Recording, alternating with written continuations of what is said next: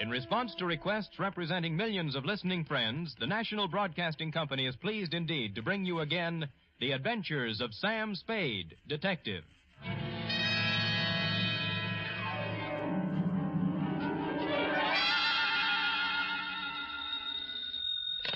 Hello? Me, sweet. What number have I got? The Sam Spade Detective Agency, but... Well, me, sweetheart. Something's happened. Call me later, Dwight. Dwight yet? Look. I didn't know you were in town. You didn't write to me or... Effie. Yes? This is me in the flesh, Sammy the Spade. Oh, now what? Goodbye. Effie, I'm in a payphone. My nickel is running out. Oh, Dwight, how can you be so cruel and play jokes at a time like this? Wait, listen. Ella, you listening? Yes. I am not dead. Don't believe everything you read in the papers. Huh? Or hear on the radio. Yes. You were at my funeral. Is that what you were about to say? Yes. And it was lovely. Don't believe that either. Stay right where you are, sweetheart, because I'll be there, alive and handsomer than ever, with an account of a caper which proves you can kill some of the people part of the time. My exaggerated report on the death of Sam Spade.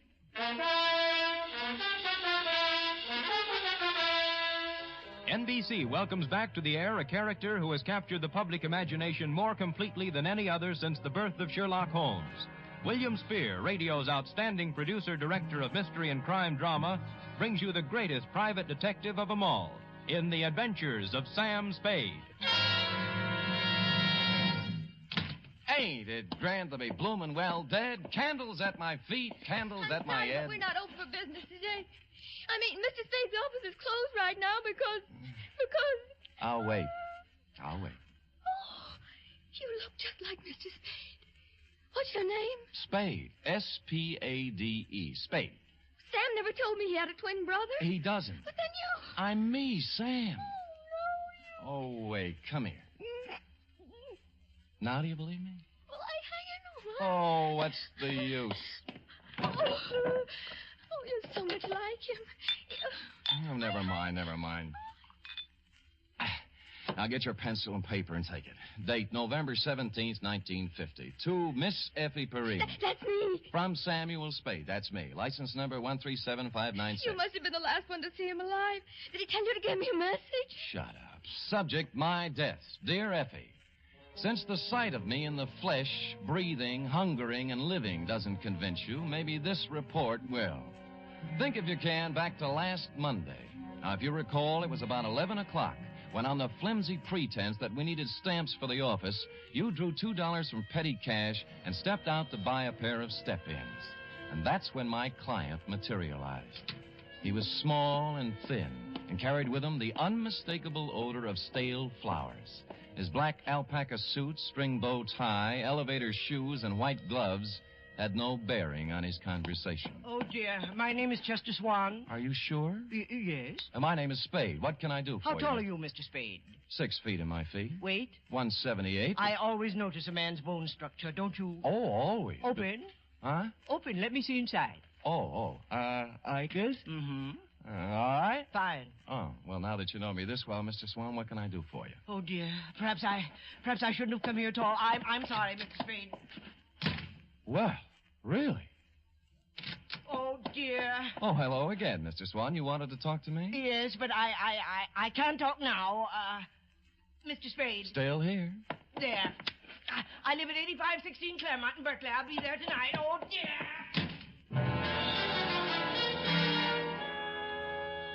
This time, as he made his exit, he left $50 on the edge of my desk. And so, stupid me, I was at 8516 Claremont at the close of the day.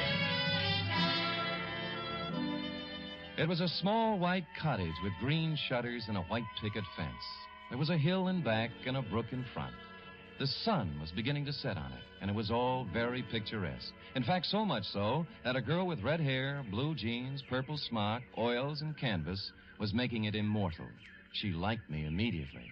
Here, hold this. Certainly. Like it? Oh, yeah. This is my first landscape. I'm a sprouting artist. Obvious. Makes your own? Not when I can get somebody to do it for me. Who are you? Oh, I might be a fellow artist. Don't do that. You're a liar. You're Sam Spade. I saw your picture in a newspaper clipping when I was helping Chester clean out his desk before he moved it. But You don't know an easel from a palette? Oh, but I could learn. I take it seriously. Well, then so do I. I doubt it.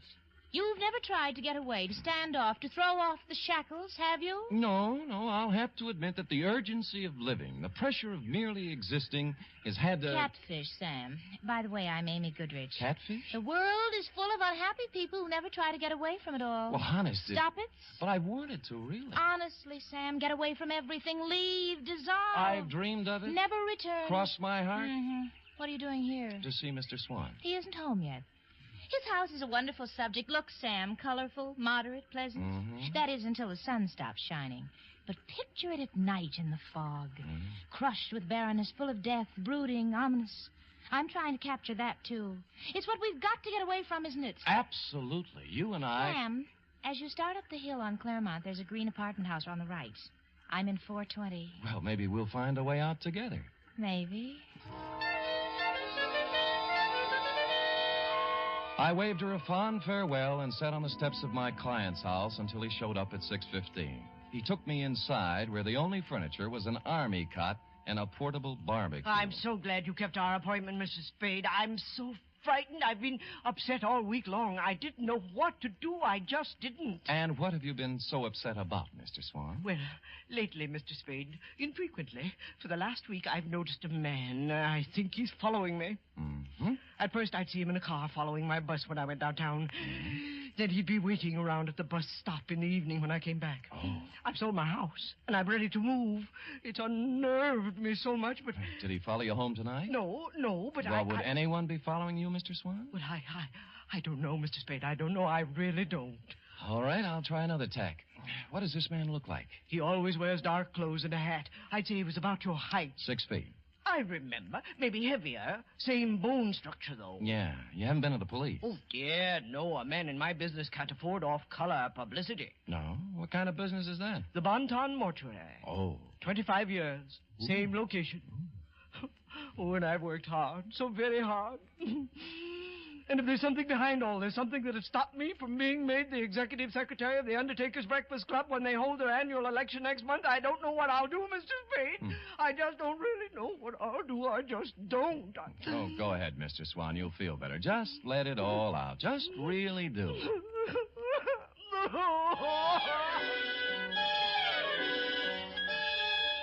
And he did. When he stopped crying, I instructed him to go about his daily habits as always and left, assuring him I'd get to the bottom of it all. I walked down to the corner ostentatiously, which is a neat trick well calculated to throw nefarious observers off the track and lull them into false security.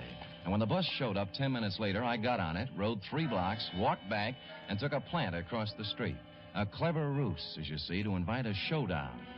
2 hours later, a man about my size in dark clothes appeared over the hill and crept stealthily to the front of my client's cottage.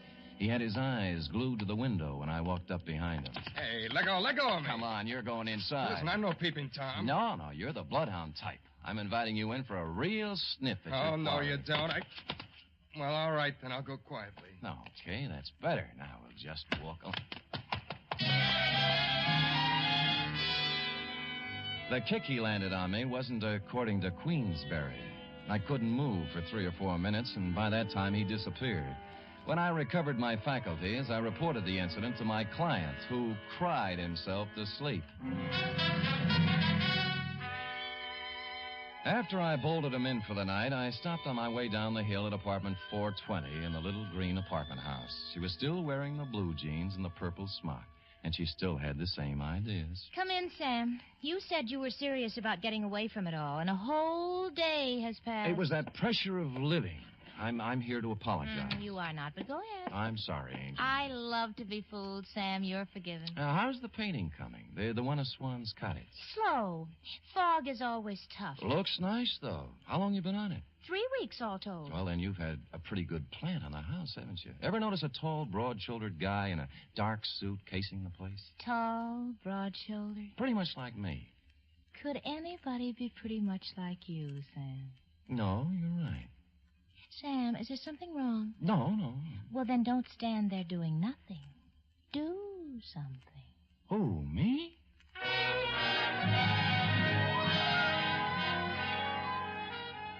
Amy fixed me a small dinner which had a strong turpentine taste to it, and then we mixed oils and painted and made fudge. Next afternoon at the Hall of Records, I did a little spade work on Chester Swan. His application and permit to practice undertaking in the city of San Francisco were dated 1938. Details: unmarried, 52 years of age, graduated from mortician school in Ohio, listed one living relative, nephew, Theodore J. Swan, Toledo, Ohio.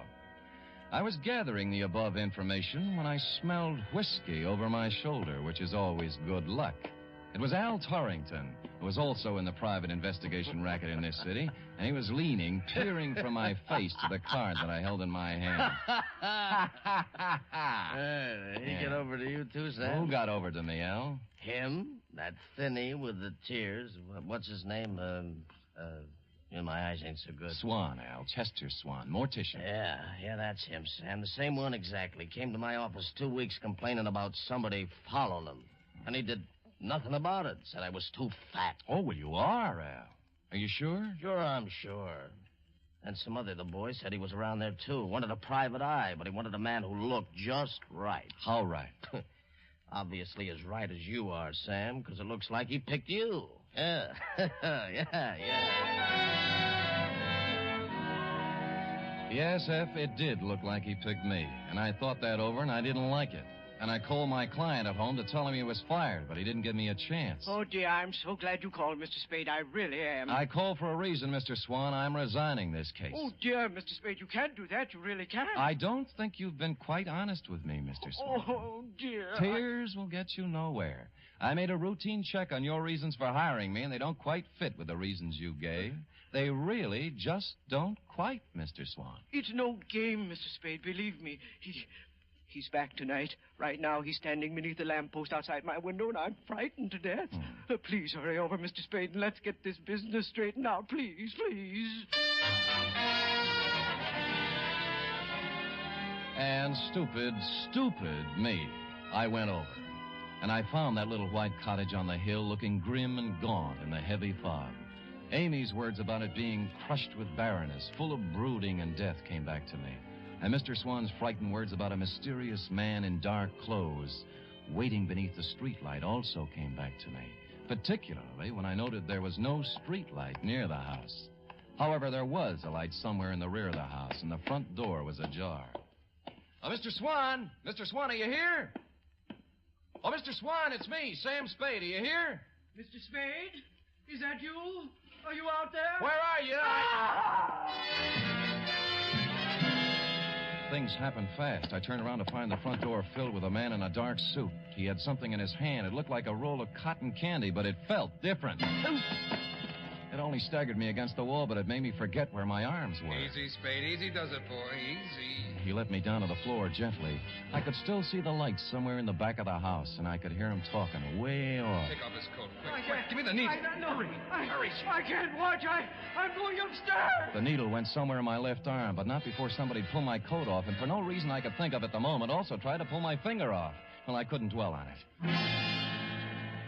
By that time, the stuff in my arm was going other places, and I was going with it, even though there was action all around me. This ought to do it. No, stay away from me. Get out of here. Vaguely, somewhere, somebody was shooting Roman candles or having blowouts or playing bebop. I just didn't care at all. I just didn't.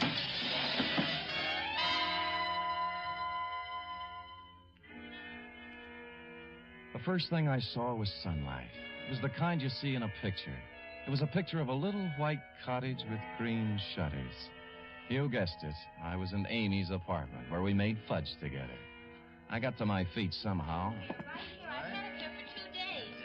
We'll have to figure out the best thing to do with him, though. I knew the best thing to do with me. There was a fire escape in a window. I got out there and I weaved against the wall. He's gone. He's gone. What do you mean he's gone? He couldn't have gotten away with that load he was carrying. I don't know. He was unconscious when I left. Well, don't just stand there. We've got to do something. There might be trouble. Now, let's get to it. I didn't wait to find out what they were going to do. I made my way down the fire escape and started walking for the street, and that's when I noticed my shoes didn't fit me anymore. They weren't mine. And neither was the gray flannel suit with the label marked Tidkeys. Neither was the blue shirt. While I was at it, the ring on my finger engraved Emerson High 1936 wasn't mine either. My new belt buckle had a big letter T on it, which is not my initial. It really isn't. And I didn't have any use for the eyeglasses in my coat pocket either.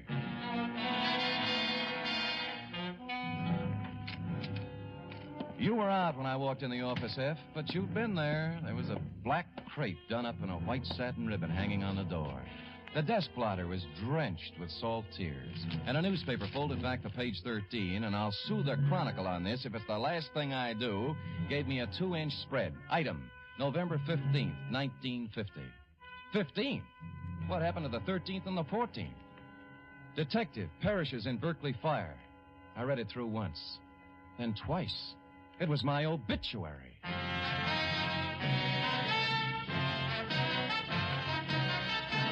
You are listening to the first in a new series of adventures involving radio's most famous detective, Sam Spade.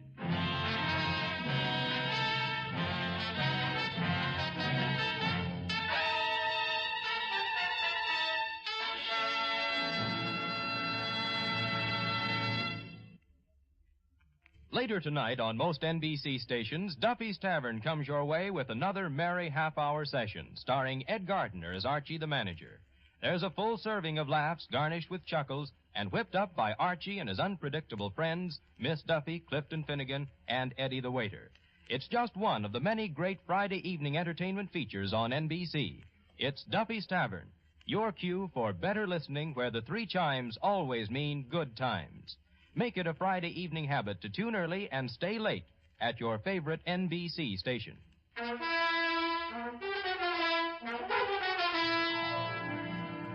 And now back to Caper Over My Dead Body, tonight's adventure with Sam Spade.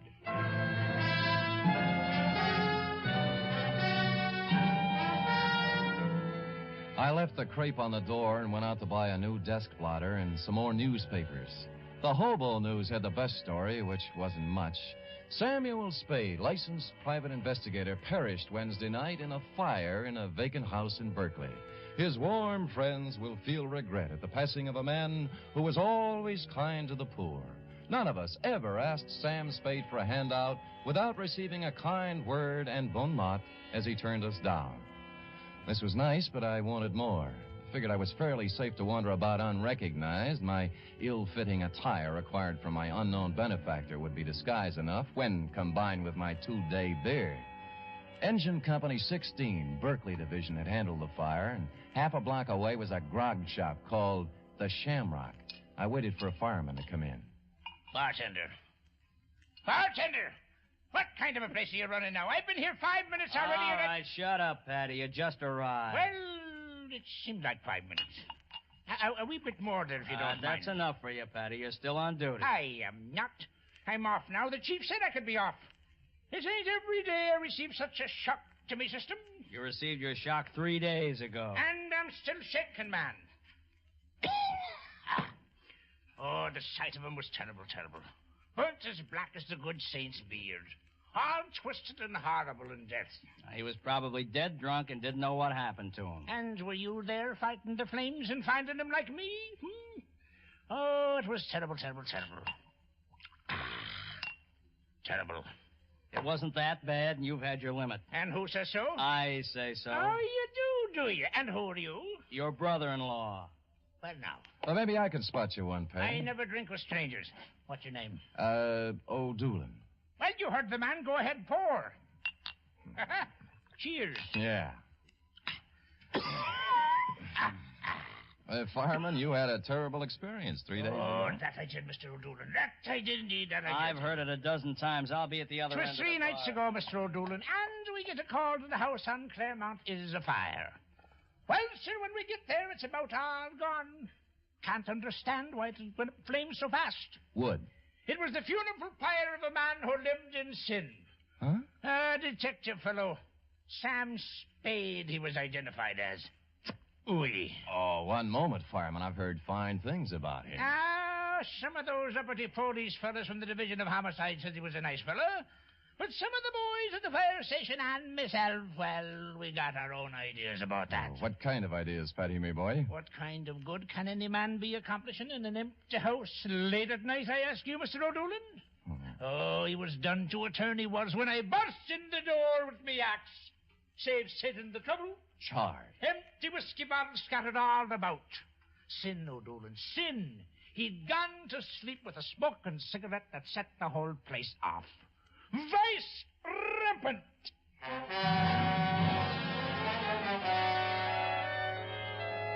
From there, I went downtown to a telegraph office where I sent a wire to Toledo on a long chance. And while I was waiting for an answer on a not-so-long chance, I slunk into the Bon Ton funeral parlor to pay my respects to the departed. I stood in the back of that dimly lit chapel and scanned the scene. 3 of the boys from homicide were there, blowing their noses. 2 chorus girls I thought had long since forgotten me were there in black, deep V-necks. My insurance man was there, looking awful worried. 1 Chronicle reporter with photographer, and a shoeshine boy from our building, and the bailiff from the courthouse, just to mention a few I could make out.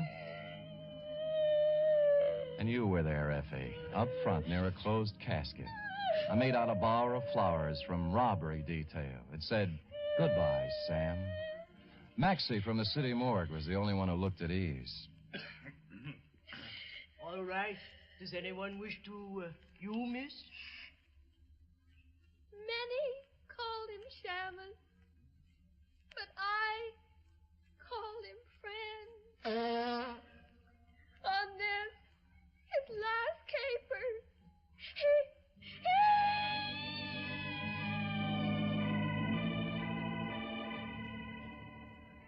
I was touched, Effie, and I would have stopped the whole thing then and there, but I had to find out who was in that casket. I reeled out the front door with tears in my eyes and slid around to the back door and into Chester Swan's private office. And there I made a phone call and got an answer to my telegram, which caused me to make another call to his bank. By that time, most of it was right in place. A search through his desk revealed nothing, and a safe standing in the corner the same. But then my answer walked right in the door. Oh, Sam, darling, I was so worried when I found you'd left, but I saw you at the funeral and I thought you'd be here. And the guy was with you? Was he worried, too? Oh, him. That was Dr. Jesslyn. Sam, you'd been out for 2 days, and I didn't... Oh, Sam, you're safe. You got away from it all. You've escaped, darling. Yeah. They're burying me right now. I'm dead. It's so wonderful, Sam. Only one thing. Where do you fit? The caper. I was supposed to burn up in that fire, and what was left was supposed to look enough like Theodore J. Swan, class of 1936, Toledo, Ohio, to let beneficiary Chester Swan collect a nice pile of insurance money. Sam, what are you talking about? Who's Theodore J.? What did you say? Chester's only living relative. They're burying him right now. Somebody lost his caper. You want to tell me? Darling, I was at the house the night of the fire, working on my foggy picture. You didn't see me when you went in, and later on you didn't come out. And I went over... And I was on the floor, and a man was bending over me. He changed clothes with you, Sam, and I screamed, and he pulled out a gun, and I hit him with a hoe. And I drug you out on the lawn. And then what happened?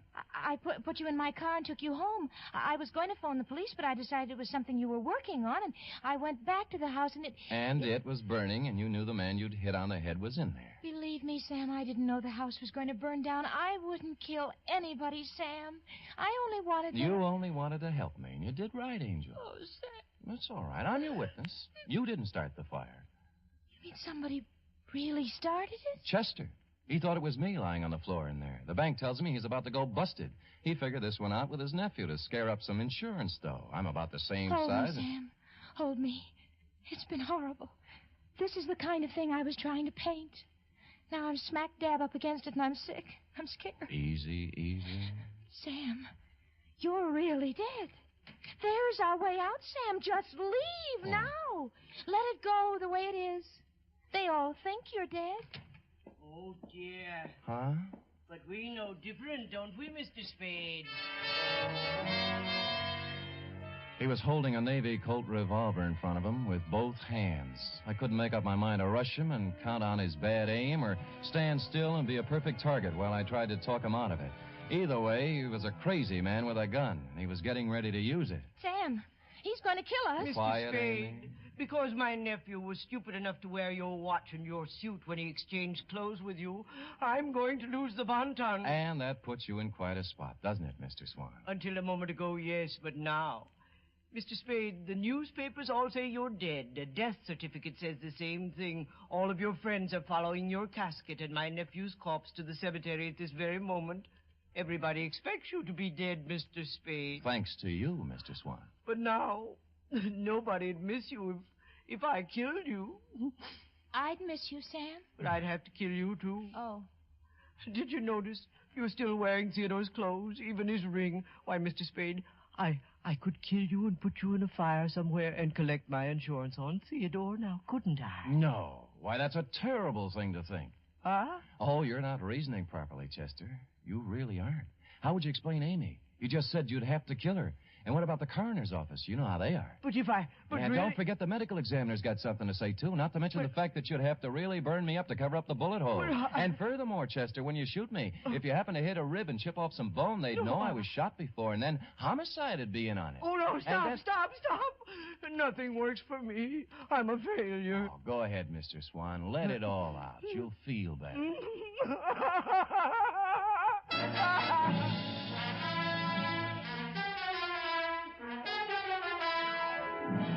And he did. And he's still crying in his cell downtown. Period. End of report. Oh, Sam, you were so brave.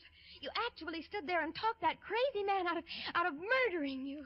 You were wonderful. True, Effie? Amy thinks so, too. She's going to do me in oils when they let her out of the pokey. Amy's in jail? What for, Sam? Oh, technical charge of an involuntary manslaughter. They'll spring her as soon as the coroner's inquest is completed. Dear Amy. Did she make good fudge, Sam? Fudge? Oh, that was the least of it. Oh? What do you mean? After the fudge. What then?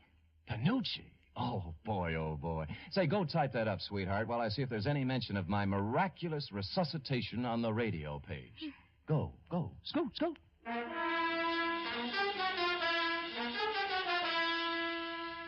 There certainly is a mention of Sam Spade on the radio page for Friday. Sam Spade is one more in the list of great shows to join up in NBC's Parade of the Stars. Have you heard The Big Show? This Sunday, The Big Show comes your way once again on NBC. Listen to just a few of the star names who will be appearing this week. Bob Hope, Jimmy Durante, Perry Como, Jose Ferrer, Mindy Carson, Eddie Cantor, Meredith Wilson and his orchestra, and many, many more. And, of course, your MC once again will be the lady who invented the snappy retort, Tallulah Bankhead. Yes, it's The Big Show. It's big in music, big in drama, and big in comedy. Be sure to hear The Big Show Sunday.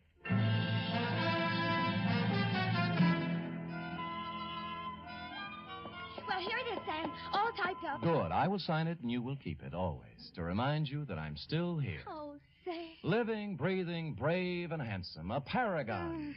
Sam, what will we do about the mail? The mail? What mail? Where? Which? All the letters and postcards and telegrams and all that came when people thought you...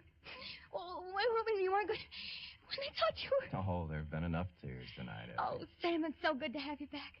Will you be the same as you always were? Well, I'm going to try, Effie. Because then you can't help but be, like they say, the greatest private detective of them all. We'll see. Good night, Sam. Good night, sweetheart.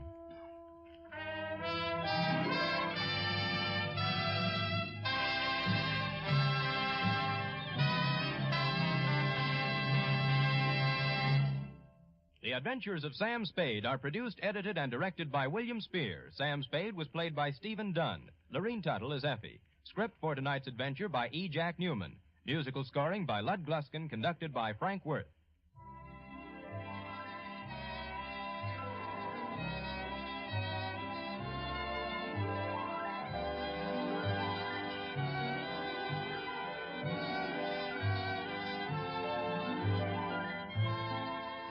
Join us again next week, same time, for another adventure with Sam Spade.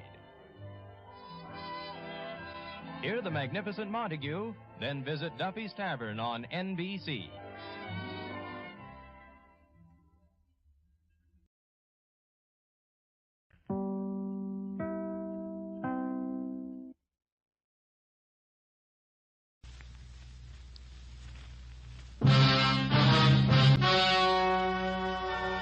Ladies and gentlemen, the story you're about to hear is true.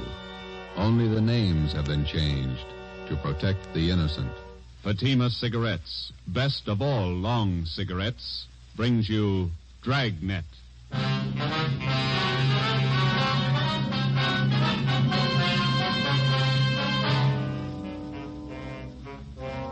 You're a detective sergeant. You're assigned to homicide detail. A young woman has been murdered. The body was discovered behind locked doors. The assassin is still at large. Your job, find him. If you want a long cigarette, smoke the best of long cigarettes. Smoke Fatima. Fatima is the long cigarette which contains the finest Turkish and domestic tobaccos superbly blended to make Fatima extra mild.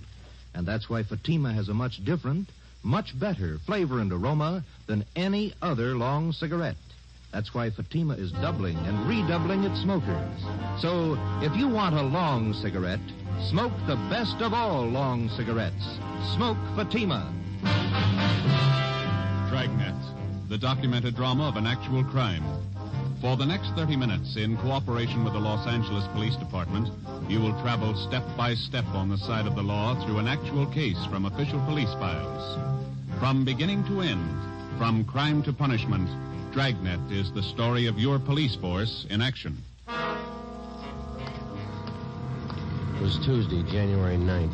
It was stormy in Los Angeles. We were working a day watch out of homicide detail. My partner's Ben Romero, and my name's Friday. I was on the way to work, and it was 6:45 a.m. when I got to the steps of the City Hall, the Main Street entrance. Hey, Joe, wait up. Morning, Ben. When did they call you? 5 a.m. Donahoe called you? Yeah. Miserable out, isn't it? It's pretty wet. My feet are soaking wet. See the transfer list? Yeah. New chief of detectives? Wait a minute, I want to get some gum. Pack of spearmint. Well, I heard about the new chief. Thad Brown. Good man. Piece of gum? Thanks. Well, I wish they'd make up their minds about our shift. Work days, they call you back nights. Work nights, they call you back days. Why don't you put in for a desk job? And we'll never have to call you back. You're here all the time. No, you just hard to please. Here we are.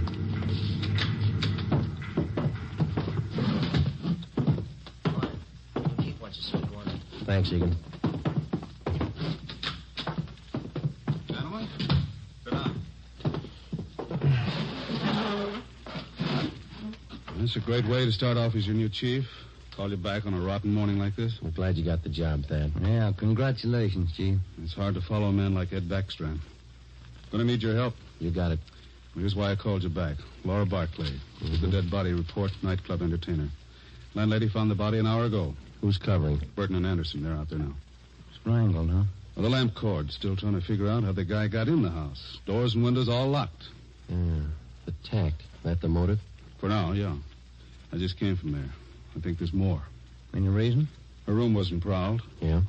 Well, just a hunch. Play it for me.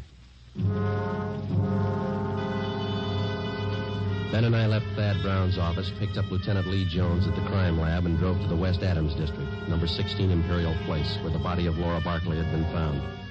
It was an ornate frame structure done in Victorian style, at least 30 to 40 years old. Number 16 was on the ground floor. We went in. A narrow hallway led to the bedroom in the rear of the house. 2 gas jet fixtures, which had been converted to electricity, were the only illumination. This place has seen better days.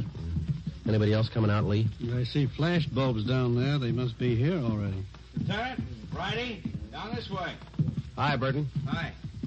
Photographer's covering the body position. Peterson's dusting for prints. Fred, shoot a couple of overheads. Don't make them all angle shots. Get up high, then move in close. Yeah, Chief was right. Room's in pretty good order. Did you talk to anybody, Burton? Landlady lives upstairs. Only 2 people living in the building. Mm-hmm. Did she tell you anything? Said the Barclay girl paid her rent on time. Good tenant. Plays the organ at the Blue Fox. Cocktail lounge. Any idea how the murderer got in here? Not yet. Every door and window in the place is locked. Anything else? That's it so far. We'll give you 15.7 of what we got. Okay, Lloyd. You and Anderson have another detail? Yeah, working on that Westwood thing. 2 uniform men outside if you want anything. Right, thanks. Looks like a tough one, Joe. Whoever did it must have come in through the keyhole. I'll see you later. So long, Lloyd. Andy. Peterson's dusting for prints. Nothing yet. Only piece of physical evidence so far, the lamp cord she was strangled with. I'll run it through downtown. Not a sign of a struggle. Maybe she wanted to die. Check the bathroom, will you, Ben? Yeah. I'll look around the kitchen. Hey, Pete, have you dusted the lamps yet? Not this one. I'm going to shoot it.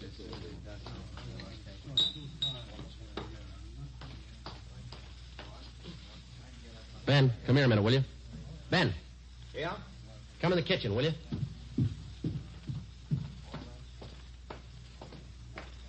You got a pencil? Oh, yeah. Yeah, here you are. Okay. Take a look at this garbage chute here. Let me see. About 8 feet to the ground. Yeah, big enough for a man to get through. Oh, yeah. Yeah, no problem. Lee. I'll be right there. It could be the answer, Joe. Well, he either got in this way or he was in the house when she came home. What do you got? Garbage chute here. What do you think? Could be. Let me grab a kit. Let's see. Aluminum powder. There it is.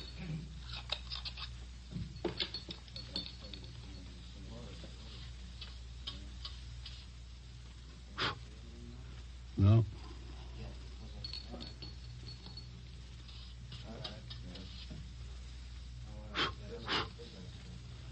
No, nothing on the outside of the lid. Looked pretty clean. Must have just been scrubbed. Abrasions here. Got a pencil? Yeah, I'll get it. Hold it up there, will you? Yeah,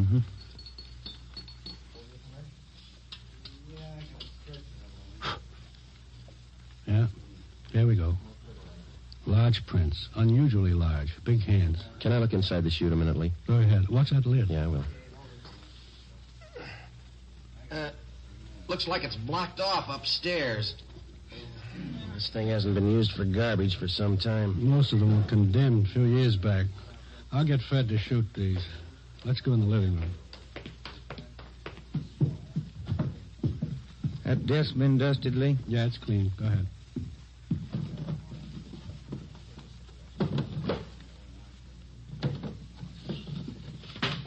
Take a look, Joe. Yeah. Photographs. Hundreds of them. All men. Yeah, all different. Lee Jones and the crime lab crew finished up and went back to Central Division. 2 uniformed officers remained on duty at the scene of the crime. Thad Brown had men sent out to canvass the neighborhood. Ben and I went upstairs and talked with the landlady, a Mrs. Emma Smith. Yes? Police officers. You Miss Smith? Yes. You're not the same officers I talked with before. No, ma'am. I wonder if we could ask you a few questions. I told the other officers everything I knew. We have to double-check, Miss Smith. Who was the girl who lived in the apartment below, number 16? Laura Barkley. Is that the name she used? The mail she received, was it addressed that way? Yes, it was. Oh, she was a very good tenant, Laura. No trouble with her at all. When did she move here? Oh, about 4 or 5 years ago. I have the rent receipts. I always save receipts. Did she always live by herself? Oh, yes. That apartment rents to one person only. Did she have many visitors, friends dropping in? None that I ever saw.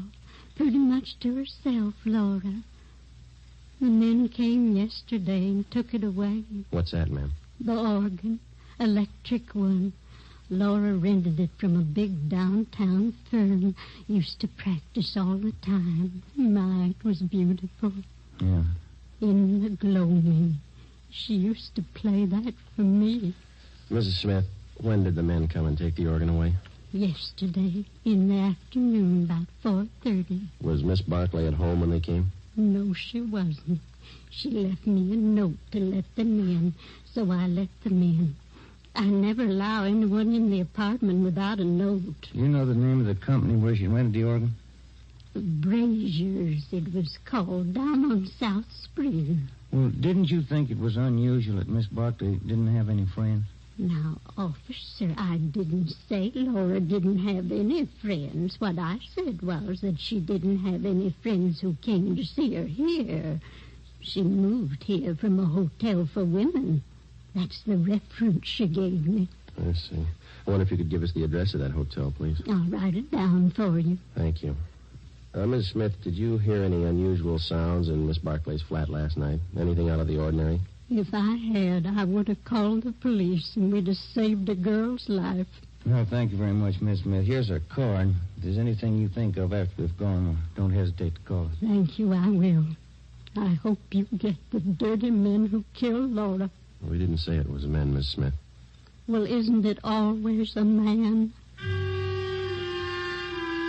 Before we left Mrs. Emma Smith, we asked her about the garbage chute. She said it had not been in use for the last 4 years. We showed her the stack of photos. She could identify none of them.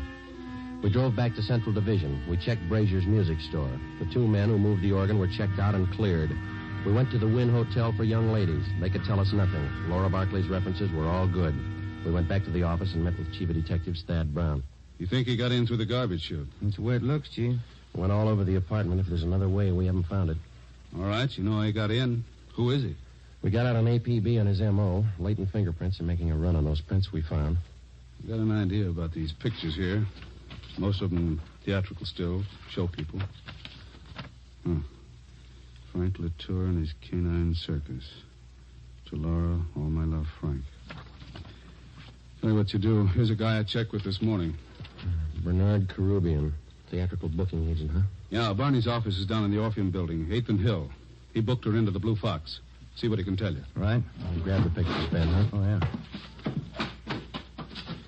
Well, you got more than you started with. Yeah, those fingerprints. We get a make on him, we'll be close to the guy. So was the Barkley girl. But he got away.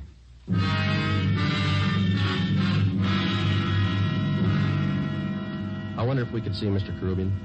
Who's calling, please? Sergeant Romero and Sergeant Friday, police officers. Oh, one moment, please. Yeah, please. 2 police officers to see you, Mr. Carubian. Sergeant Friday and Sergeant Romero, is that right? Yes, ma'am. Send him in. Go right in. Thank you. All right, let's go.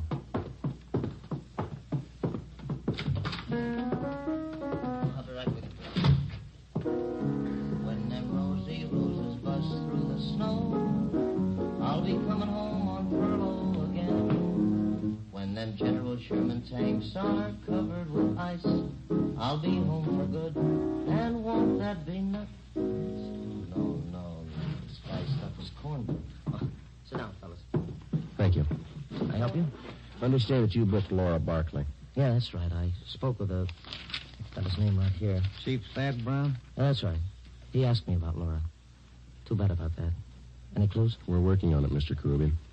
What makes a person pull a stunt like that? Laura didn't have no enemies. She had one. Well, I don't know much about her, except I've been booking her for about 4 years.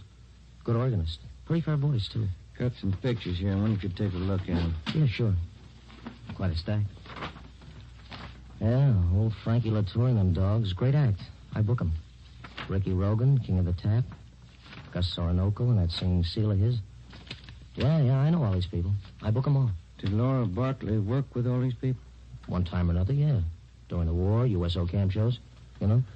Do you know whether she was close to any of them? Well, come to think of it, she was. That Frankie Latour, crazy about them dogs of his. No, I mean the men themselves. Anybody that she seemed particularly interested in? Never heard her mention anybody. Pretty girl. Did you know her very well, Mr. Groovy? Only when she came in and out of town on an engagement. I'm a married man. Well, then you don't think there's anything to these pictures here of hers, huh? Well, I wouldn't say so. When you're on the road, you always collect photos of the people you work with. Souvenirs. Mm-hmm. Well, thank you very much, Mr. Carubian. Here's our card. You betcha. I sure hope you catch the guy.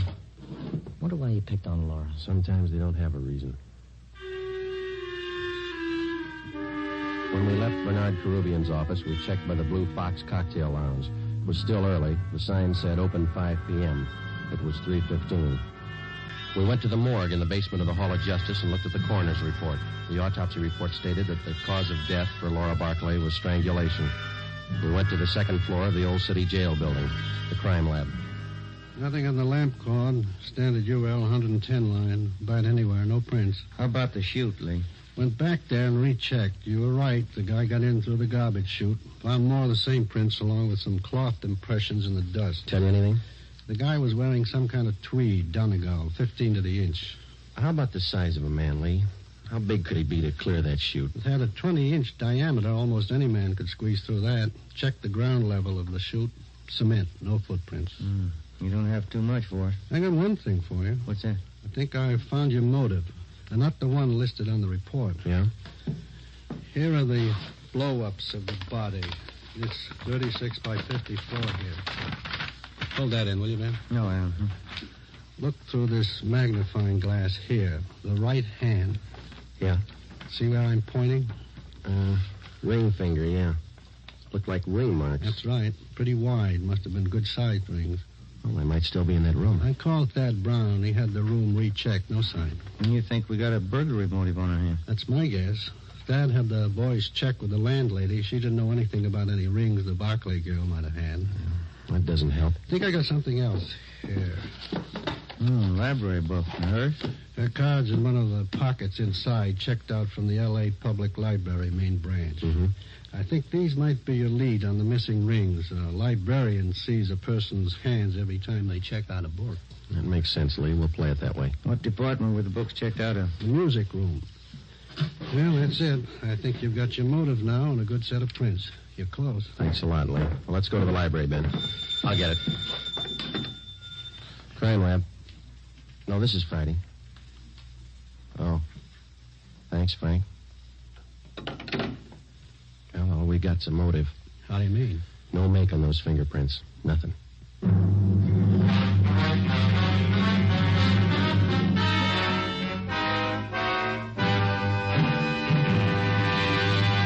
You are listening to Dragnet for the solution to an actual case from official police files.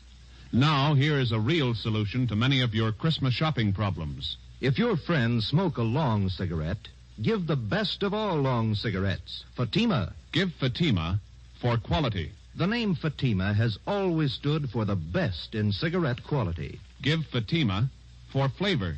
Fatima has a much different, much better flavor and aroma than any other long cigarette. Give Fatima. They're extra mild. Yes, Fatima is the long cigarette which contains the finest Turkish and domestic tobaccos superbly blended to make Fatima extra mild. Yes, extra mild. So give Fatima for Christmas in the attractive golden yellow carton. It's the long cigarette that has doubled and redoubled its smokers. Yes, more and more smokers every day agree Fatima is the best of all long cigarettes. 4:30 p.m. Tuesday, January 9th. Heavy rain. Laura Barclay's murderer was still a free man. Ben and I were sure that whoever left their fingerprints on the inside of that garbage chute was the same man who murdered the Barclay girl. He had no previous record. His first crime, as far as we knew, was a killing, and the odds were all in his favor. The fingerprints gave us nothing. All we had left to lead us to the killer were 3 library books and a stack of old theatrical photos. The solution of most crimes for the working detective is method and persistence. When you have clues, you work with them. When you don't, you work your way to a logical conclusion as best you can. We went to the Los Angeles Public Library, the main branch. The librarians in the music room handle thousands of readers every week. None of them remembered Laura Barclay. We drove over to the Blue Fox Cocktail Lounge. We interviewed the manager, and he knew nothing of her personal life.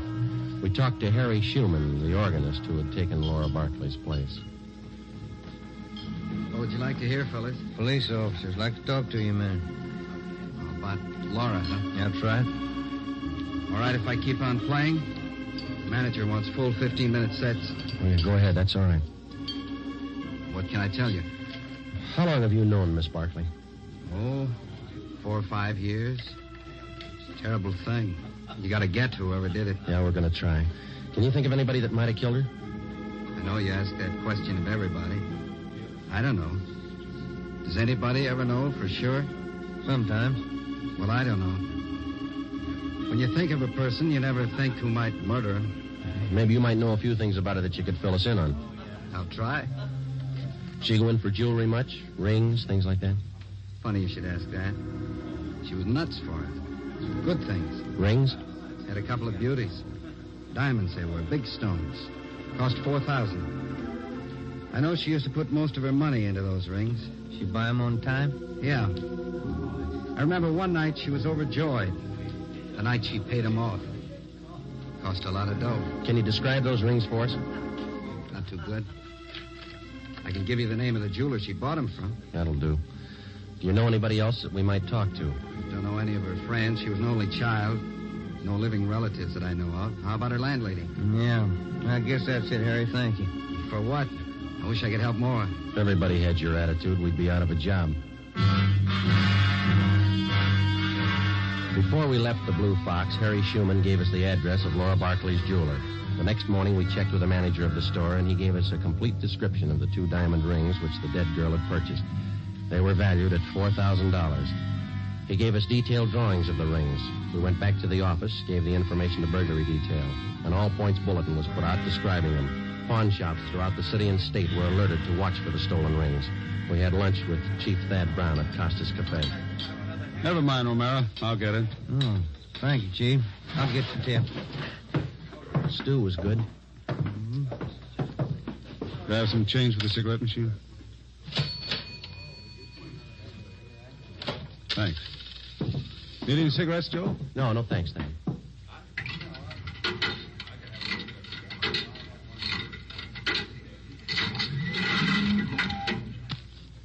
Let's go.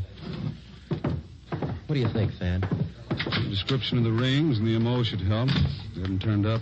Good chance he's holding on to them. Could be his first job. Probably scared. Anybody check back over the neighborhood there? Yesterday afternoon and this morning. A lot of door-to-door salesmen through that district. All been checked out. It's a dead end. Now where? If only those prints are checked out. Well, they didn't. Got a kickback from Brereton in Sacramento on his MO. No make. We'll have to get him with what we've got. Here's the car. Sure you picked up all the loose ends? We've been back over the course 3 times. Go over it again. Keep going over it until something breaks. For the next 10 days, we retraced our steps from the room where the crime was committed throughout the neighborhood to the place where she worked, back to the same dead end.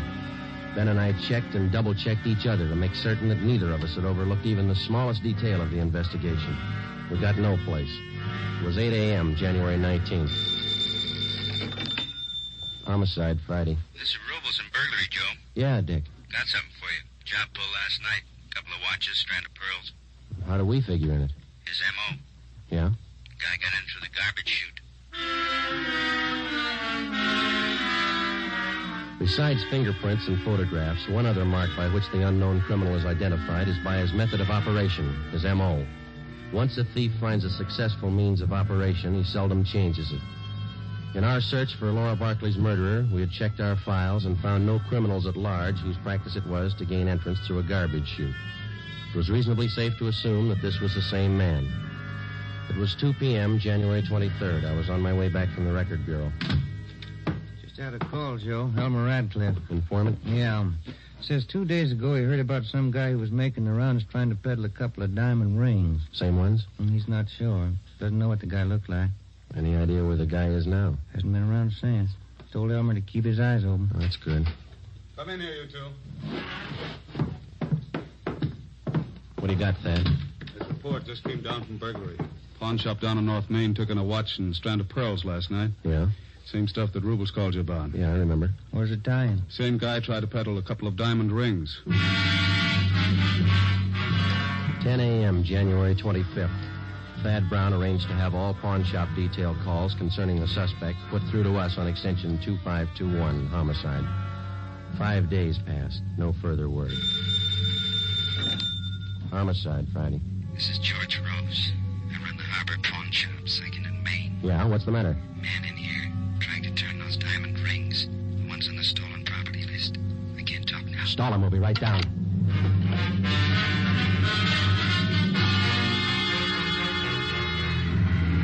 Come on, Ben, move it. Yeah? The next corner. There it is. Just up the block. Pull up. All right, let's go. Yeah. Here we are. Say, fella, look out, Joe. He's got a gun. You all right, Joe? Yeah. Out the back way. Let's get him. There he goes, up alley. Can you hit him? We didn't stop him. Watch it. Come on, Joe. He's turning onto Spring. He ran into that cafeteria up the street. Come on, let's run. Where'd he go? You see him? Yeah, there he goes. He's headed for the kitchen. Come on. Stop that man! Stop him! Out the back door into the alley. There he goes. Duck, Ben. All right, Joe, stop. He's not stopping. Stay clear. He's down. All right, come on.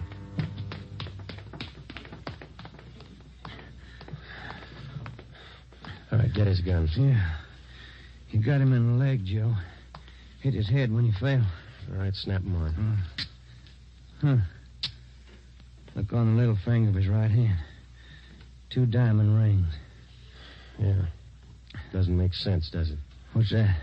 $4,000 worth of diamonds, and he's lying on a pile of garbage.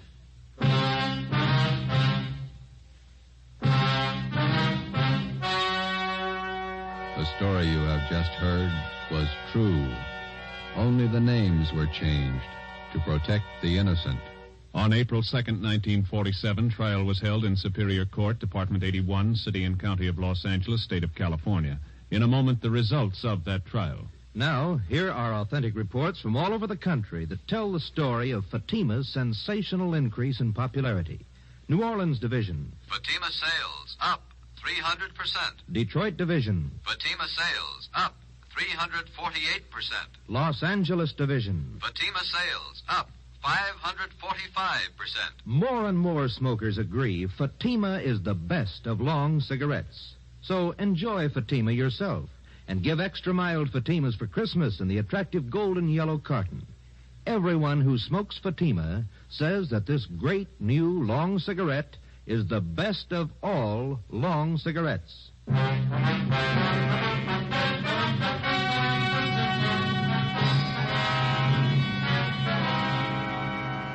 Laura Barclay's murderer was identified as Martin Eric Swanson. He was tried and convicted of murder in the first degree. His case was fought through the Supreme Court of California and in the United States Supreme Court. In both instances, his conviction was upheld. Last Friday morning, after a delay of 5 years, Martin Eric Swanson was executed in the lethal gas chamber at the state penitentiary. You have just heard Dragnet, a new series of authentic cases from official files. Technical advice for Dragnet comes from the Office of Acting Chief of Police W.A. Wharton, Los Angeles Police Department. Dragnet honors the city of Youngstown, state of Ohio, and the men who make up the Youngstown Police Department, another of America's great law enforcement agencies. One of these men, Chief of Police Edward J. Allen, honored as Policeman of the Year, who dedicates his life so that yours might be more secure.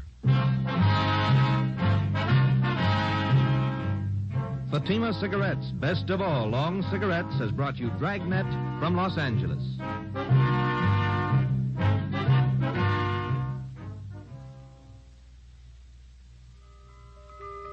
This Christmas, give the gift that makes every pipe smoker happy. A Christmas humidor of mellow Granger. Granger is made just for pipes by the tried and true Wellman method. Rough cut to smoke mild and cool, and humidor packed to stay ever fresh. Yes, make this Christmas a Merry Christmas for all the pipe smokers on your list. Give them each a Christmas humidor of mellow Granger. Listen to Dragnet next week, and be sure to hear Morton Downey tonight on NBC.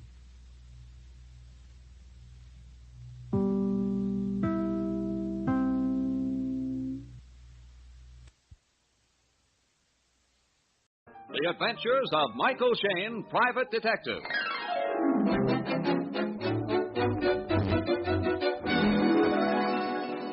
The people who make the new road-rated 76 gasoline and the new Triton Motor Oil Union Oil Company present The Adventures of Michael Shayne, Private Detective, starring Wally Mayer and Kathy Lewis.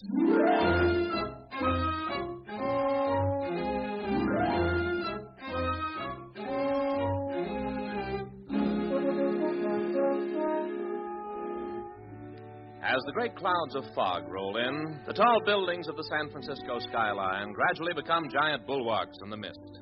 Most businessmen are at dinner now in the world-famous restaurants of the city. But the light shining in a window of the Russ building shows that Private Detective Michael Shayne is an exception. As he struggles with the necktie he's going to wear this evening, he munches a sandwich brought to him by lovely Phyllis Knight. Hey, Phil. Yes? Here, help me with this tie, Angel, will you? I can't do a thing with it. Why do I have to work for a detective? If you were anybody else in San Francisco, your tie would be tied, and we'd be at dinner at Jack's or Vanessi's or Lupo's or...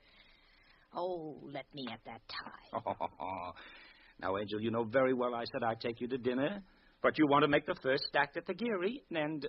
Just a minute, honey, just a minute. Make the knot a little tighter, will you, please? Glad to. This, my uncultured employer, is the fashionable way to tie a tie. It's known as the Windsor knot. Oh, yeah? Well, make mine smaller anyhow. Oh. I'm not a member of your artist colony yet. All right. How's that? Better? Oh, that's perfect, Angel. Like you. Oh. Do you know how long it is since you said something nice like that? Well, not to change the subject, but that letter on your desk. Who's it from? Which one? Oh, the one written with the very fancy hand. Oh, that. It's from some poet who wants my opinion of his work. I've never heard of him before. So you're still the uncrowned queen of the artist, aren't you? How is his poetry? Well, confidentially, it's... No, don't answer it, Mike, please. It might be important, Angel. Well, that's just it. We'll miss the play, Mike, and you promised me. I'm sorry, Angel. Hello? That's you, Mike? Oh, yeah. What's new, Inspector? Oh, no, the inspector. What do you know about a guy named Van Allen Haven? Oh, nothing. Why? I'm out on a case. He's a murder suspect. I see. So you just naturally assumed that I knew him. No, not quite. There's a note on his desk. It says Phyllis Knight, Russ Building, San Francisco. Oh? What did you say his name was? Van Allen Haven. Oh, that's quite a name. Just a minute. Say, honey, did you ever hear of a guy called Van Allen Haven? Yeah, certainly. He's the poet that wrote that letter. Oh, that accounts for it. Inspector, we don't know him, but he wrote to Phil for a criticism of his poems. Say, maybe we'd better drop over. Oh, Mike. You're sure you don't know more than you're telling me, Mike? Well, sure, I'm sure. We never met the guy, but he wrote to Phil. You know, she's got a rep in those poetry circles. Okay. Come on over. It's that apartment house at Leavenworth and Jewel. It's on Russian Hill. I'll be right there. Well, come on, Angel. Let's go see how the other half kill.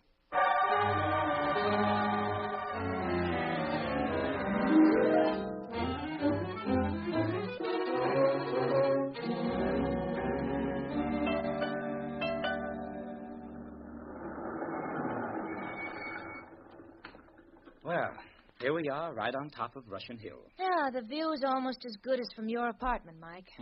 But different, Angel. Well, come on. Let's see what the fuss is all about. 3 guesses which building it is. Yeah. Gee, looks like the whole police force is out. Hi there, Mike. Oh, hello, Sarge. Hi. Go right in. Oh, thanks, Sergeant. The inspector inside? Yes, sir. He's expecting you. And Miss Knight. Hello, Sergeant. Okay, Doc, you can have the body removed anytime. I'm through with it now. Oh, there you are, kids. What kept you? Well, Mike had trouble with his necktie, Inspector. You know, as far as ties are concerned, he's still living in the Middle Ages. Oh, don't mind her. She's prejudiced. Well, come on, kids. We got a lot to do. Okay, Inspector, okay. Give us a quick rundown. Look over there at the foot of the stairs. The corpse you see all huddled up is what's left of Robert Freeman. Know him? Nope. I didn't think you would. What happened to him, Inspector? Coroner says he was shot in the back while coming down these stairs. He died instantly and fell to the bottom. Any suspects? It's an apartment house, Mike. Theoretically, everybody in the building is a suspect. We sent them all back to their own apartments, and we'll question them there. How about the gun? So far, we haven't found a thing. Well, anyone here report the incident? Yeah, one of the tenants, Miss Rambo, phoned us. I got right over. Well, what's your opinion, Inspector? Well, Phil, from the angle at which the bullet entered the body, the killer must have been standing at the head of the stairs. I assume he or she then stepped back into an apartment after firing. Probably into a front apartment. Look at the top of the staircase now. You see those 2 doors? Yeah? The occupants of both those apartments would have had a better chance to get out of sight after the killing. I see. Who lives in them, Inspector? Well, Phil, here's the list. The one on the right is listed to the deceased and his wife. The left one, let's see. Joseph Bauer, pianist. May I see that list, Inspector? Yeah, here, Mike. Where did the gal live who reported the killing, Mike? It shows Elaine Rambo on the first floor. That's right. Jones, Schmidt, Haven. Oh, here's Van Allen Haven. Lives on the main floor, too. Yeah, right across from the base of the stairs where we found the body. And it was in his apartment that you found the note with my name on it. Yeah, and he's really a poet, all right. Never stops reciting his stuff. Really? Is he any good? You can't prove it by me, Phil. Oh, come on, let's have a look at these apartments upstairs, Inspector. Okay, come on, fellas. Let's try the two at the head of the stairs first. Yeah, that's what I had in mind, Mike. Not much of an apartment house, is it? Yeah. What do you mean, Angel? Well, look at these dirty stairs. Dust, sawdust, everything. Yeah. Hey, where's the piano music coming from? Seems to be the one on the left. Yeah, that's listed to a pianist, isn't it? Yeah, Joseph Bauer. And here it is. Pretty good, isn't he? Yes, and pretty excited, too. What do you mean, Phil? Well, I'm no expert, but even I can play Rachmaninoff's Prelude in C-sharp minor without missing that G-sharp note every time, you know. You must be a callous sort of guy. Anybody who'd play piano right after a murder. I guess he didn't hear us, Mike. Mike, look at the crack under the door. There's no light. Well, he must have cat's eyes to play in the dark. Well, he's apparently going to ignore us. Let's try the door, Mike. Hide. It's pitch black. Can't seem to find the light switch. You won't find it over there. Who are you? Do not reach for your gun. I've taken the precaution of having my own cover the three of you. You can get away with this. I appear to be at present, do I not? Oh, I'm sorry. My name is Bauer, Joseph Bauer. And you are... Inspector of Homicide. Your credentials, please? Look, you. Aren't you a little silly playing games in the dark? You couldn't see my badge if I showed it to you. Try it and see, Inspector. Here it is, Owl Eyes. Yes, I can see it plainly. Thank you. I'll turn on the lights. All right. Let me have that gun. I have no gun, my friend. But I must take every precaution, especially when I hold such information as I do about the Freeman murder.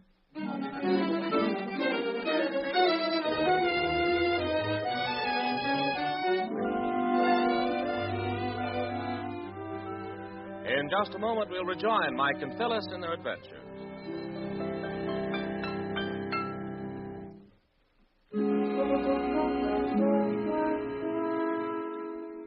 The body of Robert Freeman was discovered at the foot of a staircase in his apartment house. He was shot in the back, apparently from the second-floor landing. Mike, Phyllis, and the inspector have started interviewing the tenants on the second floor, and we find them now with an eccentric pianist called Joseph Bauer. All right. Out with it, Bauer.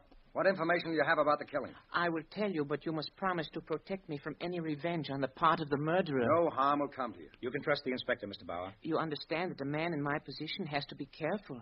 There are many who are envious of my great talent. Yes, Bauer. The information. When I saw Robert Freeman lying dead, I knew he had been killed by Mrs. Freeman. By Mrs. Freeman? Why? The deceased and his widow had been arguing. Is that all? Is this not a revelation to you? Oh, for heaven. How do you know, Bauer? I was practicing this afternoon, and I heard them talking. You know, I sometimes practice for many hours in one day. You were saying? Oh, yes. Well, I was playing the piano, and I heard their voices, quietly at first, and then they became louder and more violent. Could you make out what they were saying? Not at first, but as they grew louder, I heard Mrs. Freeman say, "If you don't stop, I'll kill you both." Kill you both? Do you know who she meant by both? I'm sorry, I have no idea. Mm-hmm. Bauer, where were you when Freeman was killed? I was a block or so away. I'd gone out to buy some cigarettes. When I entered the building, I saw everyone gathered around the body. Anyone see you come in the building? There was quite a crowd when I arrived. I don't know if I was noticed or not. All right, Bauer. I want you to remain in your apartment. We may want to question you again later. Say, Phil, what are you doing? Huh? Oh, I'm just looking at Mr. Bauer's telephone pad. What do these represent, Mr. Bauer? Nothing. I often scribble when I'm on the telephone. Mm-hmm. Looks like the initials E.R. It is nothing of the kind. I'm what you call a doodler. Nothing more. Okay, Inspector. You ready? Yeah, Mike. And now, if you do not object, I'll go on with my music. That's all right. Go right ahead.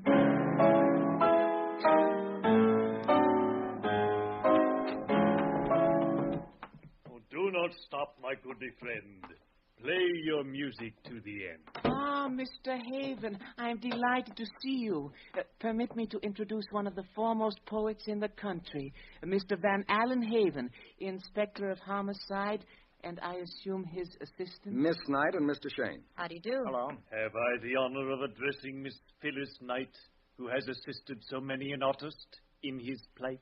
Oh, that's charming. I did receive a letter from you, Mr. Haven. What a happy happenstance meeting you this way. You read my poem? Not yet, Mr. Haven. I'm sorry. Mr. Haven, you live on the first floor? Yes. Right over there you will find my lair. The first apartment across the stair? Oh, quite, Inspector, quite. Where were you when the murder occurred? Composing verse in my abode. I always say, for every man some troubles lurk, unless he's busy in his work. Did you hear the shot?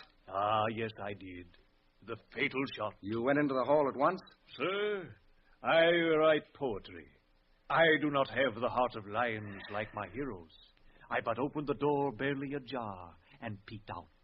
When the crowd gathered, I walked boldly forward. Yes, Mr. Haven, you knew the deceased? No. Some months ago, however, I permitted him to read some of my poetry. He didn't like it. I see. I wonder if you'd let us use your apartment as a sort of headquarters while we're here. We have to conduct a little investigation, and your apartment would be handy, you see. My good Inspector, say no more. My place is yours, however poor. Well, thank you. Here's the key. And since Mr. Bauer's music brought me to this room, I think I'll stay for a while, if you will play. Certainly, Mr. Haven. Thank you, Mr. Bauer.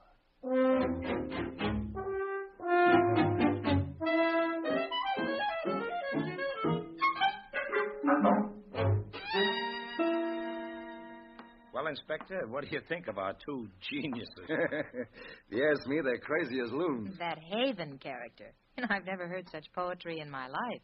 Well, I think we'd better see Mrs. Freeman now and get her story. Say, Inspector, why don't you have this Miss Rambo here at the same time? Not while we're questioning Mrs. Freeman, Mike. Well, I have a reason. Look, Inspector, since the deceased was shot in the back as he was going downstairs, the murderer must have been standing behind him on the stairs or at the head of the staircase. Well? I see. With Mrs. Freeman at the top and Miss Rambo at the bottom, one of them must have seen the murderer. Right. Unless one of them is lying. Well, that's why I think it would be interesting to have them both here to check each other's stories. All right, Mike, we'll try it. Oh, Sergeant. Yes, Inspector? Bring down Mrs. Freeman and Miss Rambo. Right. Hey, what are you two up to over there? Say, did you see these? What are they? Well, they're miniatures, Inspector. Huh? Look at them, handmade carvings of all sorts of things. No end to Van Allen Haven's talents, huh? What do you make them out of? Well, some of it's balsa. Some is heavier. Looks like teak. Yeah. Here's one of Fisherman's Wharf, complete with boats, sidewalk vendors, and everything. And look at these tools. Everything from a brace and bit Say, to... wait a minute, Inspector. Huh? You notice anything unusual about this? No, except they're small tools, neatly arranged. Yeah, all but the brace and bit. That's just what I mean. Each tool is in its place in that wall bracket except this one brace and bit. Yes, Haven is too neat and precise to leave a tool like that lying carelessly about. You know, it could fall and break the bit. Unless he'd used it and was in a rush. Oh, but that doesn't necessarily mean anything. Not necessarily, no, but I just... Come in. Miss Rambo and Mrs. Freeman, Inspector. All right, Sergeant. Please sit down, ladies. This is Mr. Shane and Miss Knight. Mrs. Freeman, Miss Rambo. How do you do? Hi. Now, Mrs. Freeman, we'll start with you. Will you please tell us just what happened? Well, I'll try. It's been a terrible shock. I understand. Well, Bob came home late, as usual. I was reading in bed.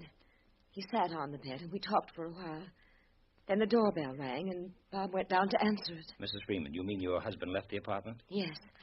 At this time of night, the door downstairs is locked, and you have to go right down to admit anyone. I see. And then?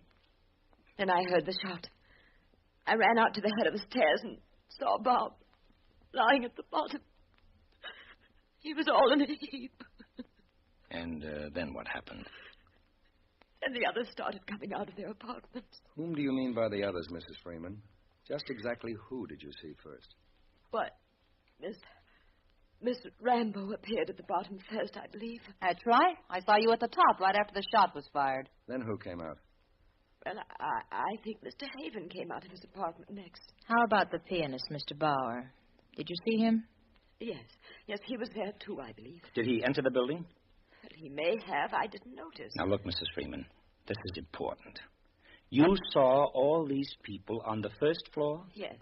None of them came from the second floor and past you? No. It was several minutes later before anyone came out of their apartments upstairs. Now, Miss Rambo, I believe you were the one who called the police. Yeah, I seen nobody else was going to do nothing, so I took over. I just dialed O and said, give me the cops. When did you do this? As soon as you heard the shot? No, when I heard the shot, I hot-footed out of my joint as fast as I could. Then I seen Freeman lying there and Mrs. Freeman standing upstairs. Did you see anyone else? Anyone at all? No. You sure? Sure, I'm sure. Well, the next guy to show was Haven, who come running out of his apartment. And then? Well, then a lot of people started showing up from all the apartments. Did you see anyone upstairs except Mrs. Freeman? No, not at first. Was there anyone else on the staircase or inside at all when you first ran out? No. Mrs. Freeman, we have testimony that you and your husband had been arguing. The fact that you threatened to kill him. Is that true? Well, I may have said something like that, Inspector. But I didn't mean it. I loved Bob. Then will you tell us why you were arguing? Bob had been staying away from home often. Uh-huh. He said he was working, but I knew it wasn't true. Do you know whom he was seeing, Mrs. Freeman? Yes. It'll be better if you tell us. No, I can't. She's a showgirl, Mrs. Freeman, isn't she? But She lives in this building. As a matter of fact, she's in this room right now. It's Elaine Rambo, isn't it? Yes.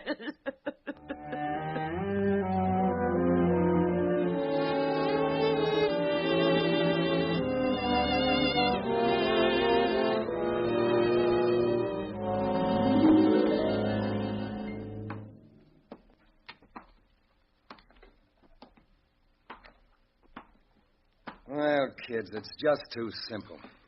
What do you mean, Inspector? Well, if the bullet was fired from upstairs and all the suspects except Mrs. Freeman were downstairs, it leaves only her, doesn't it? Yeah. And her husband being in love with Elaine Rambo supplies the motive. But you don't believe she did it, Inspector, do you? No, Mike? I don't think she did. Neither do I. Oh, now, wait a minute, you two. You know, we aren't getting anyplace. If everybody but Mrs. Freeman is in the clear, and you don't believe she did it, well, we're up against a stone wall. That's what it looks like. Oh, maybe not. Now, look. Here are two women. One at the head of the staircase and one at the bottom. Between them, a man is shot as he comes down the stairs. Now, if Mrs. Freeman had done it, Miss Rambo would have seen the gun. And Rambo couldn't have done it, or the bullet would have entered the body from the front. So? So the bullet must have been fired from some other point. Mike, you're right. Come on, kids. This calls for an examination of the staircase.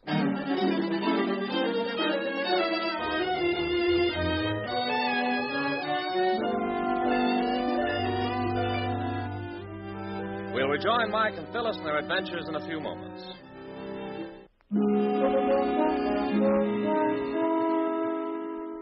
Robert Freeman has been murdered on the interior stairway of his apartment house. As we rejoin Mike, Phil, and the inspector, they're examining the staircase, with Mike and Phil on one end and the inspector on the other. You find anything up at your end, Inspector? Not yet, Mike. You? No. You two certainly look cute, bending over and tapping those stairs. Well, you look kind of cute yourself, Angel. Mike, Phil, I'll come up here. What'd you find? What is it? Would you find anything? Look at this step. Huh? Right there. Two holes. Both plugged up. Yeah. Here, wait a minute. I've got long fingernails. Let me try to get them out. Go ahead, Phyllis. Yeah. It's no use. They're in too solid. Well, here, let me try to push them in. Here's my penknife. Use it, Mike. Okay. There. Well, I guess we know where they landed. In the closet under the staircase. Come on. Yeah. That's where all the sawdust you noticed came from, Phil. Yeah? Be careful, be careful. Here, I'll open it. There are the plugs. And two shafts of light made by those two holes. Yeah. They were bored in the riser of the step, about halfway between the two floors. Yeah, but why two holes? One to see through and one to shoot through when the victim was in range. So the murderer rang Freeman's doorbell from downstairs, as Mrs. Freeman said, then waited in the closet for him to come down. When he got about halfway down the stairs, he was in range of this hole, and he got it in the back. Then the killer plugged the holes and waited for a crowd to gather. When it did, he slipped quietly out of the closet. And joined the crowd. Well, that's the way it happened, all right. Okay, Mike. Now we know how it was done, but we're not sure who did it. No, and our picture has changed completely, too. Before, we thought that everyone on the main floor was innocent, and now... Now they're the ones who could have done it, and Mrs. Freeman is the only one who couldn't possibly have done it. Right. All right. Now, who have we got? Joseph Bauer, Van Allen Haven, and Elaine Rambo. No, I think we can eliminate Elaine Rambo, Inspector. If she and Freeman were seeing each other, she'd have no reason to kill him. Besides, I can't see any woman boring holes in the staircase to kill a man. No, but you could see a man doing it, couldn't you? Yeah. A man handy with tools. And that would account for his leaving the brace and bit around. Yes, but you'd never get a conviction on that little evidence. No, you're right, Mike. It's not enough. We're stymied. Sounds like Mr. Bauer is stymied, too. And by Mr. Rachmaninoff. Yeah. What do you mean, Angel? Well, he can't be deliberately trying to miss that G-sharp note. No, it doesn't make sense. He plays too well. Huh? Say, wait a minute. Wait a minute. Look, Inspector. What? Let's try this, huh? We'll switch off all the lights.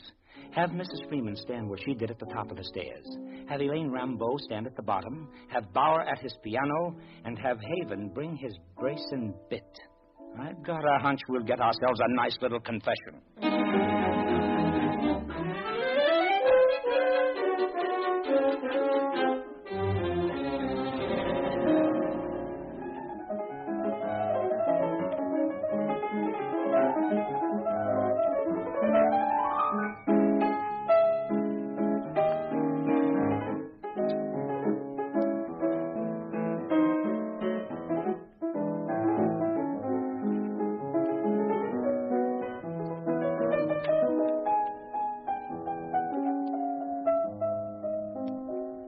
Oh, that's beautiful, Mr. Bowers. Beautiful. But right now, I would like to hear you play the C-sharp minor.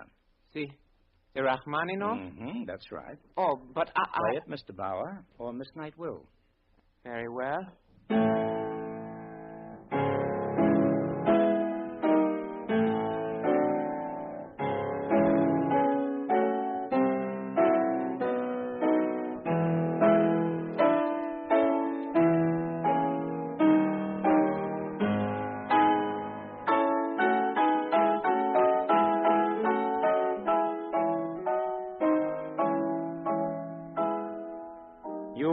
Often play the piano in the dark, don't you, Mr. Bauer?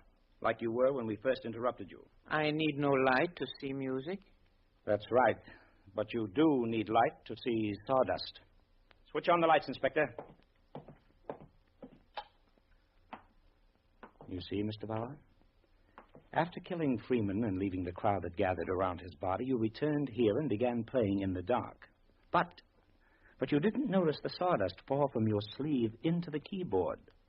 Most of it right under this G-sharp, which doesn't play, as Phil pointed out. That's not true. When Phyllis found the scribbling on your phone pad, your hand had been tipped already, Mr. Bauer. This just clinches it. It's not true, I tell you. It's not true. Bauer, you're a dead duck. Would you like to go down to headquarters and have the sawdust under your fingernails analyzed? We both know they'd match the sawdust on Haven's brace and bit over there. Why don't you give up? All right. All right, I did it. Well, Inspector, I guess there won't be any problem about satisfying the DA, will there?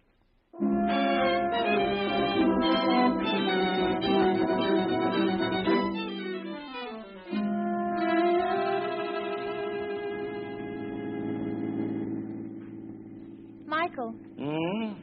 You think we could still catch the last act of the Geary? Oh, could be. But it would take a couple of detectives to figure out what we've missed. What's the matter with us? Seriously, Mike, there are just two things I can't figure out. First, why didn't Bauer fix that key on the piano? Well, he didn't have time, Angel. You get sawdust underneath a key, and you've got to practically tear the keyboard apart to get at it. Well, that's right. Secondly, why did Bauer kill Freeman? Well, Angel, Bauer was in love with Elaine Rambo. He knew she was seeing Freeman, so in his distorted imagination, he figured that getting rid of Freeman would give him a better chance. Oh, so when I found the initials ER on his telephone pad, you realized that they stood for Elaine Rambo. Yep. You see, darling, he just couldn't get her off his mind. Just like you can't get me off your mind. Huh? Yes, Angel. Just like.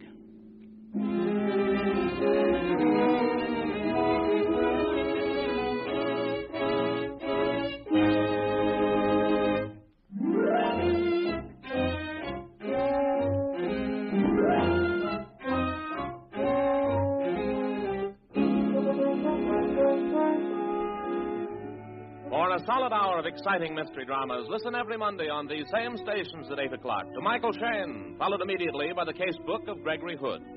Michael Shane, Private Detective, stars Wally Mayer and Kathy Lewis with Joe Forte as the inspector. The sergeant was played by Charlie Lund. Tonight's story was written by Robert Webster Light and based on the character created by Brett Halliday. Music was composed and directed by Bernard Katz. And this is Ben Alexander saying good night for the people who make the new road-rated 76 gasoline and the new Triton motor oil, Union Oil Company.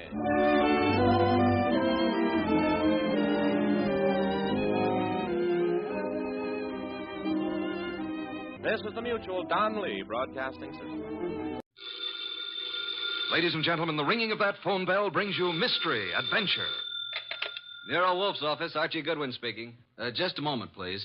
Hey, boss, Mr. Tom Wilcox wants an appointment. How about 1 o'clock? Archie, no appointments today. I intend to pot some dendrobium offsets. 1 o'clock will be fine, Mr. Wilcox. See the Tom Wilcox who was acquitted yesterday of the murder of that singer, Keith Hansen? Mr. Wilcox, are you the Tom Wilcox who... Oh, you are. I see. What does he want with me? Mr. Wilcox, why do you seek Mr. Wolfe's services? I see. Well, our fee is $1,000 with a retainer of $500, okay? Oh, yes, Mr. Wolfe will see you. What's that? Hey, what was that? Hey, Mr. Wilcox. Archie, stop shouting, hey. He whispered someone was at the window. Then I heard a shot, and he dropped the phone. Boss, I'm afraid we've just lost a client.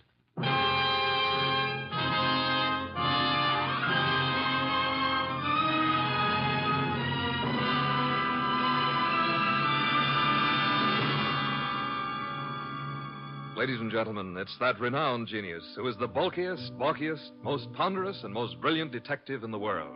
Yes, none other than that chairborne mass of unpredictable intellect, Nero Wolfe, created by Rex Stout and brought to you in a new series of adventures over this NBC network in the person of Mr. Sidney Greenstreet.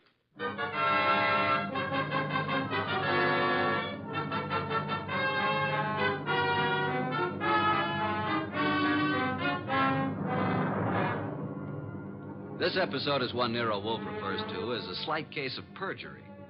It all started with a phone call from Tom Wilcox and the ensuing shot, which I was sure had brought our newfound income to an early end. Anyway, there was the shot and... Hello? Mr. Wilcox? Hello? Oh, boss, I've certainly waited long enough for him to come back to the phone. We may have just lost a nice bankroll. Nonsense, Archie. Other clients will rescue us. Now for a cold bottle of beer, Archie. We're almost out of beer. I better get over there and see what happened to Mr. Wilcox. The beer first. Nero Wolfe's office, Archie Goodwin speaking. Oh, Wilcox, you all right? Well, was that a shot? It was, huh? I'm glad it missed. Tell him to come right over here. Yeah? You dug the slug out of the wall. Well, come right over. Boss, the police never found the gun that killed Keith Hansen. No gun was found. Wilcox said he thinks he was shot at with a .32. He dug the bullet out of the wall. The murderer of Hansen must now be after Wilcox. If Wilcox is telling the truth. He was acquitted. The society gal, Mrs. Patricia Park, established his alibi, said she was with Wilcox at the time the murder was supposed to have occurred. I read the papers, Archie. Where's last night's paper? Wow, boss, look at her picture. Ooh, she's a honey. Archie, will you get me some beer? Well, if you move your arm 6 1/4 inches, you can't possibly miss it. Mr. Wolfe, this is Tom Wilcox, our new client. How do you do? Archie, the red leather chair for Mr. Wilcox. Mr. Wolfe, I'd like your aid in finding the murderer of Keith Hansen. Indeed. Why do you suppose you were shot at this morning? I gave a statement to the press last night, which was printed this morning, saying that I was going to seek out the killer of Keith Hansen. The killer obviously wants me stopped. Here's the bullet, a .32, I'd say. Why did you go to Keith Hansen's apartment on the day of his death? I went there to tell him to stay away from my sister. We had a fight. The manager came and stopped us. I told Hansen I'd kill him if he didn't lay off. The manager heard this. Then I went home. What time was that? About 8:30. The police claimed I returned to Hansen's apartment and shot him. I couldn't prove I was at home all night. It was going rough for me until Patricia Park testified she was with me at the time when the crime was said to have been committed. Why didn't you tell the police in the first place that this Patricia Park was with you? Well, that's the whole trouble. She wasn't. What? Her claim that she spent the hours from 9 till midnight with me was a lie. In fact, I'd never met the woman in my life. Have you contacted this Patricia since your release, Mr. Wilcox? Yes, but she refuses to see me.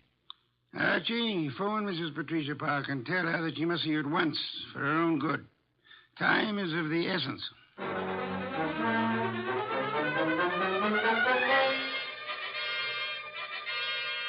And what else can you tell me, Mrs. Park? Mr. Goodwin, I haven't anything more to say than I've already said. All I want is a simple answer as to why you lied about being with Tom Wilcox. Well, Tom Wilcox is a very fine man, but he isn't telling you the truth. Did you commit the murder and succeed in establishing your own alibi by swearing you and Tom Wilcox were together 10 miles from the scene of the crime? I did not.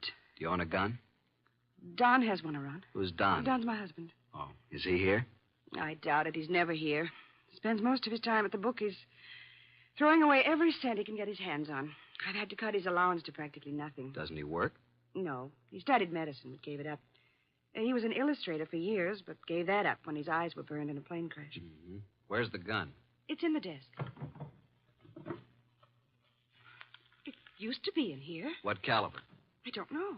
Where were you at 10 o'clock this morning? Why, I think I was with the cook. Someone fired a shot at Tom Wilcox this morning through the window. No. Oh, no.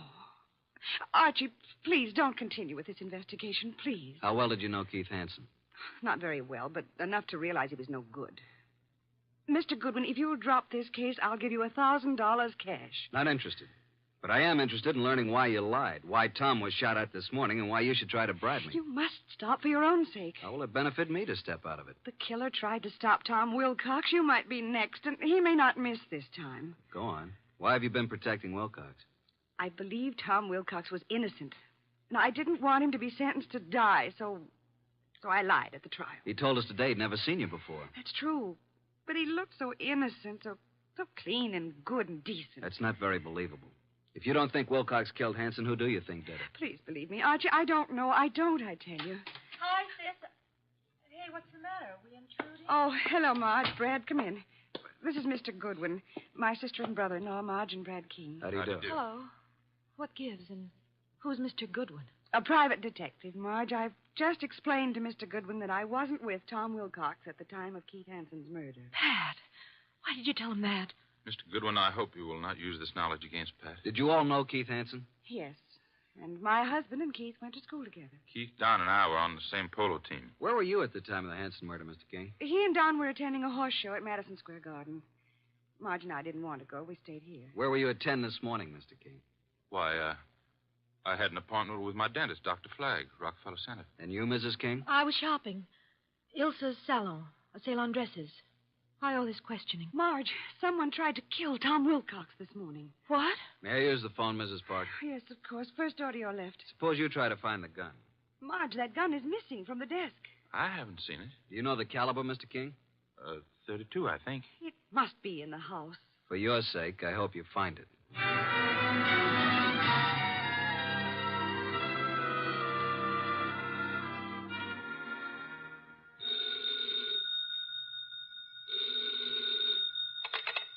Nero Wolfe speaking. Archie, boss. You should have reported long ago. She must be very pretty.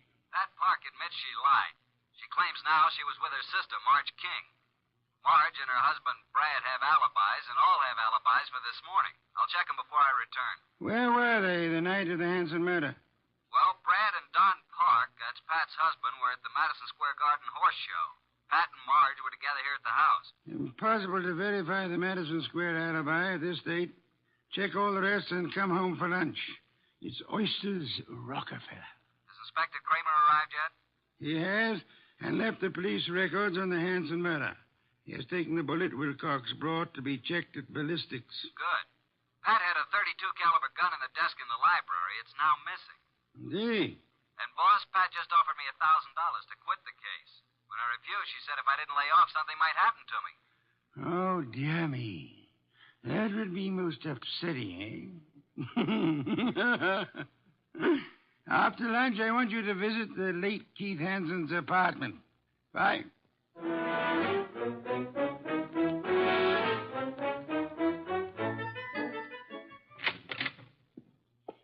Before you join the others, Mr. Goodwin, I want to talk to you. All right.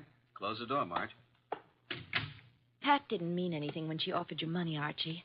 And she wasn't threatening you, honest. I'm convinced. Why the pressure? Well, why don't you sit down? Here, by me. Okay. What's on your mind, huh? Archie, I can add another 1,000 to what Pat offered. Wouldn't that be enough, Archie? I can give it to you right now. Brad will write a check. Does Brad want me to stop, too? He said you couldn't be persuaded. Every one of you seems to have had a reason for killing Hanson. None of you apparently liked him. Now, be a good little girl, Marge, and stop trying to act like a Delilah. If you're innocent, you have nothing to worry about. You're stuffy. I hope you do get hurt. Thanks a million. Now, let's join the others.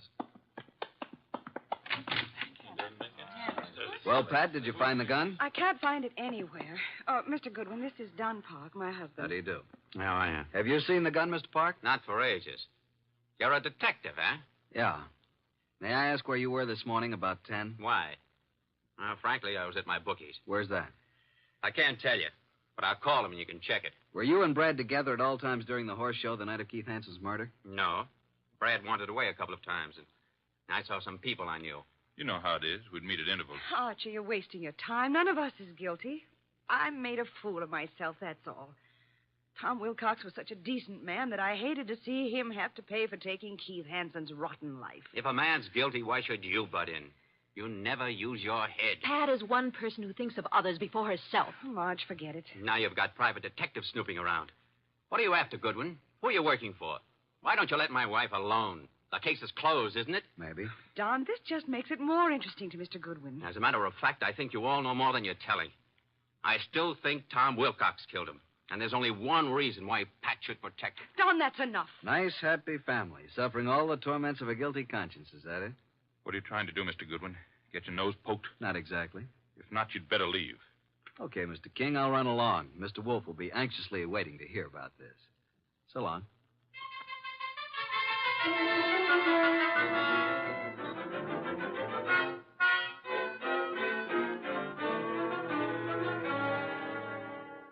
Pat Park's cook verified her alibi for 10 o'clock this morning, then.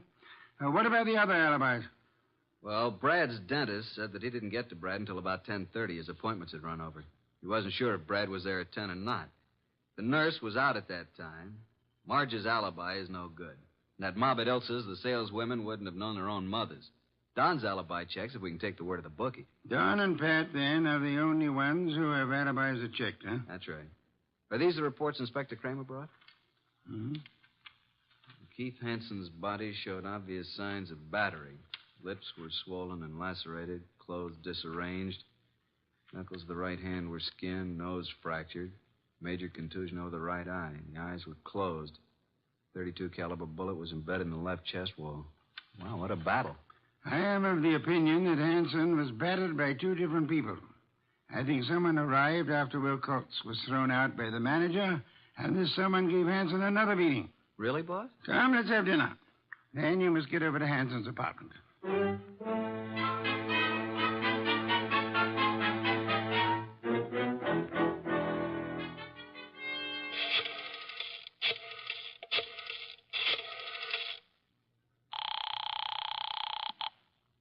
Boss? Yes, Archie. What have you found at Hanson's place? Well, the desk yielded one thing of interest. Keith's address book. And Marge's name is in there. Apparently, he'd known her before she was married, when she was Marge Van Cott. I see. A married name King was added in a different colored ink. Pat's phone number's there, and of course Don's and Brad's office numbers. There are a few bills, but no letters, no clues. Sure? Boss, I've combed the place, and there's no... Hey, wait a minute, I'll call you back. Who's there?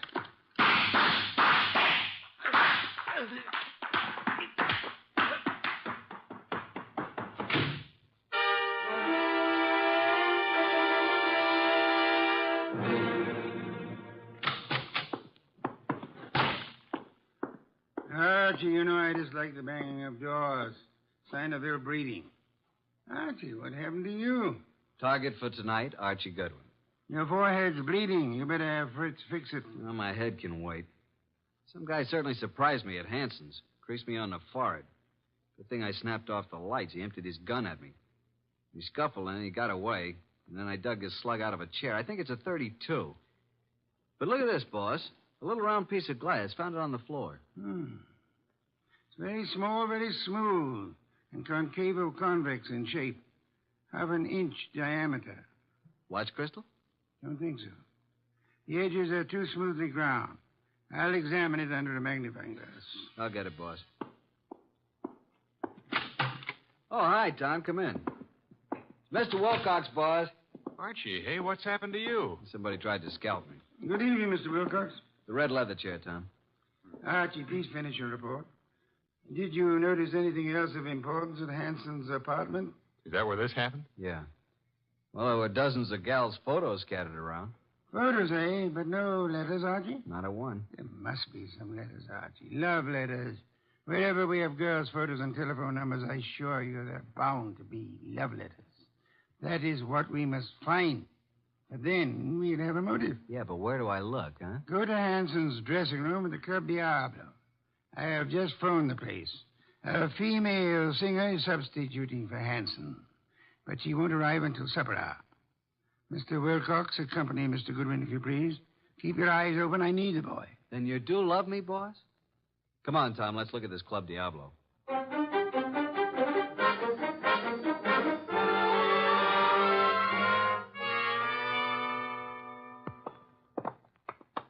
Well, I fixed it up with the stage doorman. Here, this is Hanson's dressing room. What a layout. This dressing room's fancier than most of the Met stars get. Hanson fixed it up himself. A bar, refrigerator, hot plate, television set. He could live here. Some of this stuff could be the new girl singers. I don't think so. Well, let's get to work, Tom. Take the drawers in his dressing table first. What are we looking for, Archie? Mr. Wolfe says the motive. He means letters. There's nothing here. Nothing in the desk. New singer must have cleaned it out for her things. Nothing in the books. Don't pass up that refrigerator. Nope. Empty. Hey, there is something here. Back of the ice cube trays. Come here. Oh, wow. Mr. Wolfe said there had to be letters, and so there are letters. Lots of them. Hey, here's one from Marge. And another. And look here. Really confidential letters from a dozen society gals. There's something else in the back. A bank book. What do you know? A singer like Keith didn't make this much. No, that kind of money didn't come from crooning. This guy Keith was really shaking these babes down. Archie, someone's coming. Listen. Quick, behind the door and grab him. Douse the lights. Run, Marge, run! Hold it, Tom. Well, it's you two. You dirty rat. Higgin woman. Tom, what are you and Archie doing here? The letters. Archie, you found them. Archie, please, give me those letters. Don't touch. I'll just put them safely away in my pocket. Besides, you didn't write all of these. Give them to me. At least give me my letters. I'll tell you what. You go on home and stay there, and we'll leave it up to Mr. Wolfe. Tom, take him outside. I want to use this phone. Come along, ladies. Let us oblige Mr. Goodwin. I'll meet you at the stage door, Archie. Right.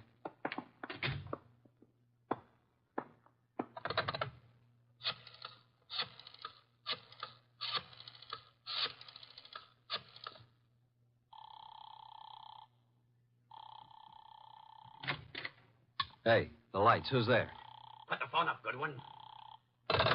Who are you?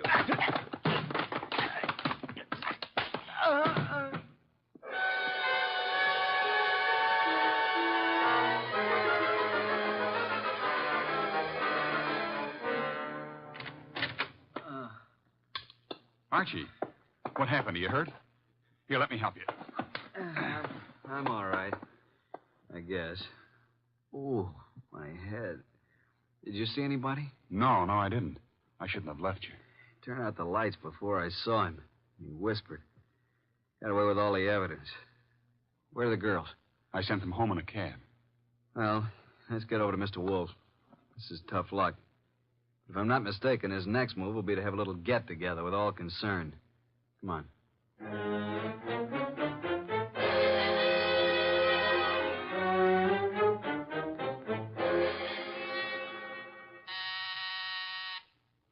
Archie, the door, our guests are arriving. Excuse me, Tom. Come in, Inspector Kramer. Goodwin. Good evening, Inspector. Well, Mr. Wolfe, got the killer? You said you'd hand him over to me this evening. In time, Inspector. You know Tom Wilcox, of course. Mr. Wilcox. Inspector. What about the ballistics report, Inspector? The bullet was shot from the same gun that killed Hanson. And that gun, I am certain, came from the home of Pat and Don Parks. Marge and Brad King also had access to it. I have one more bullet here, Inspector, one fired at Mr. Goodwin. I am sure it was also shot from the same gun. However, it isn't important now. Isn't important? It almost cost me my life. You can make it into a charm if you wish. Inspector Kramer, before our other guests arrive, I must tell you that Mrs. Park lied on the witness stand. She was not with Tom Wilcox at the time Keith Hanson was murdered. In fact, they were absolute strangers. What? Sit down, Inspector. 4 other guests are due to arrive any moment. Well, who are the other guests? Patricia and Don Park, Marge and Brad King. One or all is involved in the Hanson murder. Archie, do any of these people wear spectacles? Nope, none of them. You know why this person killed Hanson, Mr. Wolfe? First of all, Hanson was a blackmailer. The girl Marge was the current victim. The letters Hanson held were the threat. I'll explain later. Well, then Pat must have thought that Marge killed Hanson to get the letters, and she lied on the stand to save Tom's life because she believed Tom was innocent. Where's this Marge King? I'll have her picked up. Sit down, Inspector. Archie, I believe our guests are arriving now. Come in, come in. How are you? Good evening. Archie, chairs. Inspector Kramer, Patricia and Don Park, Marge and Brad King, and this is Tom Wilcox. We met at the Club Diablo this afternoon. All right, Mr. Wolfe. Which one is it? Patience, Inspector. One of these 5 people is the murderer of Keith Hanson, a killer. What is this nonsense? Please sit down. Mr. Wolfe speaking. Go ahead, boss. Any one of you had sufficient motive to have committed the Hanson murder. Not one of you has established a bona fide alibi. You who are actually innocent must tell the truth, or you shall all suffer as accessories after the fact. Mr. Wolfe, you're wasting your time. Marge, several years ago, you were secretly married to Keith Hanson. It lasted but 1 week.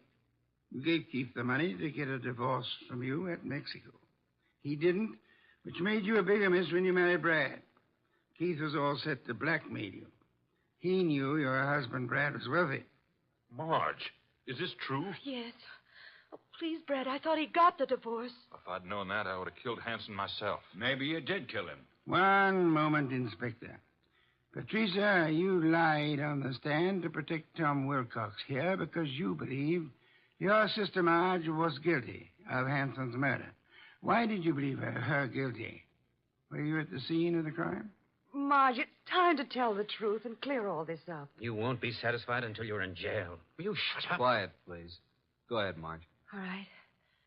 Keith Hanson was shot from the bedroom while I stood talking to him in the living room. You went there to buy back your letters? Yes, Pat drove me to his apartment. There was no place to park, so she said she'd drive around the block until I came out. That's why she's never been sure whether I killed him or not. That's right. Because I feel I might have shot him if I'd been in your place. Because of what Hanson did. What was it he did? Keith Hanson demanded $10,000 in exchange for the letters. Pat loaned me the money, so Brad wouldn't know. What? Is that true, Pat? You loaned her $10,000? I got to Keith's apartment about 9:30. He looked awful. He obviously had been in a fight. The room was mussed up and his nose was bleeding. Yes, go on. He went to the bedroom to get the letters and came back saying they were gone. I didn't believe him. Keith said he knew who'd taken them and he'd have them back by morning. He grabbed the money from me and put it in his pocket. He was just about to tell me who took the letters when there was a shot from the bedroom door. Keith Hanson fell to the floor, but I didn't see anyone. I wanted to get my money from his coat pocket, Pat's money, but I couldn't touch him. His staring, wide-open eyes were horrifying. I ran. Poor baby, why didn't you tell me? I think you're lying, young lady. You took the gun from your sister's desk, and when Keith Hanson didn't produce the letters, you deliberately shot him. You didn't even offer him any money. You kept it yourself. No, I didn't. Oh, Pat, don't believe him. Inspector Kramer, she's innocent. I know who did it. Oh, no, Brad, stop. Oh, Brad, what do you say? All right. Break it up. Yeah, so do I know, Brad. That's why you left the horse show. I've thought you were guilty all along. All right, Inspector. Now you know. I don't get this, boss. Inspector, ladies and gentlemen, please. First, which of you had some medical training? Medical training? Well, Keith Hansen and I both went to medical school. Why? That is most enlightening, Mr. Park. Marge and I were nurses' aides during the war. Then perhaps you can interpret this medical phraseology for me. These few lines from this little medical book. Archie, hand it to Dunpop. Will you read it, please? Top of page 75. It says the form of pernicious anemia commonly found in the human is... Now, Don, hold your hand over your right eye and read on. What? Also common to the many lower... Now, cover the left eye and read with the other. What is this? Go ahead. Well, many lower animals and this light isn't so good. Step close to me. Yes, thank you. Mr. Park, here is the contact lens for your right eye. I am sure you've been tremendously handicapped without it all day. Inspector Don Park is your murderer. Don't move, Park. Keep away, I warn you. Drop that gun, Park.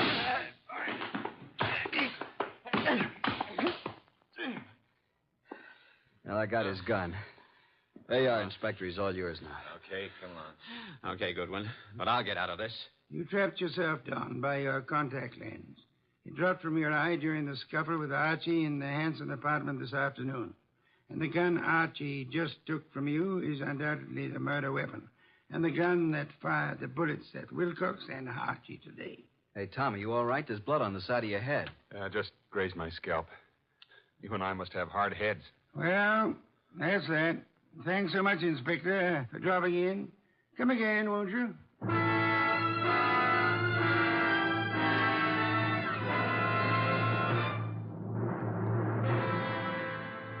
This was a rough day's work, boss. Some beer, Archie, please. Right. Hey, what was that business about the medical training? Marge said the body of Keith had staring, wide-open eyes, preventing her from touching the body. But the police found the eyelids closed. How did they get closed? Well, we must have bothered Don, too, and he closed them. His medical training. Right. A layman would never touch the eyes of the dead. Marge couldn't, not even to get back the $10,000. Here's your beer. Why did Don do all this, boss? Obviously, he learned of Hanson's blackmail scheme and was trying to force him to agree to split Marge's $10,000. Don was quite startled a minute ago to learn that Pat, his own wife, put up the money. However, when they heard Marge arriving, Don stepped into the bedroom, found Marge's letters in there, and must have hidden in the closet. And then as Keith Hansen was about to speak Don's name, Don shot him and took Marge's money. Of course, he planned to carry on the blackmailing of Marge himself, thinking the money would come from Brad. Yeah. And you are warming that beer with your hot little hands. Pour it, please. There you are. You've had a rough day, beaten twice and lost to interesting women. Tonight you may open your bedroom window. Good night, Archie.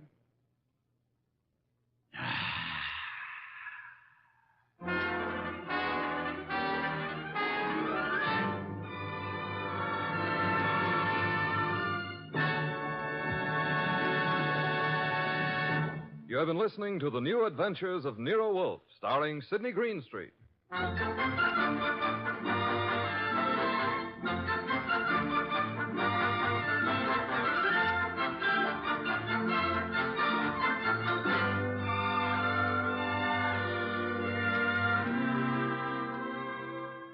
Tonight's transcribed story by Gladys Williams was based on the characters created by Rex Stout.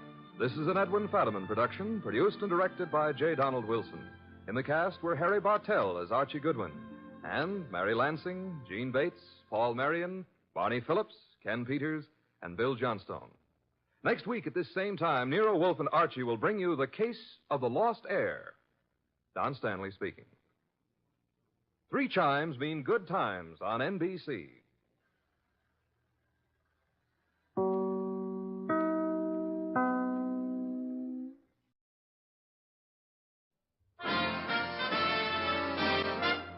Listen while the makers of Rexall drug products and 10,000 independent Rexall family druggists bring you Dick Powell as Richard Diamond, private detective.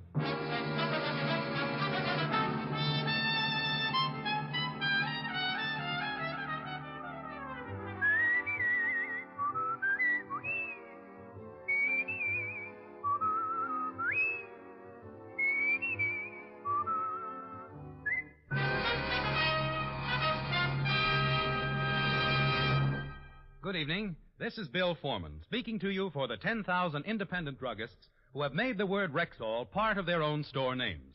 They've done that because they recommend and sell the 2,000 or more drug products made by the Rexall Drug Company. This month, Rexall family druggists are introducing 10 great new products direct from the famous Rexall laboratories. One of them is Rexall Multivitamin Formula V10. Here's a really pleasant-tasting, really easy-to-take liquid that supplies twice the minimum daily requirement of vitamin B1, 5 times the requirement for iron, plus the minimum daily requirement of vitamins A, D, and B2, plus red crystalline vitamin B12. Rexall Formula V10 aids in the formation of hemoglobin, stimulates appetite, and is especially good for convalescents.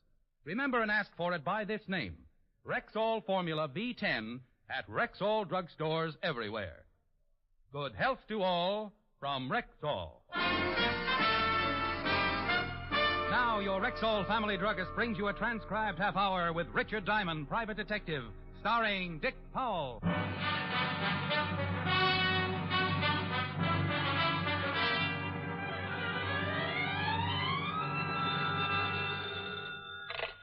Diamond Detective Agency, not a corpse in a carload. Rick? Hi, Helen. Hi. What are you doing? Oh, trying to think up a new ad for the phone book. What's the matter with the old one? Doesn't seem to be bringing in the business. Oh. And see what you think of this one. Diamond Detective Agency, we'll split any case you've got, bonded or dead on arrival. Well, by all means, use it. Like it? No, but think of all the business you'll get from the psychiatric ward. Oh, you're a living doll. Will I see you tonight? Mr. Diamond? Helen, dear, I'll talk to you later. I think I've spotted a client. Bye. Bye. Well, come in, come in. You're Mr. Diamond? That's right. My name is Quimby, sir. How do you do, Mr. Quimby? Pull up a chair. Thank you. Something I can do for you? Yes. You see, Mr. Diamond, I'm the manager of the Far East Importing Company. And when I went down to the store this morning, our night watchman was missing. So? Also, about $50,000 in unset gems. Why come to me instead of the police? But those jewels were on consignment to the store. I was in hopes you could recover them before I had to make an accounting to the owner. Who owned the gems? Mr. Philip Lasdown. He's a very eccentric collector. He has many things on display in the store. He's a very good client. Aren't you insured? Naturally. But if Mr. Lasdown knew that a robbery had taken place, he'd never again do business with my establishment. And you want me to recover the missing jewels? If you can. You think the night watchman is responsible for the theft? Well, I don't know what else to think. The night watchman's name is Block, Arthur Block. He lives in an apartment on the east side. But I have already checked with his landlady, and he hasn't shown up. How long have I got to recover the jewels, Mr. Quimby? But I have no idea. It's impossible to tell when Mr. Lasdown will want an accounting. Well, I charge $100 a day in expenses. Oh, yes. Well, 100 be enough for now. Well, if you have nothing to do for the next few minutes, I'd be more than happy to grovel at your feet. I beg your pardon? Now, I want the night watchman's address, also the address of your shop. Then you go back to the shop and wait to hear from me. Quimby gave me what I wanted, then minced happily out of my office. I locked up, grabbed a cab for the east side of town, and 20 minutes later I was talking to the missing night watchman's landlady. Sure, honey. Arthur Block lives here. You're the second one to come asking for him this morning. He killed somebody or something? Is he in? No, we ain't been in since yesterday evening before he left for work. Can I take a look at his room? Well, I don't know, Blue Eyes. It's against the rules. Oh, my goodness, I dropped a $5 bill. My goodness, so you did. Don't hurt your back bending over, honey. I'll get it. Right. Little rheumatism, but anything for a fin. Say, you got any more loose ones around? I'll show you every room in a joint. Just the one where Block lives. Right down here. You ain't no cop, honey. Shamus? Yep. Figured. Right in here. There you are, handsome. Thank you, Mother. Mother! When you're done, stop back at my room and have a beer. I never touch anything stronger than opium. Never anything stronger than opium. Mother!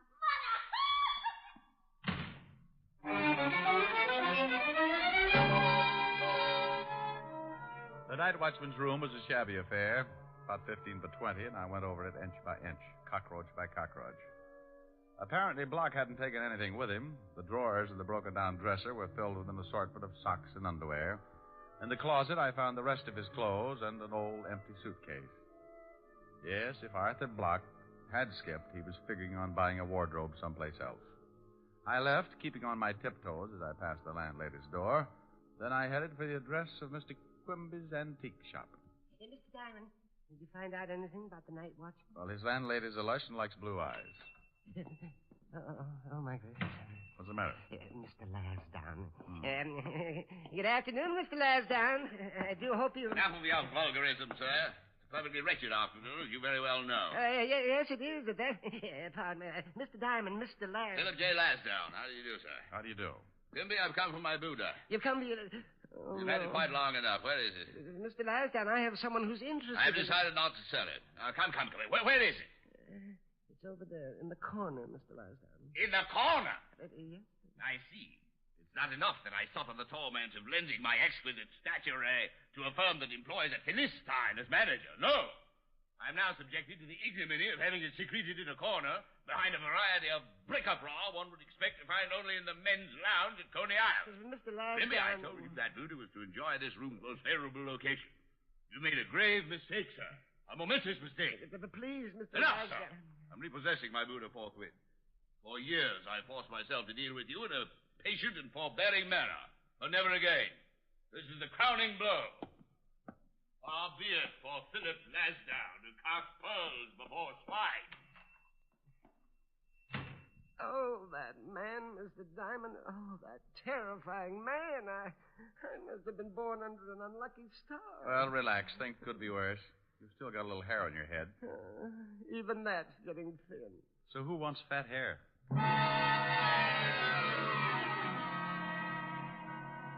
I left Quimby wringing the cold sweat out of his hands and took a cab over to the 5th Precinct Police Headquarters. When I walked in, the clock above Lieutenant Levinson's desk said 12 noon, and Lieutenant Levinson said... Oh, no. Well, what's the matter, Fatty? I remind you of your lost youth? No, lost cause. Well, you might as well face it, Walter. You hate me because I have an athletic waistline. Ha, ha, ha. Eureka. At last, a 3-syllable word.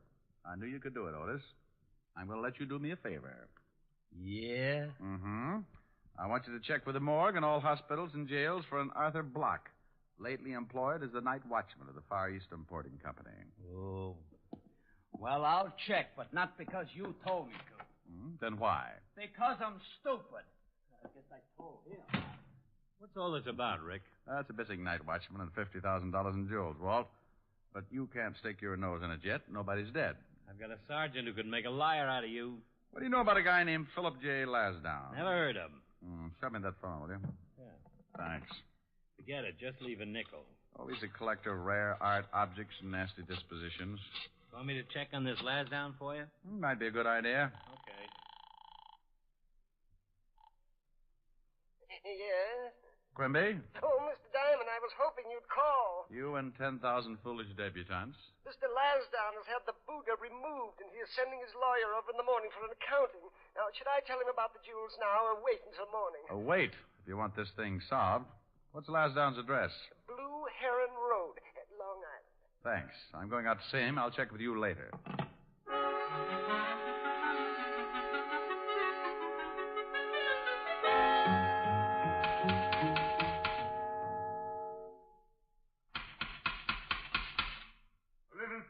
Please. I do not read pick, look, see, quick, or popular mechanics. I refuse to endorse a petition, and as far as a free excursion to the Bahamas with all expenses paid, I couldn't be less interested. Now, if you'd be so kind as to remove your person from my property. I'm warning you, sir. Look, Your Highness, remember me? I met you this afternoon at the Far East Importing Company. I remember you. Good day. Young man, if you do not remove your foot from my door, I may resort to violence. You will kindly remove your foot? By all means, as soon as you answer a few questions. Who are you, sir? I mean, what's your occupation? I am a private detective. How earthy. Well, what do you want? How many things do you have on consignment in the Far East Importing Company? Oh, good grief. What kind of a question is that? The first of several. I have many things on consignment there. Anything of extreme value? What are you getting at? Just curious. Yes, disgustingly so. Of course, there are many things of extreme value. Approximately $50,000 in rare gems, a dozen priceless antiques. As a matter of fact, that Buddha which you saw this morning, my most priceless possession. Aside from being very old, the eyes are two perfect pigeon blood rubies. Now, is there anything else? I'm sure your foot must be going to sleep. Did you ever know or meet a man named Arthur Block? Never. He was the night watchman at the shop. The night watchman. So our conversation's at an end. I find your reference to my association with the night watchman the lowest form of discord. Now, good day. Gesundheit to you.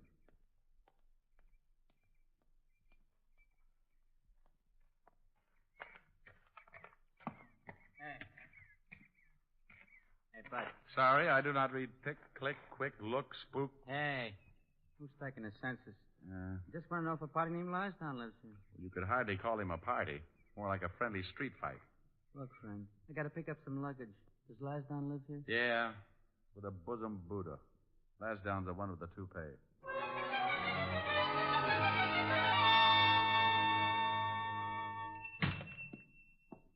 Oh, Mr. Diamond, I was just closing up shop. Have you found out anything? Well, not much. Tell me something, Quimby. Where do you keep those jewels? Why, in the safe? Did the night watchman have the combination? Yes, in case of fire. There are also some perishables in with the gems. Did he know much about the rest of the merchandise in the store? Yes, of course. He had a list and made inventory every night. Did he know Lasdown's Buddha had ruby eyes? But I don't know. Well, how'd you find out? Lasdown told me. If the night watchman knew about those rubies, I wonder why he didn't pry them out and take them along. I never thought of that. Have you touched that safe? Yes, when I opened it and discovered the loss. Well, don't do it again. It may have some of the night watchman's fingerprints on it somewhere. Tell me, did you know Lasdown was planning on leaving town? Leaving town? No, I didn't. Well, I'm not sure that he is, but I've got a hunch. Are you going home after you lock up? Yes. Well, give me your phone number. I'm going down to the precinct and may want to reach you later.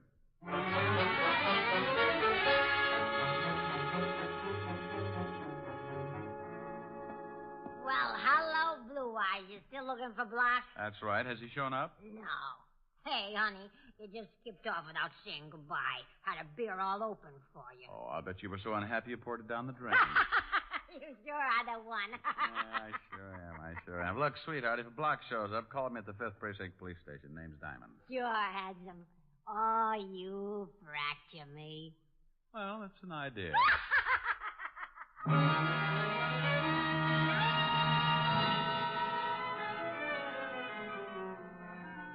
I couldn't find nothing on that missing night watchman, Shamus. Well, thanks anyway, Otis. In appreciation, I may send you a large can of Red Heart, liver flavor. Oh, go chase your tail around the block. Otis. Yeah, and I got plenty more things to say. Funny thing? Funny as your face. I'm tired of you making fun of me. I ain't no dog. You having trouble with Otis again? Oh, I don't think it's anything serious. But I would suggest a rabies shot. Well, here's something that might interest you. Philip J. Lasdown booked passage on the Star of the Orient, sailing for the Far East tonight at 11 o'clock.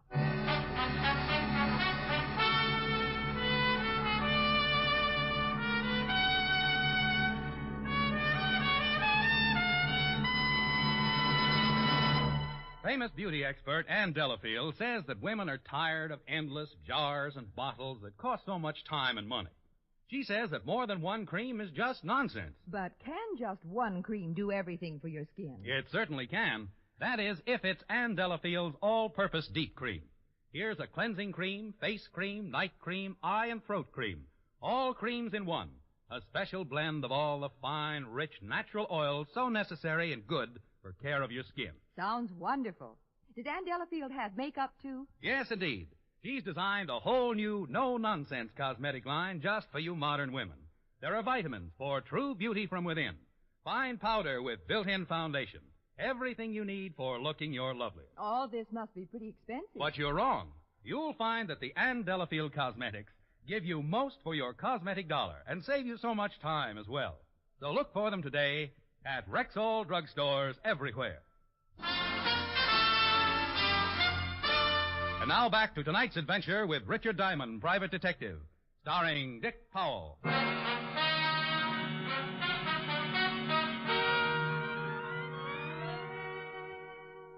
Well, Walt's enlightening bit of information certainly seemed important. So I sat down to try and figure out exactly what I had to date. My client, Quimby, had come into my office and hired me to locate a missing night watchman named Arthur Block because $50,000 in gems had been pilfered from Quimby's shop. The gems belonged to a particularly disgusting character named Philip J. Lasdown. The missing night watchman, Block, was still missing. And by the looks of his room, he'd skipped without taking anything with him. And by the look of his landlady, I couldn't blame him. Well, I tied it all together, and the conclusion was amazingly simple. I had exactly nothing. Yeah, I got something hot, Lieutenant. 211 on River Street. They fished the guy out of the bay at the end of Pier 16. Identified as one Arthur Block. Hey. That's your missing night watchman, isn't it? That's his name. They bring the body in? Yeah, it's down the morgue now. Get Quimby down there for identification. Here's his phone number. Does Block have any family or anything? I don't know, but you might check with his landlady. She can get you an identification, too. Otis, get this Quimby and the landlady. Take them down to the morgue. We're going up to see Verdier in ballistics. Right.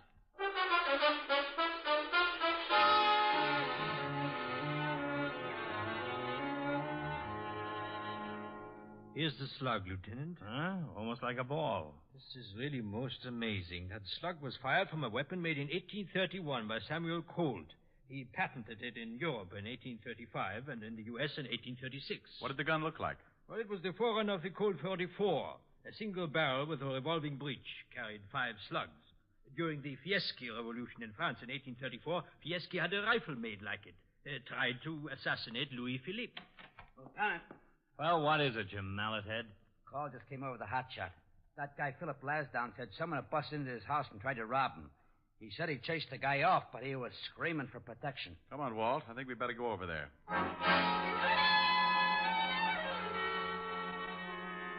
Well, things were beginning to shape up. Walt and I piled in the squad car and headed for Long Island, the house of Philip J. Lasdown. When we got there, Lasdown was hopping around like a kangaroo with a hot foot. Fine state of affairs. It's getting so a man isn't even safe in his own home. What's the city coming to? A police force is obviously second only to the Boy Scouts. Now, calm down, Mr. Calm down, my Lasdown. good fellow. I have no intention of calming down. How would you enjoy walking into your own living room and there, slinking around in the dark, a pathological fiend intent on robbing you of your most priceless possession? What was he after? My Buddha. The object of your particularly uncouth interrogation of this afternoon, Mr. Diamond. By the way, where were you 40 minutes ago? Oh, relax. Did you get a look at this guy? The lights were out. Well, did he take you, Buddha? He most certainly did not. But had I not walked in at the precise moment, he would probably be carrying his piggyback through the middle of Times Square.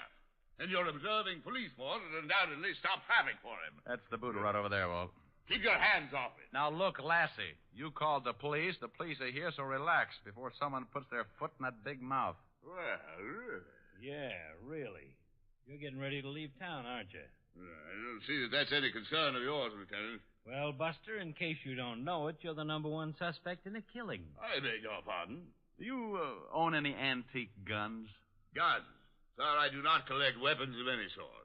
I demand to know what you mean when you say I am suspected of a killing. The night watchman at Quimby's antique shop was shot to death and dumped in the river. The night watchman again. I told Mr. Diamond once that my association with the night watchman was as ridiculous as General MacArthur sending Stalin a charm bracelet.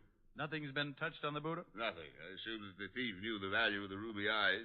Has there been any publicity about the Buddha? Some. Walt, come here. You excuse us a second, Mr. Lasdown? You couldn't make it a year, could you? Charming fellow. Yeah. Look, Walt. In some way, the night watchman, the missing gems, Lasdown, and his Buddha are all mixed up together. Okay, so what? We haven't even got the murder weapon. Well, if the night watchman did swipe the jewels out of the safe, then someone probably killed him for them. Yeah, that figures. If he was planning on stealing them, wouldn't he be all ready to skip town? Sure. Well, he hadn't packed a thing. His apartment hadn't been touched. Oh, that's not much. Okay. If someone wanted to get that Buddha, why not break in the store? Because it's easier to break into a house out on Long Island. The Buddha was just moved this afternoon. Who knew Lasdown took it? Yeah. And if the potential thief is mixed up with the original jewel theft, why didn't he grab the rubies in the store? I never thought of that. No. I think he wanted that Buddha for something else. Oh, Lasdown. What do you want? Is there anything else about that Buddha besides the eyes? I told you once it's a very rare piece. Yeah, aside from that. Could anyone hide something in it? Hide something? Why, yes, of course. It's hollow. The whole back swings open. Wealthy families used to place their valuable possessions inside the Buddha for protection. Show us. Certainly. There you are. You see, the space inside is quite... Good grief. Don't touch it. Isn't that a gun? Certainly is, and there may be fingerprints on it. Well, I assure you that does not belong to me. Do you know anything about a gun like this? Well, only that it's apparently very old.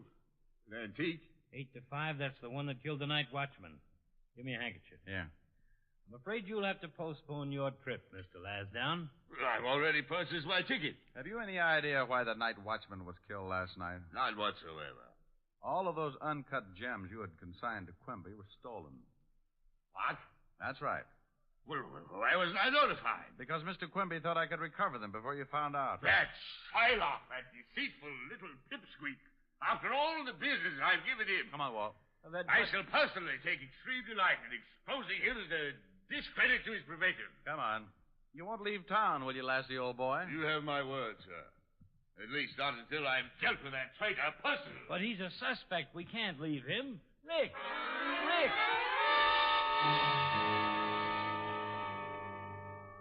With Walt protesting all the way, we climbed in the squad car and pulled it down the street to wait. In about 2 minutes flat, Lasdown came streaming out of the house, piled into his own car, and took off for the city with us right behind. A half an hour later, we watched him go into a building on the east side, and we followed.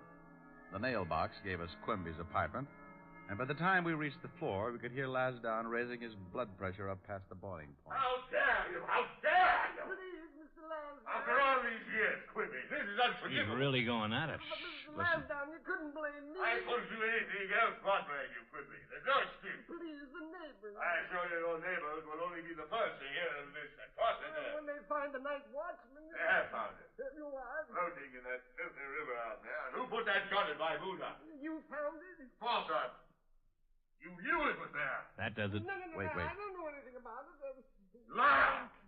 Why did you think I found it? The police discovered it. The police? Yes. They believe it's the same gun that killed... Quimby, you didn't. What's going on? I don't know. We'd better get in it. Quimby, no. We'd sure better. No, don't shoot! Stop it, Quimby! No. You all right, Rick? Yeah, I'm all right. You imagine such effrontery? That assassin's apprentice was going to shoot me.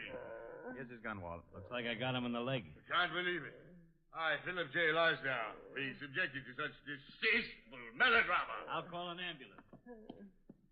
I haven't viewed such a spectacle since I was 8 and a half. Sitting in the balcony of the Savannah Opera House, watching a third-class road company chase Little Eva across the ice. I can imagine, Lassie. Now, let's have a look at Quimby. Come on, Quimby. Better tell me about it. You killed the night watchman with that antique gun. Yes, I kept the gun in my desk at the office. I was taking the jewels from the safe to make it look like robbery when Block came on duty. He was early, and he surprised me. Shot him and hid the gun in the Buddha. That's why you were so shocked when Lasdown came and got it today. Yes, when you told me he was leaving town, I feared he would take the Buddha with him and discover the gun inside. It was you who broke into my house this evening. Yes, Mr. Lasdown. The wagon's on the way. Well, Mr. Lasdown, you were pretty lucky. What a revolting display of uncontrolled emotion. Lasdown! Oh, my goodness. Mr. Lasdown's fainted.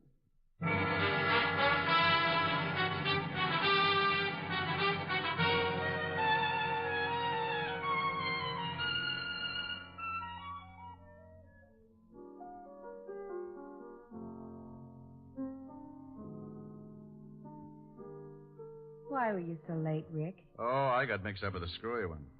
I was going to leave the station earlier, but Otis got to discussing Freud with a very learned gentleman named Lasdown.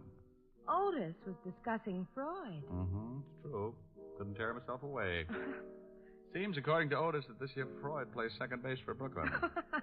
Then we got around to Kenzie and discovered he was batting 200. Oh, I don't believe it. Neither did I. But Otis explained he'd been in a slump all season. You and your friends. I hate to mention it, but you qualify in that league. Oh, but you love me. I do not. I just breathe hard from an irritated sinus condition. Well, use the condition and sing me a song. Okay. What are you going to sing? I don't think it's any of your business. Oh, that's a nice song. How does it go? Well, you pick one. All right. Let's see. No. I like... New York in June. How about you? That's cute. I like a Gershwin tune. How about you? I love it. I love a fireside when a storm is due. I like potato chips, moonlight motor trips. How about you? I'm mad about good books, can't get my fill. And Doug MacArthur's looks give me a thrill. Holding hands in a movie show when all the lights are low may not be new, but I like it. How about you? I like it. You like me? Well, Come here. Oh, well, do you? I don't think it's any of your business.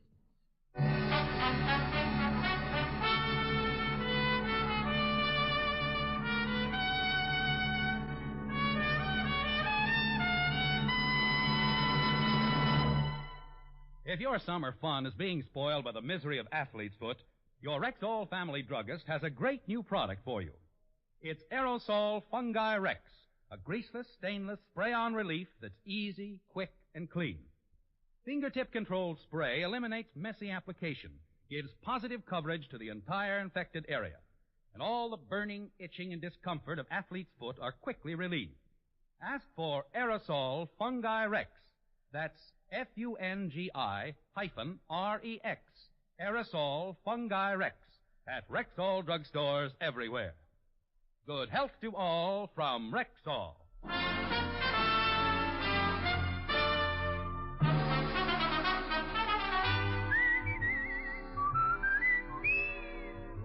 Richard Diamond, Private Detective, stars Dick Powell in the title role and was written by Blake Edwards, with music composed and conducted by Frank Worth. Dick Powell directed the RKO production Split Second, which is now in release, and his latest film appearance was in the Metro-Goldwyn-Mayer award-winning The Bad and the Beautiful. Heard in tonight's cast were Virginia Gregg, Howard McNear, Jeanette Nolan, John McIntyre, Arthur Q. Bryan, Wilms Herbert, and Harold Dianforth. Richard Diamond, Private Detective is transcribed in Hollywood by Jaime Del Valle. This is Bill Foreman inviting you to be with us next Sunday at this time when Rexall Drug Products again bring you Dick Powell as Richard Diamond, Private Detective.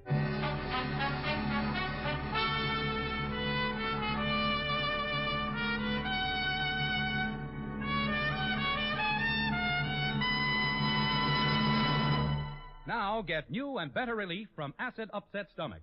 Try Bismarex Gel, the new liquid antacid that gives four-way relief. Bismarex Gel contains aluminum hydroxide for the plus benefits of absorbing and neutralizing excess stomach acid and leaving a protective covering. Ask for Bismarex Gel, Bisma-REXGEL, Bismarex Gel at Rexall drugstores everywhere.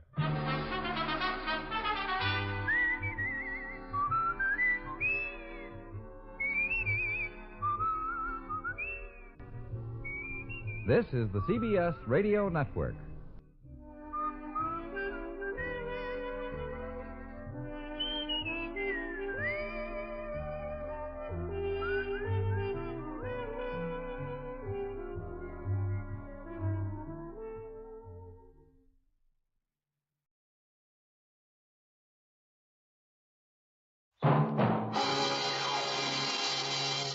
Pat Novak, for hire.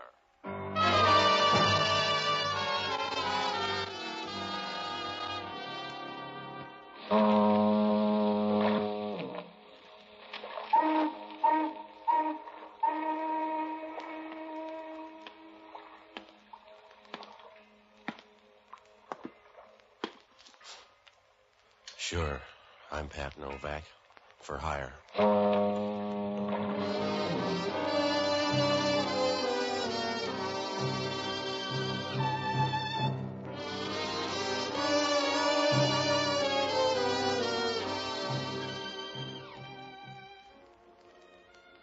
That's what the sign out in front of my place says. Pat Novak for hire. It's the easy way because Down here on the waterfront in San Francisco, you can't afford to wait your turn. If you're going to make a living down here, you got to do everything you can. And you got to be out of the hen house by sunup. Even then, it doesn't work out always, because you get trouble tax-free. It's like leukemia. There's nothing you can do about it. There's no way to duck it. You might as well try to start a conga line in the cathedral.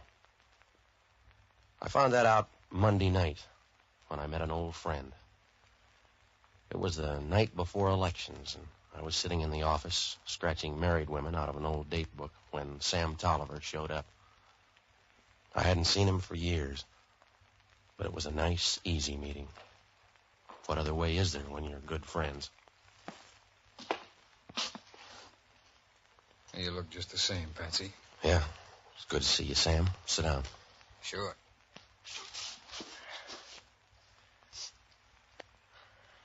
Doing well, I guess, huh? Oh, you get different stories. Where have you been? All the hard luck stops. Syracuse for a while and Joliet. That's where I come from now. Yeah? That's where they got a big prison. Uh-huh. When you came too far, Sam, you should have stopped in Oakland. Huh? That's right. If you're out here to play small robbery, you better think it over. It's a tough town. Don't ride me, Patsy. I'm not, Sam. But once you start losing them, it's hard to win again. I just thought you might want to know about San Francisco. Thanks. Thanks, but you don't have to worry, Patsy. I got a smart streak. I'm here mostly to ask a favor. Yeah? Can you spare me one for old time's sake? Medium-sized. Go ahead. I want to borrow one of your boats. Did you come all the way from Joliet to borrow a boat, Sam? If it's going to hurt that much, forget it. I just asked. All right. When do you need it? Tonight? It's to pick up a package in the bay about 9 o'clock. Sure, I'll run you out. No, it's a little different, Patsy. I can't make the trip. You'd have to do it for me.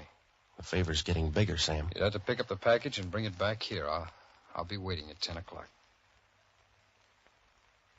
I guess you won't buy, huh, Patsy? I'm not impressed. It'd mean a lot to me, Patsy. It really would.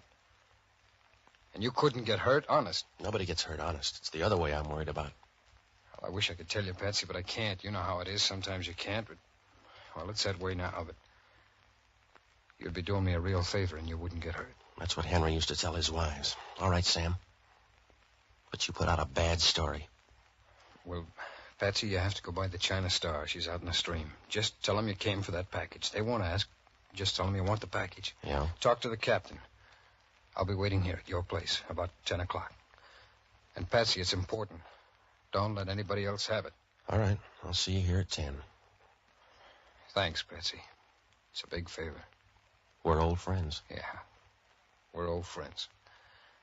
Nothing wrong with them, huh? No, there's nothing wrong with old friends, Sam, except sometimes they wear out on you.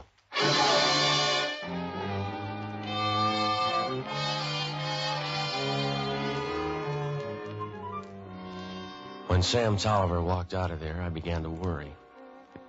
I don't know why, because he was always a good guy. But if you leave good silk out in the rain, it'll shrink. Well, it was too late to change my mind now. I was going to get that package and say goodbye to Sam Tolliver. Only things didn't work out that way. You start with trouble and it never stops. It's like offering to buy aspirin for a two-headed boy. About 8:30, I took a boat and I started out into the bay. Halfway out into the stream, I had to give way to a tanker. After she throbbed by, I picked up the China Star, tied up at buoy 327. It was a broken-down old barge, so old I expected to find Noah hiding out in the bilges.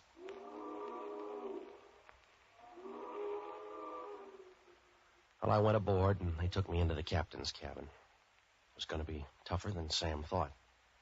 The old man had some questions, and he was about as smooth as a bag of fingernails. Right away, I got the idea. What do you want? I came out for a package. Who are you?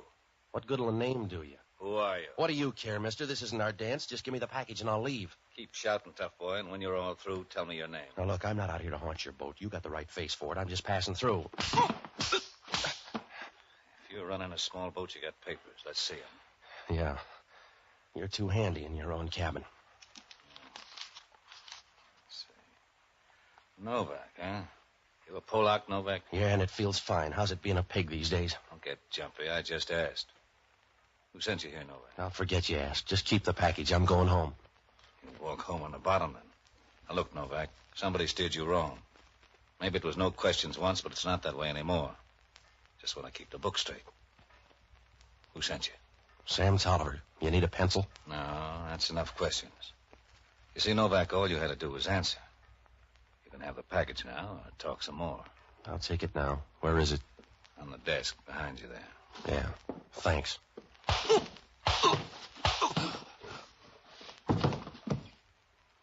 You're welcome, Novak.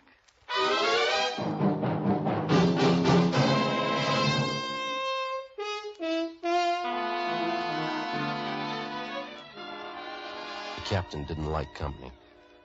When he hit me, I dropped down to the floor like a piece of hard-working lint. The last thing I remember was Sam Tolliver sending me out to this boat.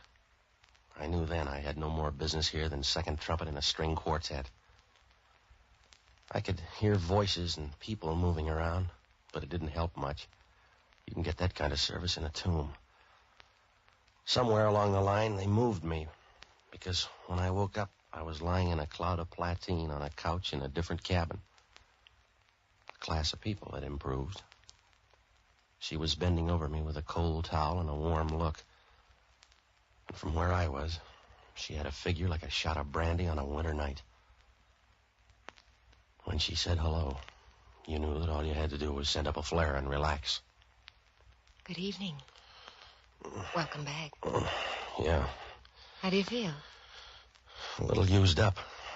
I need recharging. Here, put your head on my lap. Mm. That's it. Yeah, that's it. Forget the towel. I'll struggle along this way. By the way, whose lap is it? I'm Ellen Morrow. Where's your friend? The captain? I guess so, the brave guy, Axel Arm. He's down getting your boat ready. What's he doing, punching holes in the bottom? He'll be back in a minute. The package will be ready and you can leave. No, you keep the package. The last time I got a headache. I'm sorry about that. It was a mistake. That's what they told Marie Antoinette. By that time, her head was 40 feet down the street. What's in that package? It wouldn't help if you knew. You let me work that out, huh? Work out the answer then. How about Sam Tolliver? Slow down, Betsy. I'm not going that fast. You're going the wrong way.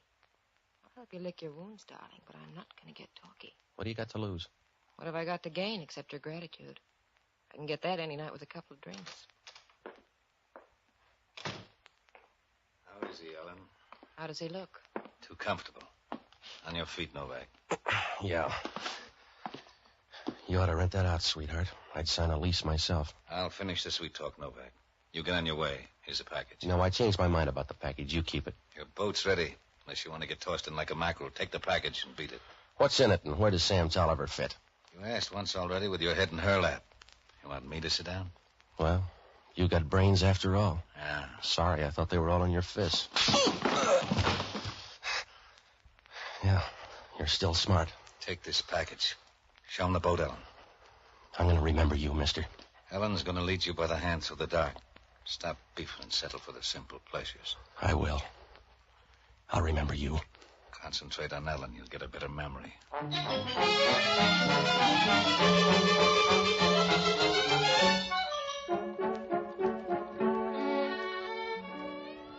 I went out on deck with the girl, and as I got to the starboard side, I noticed her hair for the first time. The way you're liable to suddenly notice a flower after a hard rain. Her hair was red, and as the orange lights of the bridge reflected against it, it seemed like a prairie fire, away down in the valley, flaring up quick and then burning low again. The rest of her would have made a good prairie fire, too. It was the only good thing I could think of on the way across the bay. The water was as quiet as a drowsy caterpillar, and I had a chance to think. Why had they changed their mind about giving me that package, and how wet were Sam Tolliver's feet? Well, it must have been about 11:30 when I pulled into the pier and started on the run for my office. The lights were on, and I burst right in because I had a lot to ask Sam. But it wasn't Sam. What's your hurry, mister? I came here to meet a friend. That's the guy laying in the corner. You don't have to hurry. No, this isn't my friend. He doesn't look like one. I'm Sergeant Grimes from Homicide. If you're Novak, you're in trouble. Why? A guy lying under your desk, dripping like a broken inkwell, and you trot out a question like that? Well, it's a bum caper somewhere. I was supposed to wait for a guy named Sam Tolliver. It might as well have been a streetcar. I'm not going to press you, Novak. I don't care. I'm just going to take you downtown. Well, this boy quit too late. I've been in the bay the last 2 hours. You can check. I went out there to pick up a package. The one you got in your arm? Yeah, it's for a guy named Sam Tolliver. Let's see. Okay. It doesn't say that. It says Mr. John Reedy, 720 Post Street. I wonder what that means. Let's find out. We'll take it by Reedy's place. I got it for Sam Tolliver. You can buy him another. We're going by Reedy's before we get downtown. What's the matter with you? Do you want it on an 18-foot screen? I didn't kill the guy. I don't even know him. I don't even know this John Reedy. Wait a minute, Novak. I believe you. I believe every word you're saying. Except this is one time you'd be better off lying.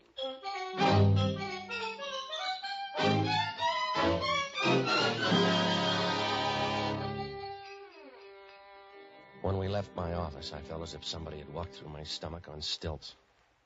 Oh, there were loose ends bobbing up everywhere, and you couldn't get to any of them. It was like chasing a spider with a bowling ball. With all this new stuff, I forgot about the ship. Who's going to worry about blood poisoning if he's busy having hemorrhages? I began to wonder more about Sam. Where was he? And how was I going to palm off that dead stand-in? Grimes didn't seem worried. We got into his Nash and headed for 720 Post Street. It was an apartment hotel, and Reedy lived up on the 3rd floor. On the way in, Grimes picked up a key at the desk, and we rode up in the elevator with one of those shifty-eyed little guys who'd sell his mother if he didn't have to fatten her up. When we got to Reedy's door, Grimes took over. Open up! Maybe he can't hear you, Grimes. Nobody home. Let's go in. Why? We don't know him well enough to sneak in. I rate a hunch, Novak. Okay. The light's on your side. Leave it out. Let's look around. Okay. The stray bodies belong to you, Grimes. You go look in that set of bedrooms. I'll check over here in the library. Give me a yell if you see any. All right.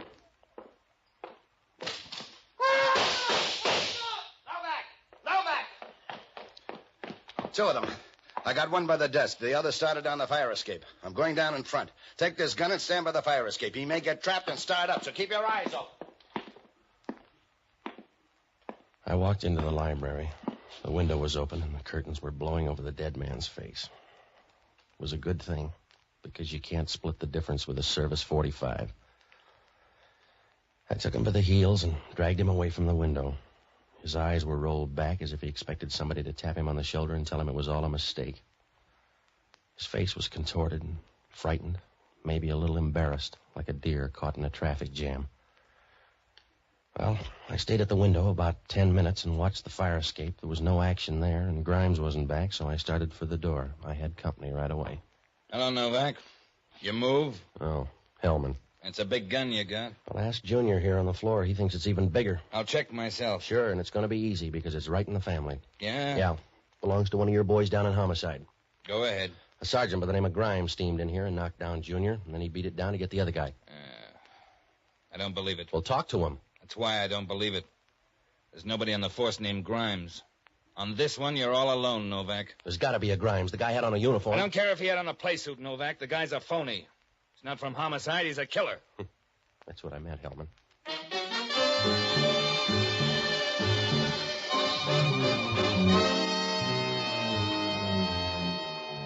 I knew Hellman was right.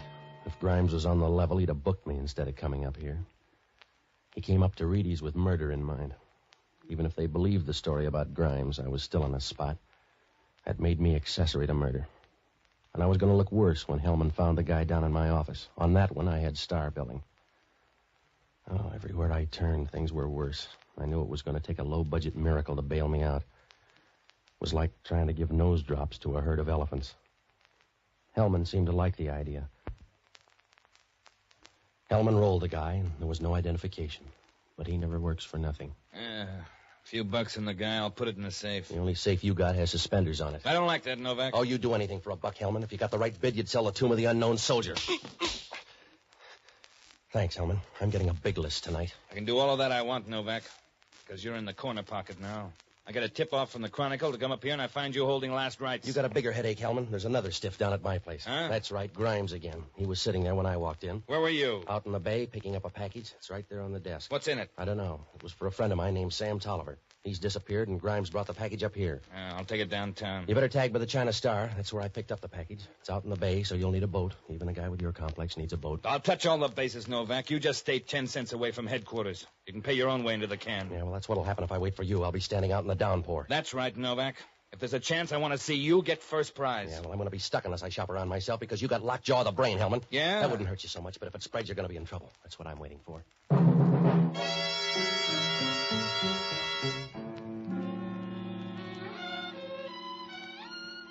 Well, if something didn't happen soon, I was going to be about as embarrassed as a hostess with leaky plumbing. I was counting on Hellman to shake down the skipper of the China Star. If that didn't work, I could close shop. I didn't have any leads. There wasn't anything I could do but sit on my hands. It was like taking your niece to a nightclub. I had to stumble around until something showed.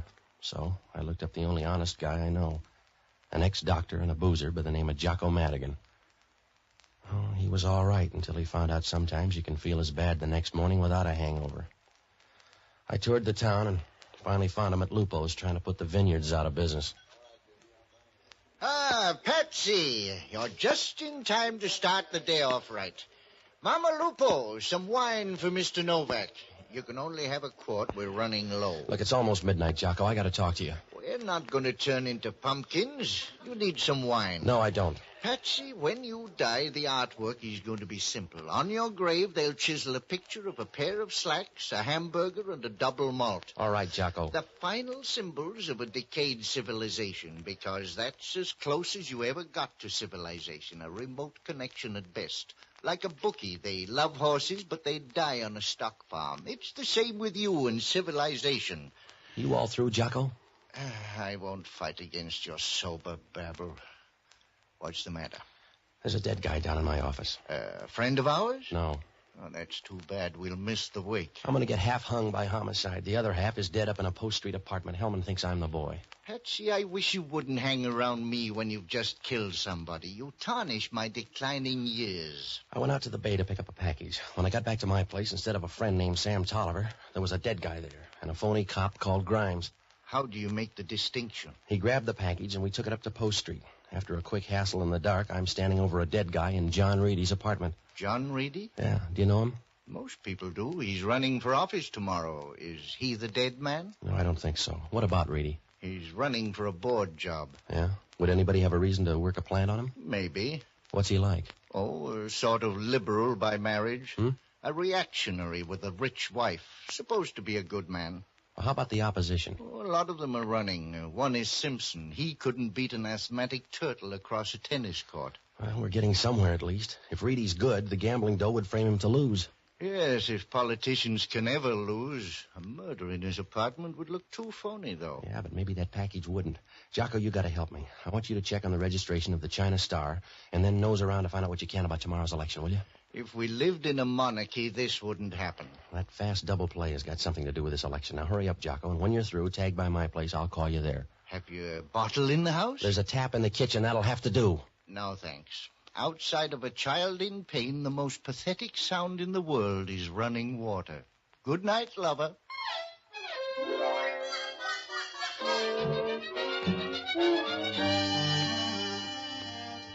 I left Jocko and ducked into a phone booth. When I called Hellman, he poured out news like a rotary press. They broke open that package down at headquarters. It was full of dope. Plain garden variety, the kind a man uses to forget either his wife or secretary. I was sure then the package was a plant on Reedy. Hellman didn't see it that way. He said the two dead men were Gunsels, last addressed before San Francisco State Prison at Joliet. I needled him about that phony cop Grimes. Hellman said they just got a tip-off by telephone. Grimes was an ex-sergeant in homicide whose real name was Vic Rothery.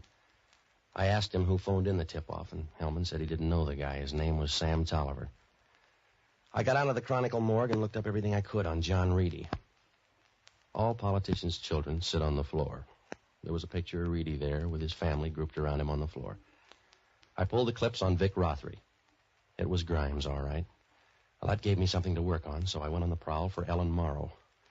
I found her running a dice game in a little after-hours joint on Eddy Street. You want chips, Novak? You don't want to play against yourself? Yeah, give me some. All right. See how good you are. Okay. 8's your point. Yeah. You seen Sam Tolliver? Make your point, Patsy. That's it. Where's Sam Tolliver? 5. You're not even warm. You're not warm on Sam, either. He left me hanging with a murder rap. Your friend double-crossed you. He double-crossed you, too. Another 5. You're in a rut, Patsy. He turned in Grimes. That's right, baby. They know he's Vic Rothery now. You still like Sam Tolliver? No. Keep rolling, darling. Is Grimes your boyfriend? He used to be. I'm sentimental. Where's Sam Tolliver? The Herrick Hotel. When you see him, tell him I sent you. I will if we talk that long. There it is. Hey, come on. 8. That's right. I guess I lose, Patsy. I guess you do. Be seeing you, baby.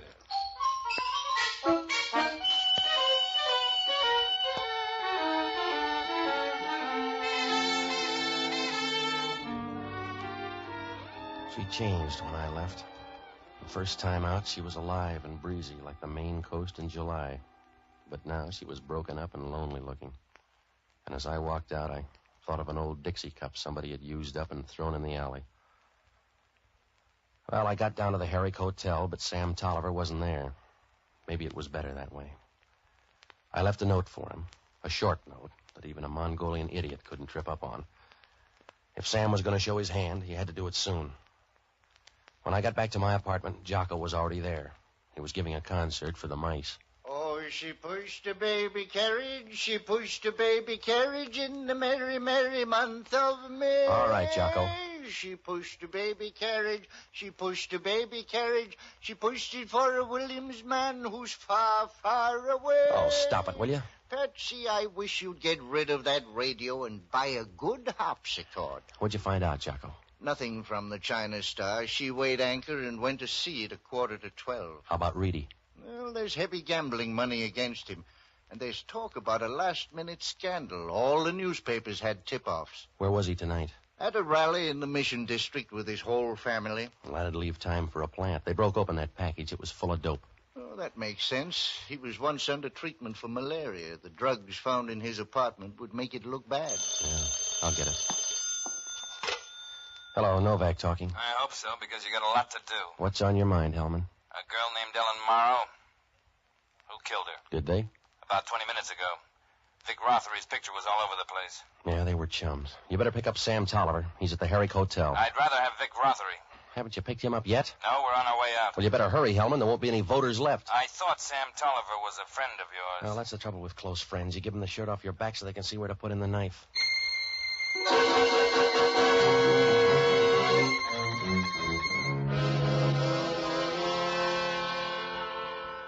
After Hellman's call, I knew we were coming up for the last hand.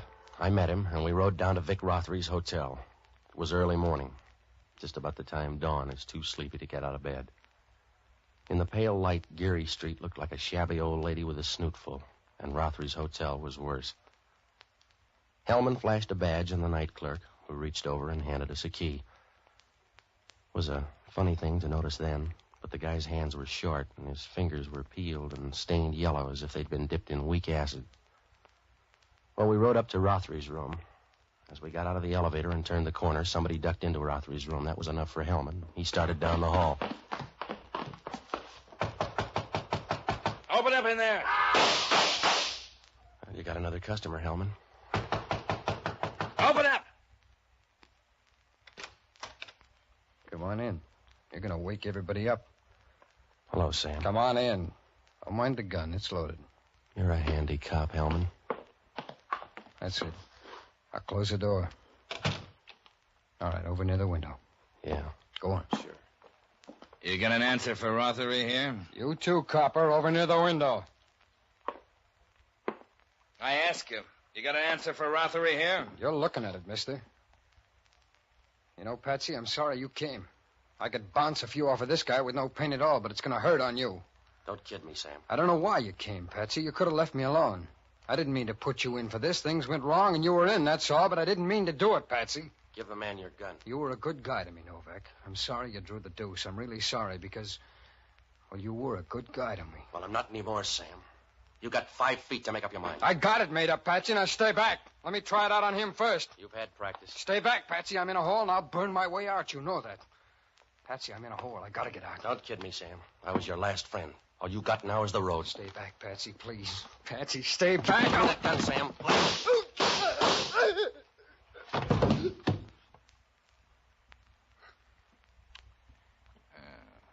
I must have prayed wrong, Novak. Yeah. Sorry, Sam. I'm a tough loser. Yeah. You were right, Patsy. It's a bum down for a small robber. For a while, you looked big. Not for long, though. No. You're a small-time bum, Sam, and you're better off dead. I wouldn't argue. I'm sorry, though. I doubt it. I guess that's right. I didn't try very hard.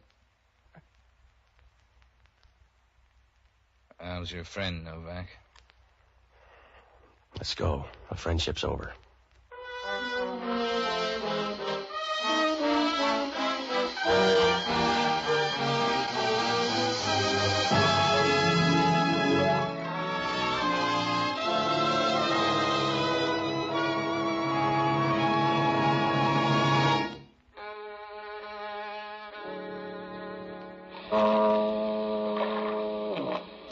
Well, Hellman finally pieced it all together. He got that skipper back and put him under the lights. The story was damp, but it fit together. They were all in on a deal to railroad John Reedy. Vic Rothery headed up a bunch to plant the dope in his apartment. But Sam Tolliver got anxious and decided to get the stuff for sale. He talked a couple of buddies into it and sent me out to the ship to pick it up. The captain smelled a switch and knocked me out long enough to get word to Rothery on the beach. Rothery got the guy in my office and the other guy that Sam posted in Reedy's place in case anything went wrong. That left only Sam on the other team. Rothery wore the uniform because it was an easy way to plant the stuff in Reedy's apartment. But the timetable went haywire, and he got tripped up by that tip-off call to the Chronicle. That's about the way it was. Well, Hellman asked only one question. How come Sam Tolliver headed for the girls' place and then Rothery's? I don't know. Except maybe that note I left Sam. How'd I know he'd believe a lie? Oh, it worked out for everybody except John Reedy. He lost the election anyway. Jocko forgot to mention the guy was a Republican.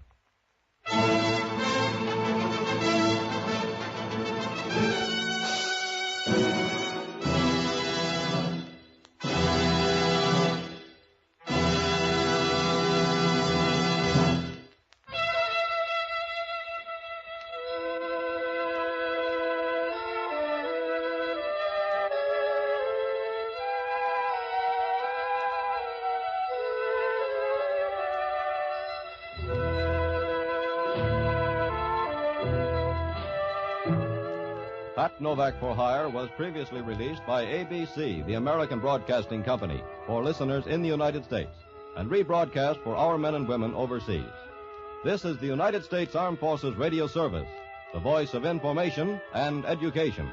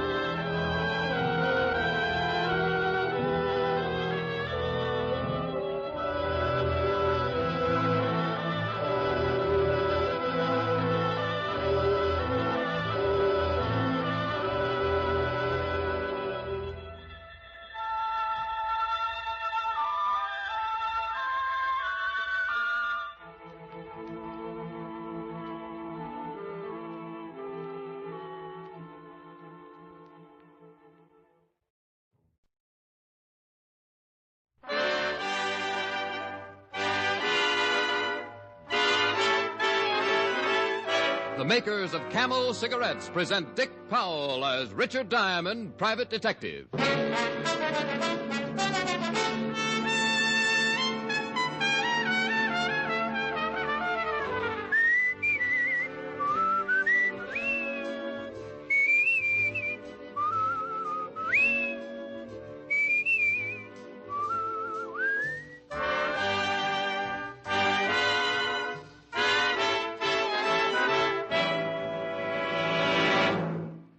What cigarette do you smoke, Doctor? Again, this question has been asked of doctors in every branch of medicine. And again, the brand name most was Camel. Yes, according to this repeated nationwide survey, more doctors smoke Camels than any other cigarette.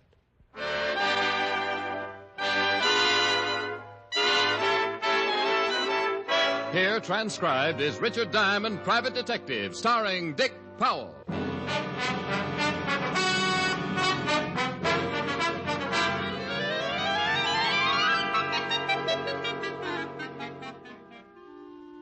Being a private detective is like ordering stew in a cheap restaurant. You never know what you're getting until it's too late. It was that way the other morning. I was sitting in my office practicing curtain speeches to my creditors when she came in. She was wearing a casual item that must have caused a sharp dip at the mink population. When she reached my desk, she stopped and her perfume kept moving. She probably noticed the glassy look reaching my eyes because she said, "Does my perfume bother you, Mr. Diamond?" "Well, no, not at all. My fangs always show like this." Mm-hmm. Le Joie. It carries a special guarantee. Well, I won't ask for what. Won't you sit down, Miss... Not Miss, just Yvonne. It's not my real name, but I find it has a better effect on the trade. The trade? Cosmetics. Perfumes, facial creams, mud packs. I manufacture them. Mostly for women, but I have a lot of male customers. I'll bet you do. Unfortunately, I've just bought a magnum of shaving lotion myself. Oh, don't be silly, Mr. Diamond. I didn't come here to sell you anything. I'm sure you wouldn't have any need for my products. We'll save that debate for later. Well, I'll be brief. I'm a woman who likes to come to the point. I can see that. How would a $200 fee sound to you? Like a mirage, but beautiful. Well, here you are. 100 now, the rest when you finish the job. Well, far be it from me to hesitate over money. Especially that nice, luxurious shade of green. But don't you think that... Of course. You want to know what you have to do. It would help. It's very simple. This afternoon, the Ile-de-France docks in New York. On the ship will be a man named Bouchon. One of your customers? Or is this social? Monsieur Bouchon has developed a wonderful new face cream. He's arranged for me to have the exclusive American rights. Well, that's fine. Where do I come in? Your job starts at 7 tonight. All you do is pick up the sample from Monsieur Bouchon at his hotel and bring it to me. Oh, I see. Do you mind if I look at your legs? Why, no. But I thought we were talking business. We are. Mm-hmm. Well, you've got nice legs, Yvonne. They take me where I want to go. What keeps them from taking you to Bouchon's hotel? You mean pick up the sample myself? I was sure you'd ask that. Well, I did. You don't know the cosmetic industry, Mr. Diamond. My competitors would do anything to get hold of that face cream. They know you expect Bouchon? Only one of them. A ruthless man. Does he have a name or just a disposition? Robert Mockler. He owns the Venus Beauty Enterprises. And you think he might follow you, take the sample away before you can start to manufacture? So you're paying me $200 to protect it? Oh, Mr. Diamond, I'm going to like you. You're so understanding. $100 bills make me that way. I'll expect you tonight around 7:30. My job's over when I deliver the sample to you, is that it? Yes. But don't make any plans for the rest of the evening. There's a new perfume I want to try out.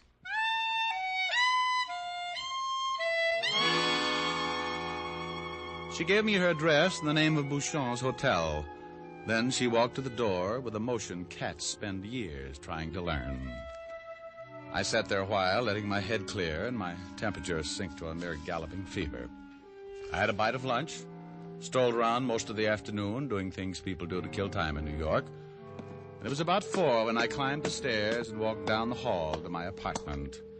Au clair de la lune, mon ami Poirot.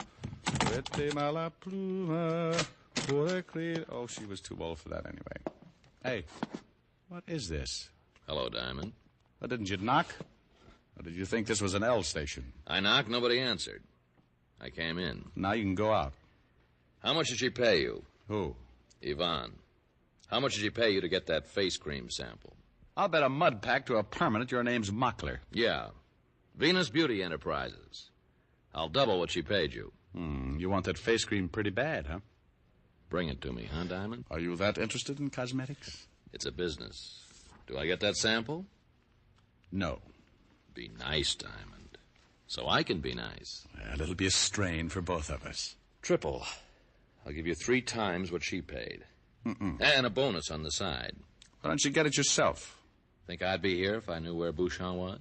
That door, Mr. Mockler, it leads to the hall. Use it. I ask you to be nice. Once. The second time, I don't ask. You heard me. Ow. Ow, you take your hands off me. I'm just being nice. You dirty. Get up. And then get out. All right, Diamond. I'm leaving. You take a hint nicely. I won't forget this. I wouldn't want you to. You just lost yourself a chunk of cash, Diamond. I'm not a very good businessman. It's a habit with me. Well, it's too bad. Might have helped pay the bill. What bill? The undertaker. Funerals run high these days. He stomped to the door, his face twisted with some private rage that had just become public, and left. When face cream got to be that important, it was time for Richard Diamond to start investigating the cosmetic business. I took a shower, dressed neatly in my most continental fashion, and taxied off to visit Monsieur Bouchon.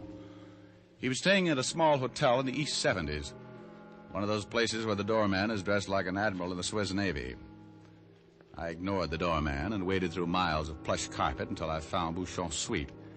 I pushed the buzzer, and when the door opened, I was standing in front of the biggest female this side of a Ringling Brothers tent. You want something, gentlemen? Monsieur Bouchon, is he in?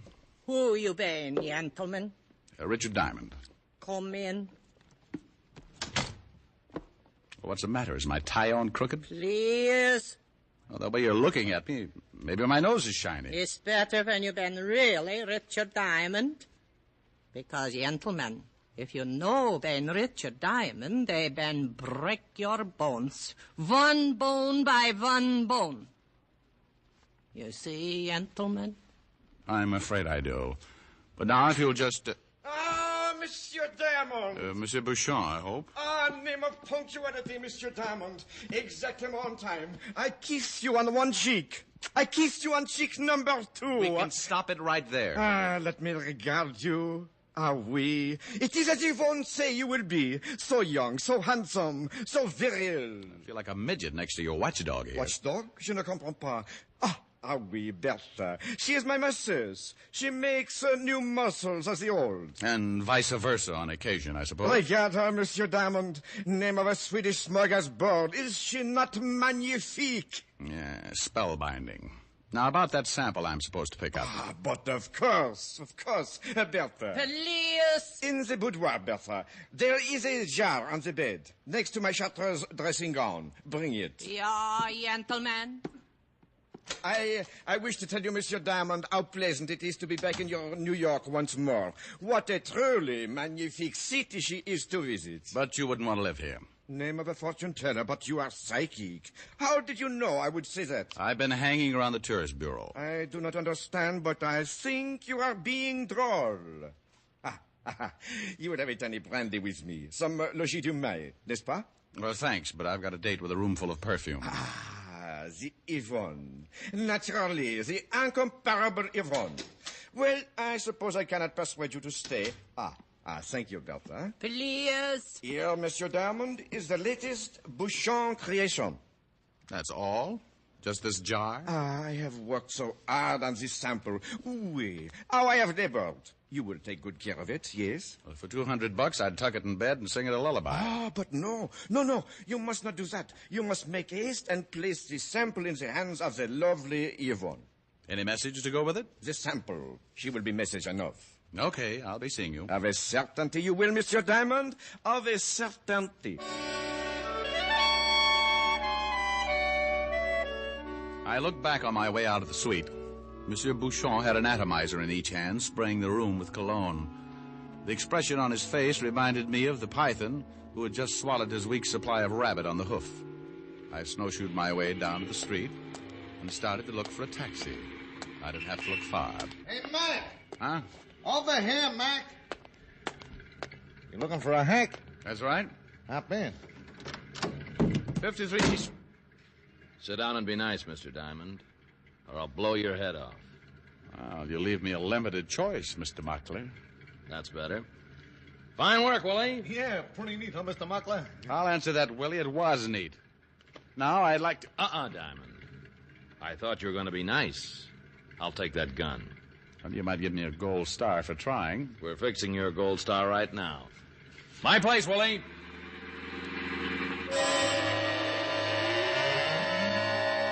It didn't do any good to tell myself I should have known better.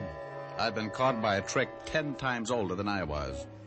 I took a quick look at Mockler's profile just to make sure it was still there. It was. I didn't have to look at his gun. It had found a home between my 4th and 5th rib. We finally pulled up in front of an apartment just off Park Avenue. Mockler herded me across a foyer that might have been cheerful in McKinley's day. He pushed me toward the elevator. All right, get in. Would you mind shifting that gun a bit? My floating ribs run aground. Now, be nice, Diamond. Suits you better than being funny. And I was just trying to be pleasant. But if you insist, Don't talk so loud. My neighbors are refined. All right, get out. Aren't you making a lot of fuss over nothing? After all, it's only a jar of face cream. You'd be surprised. No kidding. Any drugstore. Shut up.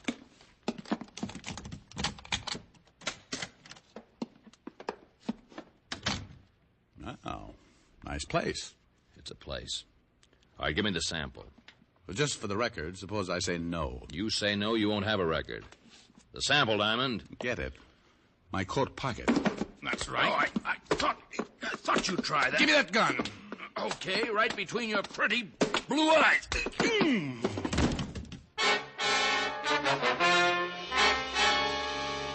His gun caught me a glancing blow on the forehead, and I went down. I couldn't have been out for more than a few seconds, because when I came to, Mockler was still in the room. I tried to get up, but my body had a will of its own. At the moment, what it wanted most was to rest comfortably on the rug. Mockler didn't notice me. He was too busy trying to get the top off the jar. When he finally did...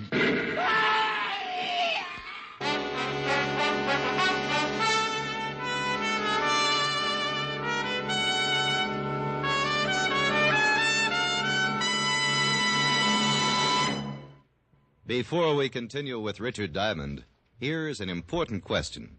What's the best way to find out about smoking enjoyment? Well, you won't find out much from one puff or one sniff. It takes day in, day out smoking. Make the sensible, thorough cigarette test. Smoke only Camels for 30 days. You'll discover how rich and flavorful Camels are pack after pack.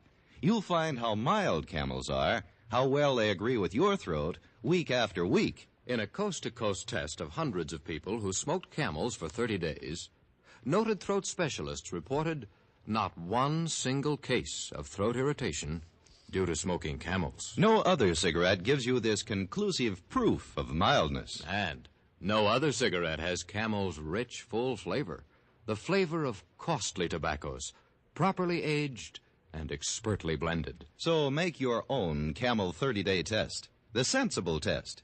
You'll enjoy every puff, and you'll see why so many people say, once a Camel smoker, always a Camel smoker.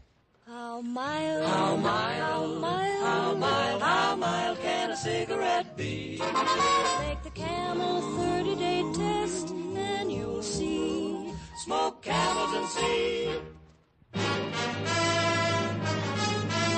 And now back to Richard Diamond, Private Detective, starring Dick Powell.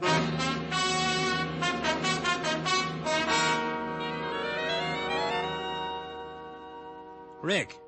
Rick, come on, boy. Wake up. Oh. Wow, did they say nice things about me, Walt? Who? The preacher. The one who read my funeral service. Oh. This is a hospital, and you're not dead. Oh. You mean I've got to go all through that again? Why you're not dead is something I'll never know. What happened? You tell me, Walt. Well, we got a call an hour ago to come to the apartment of a guy named Mockler. There'd been an explosion. You were stretched out on what was left of the floor. Oh, that potent face cream. Face cream? You sure you're awake, Rick? I'm awake, yeah. What about Mockler? Well, he was around the apartment. I might say all around. Oh, so it was a booby trap. Booby trap? What's this all about? Walter, those are my pants on the chair. Well, what's left of them? Throw them over, will you? Now, wait a minute, Rick. Aren't you going to tell me what's going on? Sure. A Frenchman named Bouchon was trying to blow up a girl named Yvonne with a jar of face cream. That face cream again. Maybe you better stay here a while, huh? Look, Walt, nothing makes sense yet. That's the first sensible thing you've said since you woke up. Give me time to ask a few people some questions. How would it be if I asked them? You wouldn't get the same answers. All right, Rick. We'll give it a try. I'll call you as soon as I've made a visit. Don't wait too long. There's a murder rap crying for a head to fall on.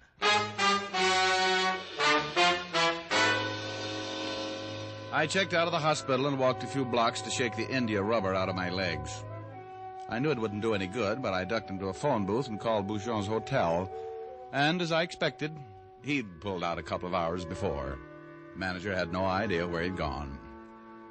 There was only one place left for me to go, and it was a little after 10 when Yvonne opened her door for me. I could tell by the quiet music on the radio that she didn't know what had happened. The way she greeted me bolstered up my deduction. Well, hello. Do come in, Mr. Diamond. Thanks. Aren't you afraid of catching cold in that thing? You mean this negligee? I wore it specially for you. I've been waiting a long time. Too long. Well, you just missed waiting a lot longer. That Monsieur Bouchon, so talkative. He has a few other qualities. Come sit down. Here on the chaise longue. Next to me. Well, I hate to make a detour, but let's get the sad news over with first. Oh? Something's gone wrong? Oh, you almost got it. Nothing's gone right. I should have known. Your clothes, You ought to see what your face cream did to Mockler's clothes. Mockler? Did he get that sample? He had it for a few minutes, if that's what you mean. Mr. Diamond, if I didn't like you, I'd be very angry. Well, you shouldn't be. When Mockler opened that sample, he got very dead. It was a bomb. I don't understand. The face cream Monsieur Bouchon gave you was a bomb? Well, not quite, no. The bomb Monsieur gave me was a bomb. Just a minute, Mr. Diamond. Let me turn off this radio. You don't know how this upsets me. I know. I was upset myself this evening, violently. Oh, you poor boy. Well, no, that helps. Hand me that bag, please, there on the coffee table. Well, if you want a handkerchief. Now, I have what I'm looking for. Here, Mr. Diamond. $100. The other half of your fee. No? Does an explanation come of that? I'm sure you'll excuse me until another time. Won't you? Well, when you say it like that, I'm sorry. I was so looking forward to... Good night, Mr. Diamond.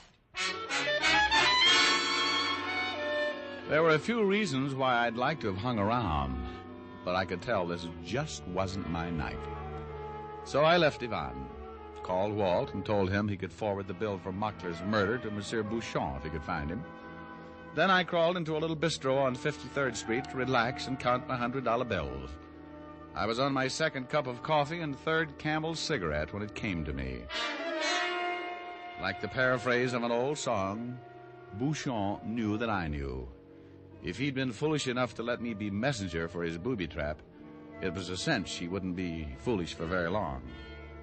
As long as I was walking around in one piece, Bouchon could never feel safe. I could have dodged him, maybe for a long time, but I decided it would be better to see him when he wanted to see me. I went home and made myself available. At 11:35, the walls of my room started to shudder when somebody pounded on the door. I didn't have any doubts about who it was. Oh, be careful, will you? It's just mahogany. It's only me, gentlemen. Bertha. I couldn't possibly have guessed. Please. Oh, never mind. What do you want? Monsieur Bouchon, they have been send me. It'll be a tight squeeze, but won't you come in? You come out, gentlemen. Okay, just as soon as I get my coat. You know Ben need your coat, gentlemen. Well, it's right over here. You come now, gentlemen. They will assist your arm. Please. Oh, nothing. I always thought my arm bent the other way. It's better this way. is healthy for bones. You come now, gentlemen? Please. She put a little more pressure on my arm and led me down the stairs. She was so clumsy I could have taken her with a few artful motions, but Bouchon had sent her, and I wanted to see Bouchon. When we reached the street, Bertha grabbed my other arm. We made an interesting entrance into a taxi, which took us to a shabby apartment house on Bleecker Street in Greenwich Village. Bertha adjusted her half-Nelson, and we climbed 3 flights of stairs. The end of our little pilgrimage was a pair of termite-ridden rooms, which I never would have associated with a fastidious Frenchman. Bouchon was not there, and Bertha didn't seem to know what to do with me. Then her eyes lighted up. She angled me across the room, pulled open a door, looked at me brightly, and said, Is bathroom, gentlemen? Well, thanks. I brushed my teeth this evening. Go in.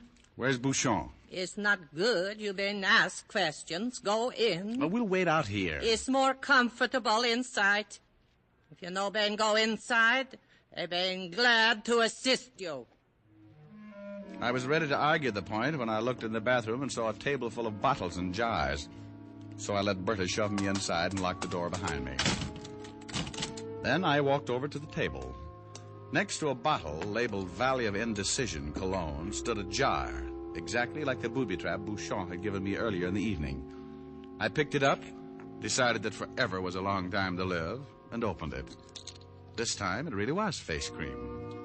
I poked my fingers around in the jar to see what made it so wonderful. When I pulled them out, things suddenly became a lot clearer. Because just under the top layer of face cream was buried the biggest blue sapphire I had ever seen. I wiped it off and slipped it into my pocket just about the time the outer door opened. Bertha?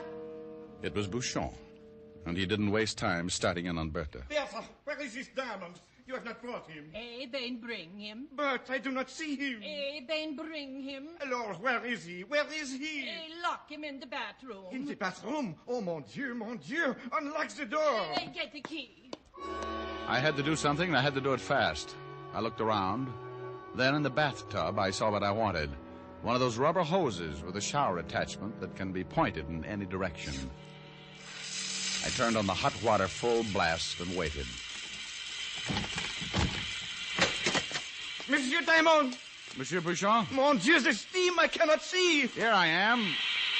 Ah! Ah! I am scalded! You have burnt me! Give me that gun! Oh, mon Dieu! Ah, that's right. Now stand back. Gentlemen! All right, Bertha, turn off that water. I am scalded! Now, you'll live. Oh, that was some face cream. Mon Dieu! The sapphire! You have taken it! You won't need it, Bouchon. They'd just take it away from you before they put you in the chair.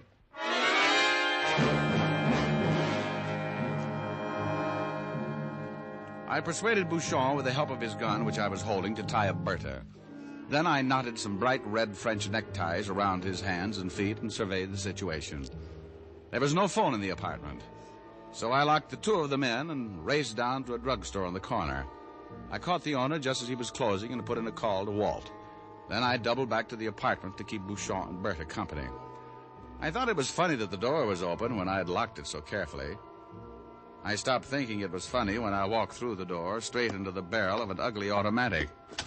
Hello, Mr. Diamond. Well, Yvonne. You're just in time. We're going to start a treasure hunt. He has it. He is the one. Monsieur Bouchon seems to think you picked up a sapphire by mistake, Mr. Diamond. Probably in the excitement of the evening. It is true. All what I tell, it is true. You hear what Monsieur Bouchon says. But Monsieur Bouchon tried to kill me tonight. Maybe he also lies. No, he took it. Name of a thief. Oh, do be quiet, Monsieur Bouchon. You disturb us. Well, Mr. Diamond? Oh, come on, Yvonne. You're taking this thing much too seriously. Mr. Diamond, I've said repeatedly that I like you. But that won't stop me from shooting you, if I have to. Now, you are intense, aren't you? I've risked a lot to get that stone. Let's not make it more difficult. Well, you haven't asked Bertha what she knows. Bertha? Sure. Go ahead, ask her. All right. What do you know about the sapphire, Bertha? Please! Mr. Diamond, I believe you're pulling my leg. Oh, please. I've got a good answer, but I'm afraid this isn't the time. Do you have the sapphire? Oh, for want of a better word, yes. Give it to me. Oh, Grandma, what a greedy voice you've developed. You're wasting time. Only in a manner of speaking. Come on, Diamond. I'm not... Hold it where you are. Drop the gun, miss. Go ahead, drop it. Well, you certainly took your time, Fatty. I got here as fast as I could. I was just running out of words. Wasn't I, Yvonne? Mm-hmm. You know something, Mr. Diamond. Tell me, dear. I'm sure I'll hate myself in the morning. But it's funny. I still like you.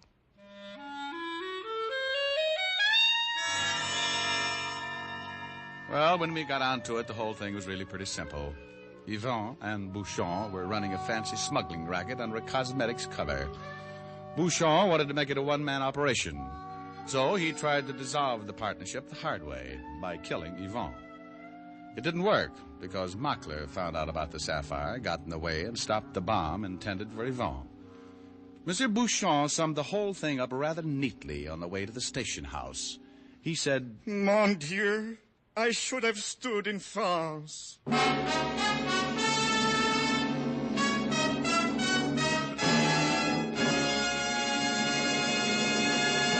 Dick Powell will return in just a minute. More people smoke Camels than any other cigarette. Yes, more people smoke Camels than any other cigarette. Among the millions of Camel smokers are many stars whose throats are their fortunes. Stars like Reza Stevens, Patrice Munsell, Mario Lanza. Great singers who insist on mildness in their cigarette and find it in Camels. Friends, make the sensible cigarette test. Smoke only Camels for 30 days and see how mild, how flavorful, how thoroughly enjoyable a cigarette can be. How mild, how mild, how mild, how mild can a cigarette be? Make the Camel 30-day test and you'll see. Smoke Camels and see. Here's Dick Powell with a special message. Thank you. Ladies and gentlemen, if you've ever spent any length of time in a hospital bed, you know how a gift can cheer you up. Every week, the Camel people send gift cigarettes to our hospitalized veterans and servicemen, both in this country and overseas. This week's free Camels go to veterans' hospitals, Downey, Illinois, and Indianapolis, Indiana, Army and Navy General Hospital, Hot Springs, Arkansas, U.S. Naval Hospital ship, Constellation. Now, until next week, enjoy Camels. I always do.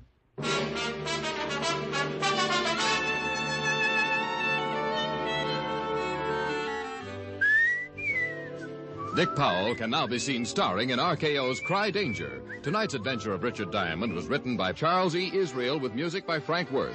Our director is Helen Mack. Featured in the cast were Arthur Q. Bryan, Joan Banks, James Backus, Theodore Van Eltz, and Sheldon Leonard. Men, there's pleasure in every pipeful of Prince Albert, the national joy smoke. PA's choice tobacco has a rich flavor and a fine, natural fragrance. It's crimp cut for smooth, even burning, and specially treated to ensure against tongue bite. Get Prince Albert, America's largest selling smoking tobacco. Listen next week for another exciting transcribed adventure of Richard Diamond, starring Dick Powell. This is Your FBI. The official broadcast from the files of the FBI follows immediately. Stay tuned. This program came to you from Hollywood. This is the American Broadcasting Company.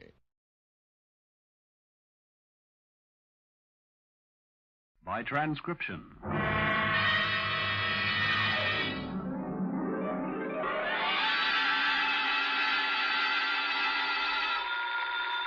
Sam Spade Detective Agency. Finitum est. Mr. Who? Finitum est. It is finished. Latin. Oh. Sam? What's left of me, sweetheart? Well, where are you? What happened? Who did it? Here, everything, and what? What? No, I asked you first. Sam. Now you're making sense. Well, did that Mr. Mortuus get in touch with you? Demortuus nil nisi bonum. Oh, Sam, stop it. Second year Latin, F. Speak well of the dead. You mean he's dead? If you have tears, prepare to shed them now. This one ends up worse than Rigoletto.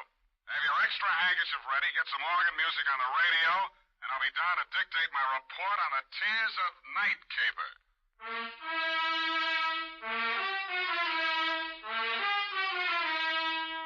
Dashiell Hammett, America's leading detective fiction writer and creator of Sam Spade, the hard-boiled private eye, and William Spear, radio's outstanding producer-director of mystery and crime drama, join their talents to make your hair stand on end with the adventures of Sam Spade. Presented by the makers of Wild Root Cream Oil for the hair. You know, just a little Wild Root Cream Oil in your hair can mean a world of improvement in your general appearance. Just try it and see. See how Wild Root Cream Oil Hair Tonic grooms your hair neatly and naturally, relieves dryness, and removes loose dandruff. Yes, you'll be glad to discover that just a few drops of Wild Root Cream Oil make a big difference. So if you've never tried it before, get the 25-cent Get Acquainted size and ask for it by name. Wild Root Cream Oil Hair Tonic. Again and again, the choice of men and women and children, too. And now, with Howard Duff starring as Spade, Wild Root brings to the air the greatest private detective of them all in the adventures of Sam Spade.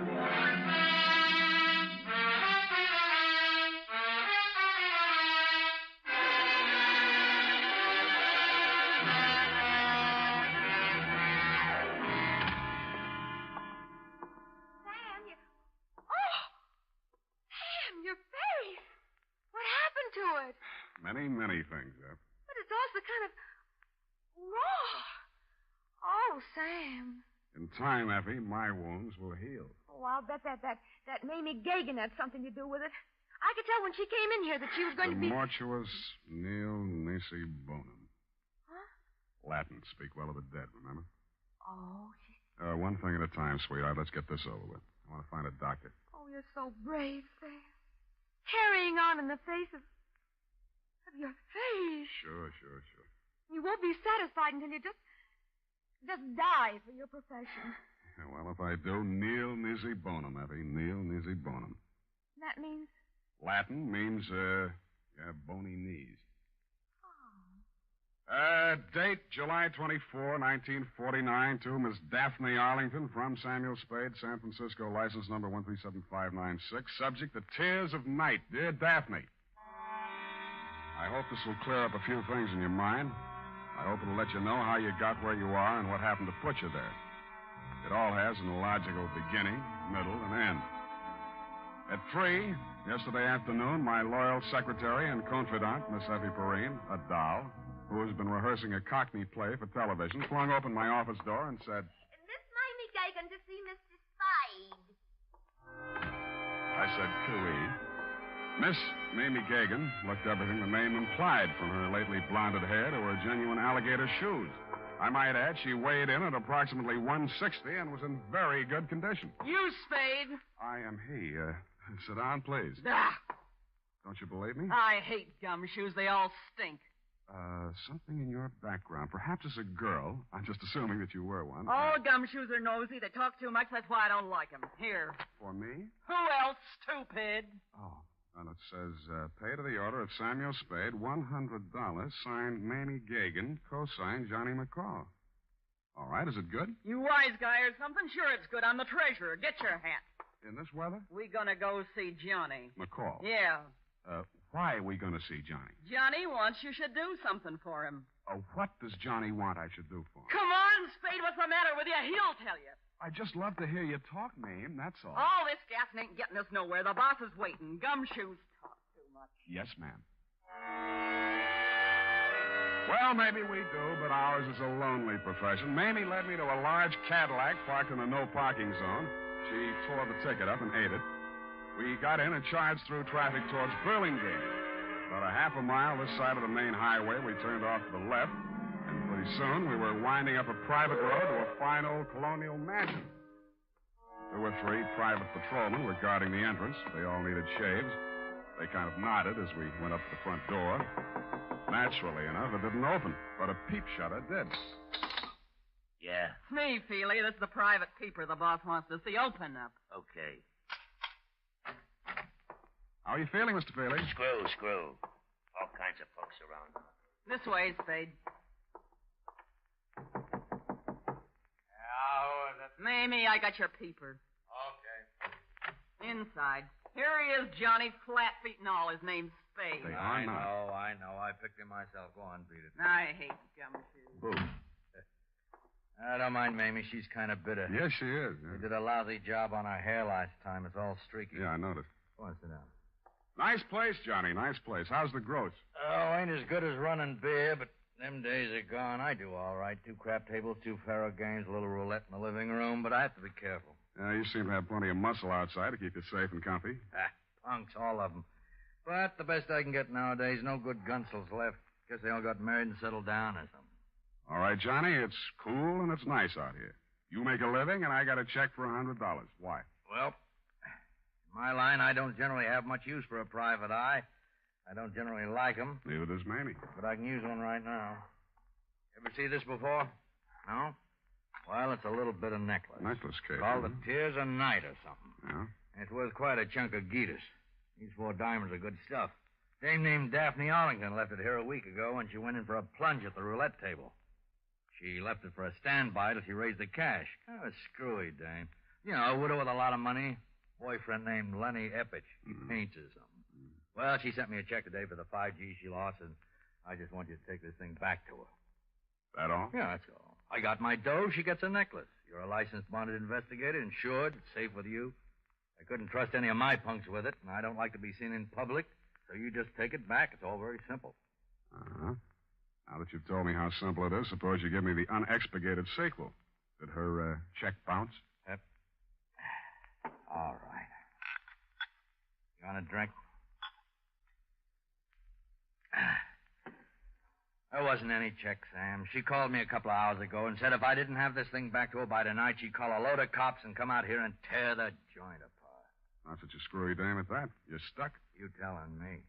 If she comes with cop, I'm closed for season. I'm getting old. Oh, you're not old, Johnny. Feely was running the table. I didn't know he'd taken this thing for security till we counted up. Stupid Feely. I should have pushed his mush in or something. Letting a dame like that make us a setup. Well, maybe you'll do better next time. Oh, ain't gonna be no next time, Spade. Well, here's her address. Here's the ice. Just take it to her, and I'll chalk it up to experience. You better get yourself a new boy at that table, Johnny. You telling me. You telling me. Well, bye.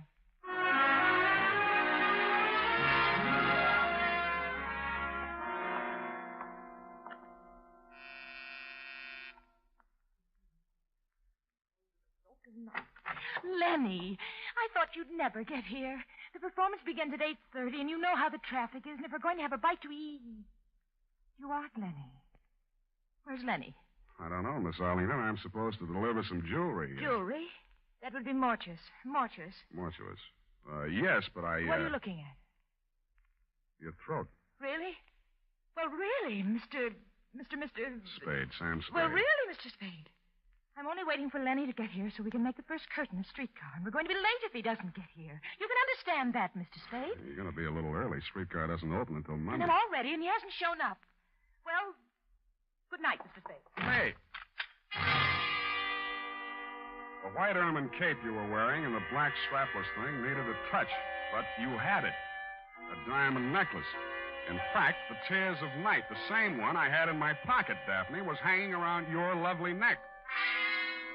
I rebuzzed your buzzer and knocked on your door for quite a while until it was quite evident that you were not going to open up.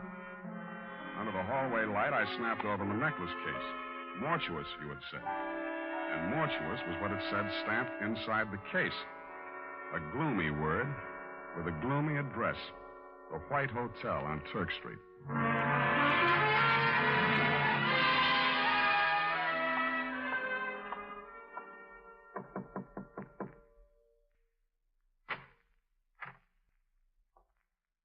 Hannibal Mortuous.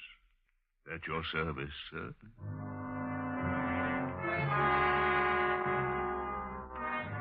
If ever a man had the look of death, it was this one who had its name.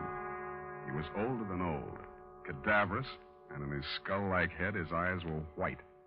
He was wearing a flannel nightshirt. You find me a bit indisposed, Mr. Spade. The clerk at the desk said it was a matter of jewelry. Therefore, Hannibal Mortuous is at your service. Now then, sir, what is so urgent? I came to ask you about a diamond necklace. I found your name stamped on the inside here. House of Mortuous, most respected name in diamonds, as well as all the lapidary arts. Most respected. Fine jewels, and the name Mortuous is synonymous the world over. I am the last of 4 sons. But continue, Mr. Spade. Well, I just want you to take a look at this. Uh-huh.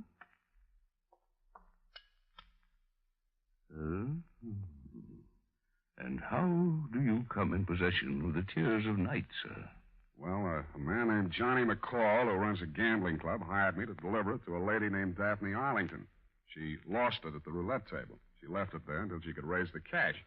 Deplorable conduct on her part. Daphne Arlington, most indiscreet young lady, to be sure. I recall my interview with her when her late husband, Sidney, ordered this necklace.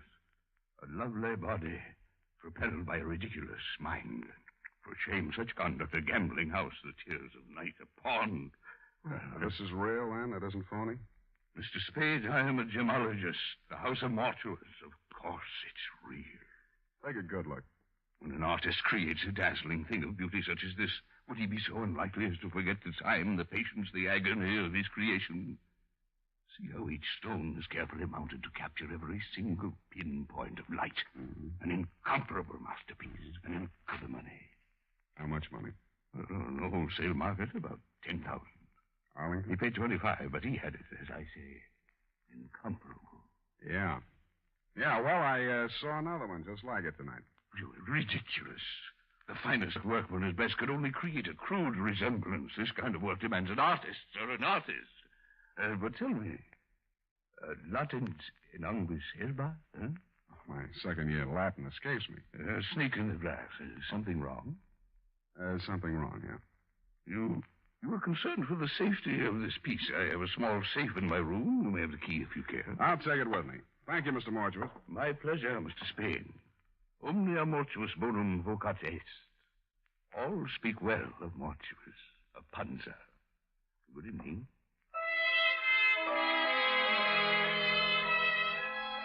In the dismal lobby of the White Hotel, I asked the night clerk for some wrapping paper and 20 cents worth of stamps. It was a hunch, plus the fact that outside in the street I spotted two of Johnny McCall's unshaved gorillas. They were looking up at the front of the building. Mr. Mortuus must have switched off his light or something because their eyes suddenly dropped and I saw them separate, one on each side of the front door. With shoulders carefully hunched, I stepped out into the lonesome night. I hoped they would think I was carrying my .38, which I was not. They didn't. Here's the paper, Candy. You want to ask him for a match? Candy's nearsighted. That's too bad. This him, Ernest? Got a match, Spade? Yeah, not so close. Candy asked if you got a match. He's a dummy, Candy. He don't answer.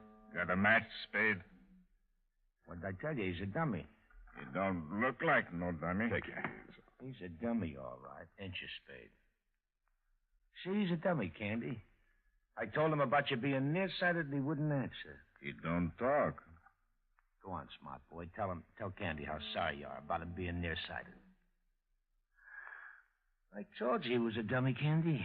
All private eyes like you.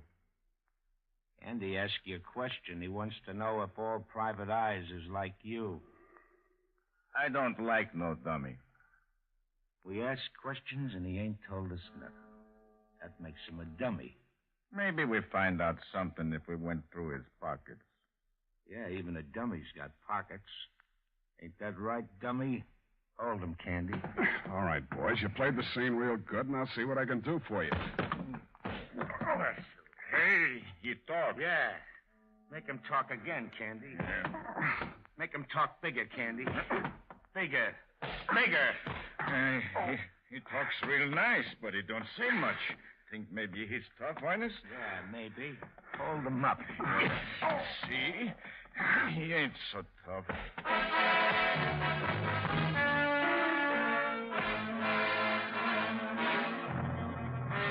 I wasn't.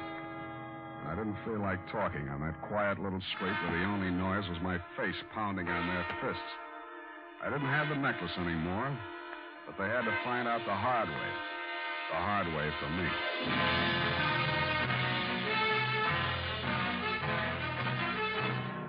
The makers of Wild Root Cream Oil are presenting the weekly Sunday adventure of Dashiell Hammett's famous private detective, Sam Spade.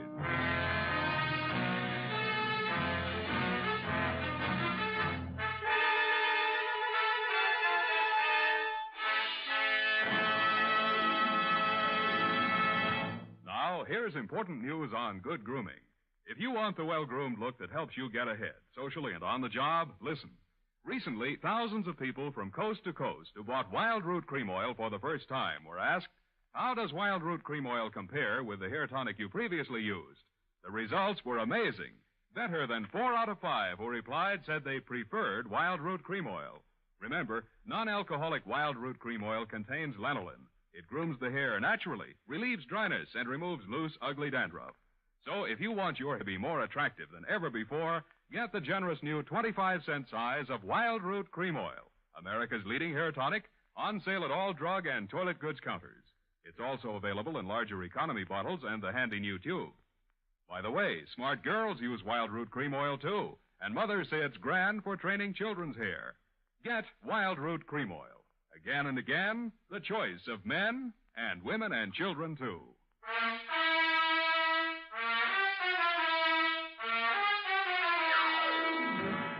And now, back to the Tears of Night caper. Tonight's adventure with Sam Spade.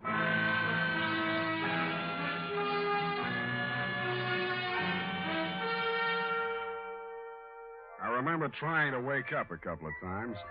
I was dreaming that we were driving along in a giant Cadillac. Big Mamie was sitting on my lap. She was eating a diamond necklace and spitting out cherry pits, which Mr. Mortuus grabbed, looked at through his jeweler's glass, and then tossed into a roulette wheel. Then we had a blowout, and the whole car vanished with everybody screaming, "De Mortuus, De Mortuus."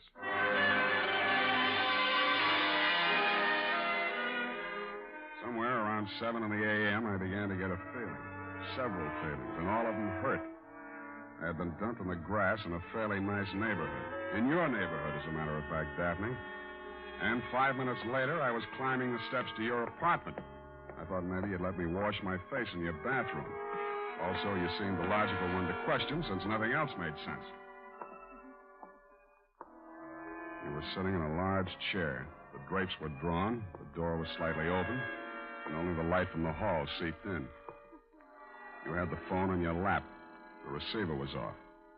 My guess was right. You were looking at nothing. Oh, Mr. Spade. It's you. You came back. You've been in an accident. I don't think you'll need this. Oh, yes. Well then, Mr. Spade.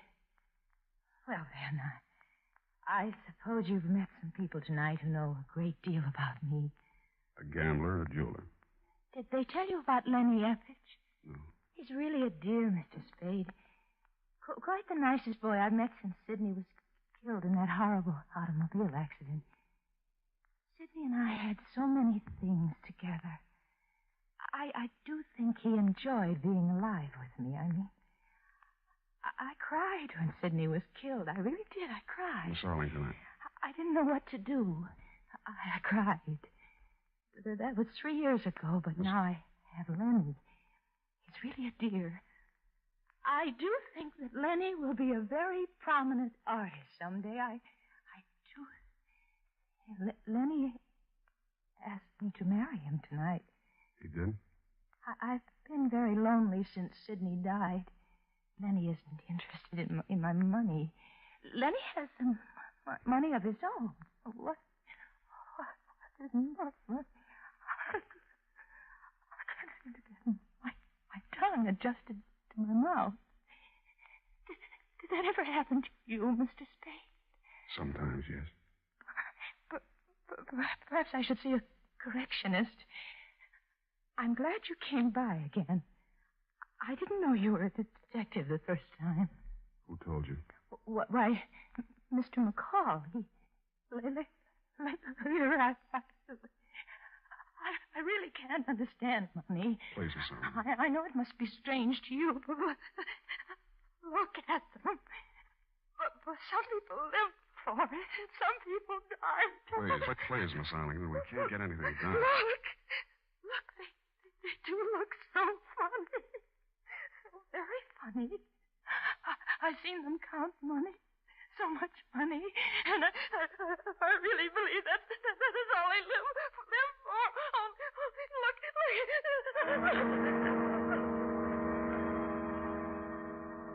pointing at something across the darkened room. It took me 10 seconds to find the light switch.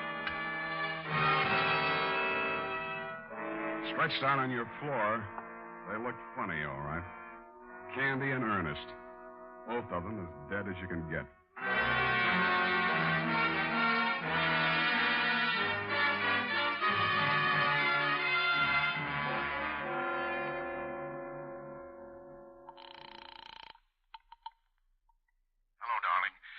Darling, I've been waiting all night. I knew you'd telephone and give me your answer. I knew you'd marry me. Your name, Lenny Eppich? Well, yes, but I was expecting... My name's Spade. I'm a private investigator. I'm calling from her apartment. Daphne's? Now, listen. There's been a couple of murders here. Murders? She's had quite a jolt. She's going to need you and all the help she can get to bring her out of it. I've called homicide, and it might be pretty rough for her. I'll be right over. Bring a doctor. Right. And a lawyer. I'm afraid she'll need one of those, too. I've got a good one. We'll be there. Thanks, Mr. Spade. He showed up about the same time the crew from homicide got there. Your fiancé's a good guy. He talked fast and urgently, as did the doctor and lawyer he brought with him, and through their combined efforts, you were removed not to police headquarters, but to the private hospital in which you are now a patient. It was obvious from the powder test that you could not have fired the .45 which ended the lives of Candy and Ernest. It was also obvious that the murders had been done elsewhere. But who had done them remained to be seen. Spade, I've been expecting you. Come in, sir. I've been amusing myself with your chessboard. Sit down. Oh, you've had a hectic night. Yeah, your boys were pretty rough. Candy and Ernest, two men of another world, Mr. Spade, not our world. Allow me to apologize for that action. I want more than an apology, Mr. Mortuus. And if that's my gun and it looks like it, it's got a hair trigger. And if you'll pardon me for saying so, your hands are a little shaky. I underestimated you, Spade.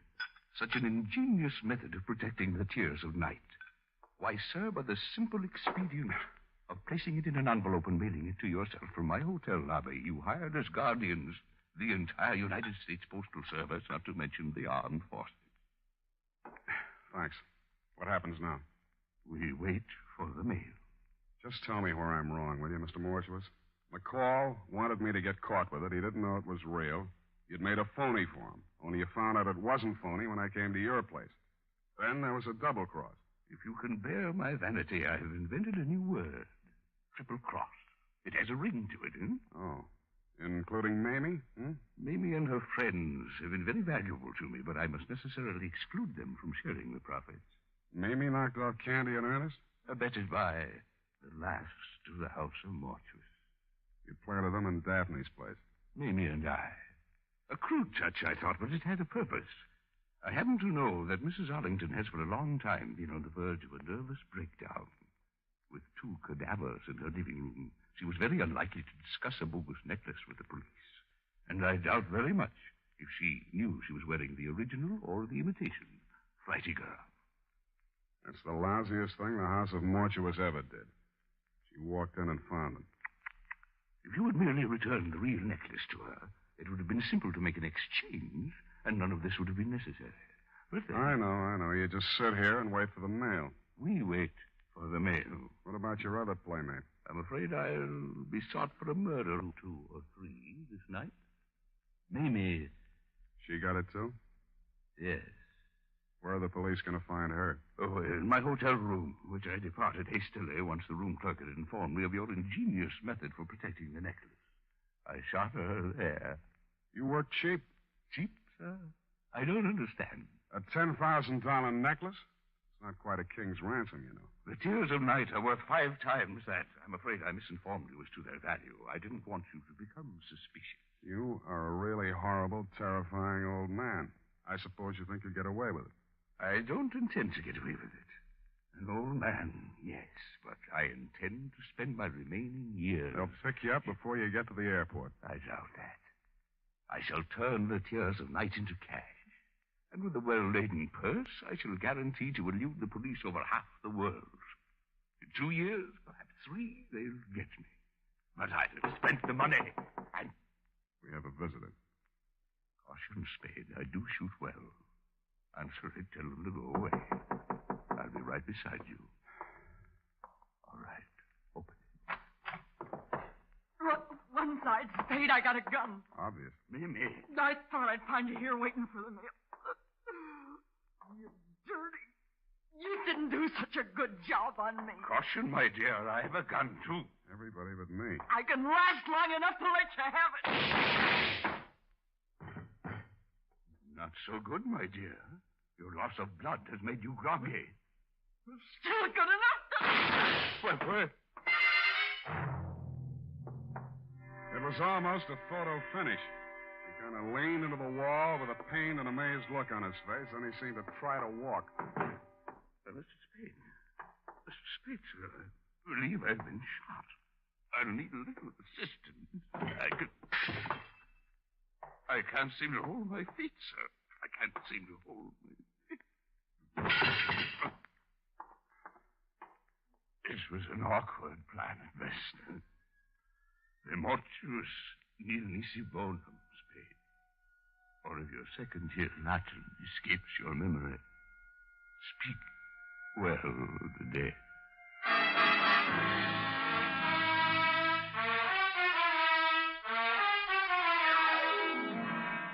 Period and a report. Oh, Sam. All those people. 4 in all. And that poor girl, Daphne. How she must have felt when she saw it.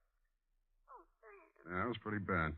You poor darling. Well, it's about time. Now you go right home.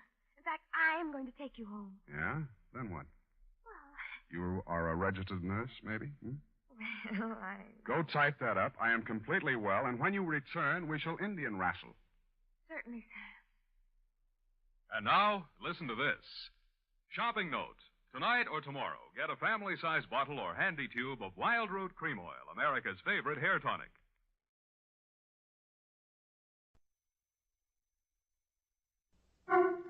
The Kraft Foods Company brings you The Adventures of the Falcon, starring Les Damon.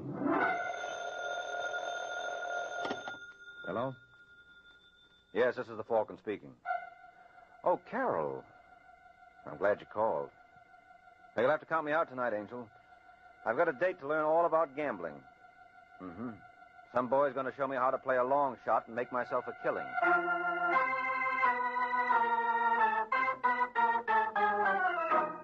This is Ed Hurley, friends, inviting you on behalf of the Kraft Foods Company to listen to The Adventures of the Falcon. You met the Falcon first in his best-selling novels. Then you saw him in his thrilling motion picture series. Now join him on the air when the Falcon solves the case of the baby brother.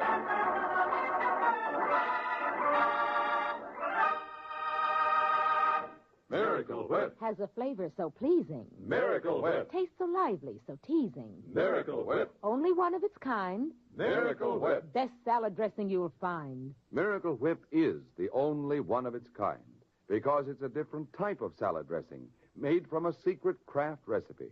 Miracle Whip combines the best qualities of old-fashioned boiled dressing and fine mayonnaise, so it's truly distinctive and delicious, with a flavor millions of folks call just exactly right.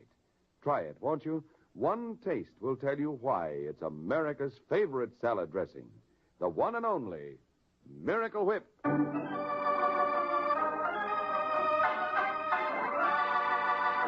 And now, the case of the baby brother. It's Sunday afternoon in New York, and a frightened blonde named Diana Wayne hurries down the second-floor corridor of the Maxton, a shabby rooming house on Manhattan's west side. And when she comes to room 2C, Miss Wayne announces herself in no uncertain fashion. Steve. Steve. Let me in. For heaven's sake, let me in. All right, give a guy a chance, will you? Lock it. Why, what's the matter? Lock it. Hey, Give me a drink. aren't you starting kind of early, Diana? I said give me a drink. All right. Here. Let me have another. Don't you wait till that one hits. Now, sit down. Listen. We got to blow town. Why? I saw Josh Brady in Times Square today. You're crazy. Don't tell me I'd recognize him anywhere. What's Brady doing away from Washington? That's obvious, isn't it? He's after me. I've got to get out of here. Now, take it easy, Diana. Take it easy. Take it easy. It's all right for you to talk. Brady doesn't know about you. Would it make things any better if he did? Well, if you hadn't thrown away the money I took from him on the horses, we wouldn't be in this jam. There's no use crying over spilt milk. We've got to leave New York, Steve. You tell me how. There's $18 left in the kitty. You know how far that'll get us. I'll borrow $100 from Roger Clayton. No, you won't. Why not? We've put too much work on that sucker to let him get off with train fare. But if Brady finds me... Forget it. Forget that a man wants to kill me. Forget that Shut up. Oh! Now behave yourself. Go on. Hit me. Hit me some more, you big hero. You don't know how close you are to really getting it. Well, what's stopping you?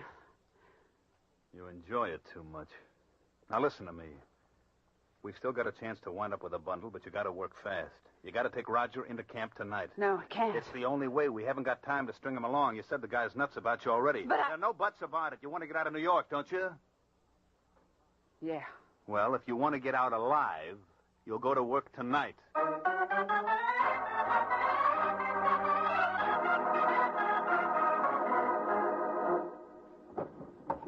Now, where the devil did I put that thing? You in the bedroom, Roger? Yeah? Are you going out tonight? You mind, Paul? Well, maybe I do. You haven't stayed home one night this week. So what? So maybe you ought to start taking it easy. Look, Paul, when I want your advice, I'll ask for it. Now, don't get me wrong, kid. I only meant... I'm not interested in what you meant. I don't have to account to you for anything. Oh, yes, you do. While you're living with me, you'll keep in line. Who's this gal you're running around with? None of your business. I asked you something, Roger. And I still say it's none of your business. I'm sick and tired of your running my life. Just because you're my brother doesn't give you a license to tell me what to do. What? I'm sorry, kid. I didn't mean that. That's okay, Paul. I'm glad you did it. Because that's the last thing I'm ever going to take from you.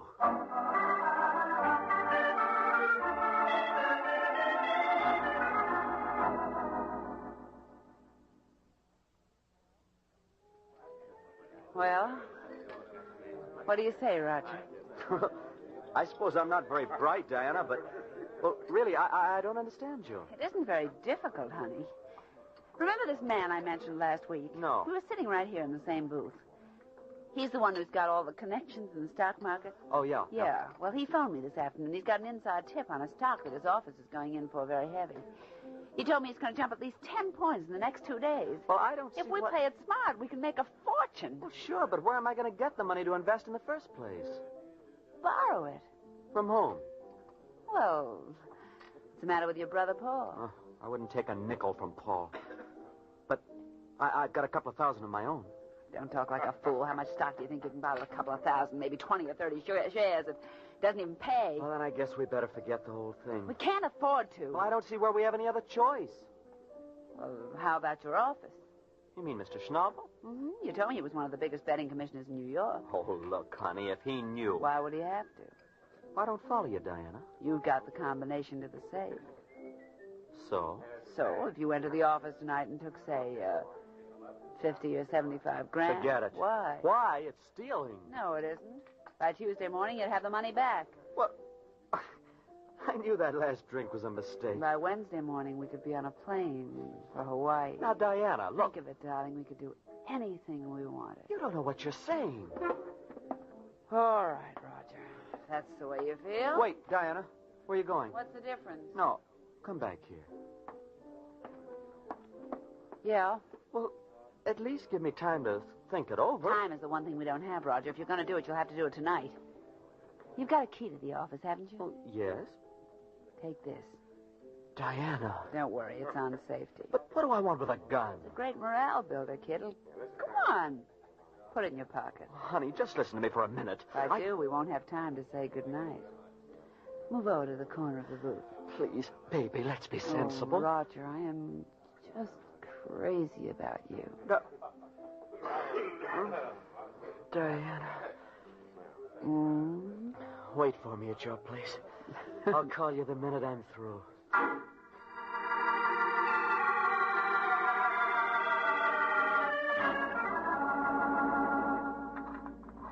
$47 right, 51 left, 38 right. What the devil's the matter with this thing? Obviously, you have made a mistake. What? It must be very difficult working with only a flashlight. Allow me. Mr. Schnabel. Well. I suppose I ought to apologize, Roger, for inconveniencing you. Listen, Mr. Schnabel. You're probably wondering why I came back to the office. It was sheer destiny. For the first time in a year, I forgot my medicine. Now, why do you suppose it happened tonight, of all nights? Please. It makes you think, doesn't it? Now, a cynic might ascribe it to coincidence, but I prefer to... Oh, operator, would you be so kind to get me police headquarters? Put down that phone. I am sorry, Roger. Now, what did you say? Put down that phone. 98th Precinct, Sergeant Corbett. Oh, Sergeant, my name is Walter Schnabel. I have an employee No, Mr. in Schnabel. my office who I... No. Roger... I told you to put it down. Hello, Mr. Schnabel. I told you to put it down.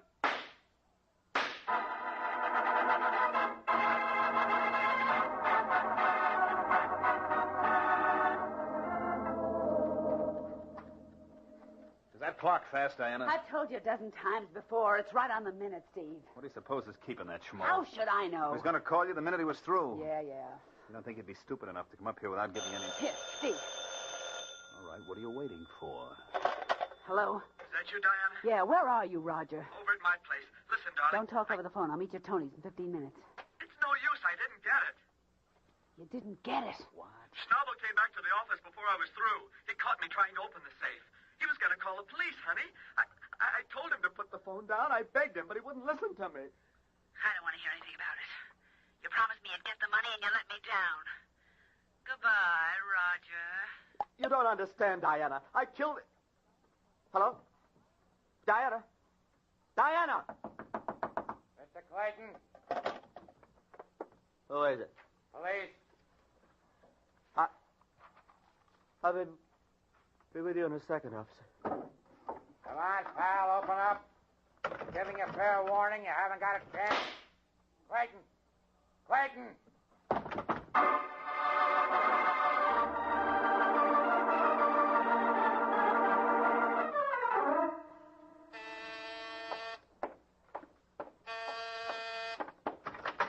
Yes?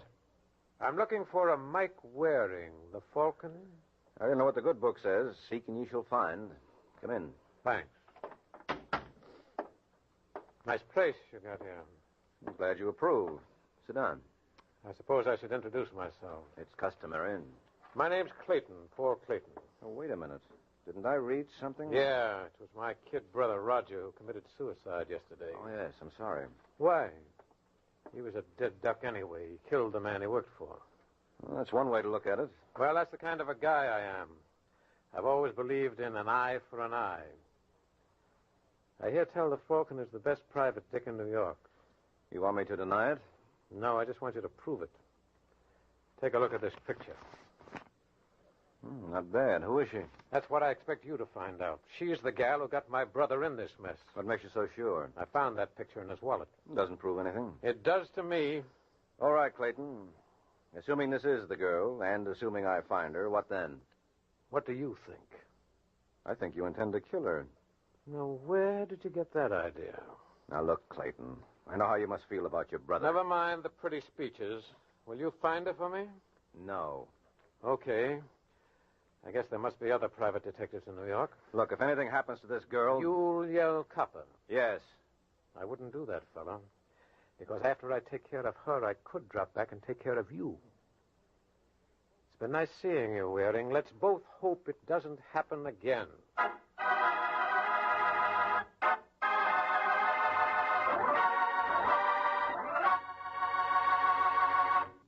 This is Ed Hurley again, friends. I have a little suggestion for you ladies who wonder what you're going to do for some interesting menu ideas. And my suggestion is this. Just get a 2-pound loaf of Kraft's smooth melting, pasteurized, processed cheese food, Velveeta. You can melt Velveeta for smooth, delicious cheese sauce that'll add extra goodness to vegetables or seafood or rice or just plain toast for a fine main dish. And it's such an easy sauce to make. All you do is melt a 1/2 pound of Velveeta in the top of your double boiler. Notice how smooth it melts without any lumps at all. Then slowly stir in 1/4 cup of milk, season to your taste, and there you have it. A delicious cheese sauce with a wonderful, rich, yet mild cheddar cheese flavor. A flavor that everyone, the youngsters and Grandma included, will enjoy often. And it's a wholesome dish because Velveeta is so rich in important food values from milk. So whether you melt Velveeta for a swell cheese sauce or slice it thick for hearty sandwiches, you'll find Velveeta is a mighty handy helper, Mother. Get a 2-pound loaf tomorrow, won't you? It's America's favorite cheese food, the one and only Velveeta, made by Kraft.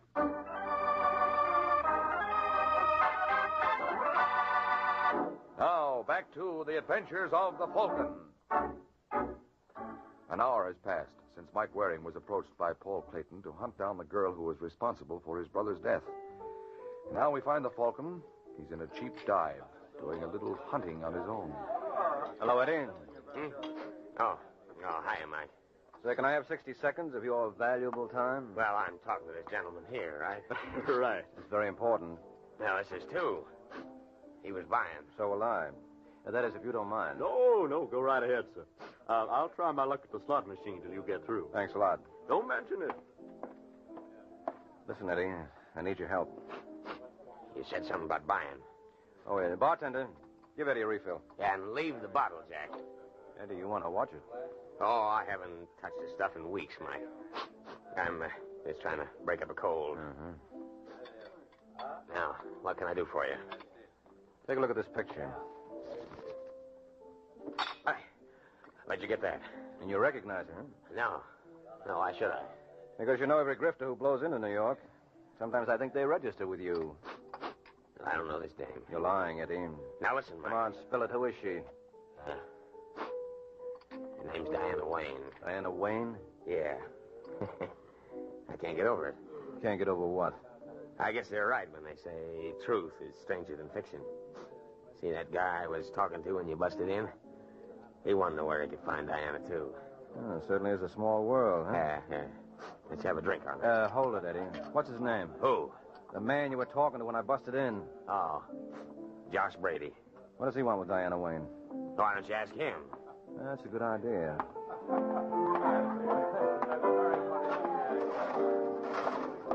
Now, how you doing, friend? I can't seem to beat this machine. Nothing but lemons on it.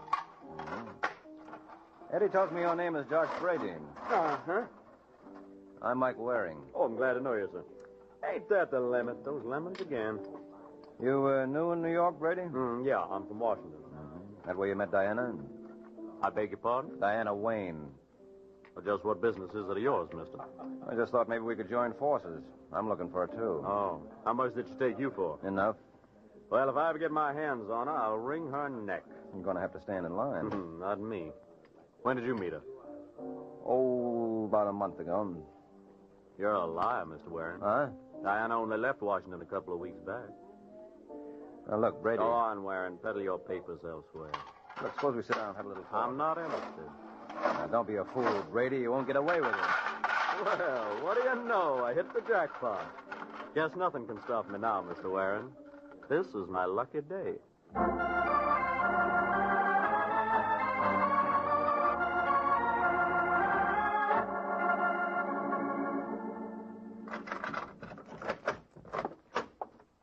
Come on in, Steve. Huh? What's the matter, honey? Did I frighten you? No. I just thought you'd be out, Diana. Lucky I got back in time. There was a man here asking for you. Who? He didn't leave his name. Just left this envelope. Oh, thanks. Well, aren't you going to open it? Nothing important. And why are you making such a mystery out of it? What are you babbling about? I know if I received an envelope like that, I'd naturally be devoured by curiosity until I found out what was inside. Well, I know what's inside. So do I. What? A one-way bus ticket to Detroit. How do you know that? Elementary, my dear Watson. I opened it. By mistake, I suppose. Yeah, I suppose. You know, Steve, that's what I love about you. You're full of surprises. You're even a bigger rat than I thought. Shut up. If you think you're going to walk out on me and leave me holding the bag for Roger's suicide, you got another thing coming. I was just going to Detroit to see if I could dig up something. Ha! I'll bet. Now, don't be silly, sweetheart. Would I lie to my wife? You certainly would. Look, will it make you feel better if you hold the ticket? Yes. All right, here. Now, you feel better? Much. What's the idea of tearing it? I just wanted to make sure you don't go off without me. So if Josh Brady drops around or anyone else, you'll be right alongside to take your bows.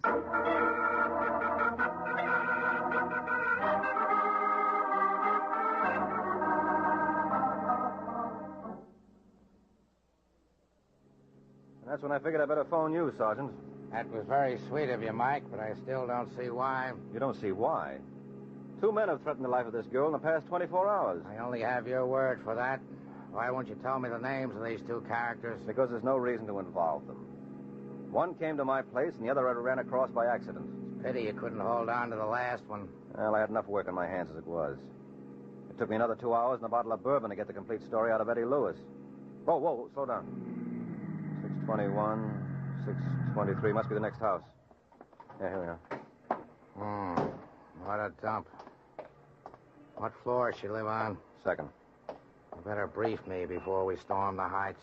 Well, according to my informant, this girl, Diana Wayne, is working a racket all over the country. She work by herself? No, she's married to a boy named Steve. What does he do? Picks out the suckers and spends the money.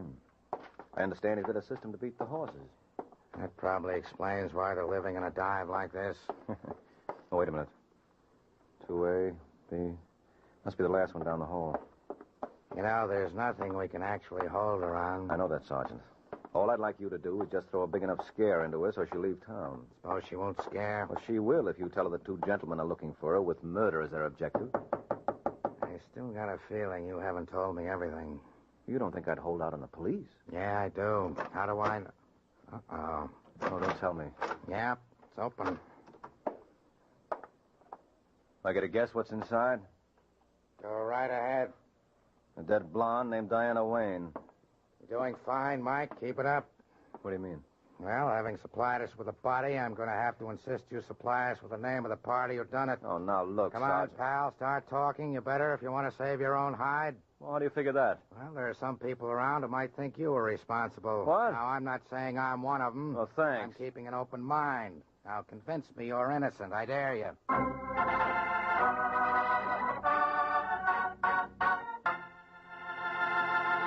Remember, tomorrow at your grocer's, you can get a wonderful new salad oil for your homemade salad dressings, your cooking, your baking. It's Kraft Salad Oil, the first salad oil for home use ever offered by the makers of all those wonderful Kraft dressings.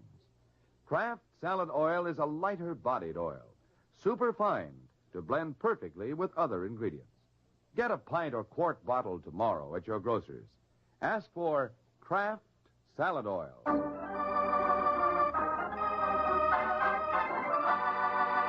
Now, back to the adventures of the Falcon. Just a few minutes have passed since the discovery of Diane Wayne's body. And now, much to the Falcon's surprise, Sergeant Corbett regards him with a jaundiced eye.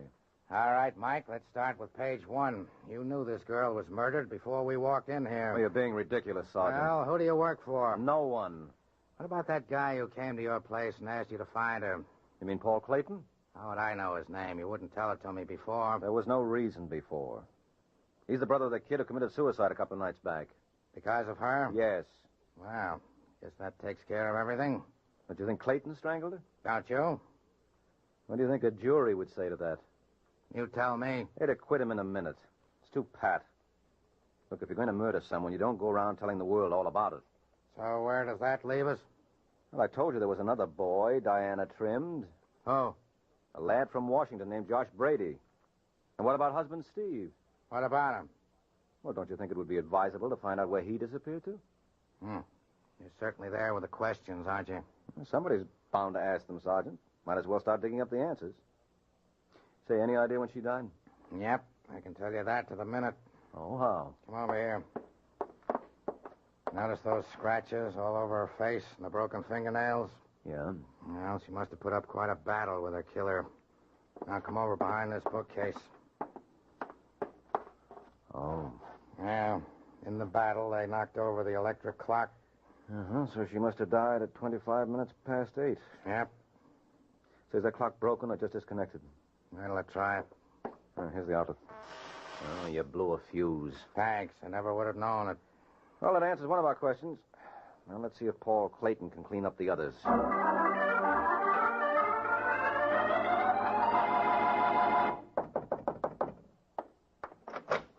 Yes? Hello, Clayton. Remember me? How could I ever forget, Mr. Waring? Well, I want you to know we found the girl. We? Oh, I'm sorry. I didn't see your friend in the hallway. This is Sergeant Corbett. Hi. Sergeant? Yes. Well, come in, gentlemen. Thank you. Now, what's this about the girl? Her name is Diana Wayne, and she's dead. Oh. Is that all you can say? What do you want me to do? Pretend I'm all broken up? You know how I felt about her. That's why we'd like to know what you were doing at approximately 8:30 this evening. Why? Because that's the time someone put their two hands around her throat and squeezed, none too gently. What time was that again? 8:25 to be exact. Well, then that lets me out, because from 7 to 10 I was in a bar near Times Square called Jack's. Can you prove that? Sure, by the proprietor. I was waiting for a man named Eddie Lewis. What did you want with him? I was told he could put me in touch with a girl. What happened? Well, he didn't show, and I got tired waiting. Well, what do you think, Mike? Same as you do, Sergeant. I think we all better go on to suspect number 2.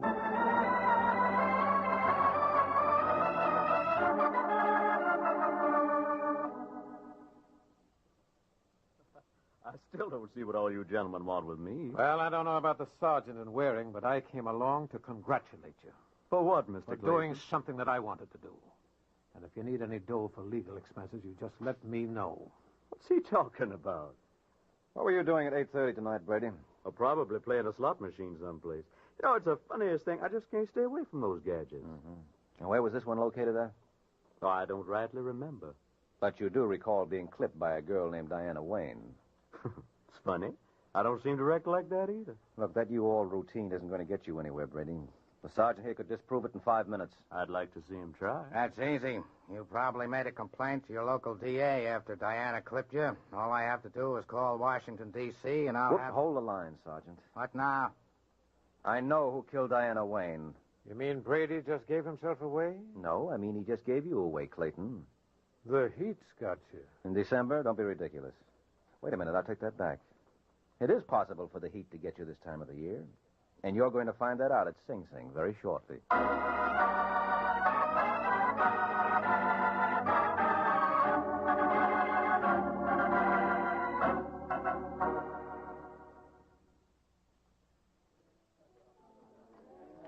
Got time for one more, Mike? No, I've got to run, Sergeant. No, you don't. A couple of questions I want to ask you first. No? Well, while we're on the subject, there's one I want to ask you. Did you pick up Steve Wayne? Yeah, in Detroit. Lucky the bus driver remembered him. Steve gave him a ticket that had been torn up and glued together. It was like you suspected. He ran out and the missus. Sweet kid. So he left Diana alone to face the music, huh? Yeah, but what gets me is how you knew that said music was provided for by Paul Clayton. Well, first of all, he had an alibi for 8:30, whereas Josh Brady didn't. What kind of logic is that? Oh, the best kind in a case like this, Sergeant. Because when Clayton was so ready with his alibi, it occurred to me that maybe Diana wasn't murdered at the time we originally thought. What about that electric clock? Just a prop supplied by the killer. Never could have belonged to Diana. How do you know that? Well, an electric clock works only on alternating current. And in that section of New York... Yeah, sure. There, they only have DC, direct current. Remember how you blew a fuse when you tried to get it going? Well, as a matter of fact, the medical examiner now says that Diana was killed around 6:45. But what gets me is how you knew that. I didn't.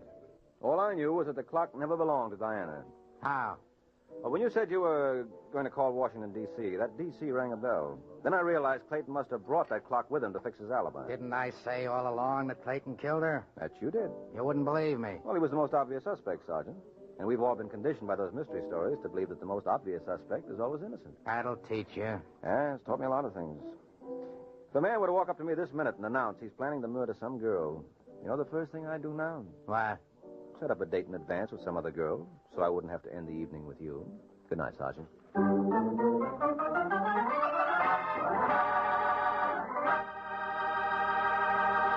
There comes a time in the life of every homemaker when she has to fix a dinner fast, and that's when Kraft Dinner is such a help.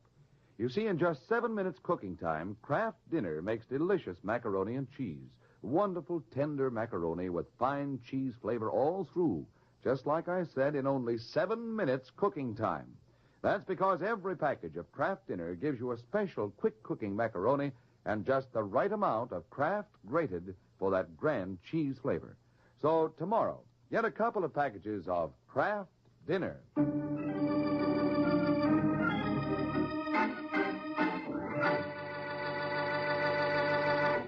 This is NBC, the national broadcasting company.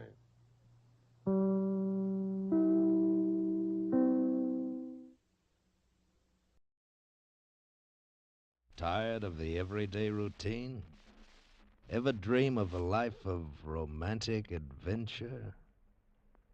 Want to get away from it all? We offer you Escape.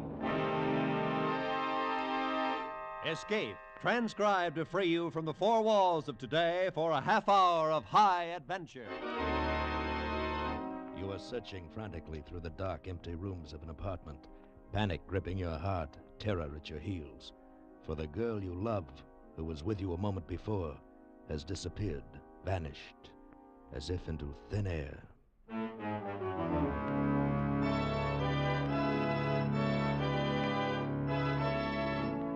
Today, we escape from reality with a gripping tale of a girl who vanished and the man who had to find her to save his life, as Cornell Woolrich told it in his great story, Finger of Doom.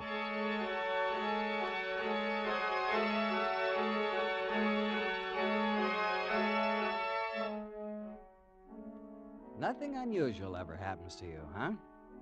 In your comfortable American city, nothing ever could it? Let me tell you something. Right on the common, everyday streets of a big city, I had the strangest, most fantastic adventure anyone could dream of. And I've had my fill of adventure for the rest of my life.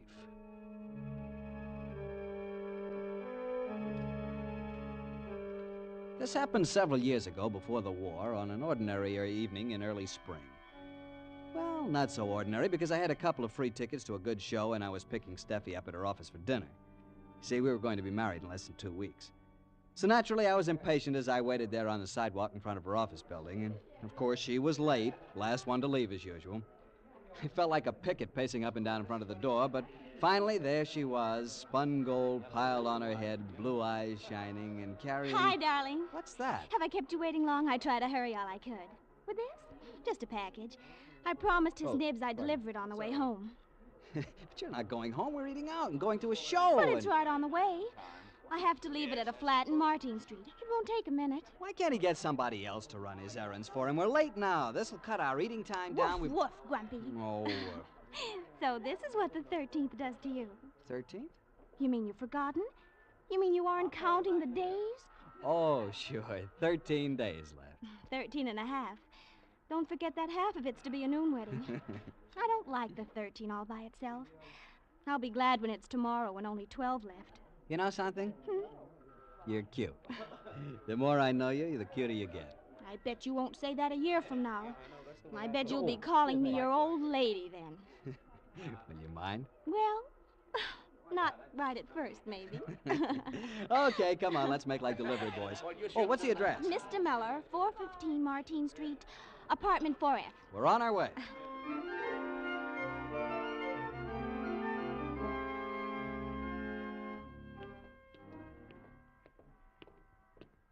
Sure is a frowsy neighborhood. Everybody can't be rich, you know.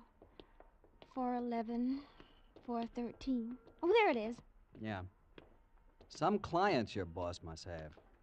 I'll be glad when you aren't working for him anymore. Oh, did you give him your notice? Yesterday.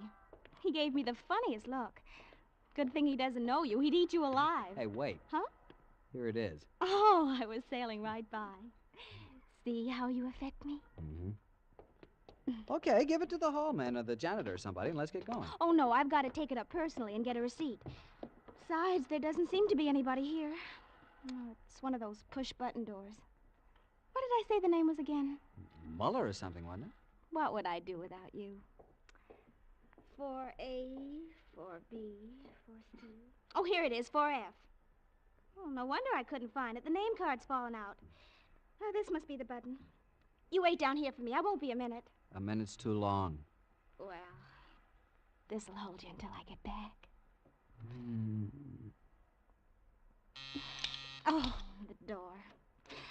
only a minute now. Bye. Bye.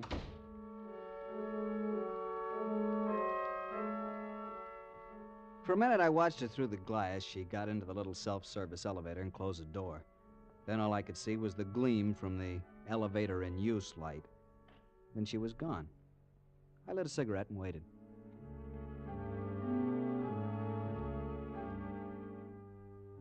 How long does it take to smoke a cigarette? 5 minutes? 10? Anyway, I finished it. Nothing happened. I stood around fidgeting, shifting from one foot to the other, and from one shoulder leaning against the wall to the other. A woman came by with a squalling kid, gave me a haughty look, and went on in. I tried to figure out what could be taking so long. Maybe they didn't have a pencil to sign the receipt. Maybe they had to find one. I lit another cigarette, took a couple of puffs, but now my patience was gone. What is this? I rattled the door first, and then I pushed the button for apartment 4F. I still didn't plan to go up. I just wanted to let her know that I was still alive. But I got no answering buzz. I kept ringing it, holding my thumb down till it was white. Still no answer. Suddenly, I wasn't angry anymore. Suddenly, I was scared. I did the instinctive thing. I ran out into the street again and looked up at the face of the building, searching the windows, but of course there was nothing to see. And that move cost me a chance to get in. While I was out on the sidewalk, a seedy-looking character came out of the door, letting it click shut before I could get back in. I tried the buzzer again. Couldn't be out of order. They'd answered it when Steffi pushed it. But now, nothing. Dead to the world up there. By now it was 20 minutes. 20 minutes since she left me.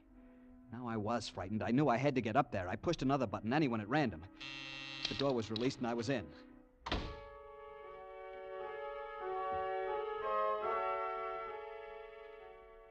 .4F was at the back of the building. I stood out in the dark hallway and listened. There wasn't a sound. At first, this was a relief. At least she wasn't in any difficulty, or she'd be screaming. But then, when I began to knock and kick the door, practically break it down, and still nobody made a sound, I began to get panicky. Heads poked out of doors all along the hall. Hey, cut out the racket! Where will I find the janitor? Down in the basement, I suppose. I raced down to the basement and found the janitor eating his supper. I barged right in. You looking for something? Come up with me, quick. Will you bring your pass key? I want to open one of the flats. What's the matter? What's wrong? I don't like the looks of it. My girl took a package up. I've been waiting for her for over 20 minutes, and she never came down again. Now they won't answer the bell. Come on, please, hurry. Oh, which apartment is it? On the 4th floor. Come on, I'll show you. What number? 4F, but... Wait a minute. Couldn't be 4F, not that one. Why not? Because there's nobody living there. Why, that apartment's been vacant for 6 months.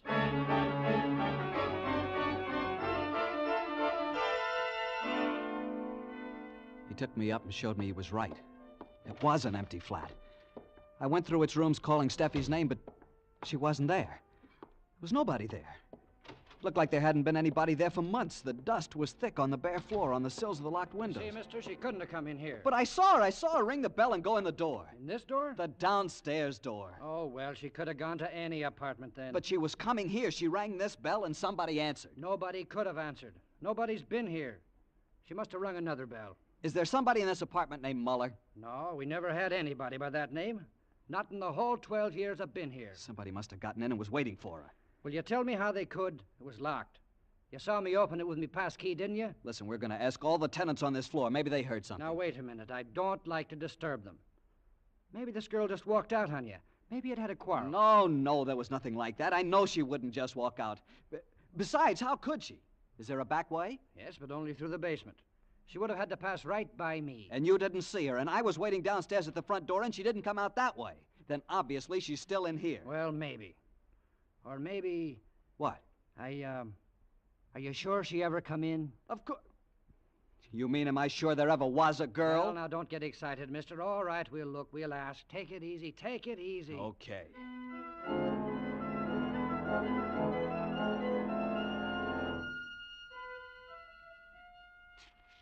Hear anything in 4F? How could I? The place is empty. I know, but didn't you hear something? Anything? No.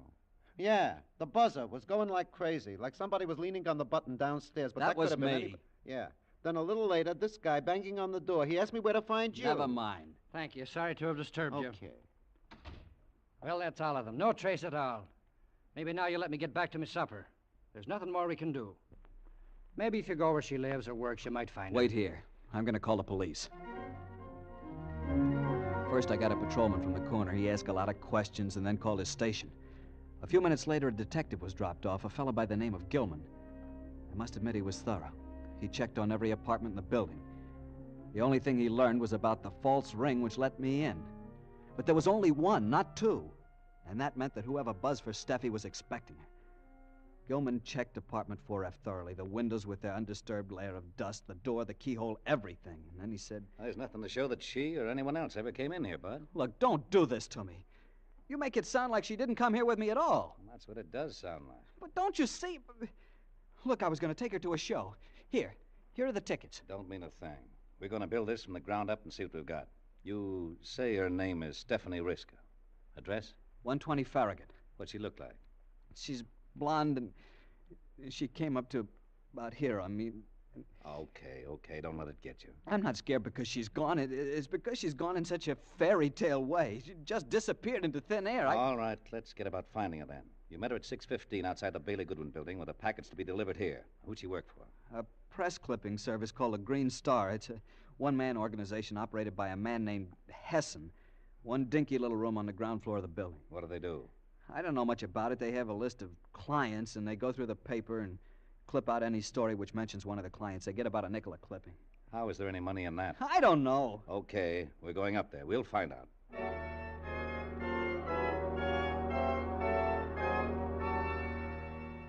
The night watchman led us into the office after Gilman showed him his badge. It was a tiny room with only a desk, a telephone, and another table and a filing cabinet. Except for a lone can of Canadian Ace brew, all of them were bare as bones. This is no office. This is a telephone booth. Not a big business, I guess.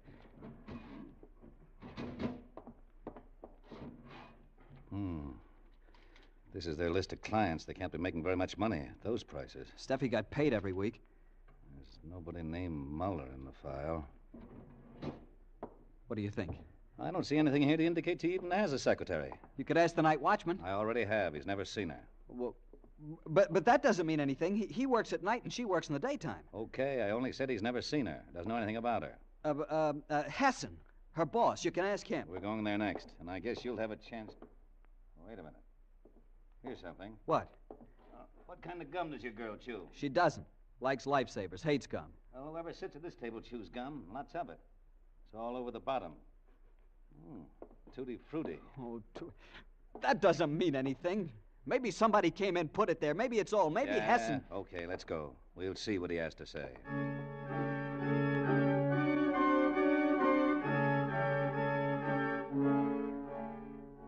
Hessen lived in a swanky bungalow-type home in the suburbs.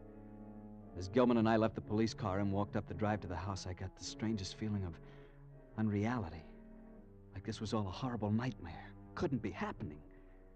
My knees were sagging, but then Gilman was knocking on the door, and it was answered by an ugly, foreign-looking character who went away and returned to usher us into Hessen's presence.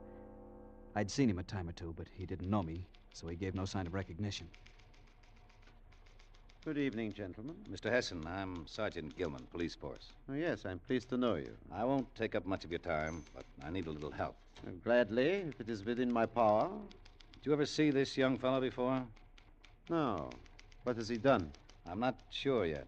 Do you know anyone named Muller at 415 Martine Street? Muller? No, I don't know anyone by that name.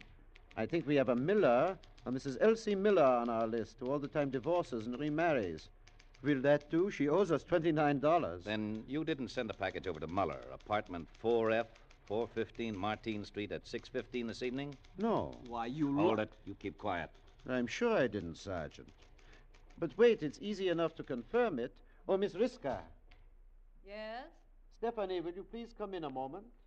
What? Steady. My assistant happens to be right here at the house tonight. I had some dictation to give her, and she's transcribing it. We usually mail out clippings. Only when there's some urgent request do I send them by personal messenger. Yes, sir? Suddenly the room was spinning in front of my eyes. I was looking at it, trying to see it, but lights kept streaking across the room like comets. And their voices came to me through a thick fog. Stephanie, did we send a package to 415 Martine Street this evening to a Mr. Muller? No, sir. Not that I know of. I see. And tell me, did you ever see this young man before? Do you know him? Why, no, I don't believe I do. Wait, Wait, this isn't Stephanie. He's calling somebody else by her name. This isn't Stephanie. I tell you that... My dear sir, this is the only young lady I have working for me.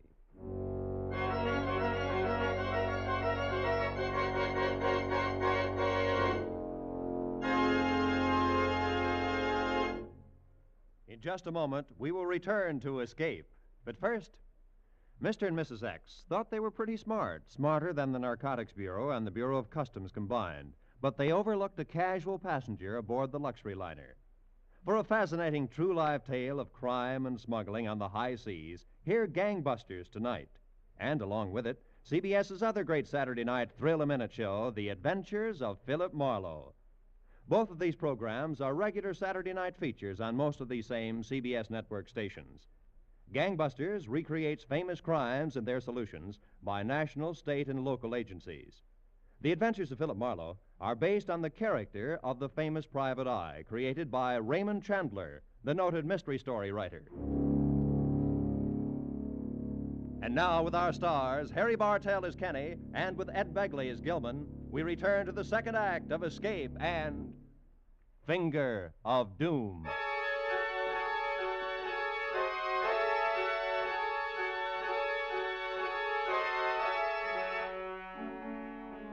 Hessen stood there and blandly said it.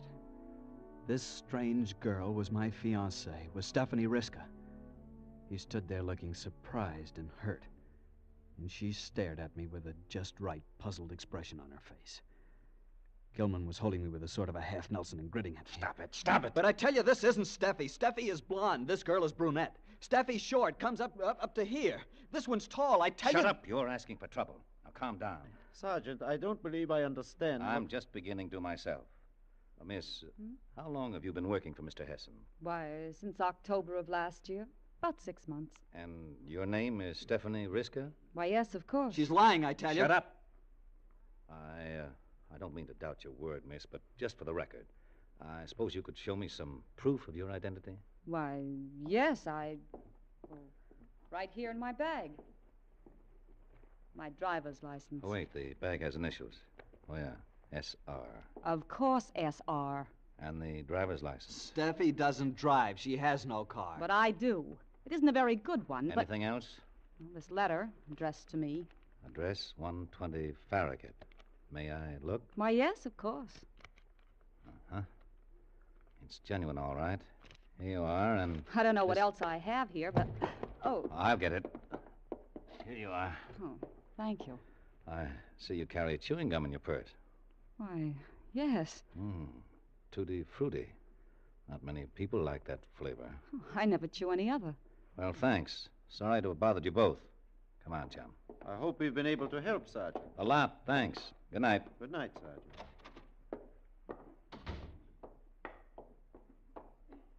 Okay, what's your racket, kid? Are you a pushover for the mental ward? Or are you working off a grudge against this guy? Or did you do something to some little blonde, blue-eyed number and you're trying to set up an alibi even before we find out about it? Things like this don't happen. They can't. 1 minute she's here and then she's gone. No one will believe me. Why should we? You haven't produced a single person all night who actually saw this blonde of yours. Where'd I get her name and address, then? That's one thing I'm not sure of. So I'll give you one more spin for your money. You stand or fall by the place she lived, 120 Farragut Street. Come on, let's go.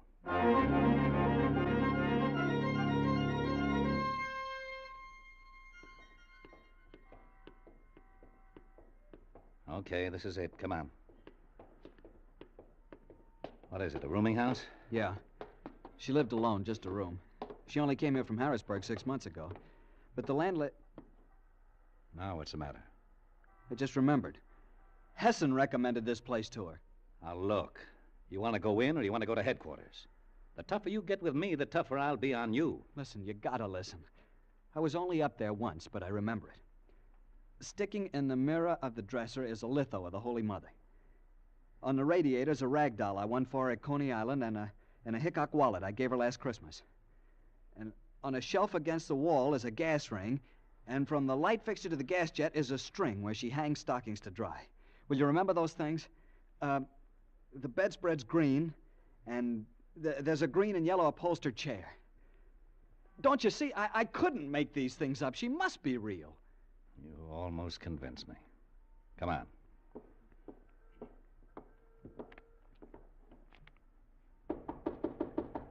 Now, when we get inside, you keep your mouth shut. One peep and I'll split your lip. Yes? You got a girl named Stephanie Riska living here? Yep. 4th floor front. How long's she been here? Riska? 6 months. What does she look like? Dark hair, dark skin.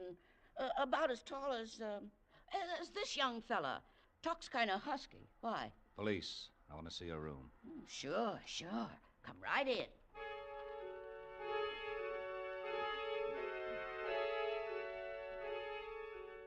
Gilman practically had to support me all the way up. My knees just weren't functioning. But that was nothing to the shock I got when the landlady opened Steffi's door. The room was all different. Not one thing was the same as I had told Gilman. He didn't even look at me. Has she always had it fixed up this way? Always. Since the first week she moved in. Does she drive a car? Yeah, a little old coupe. She's a real clean roomer. Only one thing I got to complain about. Oh, there it is again, under the washstand. Oh, yes. Yeah. Chewing gum. Yeah, let me see it. Uh-huh. Tutti frutti. You better watch your friend. He looks like he's going to faint. Let him fold up. That isn't anything to the falls he'll be taking in a few minutes. What did he do? Murderer? Not her, but I got a good hunch he murdered somebody, and he picked the wrong name out of the hat. He don't look like... Look out! I hit him and ran. I knew I had to. He was going to take me to the police station. Then I wouldn't have any chance to find Steffi. Not for a long time. Maybe too long a time. And I had to find her.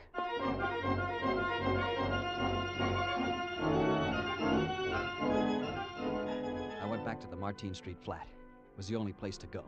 Back to where she disappeared. Start from there.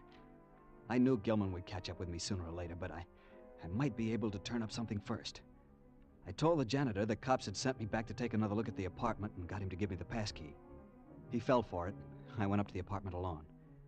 But once there, I couldn't find a thing. I wandered through the empty rooms, calling her name helplessly. I tapped the walls, scraped the plaster, tested the windows. I'd been there about 10 minutes when I heard a little sound out in the hall, like somebody coming up the stairs very quietly. I slipped out the door and stood at the top of the stairs. It was the janitor, with Gilman and 2 cops. They were coming up the stairs. There was only one way for me to go, up, so up I went. And then they saw me. Hey, you, come down here. One flight up, I came to the top of the stairs. A sort of skylight window opened onto the roof. It was standing loose, partly open. I ran out across the roof, tried to hurdle the low wall to the next roof. I missed, fell. All right, don't move. I got you, you lily-livered louse. And when I get you down to hell... All right, I'll go quietly. It's no use now. Well, I'll be... What's the matter? Calhoun, throw your light over here. What? Okay. What? It's a package. Yeah, package lying here on the roof. Addressed to Muller, apartment 4F. That's it. Don't you see? That's what she brought. Holy smoke. Okay, kid. Somebody did bring a package here tonight. I'll give you that. And when I give you that, I guess I give you all of it. She's a blonde, never chews gum, doesn't drive, all of it. Somebody must have jumped her, brought her up this way across the roofs and down through some other house. They dropped the package on the way. Maybe didn't have time to come back and pick it up. What'll we do? Calhoun. Yeah. Call in. Have a radio car keep Hesson's house on Myrtle Drive spotted until we get there. I want to stop off at that office again first. Right, Sarge. Do you think... No, kid, not yet. They would have done it right here in the empty flat and let you take the rap. Come on, buck up. We got work to do.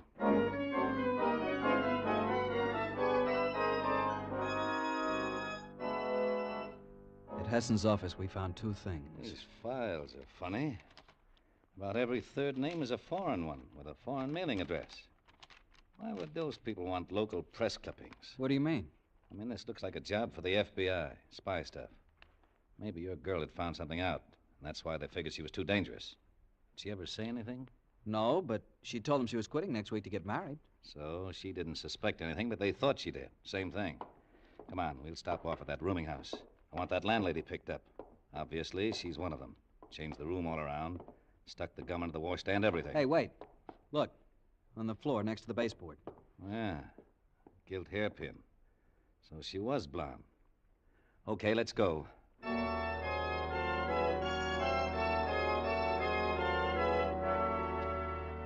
At the rooming house, with the landlady turned over to a cop downstairs, Gilman went over the room once more, fished into the wash basin drain, and came out with a couple of blonde hairs. Now, why didn't I think of that the first time?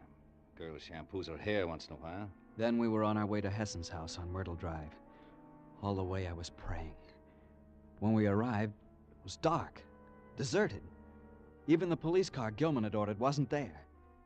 We went in, shooting the lock off the door. We searched the ground floor, then upstairs. In an attic room, we found a shortwave radio. But not Steffi.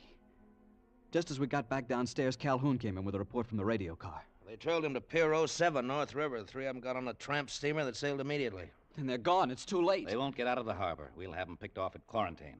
3 of them, you say, Calhoun? A blonde girl? No, they said 2 men and a dark girl. Then where's Steffi? Still here, probably. But where? We'll soon... Wait. Do you smell something? Smoke? Yeah. And gasoline. The basement. Come on, hurry. Smoke. The basement's filled with smoke. Here, over this way. Steffi! Steffi! Hurry, this place will be a mass of flames in a minute. I can't see. Steffi! Here, give me a hand. Here she is. Hurry. Oh, Steffi. Is she... No, she's breathing. Hurry, let's get her out of here fast.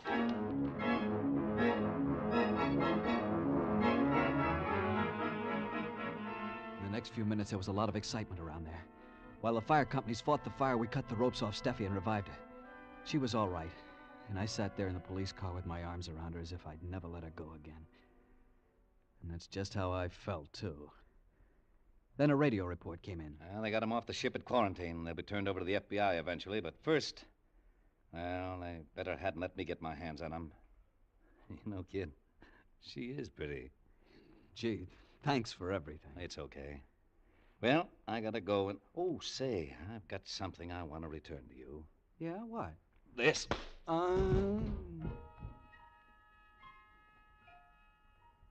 I went out like a light when he hit me. And a few minutes later, Kenny. when I came to, Steffi was holding me in her arms, Kenny. stroking my head and smiling. Kenny, he said to tell you no hard feelings. But when anyone socks Dick Gilman over the head, he gets socked back, even if they're the best of friends. Steffi, you know something? What, darling? You're cute with stars in your hair.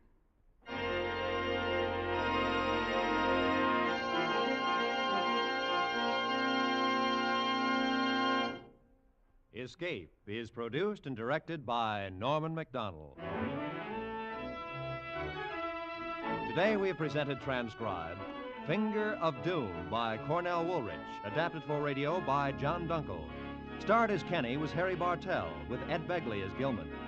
Featured in the cast were Joy Terry, Edgar Barrier, Louise Arthur, Peter Prouse, and Kay Miller. Special music was arranged and played by Ivan Ditmars. Next week. You are clinging to a narrow window ledge, your strength running out. While before your eyes, seen through the window, the most beautiful girl in the world is about to die. Because of you.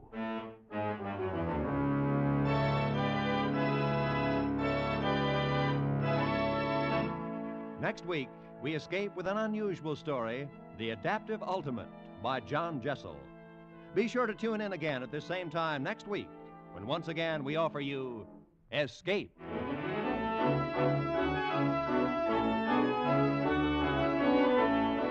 You can escape again tomorrow night when CBS's famous dramatic series presents screen star Edmund O'Brien in another special Sunday night escape broadcast at 6:30 Eastern Standard Time. Mr. O'Brien will star as an explorer who becomes a prisoner in a beautiful and strange country populated by blind men. Be sure to hear tomorrow night's Escape, starring Edmund O'Brien in H.G. Wells' famous story, Country of the Blind, on most of these same CBS network stations. Now, stay tuned for 5 minutes of the latest news, to be followed by Let's Pretend, over most of these same stations.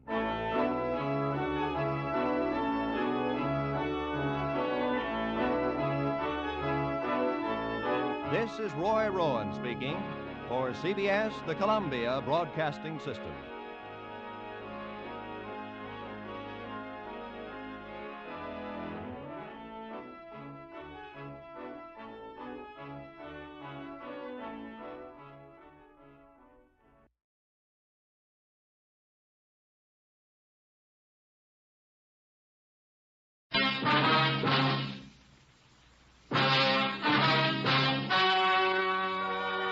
Ladies and gentlemen, the story you are about to hear is true. Only the names have been changed to protect the innocent. Fatima Cigarettes, best of long cigarettes, brings you Dragnet.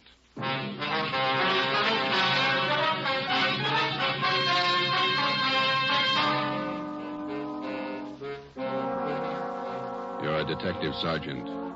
You're assigned to robbery detail. $8,000 worth of Chinese jade has been stolen. The criminal is vicious. His weapon, a handful of buckshot in a handkerchief. Your job, get him. If you want a long cigarette, smoke the best of long cigarettes. Smoke Fatima. Fatima is the long cigarette which contains the finest Turkish and domestic tobaccos superbly blended to make Fatima extra mild. And that's why Fatima has a much different, much better flavor and aroma than any other long cigarette. That's why Fatima is doubling and redoubling its smokers. So, if you want a long cigarette, smoke the best of all long cigarettes. Smoke Fatima. Dragnet, the documented drama of an actual crime. For the next 30 minutes, in cooperation with the Los Angeles Police Department, you will travel step by step on the side of the law through an actual case from official police files. From beginning to end, from crime to punishment, Dragnet is the story of your police force in action. It was Monday, December 1st. It was foggy in Los Angeles. We were working the day watch out of robbery detail. My partner's Ben Romero. The boss is Ed Backstrand, chief of detectives. My name's Friday. It was 7:15 p.m. when we got to the police academy, the banquet room. Where do we sit, Joe? Lee Jones is holding a couple seats for us someplace. You see him? Oh, yeah. There he is up there. Well, look at him. Everybody's here. Yeah, ought to be.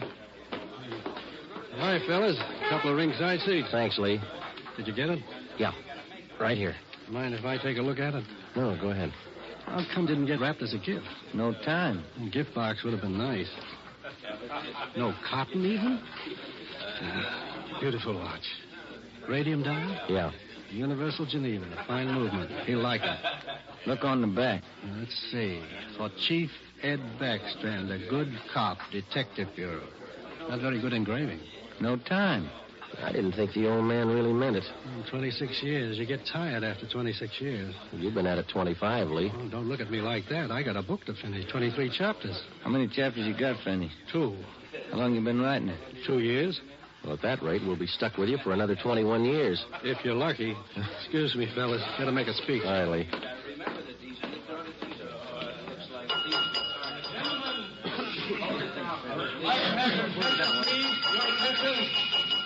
To get the proceedings underway here, before we introduce the man of the hour, I'd like to pass along a little story you might get a kick out of.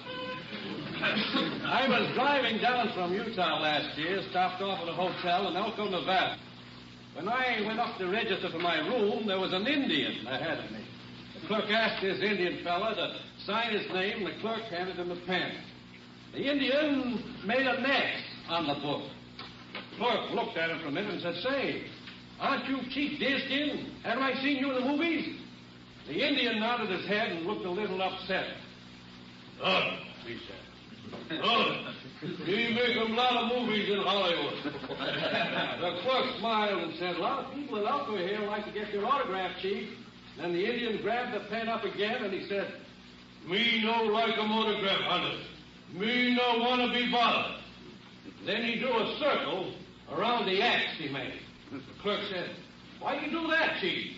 The Indian said, "Me no use him right name." Oh, hey, Joe. Yeah, there's Rogers over there. He's motioning to Where? Oh, yeah, excuse me a minute, Dad. The chief who's retiring tonight. He's been using his right name for 26 years, and he's proud of it. And we're proud to have been associated. You want me, Rogers? I phoned for you, Joe. You can take it on the extension After outside. 26 Thanks, Pete. years of service, he's retiring from the Los Angeles Police Department. We're going to miss him. Gentlemen, a fine officer, Chief Ed Backstrand. Where's the phone? Right over here. Thanks. Friday. Joe, this is Gonzalez. Yeah, Jess. Sorry to bother you, but Powers said I should call you. Yeah? I need some liquor. Something big? Pretty big, yeah. Too many loose ends. Pena and I can't pull them all in. When do you want us? As soon as you can get down here. That important, huh? A man may die, Joe.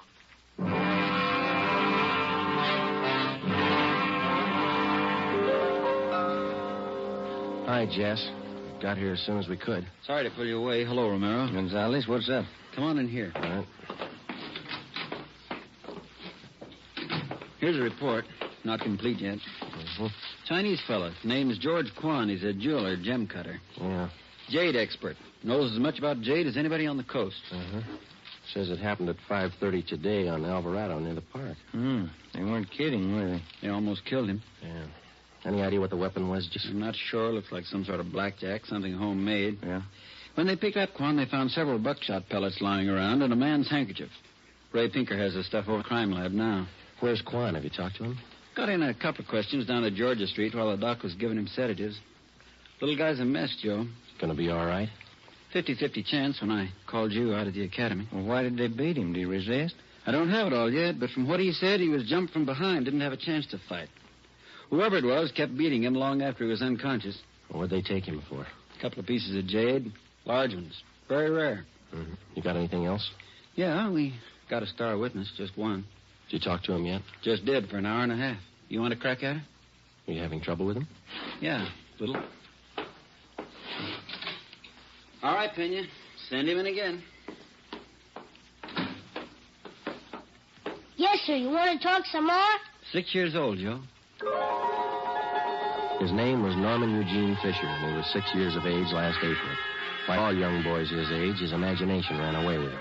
What would be only a minor detail to an adult witness assumed tremendous proportions in Norman's young mind. He told us his story 3 times. Each time he elaborated a little more until what he claimed was the truth could only have been figments of a small child's imagination. Ben and I, together with Gonzalez and Pena, talked with the boy for another hour. We were getting tired, but Norman enjoyed his position as star witness. Once more, Norman, please, try to remember it as it really happened. It was just like I said. Let me try, Jess. Go ahead, Romero. You did see it happen this afternoon, didn't you, Norman? Yes, sir, I did. Good. Now, you were on your way home from the store. Oh, no, sir. I was running away from a man. He was chasing me. But you just told us, Norman, that you were on your way home from the store. Oh, no, sir. That was yesterday. But you told us. Just a minute, Ben. Norman, how old are you? Next year, I'm going to be 21. No, that's not right. 21, that's older than I am. Well, when I am 21, I'm going to get a hot rod. Fastest car in the world. 10,000 miles an hour. Sure you will, but how old are you now? 6, but I'm going to be 21 soon. I remember when I was 6 years old, Norman. A lot of things I wanted. Electric train. I got one. Well, it must be something you'd like to have. One thing that maybe now that you don't have, huh? Will you give it to me? Well, if I can. What do you want? I'd like your gun. Well, what do you want a gun for? I want to put people in jail like you guys do. Sometimes it takes more than a gun, Norman. What do you mean? Just because you've got a gun doesn't mean you're a cop. Well, what does? Just a minute, son.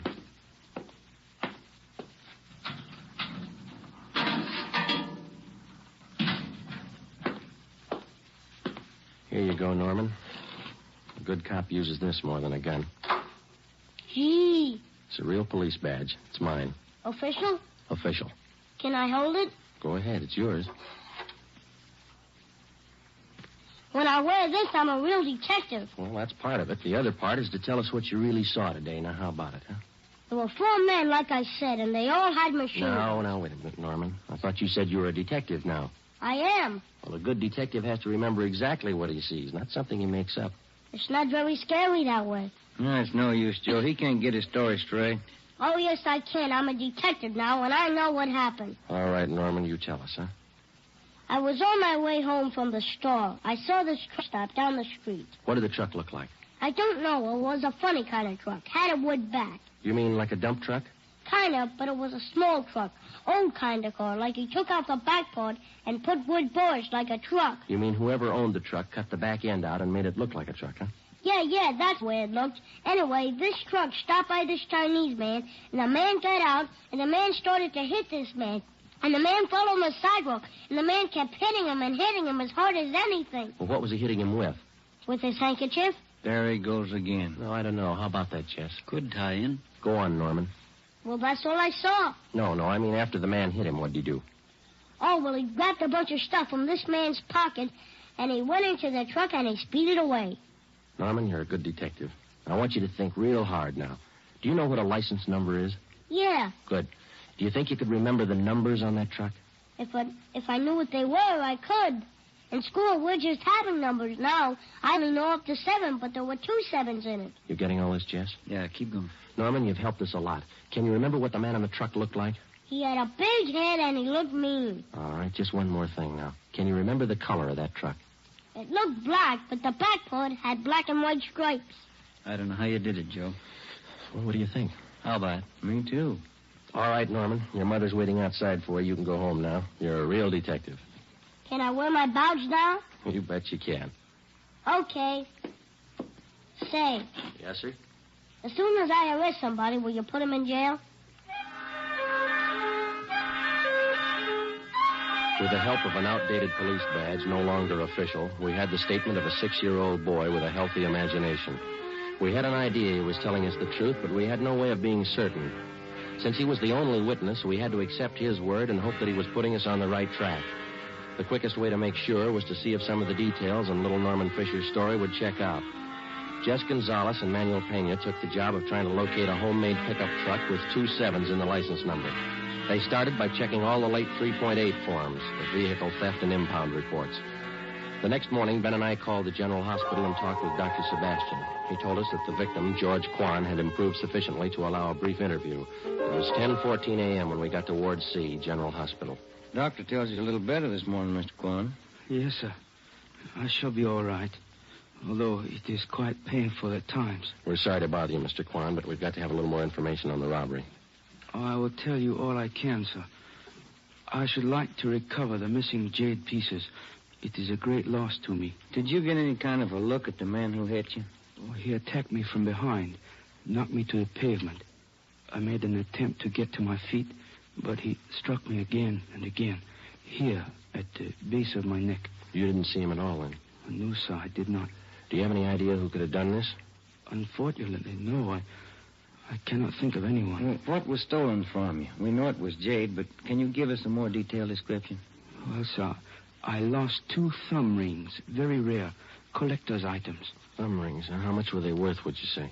Well, I paid $8,000 for the 2 rings. Wonder if you could describe them to us. Well, both rings were relics of the time when the Chinese archer drew his hunting bow with a special thumb ring. Any particular identifying marks on them?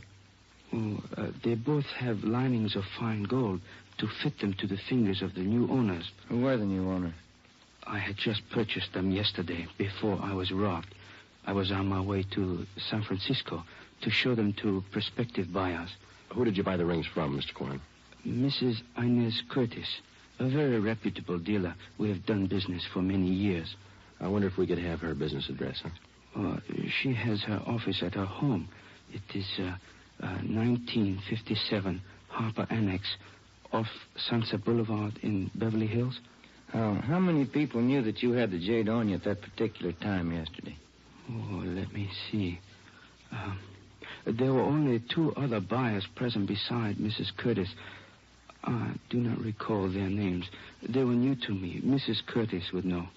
Mr. Kwan, we know that you're tired. We have just one more question. Certainly. I wonder if I might trouble you to hand me that tumbler of water with a glass straw. Surely. Here you are.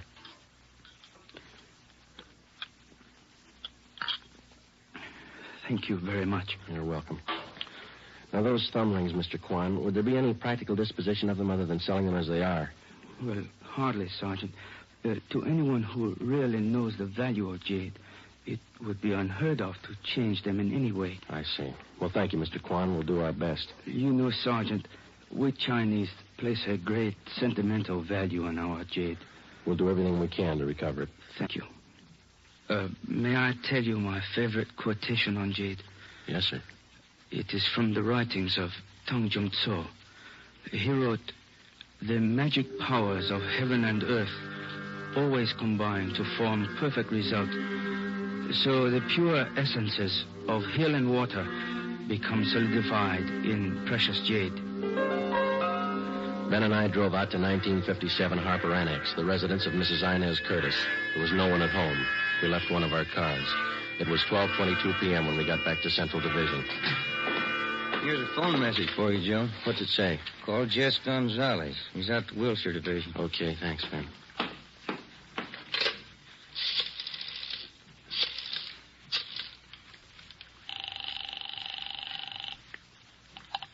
Wilshire Detectives, Didion. Hi, Harry. Gonzalez around? Just a minute.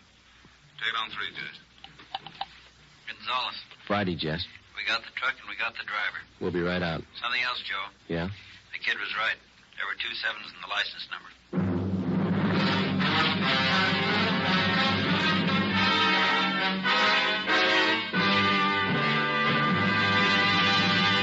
You are listening to Dragnet for the solution to an actual case from official police files. Now, here is a real solution to many of your Christmas shopping problems. If your friends smoke a long cigarette, give the best of long cigarettes, Fatima. Give Fatima for quality. The name Fatima has always stood for the best in cigarette quality. Give Fatima for flavor. Fatima has a much different, much better flavor and aroma than any other long cigarette. Give Fatima. They're extra mild. Yes, Fatima is the long cigarette which contains the finest Turkish and domestic tobaccos blended to make Fatima extra mild. Yes, extra mild. So give Fatima for Christmas in the attractive golden yellow carton. It's the long cigarette that has doubled and redoubled its smokers. More and more smokers every day agree Fatima is the best of all long cigarettes.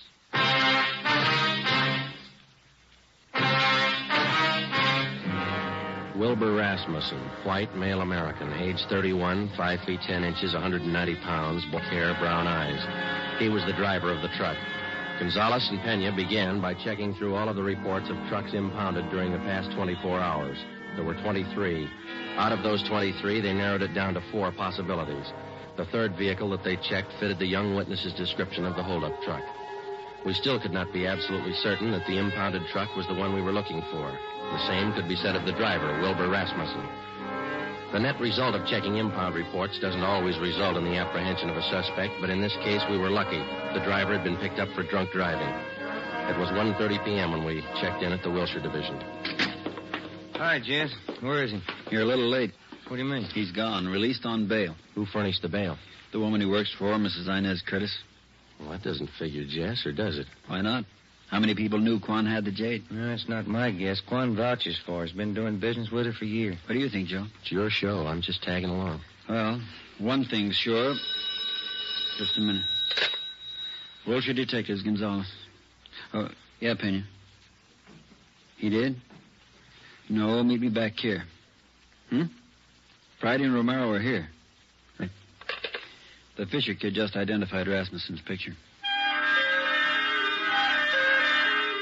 The identification of Wilbur Rasmussen by 6-year-old Norman Fisher was far from sufficient to take the case to court. We had to have evidence, lots of it. Rasmussen had been given a thorough shakedown, his apartment and the truck. There was no sign of the stolen jade rings. Gonzalez told us that the truck had come from the U-Drive truck rental on Figueroa Street. We checked with Mr. Crockett at U-Drive. Let me have another look at that picture, boys. Yeah, here you are. What'd you say his name was? Rasmussen. Wilbur Rasmussen. You want to know if he rented a truck from Miss Wayne? Yesterday, maybe the day before. No, not this fella. Never seen him. Before we left U-Drive, we checked over the rental contract on the truck in question. The deposit check for the truck was signed by Mrs. Inez Curtis. The truck was checked out at 6 a.m. The rental contract, the actual release form showing to whom the vehicle had been rented, was signed by a Harry Wilson. Rasmussen's name did not appear on any of the usual rental forms. The manager of U-Drive was positive that he had not rented a truck to Rasmussen. We drove out to 1957 Harper Annex. This time we found Mrs. Inez Curtis at home. I'm terribly sorry about Mr. Quan. Does he have everything he needs in the hospital? Yes, ma'am. How long did you say this Harry Wilson had been working for you? 6 or 8 weeks. But I'm sure you're wrong about him. We're not accusing him of anything, Miss Curtis. We just want to talk to him. He certainly came to me well recommended. He was a nice man. When's the last time you saw him? Day before yesterday. He asked for his check, said he was quitting. Told him I was sorry to see him go. I'm anxious to get that guest house finished. How about Rasmussen, Miss Curtis? How long has he been with you? Wilbur's been with me for about 7 months. Good worker, but he drinks too much. Feel sorry for him. You've rented trucks from the U-Drive company right along? Oh, yes, from Mr. Crockett. We had to have a truck to haul our building supplies. I'm saving an awful lot of money contracting this myself. It's a great saving. Yes, ma'am. The deposit on this last rental, did you give that check to Wilson or to Rasmussen? I sent both of them down to pick it up. Like I say, Wilbur's been drinking rather heavily lately, and I think Harry's the better driver of the two. Do you know which one of those men was driving the truck about 5:30 in the afternoon, day before yesterday? How would I know that, Sergeant? All I know is that I sent both of them down. I told Harry to drive. Yeah, I see. Miss Curtis, were either of those men present the day you sold the jade rings to Mr. Kwan? No, they have nothing to do with my gym business, whatever. Did either of these men know about Mr. Kwan's purchase? Well, that's possible. They knew he was here. I'm sure they saw him come in. It's entirely possible that they might have overheard something. When did Mr. Kwan leave your house? About 5 o'clock. What time did the two men go after the truck? Oh, they picked that up early in the morning. Mr. Crockett down at U-Drive says that only Harry Wilson checked out the truck. Says he's never seen Rasmussen before. That's entirely possible. Like I say, they might well have made other arrangements. Were there any other people present when Mr. Kwan bought that jade? Yes, there were. 2 other buyers. They were bidding for the thumb rings, too. Mr. Kwan had the high bid, so I sold them to him. What if we could have their names? Certainly, I'll write them down for you. Miss Curtis, do you have any idea where we might locate Harry Wilson? Well, he told me he was going to Mexico, said he had friends down there. Well, thank you, Miss Curtis. You've been very helpful. Are you sure there isn't anything Mr. Kwan needs? Yes, ma'am. 2 jade rings. Mrs. Inez Curtis gave us a detailed description of Harry Wilson. She also gave us the names and addresses of the 2 other buyers who were present when Mr. George Quandt is purchased. We checked them out and found them to be equally as reputable as Mrs. Curtis. They could tell us nothing of the robbery. We went back to the office and got out an APB and a radiogram on Harry Wilson from the description given us by Mrs. Curtis. Stakeouts were maintained at Wilbur Rasmussen's apartment and at the home of Mrs. Inez Curtis. It was 4:30 p.m. when we got to the 2nd floor of the old city jail building, the crime lab. Lee Jones had the evidence laid out for us. Funny thing about the handkerchief, boys. What's that, Lee? The blood stains. Old ones along with the new ones. How does that figure? We know how the new ones were made when the handkerchief was filled with buckshot and used on Quan. The old ones, hard to tell. How old would you say they were? Well, the handkerchief has been through the laundry a few times. Stains didn't come out. Laundry marks right here. I don't see them. Man used peerless laundry. Infrared marking system. Let me show you. Infrared lamp, Lee? Yeah. There's your marking. Pen you trace it down. Who's it belong to? Man used the name of Harry Wilson. There was nothing to do now but wait for some word on Harry Wilson. The stakeouts continued. We re-questioned Wilbur Rasmussen, and we talked again with Mrs. Curtis and George Kwan. It was Tuesday, December the 8th. We checked in for work at 8 a.m. Morning, Jess. Hi, Joe. Where's Ben? Communications, getting the mail. Any word on the new chief of detectives? No, nothing. What's your guess? Oh, I think Thad Brown. A good man. Maybe. Sloan's a good man, too. When you come in here? Not yet. Why? Maybe you'd like to take a little airplane trip. What do you got? Cheyenne, Wyoming. They picked up Harry Wilson. 2 days later, Thursday, December the 10th, Harry Wilson was returned to the Los Angeles County Jail and booked on suspicion of robbery. We checked with Lieutenant Frank Cunningham in the Record Bureau. From Wilson's fingerprints, he ran a make on him. Harry Wilson was an alias. We found out that he had lengthy records of arrests and jail terms for robbery, burglary, and grand larceny. Mr. Crockett at U-Drive identified Wilson's picture. He was a 2-time loser. It's up to you, Wilson. It can go hard for you or easy. I'm in a spot, huh? You're in a spot. Lay it out for him, Jess. It's all stacked against you, Wilson. We know you rented the truck. You knew Quan was at Mrs. Curtis' house. Your handkerchief was found at the scene of the crime. You wouldn't believe me if I said I didn't do it? With that kind of evidence, how can we? I didn't. I don't know if I can prove it, but I didn't. If you didn't, we'll help you prove it. First, you gotta believe me. You know why. Yeah? I've had it twice. Once more, and I'm in for life. All right, you got it figured. Now what do you got to say? Rasmussen did it. He knocked Quan over. Where were you? Buying my ticket for Cheyenne.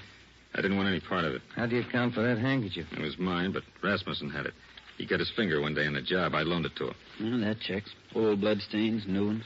All right, let's pick up Rasmussen. Oh, you're at it. Pick up the Curtis dame. She planned it. Wilbur Rasmussen was picked up and brought in. After intense cross-questioning, we confronted him with Harry Wilson's statement. In the face of this testimony, he broke completely. He gave us a full confession implicating Mrs. Inez Curtis. He admitted beating George Quan and taking the jade thumb rings. He said he received $200 from Mrs. Curtis for the job.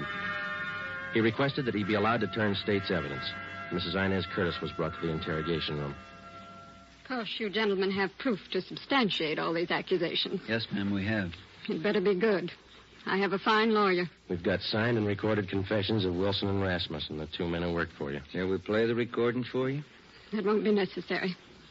Miss Curtis, you got $8,000 for those rings. Wasn't that enough? Not when I could make 16, no. Where are the rings now? I'm not going to get life for this, you know. No. Jade doesn't spoil. It'll still be good when I get out. Yeah, but you'll be told to appreciate it, Miss Curtis. Okay, Penny. That was a funny one. Sure was. How about it? Did you figure it this way, Joe? You don't expect me to answer that, do you?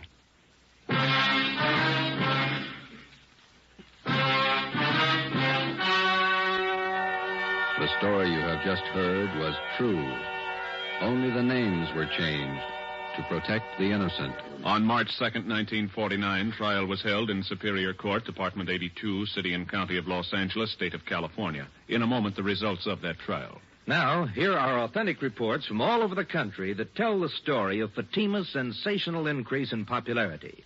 New York Division. Fatima sales up 132%. Chicago Division. Fatima sales up 453%. Los Angeles Division. Fatima sales up 545%. Yes, more and more smokers agree Fatima is the best of long cigarettes. So enjoy Fatima yourself and give extra mild Fatimas for Christmas in the attractive golden yellow carton. Everyone who smokes Fatima says that this great new long cigarette is the best of all long cigarettes.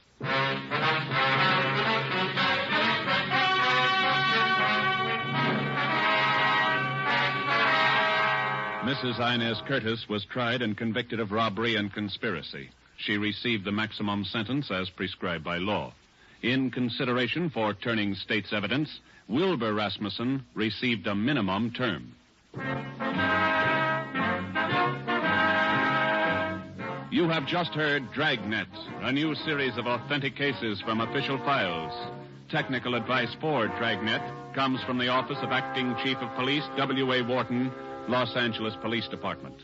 Dragnet honors the city of Knoxville, state of Tennessee, and the men who make up the Knoxville Police Department, another of America's great law enforcement agencies. One of these men, Sergeant Joe H. Roberts, director of the Knoxville City School Safety Patrols, who dedicates his life to making yours more secure. Fatima Cigarettes, the best of long cigarettes, has brought you Dragnet, portion transcribed from Los Angeles.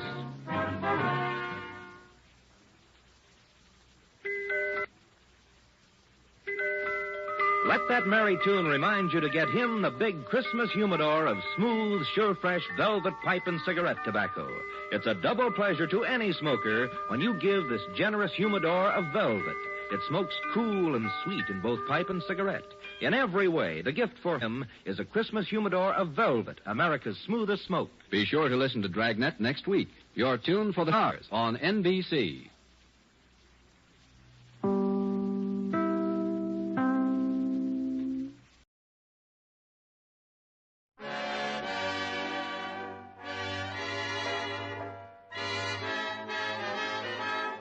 The makers of Camel Cigarettes present Dick Powell as Richard Diamond, private detective.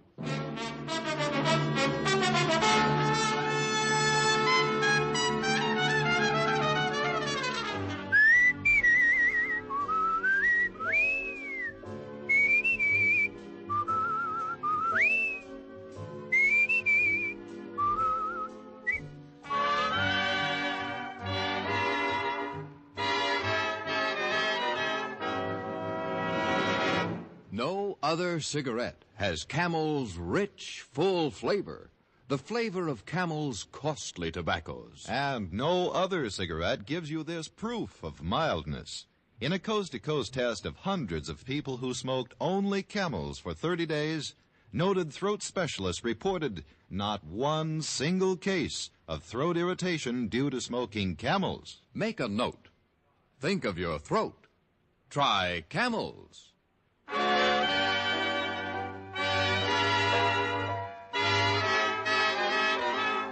Here transcribed is Richard Diamond, Private Detective, starring Dick Powell.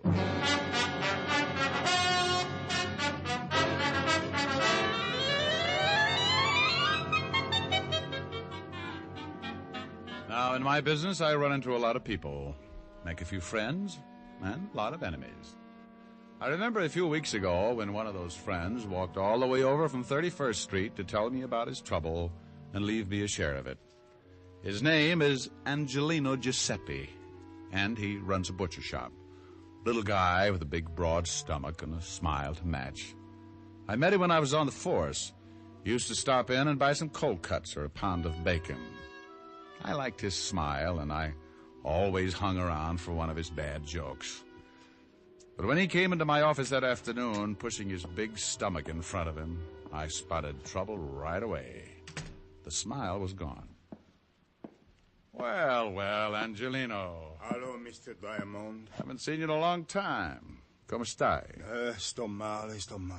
Yeah, I can tell. Now, what's the trouble? The pig's knuckles got arthritis? Pig's knuckles? That's better now. That's more like my answer. You always kidding. You make it easy to smile. Yeah. Accetti. Grazie. All right, Angie, let's have it. What's wrong? Well, I'm going to ask you to do something. I can't pay you. We'll talk about it later. You can take it out in a trade. That'll run into a lot of ham hocks, Angelino. I want to pay you. Well, I can always throw a barbecue. Now, tell me about it. Well, you see, it's like this. I come to you as a sort of a representative from all the other butcher shops, the independent ones. I see. I ain't the only one that's worried, so all the butchers got together last night and decided to do something about it. All of the independent butcher shops? That's right. Every week, a couple of guys come around and collect. Now, if we don't pay, we get our shops bust up, and if that ain't enough, we get our heads busted too.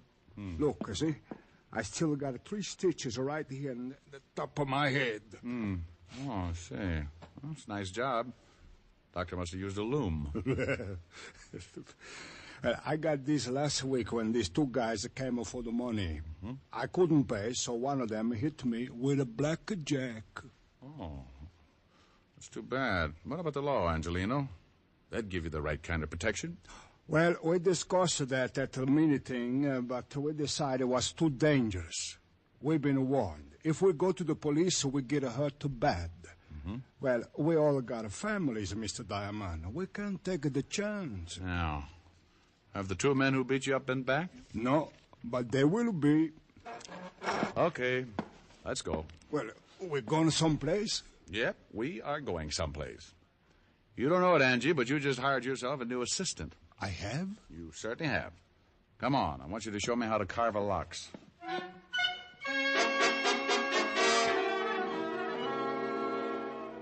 Well, that's what happens when your reputation gets around the butcher shops. I'd been telling Angelino what a great detective I was for the past 10 years, but I should have known he'd never take my word for it, so I had to prove it. We went out, grabbed a cab, and 15 minutes later I was standing behind the butcher shop counter. Angelino handed me a white apron.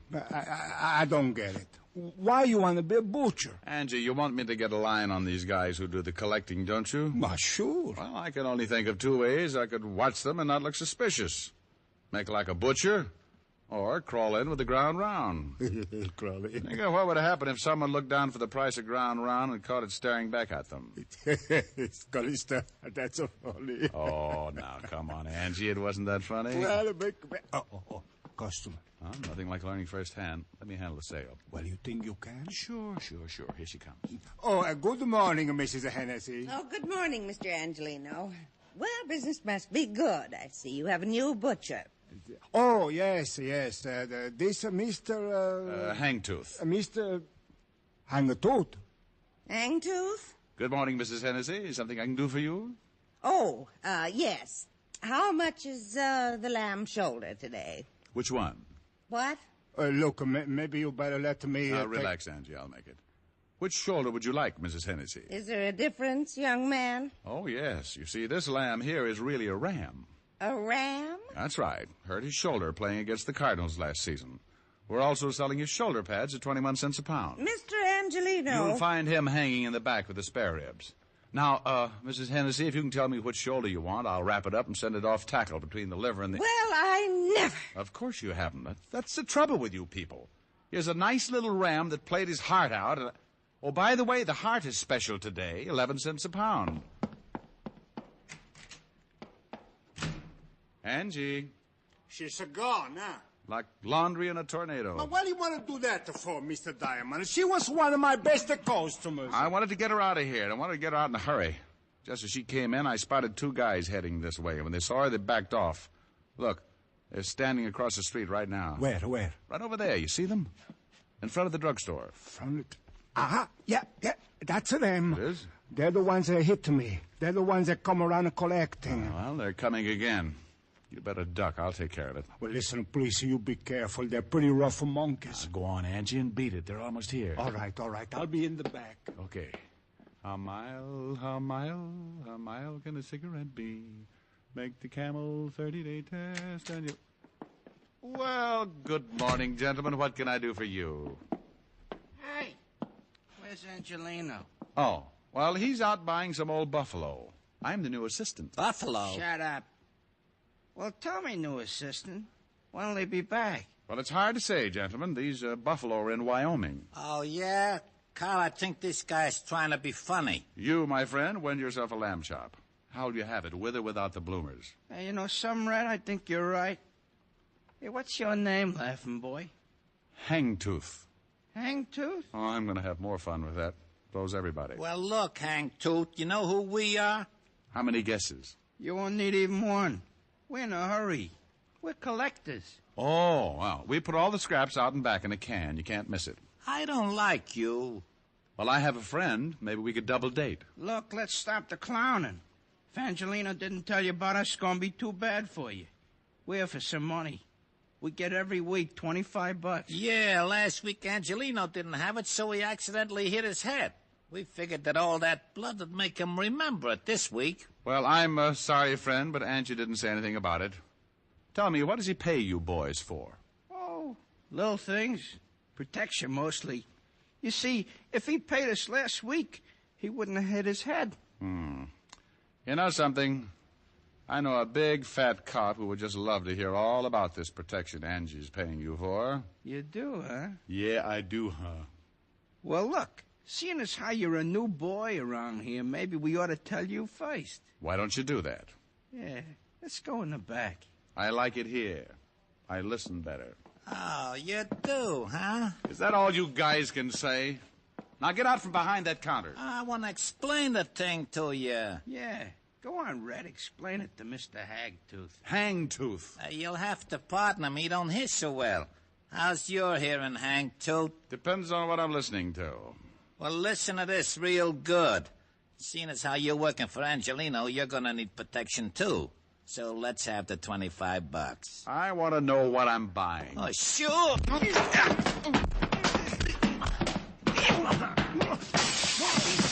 Hit him this time.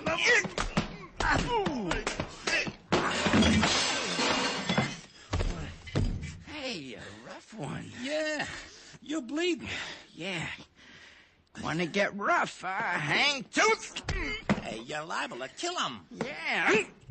Let him alone. Hey, we better get out of here. Yeah. We'll come back for Angelino later.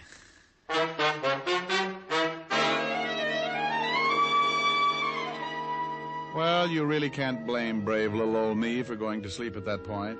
One I could have handled. But in that cramped space behind the counter, with both of them coming from different directions, I had to give it up sooner or later. And I did for about 20 minutes. When I finally snapped out of it, I looked up and saw 3 heads staring down at me. Two herring with Angelino in the middle. Hey, Mr. Diamond, you're right. Oh, lovely. Here, let me help you get up. Swell. Now, look for my eyes, will you, Angie? I didn't know what to do. I guess I should have called the police. Oh, fine time to tell me. Let me sit down. When I thought about calling the police, I also thought about my family. Those two men might beat up my family just like this. Yeah, I guess you're right. Mr. Diamond, please, you better forget about this. It's too dangerous. When they come back, I'll pay them the money and nobody gets hurt. Look, Angie, I can understand why you're scared. Those two headhunters aren't kidding, but you can't let them get away with it. I can and I will.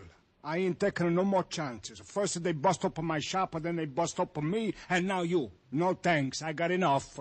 Okay, Angie, but not me. What are you going to do? Well, I got a sore face and a nasty disposition. I won't get back to normal until I find those two guys and tie their necks in a bow. I left Angelino's shop and headed for the 5th Precinct Police Station. I wanted to look up 2 sure bets for the police gallery. One named Carl and the other Red. 2 guys who went around scaring poor little businessmen like Angelino. By the time I reached the station, the aches from the beating were making me very unhappy. And when I walked into the squad room, I spotted something that didn't make things any better. Yeah, what are you... Holy cow, Diamond. Well, Sergeant Otis, I'm glad you noticed. Means I put myself together all right. What happened to you? Don't be silly. I always bleed just before lunch. Well, how did it happen? It wasn't easy. Is the lieutenant in? Sure, go ahead. Well, thanks. Say, Otis, when are you going to start shaving in the morning? Why? What's wrong? Your 5 o'clock shadow is 4 hours fast. Oh. Hiya, Walt. Wow. What hit you? Wait till the bruises show up. I come on in Technicolor. Someone sure did a good job. Yeah. That someone is 2 guys, Walt. One named Red and the other Carl. Red and Carl? Yeah. I got closest to Red. Name matches the hair, busted nose, about 190, very nasty with a sap. And Carl? Dark, greasy, well-dressed if you like the type. Big boy with a scar under his right eye.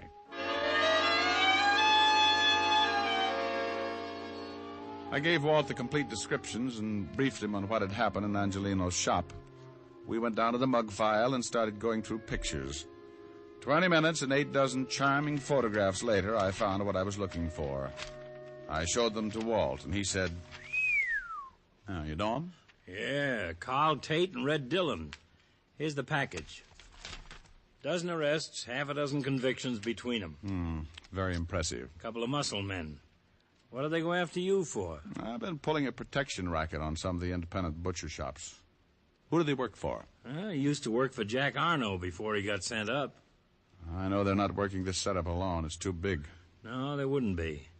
Hey, Tiny Easter's in town. Tiny Easter? Oh, used to be Arno's right-hand boy. That's right. Came in about a month ago. I'd love to get something on him.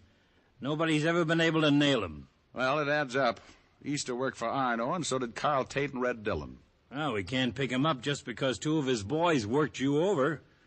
He'd just say they weren't his boys. I don't want him picked up. I want Carl and Red. If Easter goes along with the deal, you can have him. What are you going to do? Get cleaned up and pay Mr. Tiny Easter a visit. What's his address? He's got an office on East 48th Street, 804. Thanks, Walt. Tiny's a bad boy. I'll take along my 38 just in case I have to spank him. I left Walt, went back to my office, took a clean shirt out of the closet, washed up. Locked up again, went down to the street. I grabbed a cab, and 20 minutes later, I was standing in the reception room of Tiny Easter's office. A big guy with a bulge under his arm was trying to be as unreceptive as possible. So you want to see Easter? You have an appointment? No, I haven't got an appointment. Now, tell Easter I'm out here. What's your name? Oh, you're going to get hung up on this. What do you mean? The name's Hangtooth. What? I see. Now, make like an office boy and tell Easter I got a message for him from Carl and Red. You're a pretty fresh guy, aren't you? Yeah, and I'm going to spoil if I have to stand around much longer. You can spoil rotten for all I care. You're not going to see Easter. He's busy. Okay. You know, you get so excited you'll ruin your stomach someday. Oh, I don't think so. You don't, huh? Skeptic. What are you on? I'm collecting scalps. How'd you get by Lefty? He's tied up with a stomach ache. Swallowed a fist. Okay, so you got muscles. Also, you got a pushed-in face. Lefty do that? Carl Tate and his blood brother Red. Oh? What you come to me for? They're working for you, aren't they? You smell like a cop. Name's Hangtooth. I doubt it. And good for you. I'd hate to go through that again. I'm a private cop. Well, now, good for you. I was in a butcher shop when your two boys wandered in and started playing squash with me. I don't like to get pushed around, Easter, and I don't like your racket. I want Carl and Red, and if I get you along with them, the state will hang a medal on me. Looks like you got nothing to lose. Don't look at it any way you like. Now, what about your two playmates? I don't know what you're talking about, Shamus. Never heard of those two guys. I don't think you understand, Tiny. I'm pretty mad. I'm going to find these two guys, and I'm going to do it even if I have to be unpleasant with you. Just what do you mean by unpleasant, Mr. Hangtooth? You break a leg, that's unpleasant. Ow! Don't try to pull a gun on me. You busted my hand. Take your foot off. Drop the gun in the drawer. Okay. My hand's busted. I'll take the hand out, empty. Oh. Now, let me explain it again. If you go out and shoot 12 people tomorrow, I'm going to be sore about it. But when you start intimidating a bunch of hard-working little guys and their families, I go off like a skyrocket. And then when a couple of your cheap gunsels push me around, I explode. I tell you, I don't know these guys. Oh! Look, Easter, please believe me. I don't know them. You worked with them in Chicago. Ah! I'm telling you the truth, Easter. I'll work you over till you look like an eggplant in a subway. Look, whatever your name is, I got boys. They'll take care of you. Who's going to tell them to do it? I am. With your jaw broken? Oh! Now, where do I find Carl and Red? Oh, you knocked all my teeth loose. I got 31 to go. I guess you really don't understand. Yes, I understand. Oh. Now, where are they? You still need some encouragement? No, in the warehouse by the 14th Street docks. What warehouse? Rogers and Sons. Big sign on the top. You mind if I use your phone? Go ahead.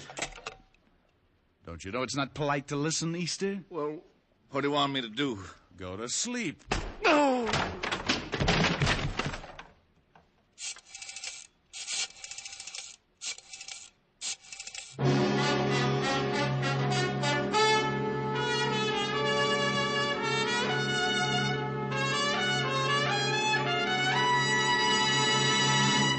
Before we continue with Richard Diamond, here are a few words about smoking enjoyment. More people smoke Camels than any other cigarette. That's right. More people smoke Camels than any other cigarette. Behind Camel's great popularity are the two things that mean steady smoking enjoyment: flavor and mildness. No other cigarette has the rich, full flavor of Camel's costly tobaccos that are properly aged and expertly blended. And no other cigarette gives you this proof of mildness. In a coast-to-coast test of hundreds of people who smoked only Camels for 30 days, noted throat specialists reported not one single case of throat irritation due to smoking Camels. Make your own Camel 30-day test. The sensible test, based not on a puff or a sniff, but on day-in, day-out smoking. You'll see how flavorful Camels are and how well Camels get along with your throat, pack after pack. How mild, how mild, how mild, how mild, how mild can a cigarette be? Make the Camel 30-day test and you will see. Smoke Camels and see. And now back to Richard Diamond, Private Detective, starring Dick Powell.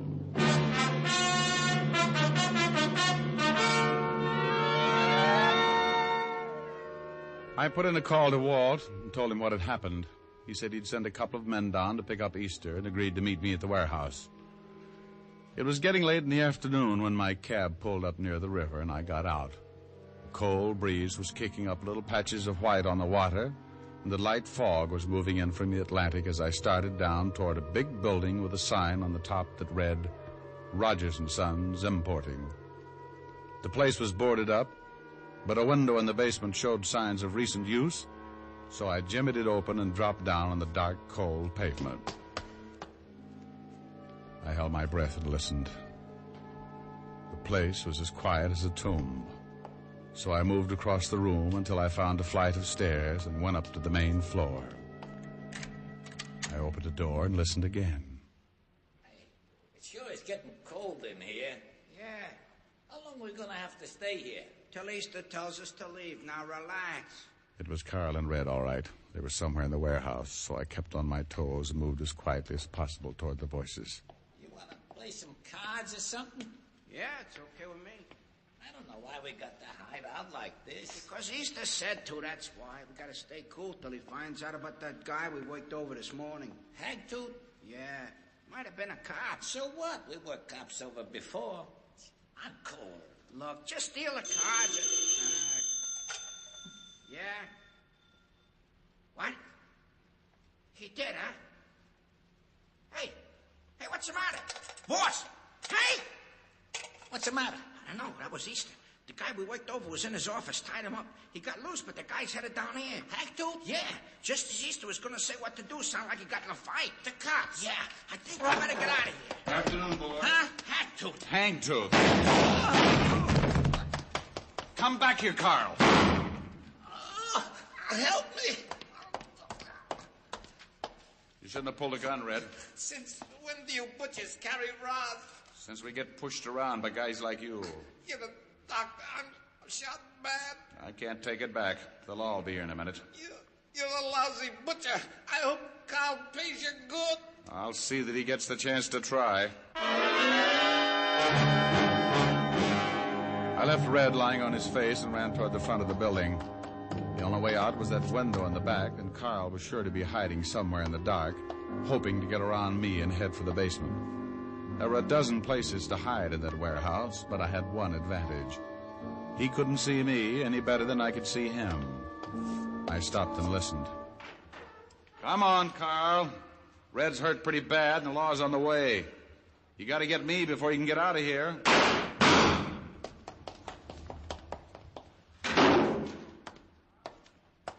Carl!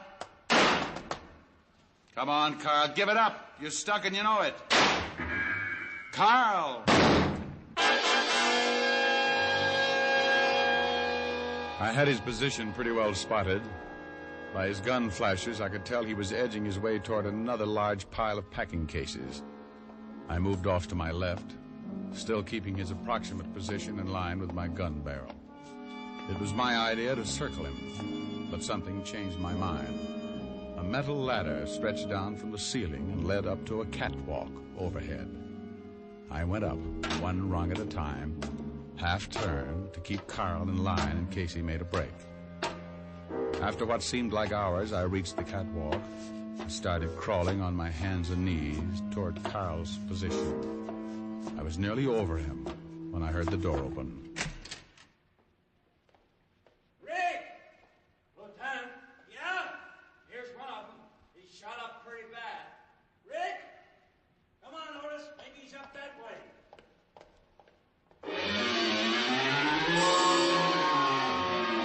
I couldn't answer him, and he was heading right for Carl. I kept looking down, hoping Carl would show himself. Walt got nearer, and I held my breath. Just then, Carl stepped out and aimed his gun at him. I beat him to it. Lieutenant, shut up. It's okay, Walt. I got him. Where are you? I'm up here on the... Oh.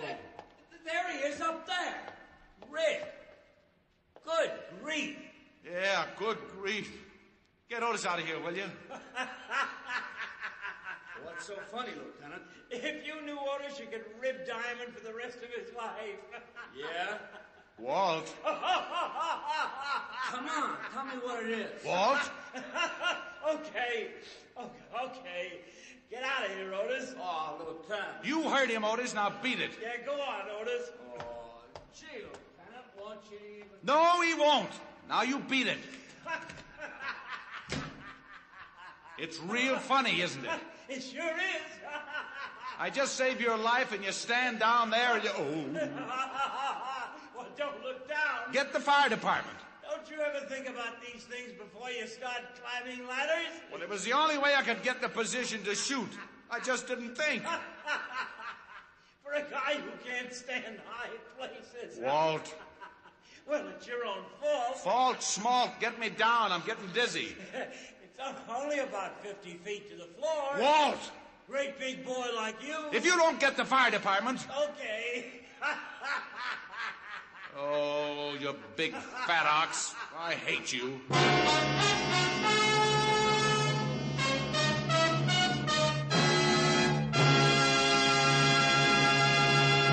Dick Powell will return in just a minute.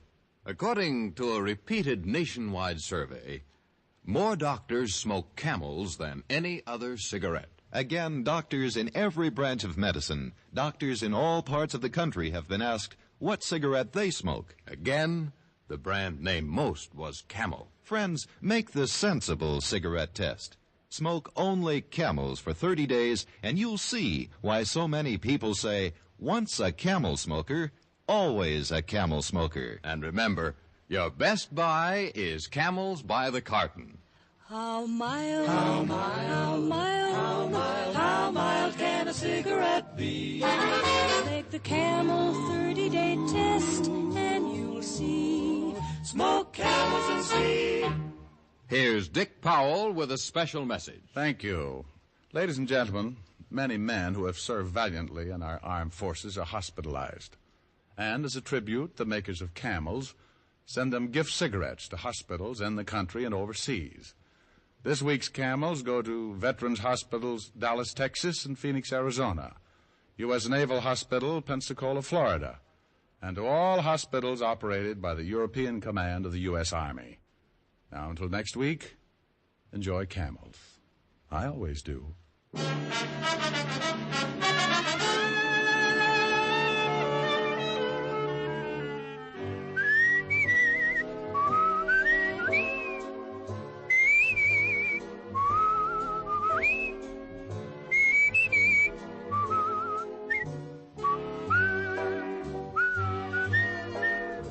Dick Powell can now be seen starring in the RKO film Cry Danger. Tonight's adventure of Richard Diamond was written by Blake Edwards with music by Frank Worth. Our director is Helen Mack. Featured in the cast were Virginia Gregg, Wilms Herbert, and Arthur Q. Bryan.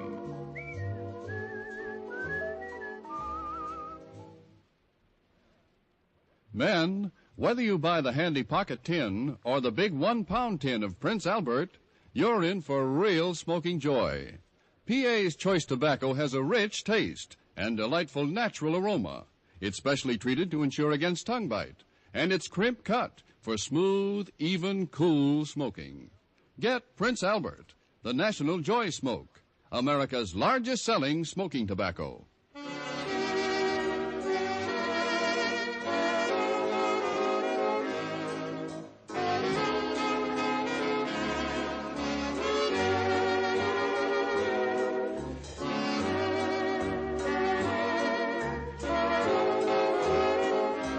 Listen next week for another exciting transcribed adventure of Richard Diamond, starring Dick Powell.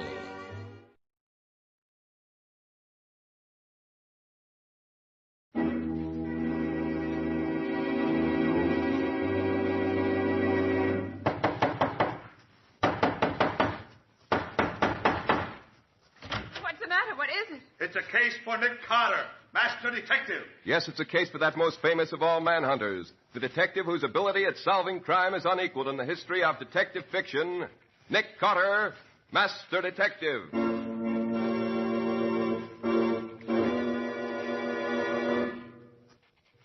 Beginning the curious adventure called Kidnapped for Sale, for Nick Carter and the mystery of the missing babies.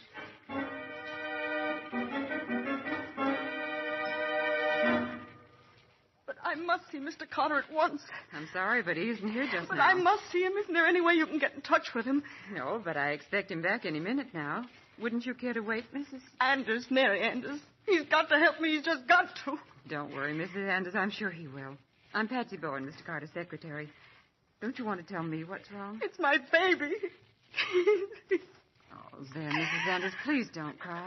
I'm sure everything will turn out all right. Now, why don't you start from the beginning and tell me what's happened? All right. My husband is a defense worker in the South. A few weeks ago... Oh, that must be Mr. Carter now. Oh, Nick? Oh, Patsy. Oh, so you have a visitor. This is Mrs. Anders, Nick. She's in trouble, and she's come to you for help. Well, I'll be glad to help you if I can, Mrs. Anders. Just what is the trouble? Well, as I told your secretary, my husband is a defense worker who has a temporary job in the Texas oil fields. A few weeks ago, I received a letter saying he was seriously ill. Naturally, I was frantic and wanted to go to him at once, but I couldn't take my baby with me. He's only 8 months old, and there wouldn't be any place for him in the town where my husband works. I see. So what did you do? Well, I had no relatives to leave the baby with, so I looked around for a nursing home that could take care of him while I was gone, but they were all jammed to overflowing and couldn't board my baby. When the fourth nursing home turned me down, I was ready to give up. But just as I was leaving the building, a man carrying a medical bag spoke to me. Pardon me, I couldn't help overhearing your conversation with the clerk at the reception desk. Allow me to introduce myself. I'm Dr. Arnold. I'm on the medical board of this nursing home, and Well, I saw how disappointed you were when the clerk told you that they had no room for your baby. Oh, I'm at my wit's end, Doctor. I've simply got to find a place to leave him. My husband is seriously ill, and I must go to him. Oh, I'm sorry. Well, perhaps I can help you, Mrs. Anders. Have you ever thought of leaving your child in private care? In private care? But I don't know anyone in this city. Well, it just happens that I know a couple whom I'm sure would be glad to take care of your child. Oh, but I wouldn't want to leave my baby with strangers. Oh, I think that if you met this couple, you'd feel differently about it. Recently, they lost their own child, and I rather think they'd be very happy to take care of yours if you'd permit them to. Well, if I could only be sure they'd give him the right kind of care. Well, I'll tell you what we'll do. This couple's name is Gilbert. Mr. Gilbert has an office in the Stanley building. Why don't you bring your child to his office tomorrow morning about 10 o'clock? I'll arrange to have his wife there at the same time. You can talk with them and then decide whether you'd like to let them take care of your baby. It can't do any harm to talk to them, see what they're like. Splendid. Here, now, I'll write Mr. Gilbert's address on this card. There. Oh, I'm sure you'll like them, Mrs. Anders. I hope so, Doctor, and thank you for your kindness. Not at all, Mrs. Anders. These days, it's up to people to help each other. Well, I'll see you tomorrow morning at 10. And did you keep the appointment, Mrs. Anders? Yes, I did, Mr. Carter. Dr. Arnold and his friends were there waiting for me. Good morning, Mrs. Anders. Allow me to introduce Mrs. Gilbert and Mr. Gilbert. How do you do? Hello, Mrs. Anders. My dear, I'm so happy to meet you. And I presume this is the baby? Yes, Mrs. Gilbert. Oh, he's beautiful. Say, he is a good-looking baby, isn't he? Martin, be careful. You wake him. Oh, he's a very sound sleeper. Do you think I might hold him? Of course. Here you are, Mrs. Gilbert. Thank you. Oh, it's like holding my own little boy. Will you let me take care of him while you're gone, Mrs. Anders? I promise I'll look after him just as though he were my own. What, Mrs. Gilbert, Please say you'll let me take care of him for you.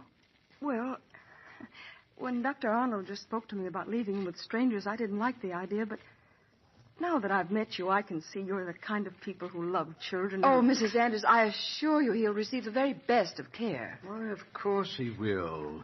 We have a lovely nursery at home.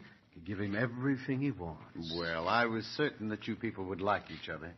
I'm glad to see that everything is settled. Oh, but we've said nothing about paying for his board. Oh, we wouldn't dream of asking anything for taking care of him. We're doing it just because we want to. Why, of course. We won't hear of such a thing. Oh, you're both very kind. I only hope that someday my husband and I will be able to repay you. Well, what train are you taking, Mrs. Anders? Well, I want to make the train that leaves at noon. Oh, you'll have to hurry then. But I'm sure you want to kiss your son goodbye, Mrs. Anders. Goodbye, darling. Mother's going to miss you dreadfully, but she'll soon be back for you, just as soon as she can. Then, Mr. Carter, I left for Texas. When I reached my husband, I found he was much better than I'd expected. I spent 2 weeks with him, and by that time he was well enough so I could come back. I got in just an hour ago. I see. Have you seen your baby yet? No. I went to Mr. Gilbert's office the first thing to tell him I was back and wanted my baby. When I entered the office, Mr. Gilbert wasn't there, but Dr. Arnold was. And what did Dr. Arnold say when you told him you'd come for your son? He told me that he'd never seen me before, that he knew nothing whatever about my baby. What? At first I thought he was joking, but he wasn't. He denied ever having seen me or my baby. And what happened then? I asked to see Mr. Gilbert, but he said there wasn't anyone by that name there. I pleaded with him to give me back my baby, but he kept insisting he didn't know what I was talking about. Mr. Carter, what can I do? How can I get my baby back again? Oh, Mrs. Andrews, please. I'm sure everything's going to be all right. Mrs. Andrews, I'm afraid you've been made a victim of a new and vicious racket. That of selling babies. Nick. Yes. Selling babies? Yes, selling babies. You see, these days, a great number of people are eager to adopt babies. But there are comparatively few available for adoption. As a result, there are many people who are willing to pay $1,000 or more for a child. This has brought into being a new type of criminal. One who deals in selling babies. But, Nick, where do they get these babies? You mean they steal them? Yes, Patsy, that's exactly what I mean. These unscrupulous men are all over town on the lookout for women who, under emotional stress, will part with their babies. But, Mr. Carter, Dr. Arnold looked so respectable, and well, he said that he was connected with that nursing home. Without going any further, Mrs. Andrews, I can assure you that he isn't a doctor at all, but was merely posing as one. What? That's part of his scheme to get babies from their mothers. And the nursing home is one of the places where he makes his contacts. Then you mean this man Arnold has sold my child to the Gilbert couple? No, Mrs. Andrews, not to them, as they're undoubtedly part of his gang. No, the Gilberts will pose as the legitimate parents of your baby and will sell it to another couple who are eager to adopt a child. But, Mr. Carter, if this man Arnold gets away, I may never find my baby again. No, Mrs. Andrews. Don't worry, please. I'll do my best to recover your child for you. Up to now, I've been unable to take any action against these unscrupulous gangsters because I have never been able to get any really concrete evidence against them. But in your case, there's no question about it. But what are you going to do, Mr. Carter? Well, our first move will be to go down to that office and see this man, find out what he has to say for himself. And we better hurry, because he won't waste any time clearing out now that he knows you're back.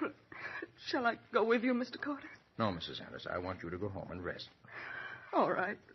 But you will let me hear from you soon. Why, certainly I will. Just as soon as I can tell you something definite.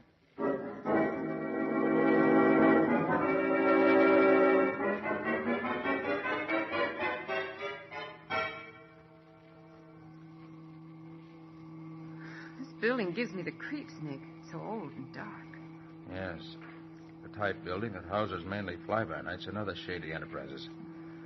Only hope we aren't too late. Fourth floor, please.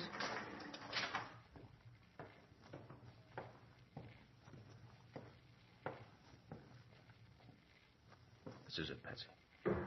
Room 412. Nick, there's a light in the office. Yes.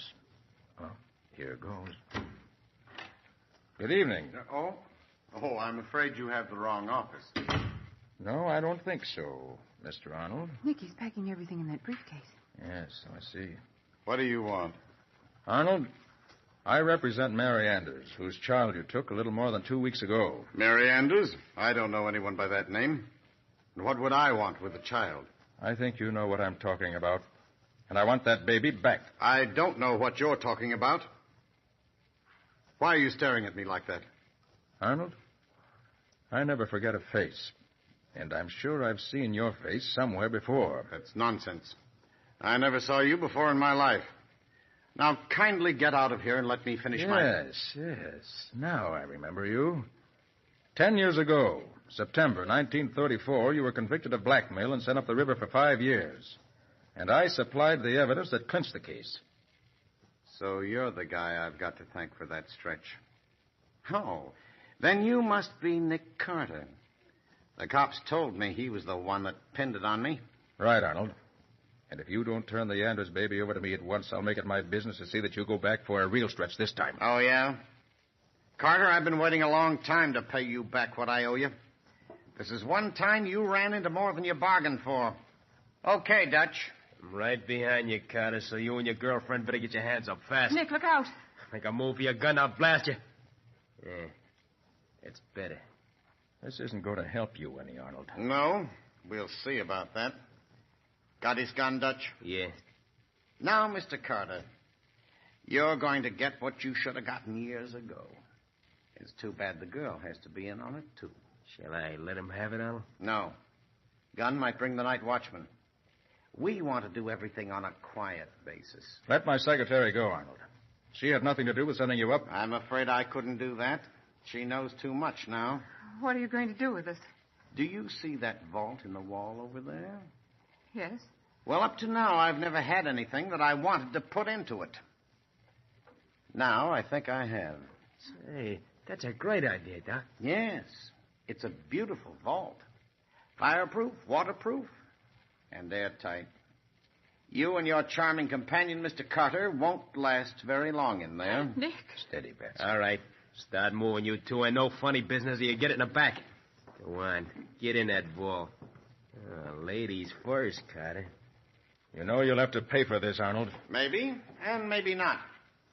Well, Mr. Carter, it's been most pleasant knowing you two. Goodbye. Nick, there's not much room in here, is there? No. Wait till I turn on my flashlight. There. Why, this vault is hardly big enough to turn around in. Well, Nick, the oxygen will be gone in no time. Now, Patsy, you mustn't get excited. Just uses up the oxygen that much faster. We've got to get out of here quick. It'll only be a matter of minutes. Take it easy, Patsy. Take it easy. Let's see how solid these walls are. They're solid, all right. Must be a foot thick. Even if we called for help, it wouldn't do any good. No one could hear us. The floor's solid, too. And the vault's completely empty. Nothing we could use to help us get out. Nick, the air's getting close already. What are we going to do? I don't know, Patsy. But there has to be some way out of this vault. Well, if you don't find it soon, it'll be too late. Oh, Nick, I'm afraid. I'm scared. I feel as if I... Oh, easy, Patsy. Don't let it get you down, please. But I can't get my breath, Nick. I can't breathe.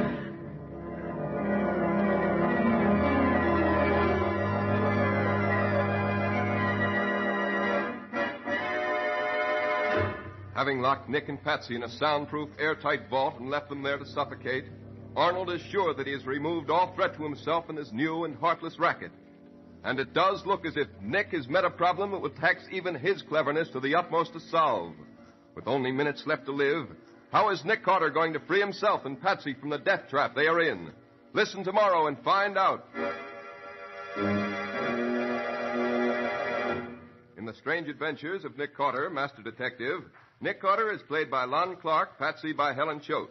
The stories are written by Bob Arthur and David Cogan. Original music is played by Lou White.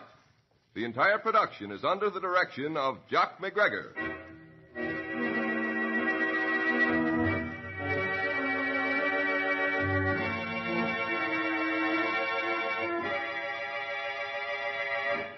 Tomorrow night at the same time, listen to the further adventures of Nick Carter in the case entitled Kidnapped for Sale.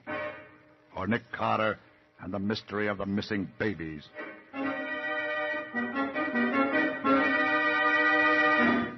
The Return of Nick Carter, a copyrighted feature of Street and Smith Publications, Incorporated, is produced in the studios of WOR and is broadcast over most of these stations, Monday through Friday at 9:15 p.m. Eastern War Time.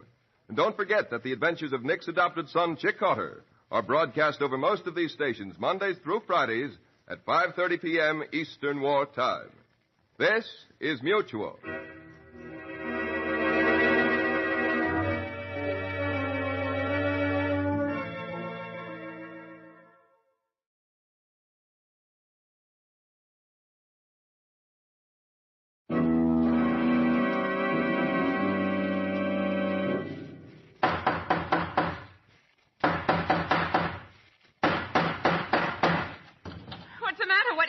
It's a case for Nick Carter, Master Detective.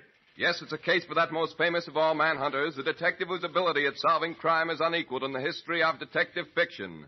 Nick Carter, Master Detective.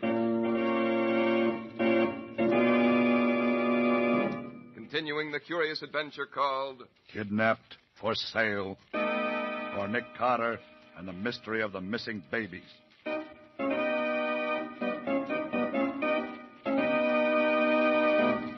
In an effort to recover a stolen baby, Nick Carter and his secretary, Patsy, call at an office occupied by a crook named Arnold. Arnold, aided by Dutch, another member of the gang, overpowers them and locks them in an airtight vault built into the wall of the office. Knowing that suffocation threatens them in a very few minutes, Patsy becomes panicky. Nick, I'm afraid. I'm scared. I feel as if Now, easy, Patsy. Don't let it get you. I can't get my breath, Nick. I can't breathe. Patsy, listen to me. Breathe deeply. All right, Nick. That's it. You're more frightened than anything else. The air isn't going yet. You're right, Nick. Sorry I let myself go that way. That's the girl. Now, let's see. There must be some way out of this vault. There's got to be. How much time have we got, Nick? Before I should say the air in here ought to last us about 10 minutes. That isn't very long, is it? No, it isn't. But I hope we'll be out by that time. Well, the walls are all solid. The floor's solid, too. Look at the ceiling. It's solid, too. Patsy, look. I don't see anything. There's an automatic sprinkler nozzle set in the ceiling in case of fire. Oh, yes, I see it now. Patsy, that sprinkler may get us out of here. Get us out? Yes. Nick, how? If I hold a lighted match under the nozzle, the heat will set off the automatic sprinkler system in this vault. And someplace in the building, an alarm will go off, and it'll bring help in no time. Oh, but, Nick, my new hat will get soaking wet. Patsy, it's better than suffocating. Let's see, where are my matches? You got them? Yeah, now strike one. There. Now, if I stand on my toes, I can just reach the sprinkler nozzle. Yeah, there. Just have to hold the match to it long enough for it to heat up. How long will it take? Oh, just a few seconds. Then it should... Oh, Nick, the water's cold. Yes, Patsy, but listen. You can hear the alarm ringing somewhere in the building. Yeah, I hear it. How long would it take for them to find it? Only a few minutes, Patsy. The indicator on the sprinkler system will show them the troubles on this floor. They'll have no difficulty tracing us down from there. Oh, Nick, What is it, Patsy? the water is up to my ankles. Well, I know. The vault's airtight, and that means it's also watertight. But, Nick, it's rising so fast. I know, Patsy, but it was either this or suffocation. But, Nick, suppose nobody finds us until the water's over. Steady, Patsy, steady. All we can do now is wait and hope.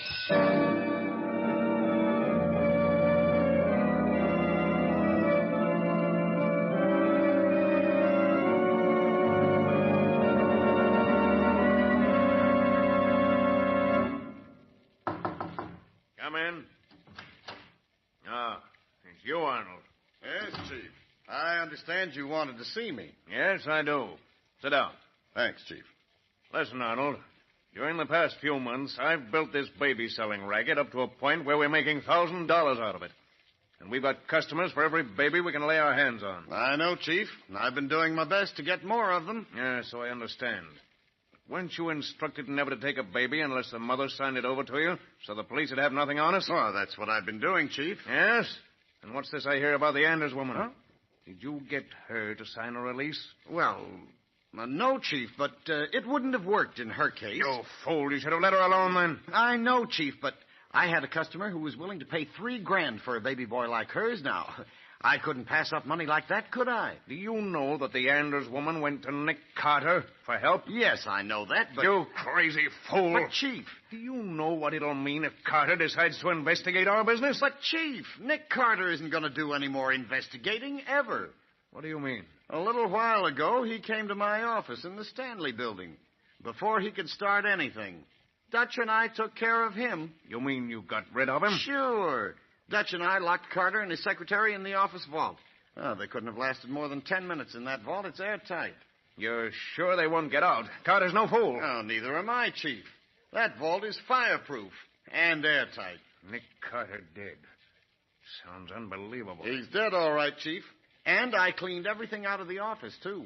The police can't trace a thing to us. I didn't leave a thing behind. Good. We better have your apartment cleaned out, too. All right, Chief. I only hope you're right about getting rid of Carter. He was the one man who could have ruined everything for us. Of course I'm right, Chief. From now on, you can forget about Nick Carter. He finally walked into something that was more than he could handle.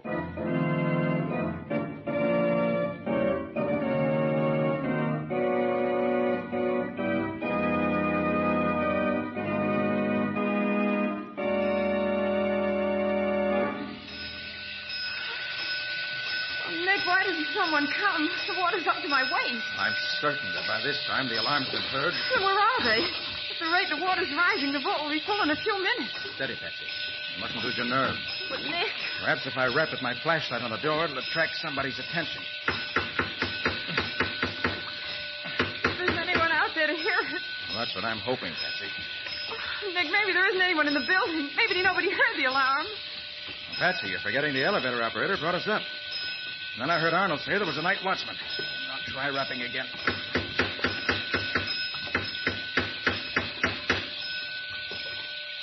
Who's there? Oh, Nick, thank heaven someone's out there. Yes.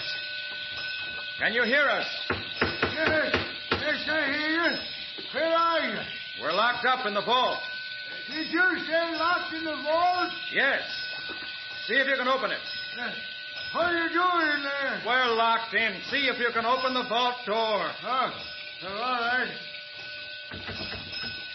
No, can't open it. It's locked, and I don't know the combination. Oh, Nick. Hold it, Patsy. If you do what I say, I think you can get it open. Yeah, but I don't know nothing about safe. I better call the police. No, wait. By the time you get the police, we'll be dead. What are you going to do, Nick? If I were on the outside of the safe, Patsy, I could open it by turning the dial and listening to the clicks of the combination. I've done that often enough before. But locked in here the way we are, I'm going to let him turn the dial while I listen for the clicks of the tumblers. Oh, Nick, that's a wonderful idea, but hurry. What do you want me to do? Now listen carefully. Turn the dial of the safe slowly to the right. When I hear the tumblers fall, I'll tell you to stop. You understand? No. Don't make sense to me. Will you please do as I say to save our lives? Oh, yes, I guess so. All right. Now start turning the dial slowly to the right. To the right. All right. Yes, I'm doing it. Keep turning. Keep turning. Stop. What do I do now? Start turning the dial slowly to the left. To the left, yes. All right. Stop. Oh, hurry, Nick, hurry. All right. What next? Now start turning the dial slowly to the right. Okay. I'm turning them. A little more. Oh, Nick. Stop. All right. Now turn the handle of the vault. What'd you say? Try the handle of the safe. Oh, all right. Oh, Nick, he can't open it. He's got to. What do we do? Maybe he's turning it the wrong way. Listen. Turn the handle the other way and pull. Yes, all right. The other way. Oh, Nick, we're safe. Yes, and not a minute too soon. What are you two doing in that vault? Who are you? I'm Nick Carter. Afraid we haven't got time to explain. Oh, by the way, have you seen Arnold, the man who rents this office? Arnold? Yes. Yes, Mr. Carter. I saw him and another man leave a little while ago. They had a couple of bags with him. From the looks of things, he's cleaned out the office thoroughly. I gotta go and turn off that sprinkler. It'll be flooding the place if I don't. If you folks want me, I'll be in the basement. All right. Oh, and thanks for what you've done. Well, I should say so. You saved our lives. Oh, that's all right, folks. But if I was you, I wouldn't go getting locked in that vault again. Don't Might worry. get you in trouble. We won't. All right, now, Patsy. Let's look over the office. Oh, Nick, I'm There's stumped. always a chance that Arnold may have left something behind. All right, but there isn't much to look over. Well, see if you can find anything at all. The most trivial object may give us a lead. Well, there's nothing in this closet at all. Hey, this looks as if it might give us a clue. Well, what's that, Nick? This newspaper I found in the wastebasket. How is that a clue? You notice the top of the front page of this paper? See what's been written on it? Why, it's just the number and the letter 3D written in pencil. Exactly. Usually done by delivery clerks in apartment houses. Mm-hmm. Patsy, unless I'm mistaken, this paper is delivered every morning to someone who lives somewhere in apartment 3D. Why, of course. I have a hunch that we'll find Arnold lives in apartment numbered 3D. All right, let's look through this desk. Perhaps you'll find something else. Oh, there's nothing in this drawer. No, in this one either.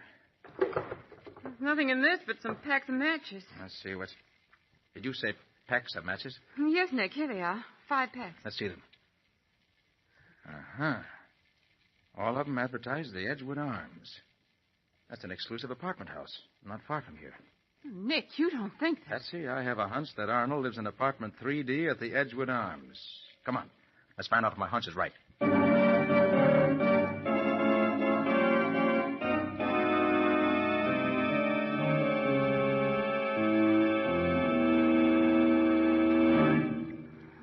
3D, Nick.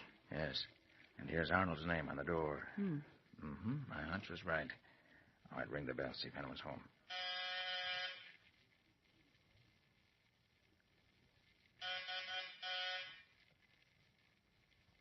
Doesn't seem to be anyone in. Well, this lock doesn't look as though it'll be too difficult to pick. Let's see.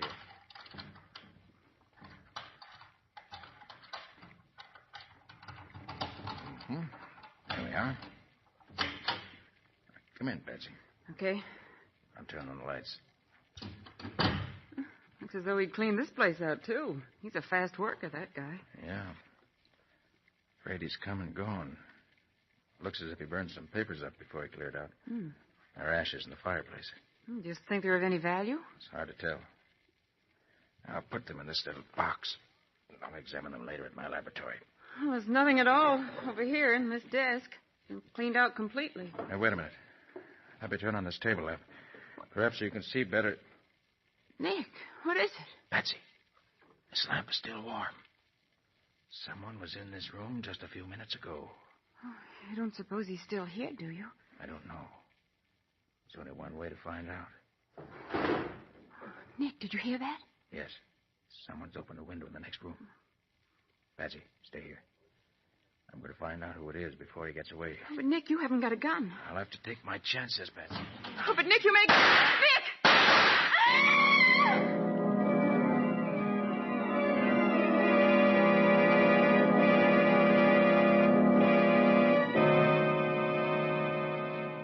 This certainly is one case in which Nick is having difficulty finding clues. At every turn, someone seems to be ahead of him, destroying the evidence. The recovery of the missing baby, which was apparently stolen by a new and particularly vicious criminal gang, seems to be as far away as ever. And now, Nick, unarmed, is walking into the fire from a blazing gun in the hand of an unseen killer.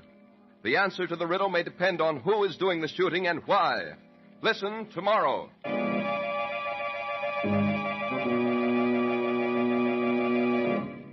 In the strange adventures of Nick Carter, Master Detective, Nick Carter is impersonated by Lon Clark, Patsy by Helen Choate. The stories are written by Bob Arthur and David Cogan. Original music is played by Lou White. The entire production is under the direction of Jock McGregor.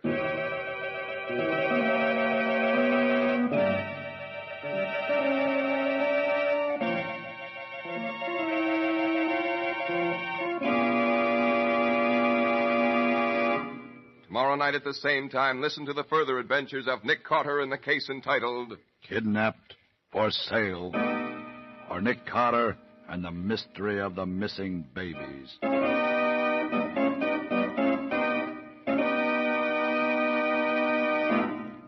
The Return of Nick Carter, a copyrighted feature of Street and Smith Publications, Incorporated, is produced in the studios of WOR and is broadcast over most of these stations, Mondays through Fridays at 9:15 p.m. Eastern War Time. And don't forget, the adventures of Nick's adopted son, Chick Carter, are broadcast over most of these stations, Monday through Friday at 5:30 p.m. Eastern War Time. This is Mutual.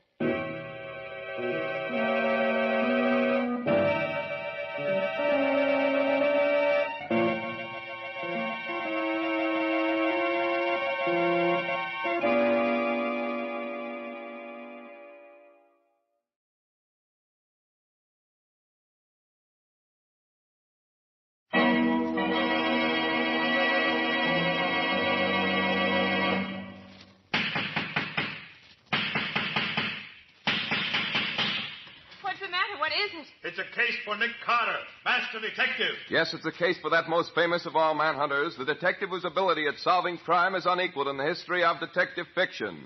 Nick Carter, Master Detective.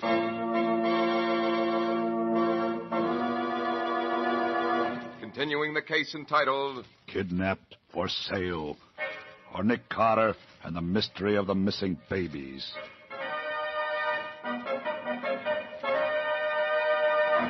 On the trail of a ring that is stealing babies and selling them for adoption, Nick Carter and his secretary Patsy are searching for evidence in the apartment of Doc Arnold, a member of the gang who has tried to kill them. Nick hears someone moving about in the next room, and as he goes in to investigate, Unarmed, he runs into a blaze of gunfire. Oh, Nick. Nick, are you all right? Yes, Patsy. I dropped to the floor and he missed me. Where is he? He went out the window and down the fire escape. Stay here. I'm going after him. Oh, Nick, don't go out on that fire escape. You haven't got a chance without a gun. Oh, no use anyway, Patsy. He's down on the street already, running toward that parked car. Oh, Nick, he's turning around to shoot. Hit the floor, Patsy. You all right? Yes, are you? Yeah. Well, you made a clean getaway. Oh, Nick, how could you have been so foolish as to try to capture him unarmed? Why, he might have killed you. I had to take the chance, Patsy. Those papers he was carrying away might have been valuable to us. Did you recognize who he was? Yes, it was Dutch. Oh. Arnold's gunman. The fellow who locked us in the safe. Look, Nick, he ransacked this room thoroughly. Must have been packing up everything in here while we were in the next room. I'm afraid you're right, Patsy, but let's look around anyway. Perhaps in his hurry, he may have left something behind that'll be valuable to us. His writing table's been cleaned out. Mm-hmm. Nothing in this bureau either. He seems to have gotten everything. Well, I'm afraid we're wasting our time here. Not only is Dutch a fast worker, he's a thorough one. Nick, where do you think Dutch will go from here? I imagine he'll join Arnold somewhere. Do you think they'll try to leave the city? They may, now that they know I'm onto them. But we're not going to give them the chance if we can help it. What do you mean? We're going down to headquarters and have Riley send out an alarm for both Arnold and Dutch.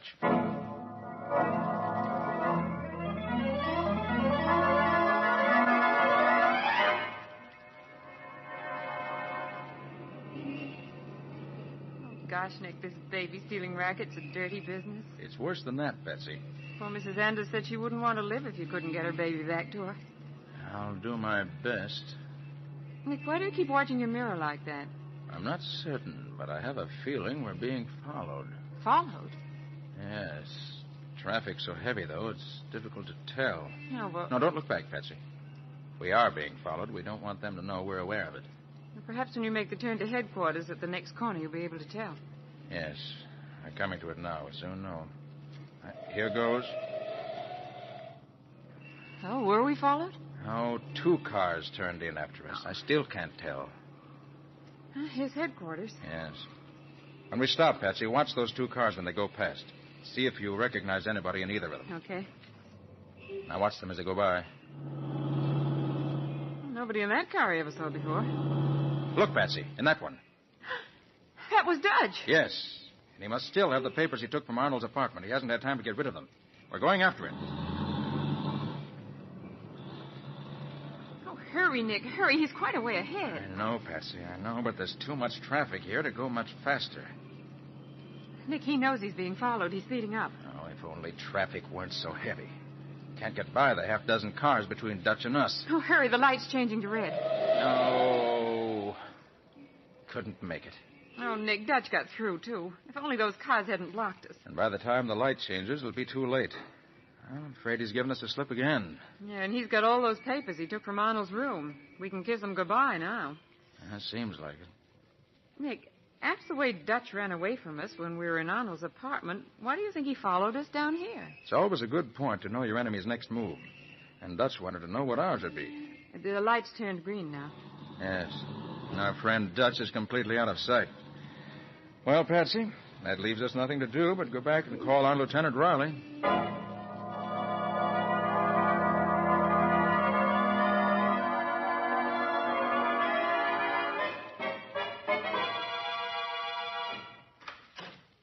Oh, Riley. Good evening, Lieutenant. Well, hello, Nick and Patsy. What brings you down here? Riley, what do you know about the baby selling racket that sprung up in town these past months? Oh, plenty, Nick. We ain't been able to do anything about it. What do you mean by that? Nick, there's hardly a day goes by that some poor mother don't come to headquarters and tell me how she was persuaded to part with her baby. Oh, how awful. Usually she let the baby go because she couldn't afford to support it. And after the baby's been gone a few days, she realizes just how much it means to her. And then she comes down here and asks us to help her get it back again. I see. Then what do you do, Lieutenant? Well, sometimes she has the address of the men who took her baby. We bring them in. Ever get anything on them? Nothing. Nothing at all. These men always have a release signed by the mother giving them permission to take the baby. You mean that there's nothing you can do about it, Lieutenant? No, not as long as they have a release signed by the mother. These men you bring in for questioning, Have you ever seen any of them before? Oh, sure, Nick. They all have records as swindlers and confidence men. They get into the baby-selling racket because it's easy money. And you haven't been able to find out who's behind them? Oh, but I can tell you this, Nick. It's somebody big. The minute one of these guys is brought in, a lawyer shows up to take care of them. Oh, seem to have built up quite an organization. Yeah, it's growing all the time. Isn't there any way you can break it up, Lieutenant? We can't touch them until we get some concrete evidence that they're operating outside the law. Well, Riley, I think I've got something on them this time. You have, Nick? What's happened? Earlier this evening, a woman by the name of Mrs. Anders came to my office. Seems a man named Donald had induced her to leave her baby with some friends of his while she went away on a trip. Hmm? When she came back, she found he wouldn't return the baby, denied ever having seen her before. Nick, we can't hold these men because legally they're always in the clear. Yes, but in Mrs. Anders' case, there was a slip-up. Arnold didn't get a release from Mrs. Anders. He didn't, Nick? No. Nick, that's great. We can really get him for that. We'll have to move fast, though, Riley. I suggest you send out a general alarm for him. Sure, Nick. Have you got his description? Well, you probably have his record and files. Huh? This isn't the first time I've run into him. In September 1934, I got the evidence on him on a blackmail charge, which sent him to prison for 5 years. Do you remember what name he was convicted under? Yes. That time, he was using the name of Edward Morelli. Fine. I'll have one of the boys see if we have anything on him in the files. Good. Just a minute, Nick. Yes, Lieutenant? See if he can find anything in the files on a confidence man by the name of Arnold. He did a blackmail rap in 34 under the name of Edward Morelli. Yes, sir. I'll look it up. If we've got anything, Nick, it shouldn't take more than a few minutes to find it. Then we can really get going on this thing.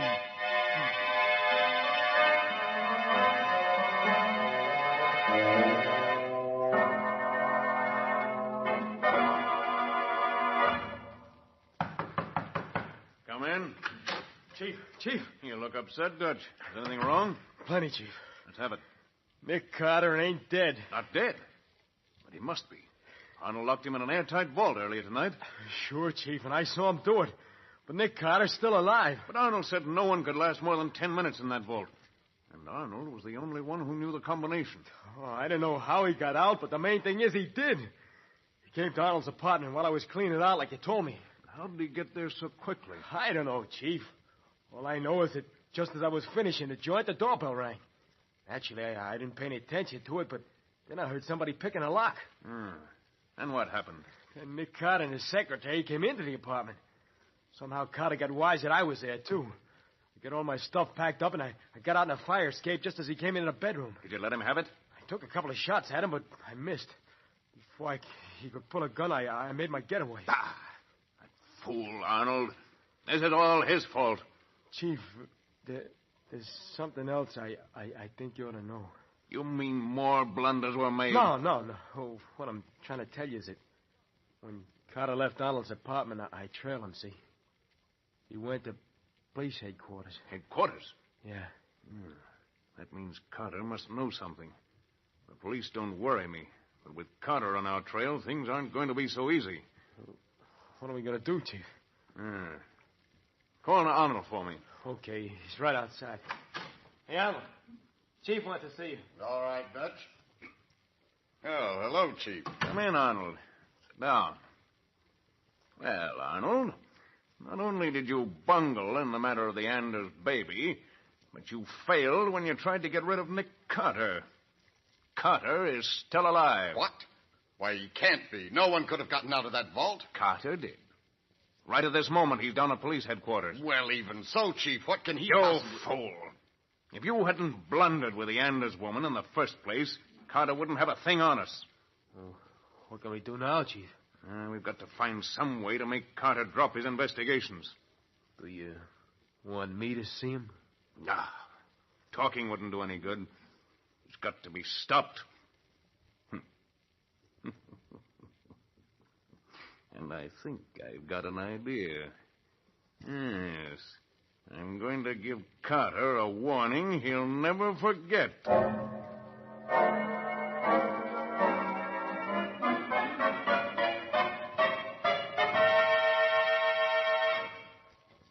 Lieutenant, here are the records on Arnold or Morelli. Right, Sergeant. That's all. Yes, sir. Well, Nick, here's Arnold's record. And here's his picture, too. Well, that's Arnold, all right. I can never forget his face, especially not after tonight. That's quite a record. And I'll have an alarm sent out for him right away. With any luck, we may be able to pick him up within 24 hours. Fine.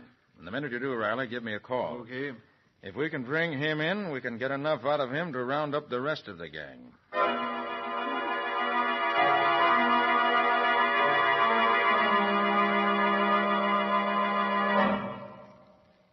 Oh, now, where's my key? Fine detective. Can't even find the key to his own house. Quiet. Ah, here it is. Well, Patsy, it's been quite an evening. Quite a night. Being locked in a vault and then shot at later is too much for just an evening. Boy, I'll be glad when Riley gets Arnold behind bars. Perhaps then Mrs. Anders can get her baby back. I hope so, Patsy.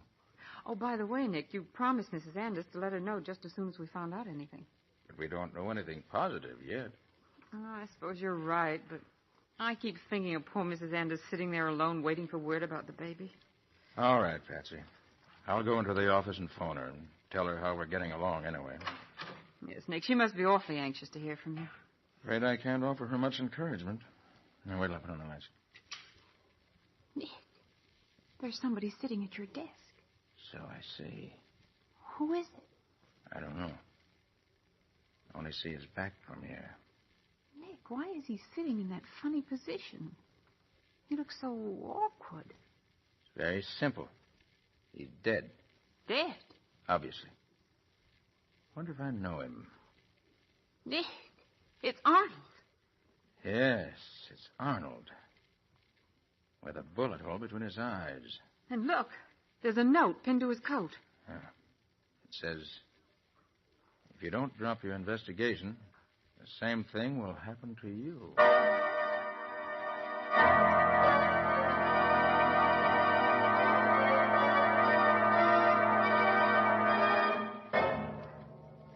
Well, Nick's hunt for Arnold is over.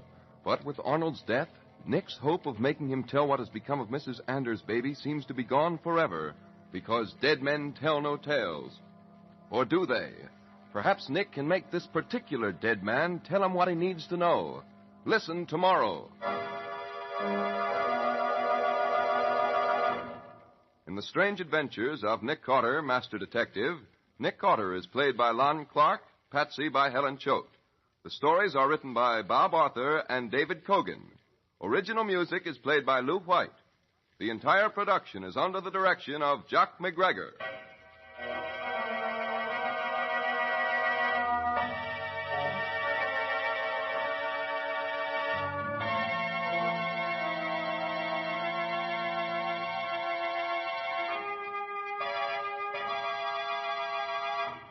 Tomorrow night at the same time, listen to the further adventures of Nick Carter in the case entitled Kidnapped for Sale, or Nick Carter and the Mystery of the Missing Babies.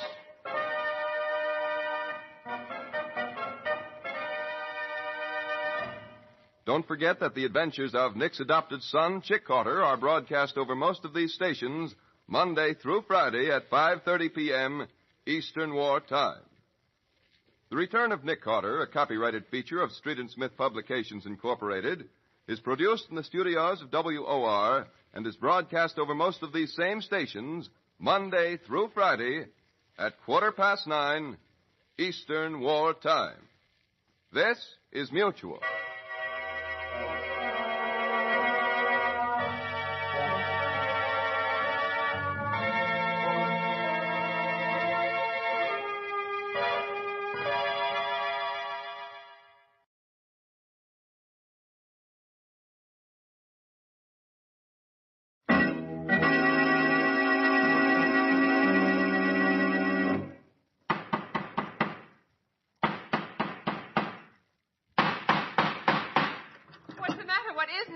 Case for Nick Carter, Master Detective. Yes, it's a case for that most famous of all manhunters, the detective whose ability at solving crime is unequaled in the history of detective fiction. Nick Carter, Master Detective.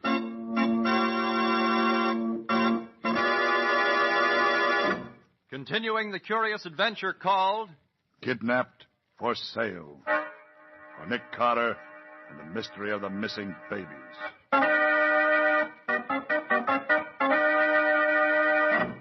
help Nick Carter smash a new and vicious racket, that of baby selling, Patsy and Scubby, Nick's assistants, are posing as a couple seeking to adopt a baby. They get into the headquarters of the baby-selling ring, but there Patsy's disguise is ripped off by the man known as the Chief. Patsy and Scubby turn to flee, but... Stand back, chumps. If you're trying to get near this door, I'll let you have it. And we wouldn't want to lose either of you. As long as we've got you two, we've got Nick Carter himself, just where we want him. Oh, you better not try to hold us here, Barnes. Nick knows where we are. Of course he does.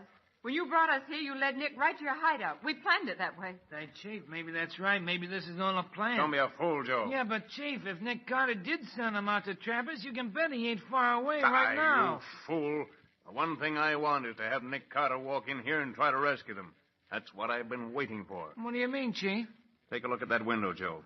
I'll hold my gun on these two while you do it. Okay, Chief. What do I look for? You see any sign of cops out there? No, not a one. Hey, what are you getting at, Chief? Just this. If Carter was tailing these two, he's working alone. He always works alone. Oh, yeah, I get you. You mean if he does come up here, he'll come alone with no cops backing him up? That's exactly what I mean. And that's what we want, because when he does come, we'll be ready for him. You can't fool Nick. He'll figure on that. Since when do you think a couple of cheap crooks like you can outthink Nick Carter? Oh! Keep your mouth shut, Wilson. Well, next time you'll get something permanent.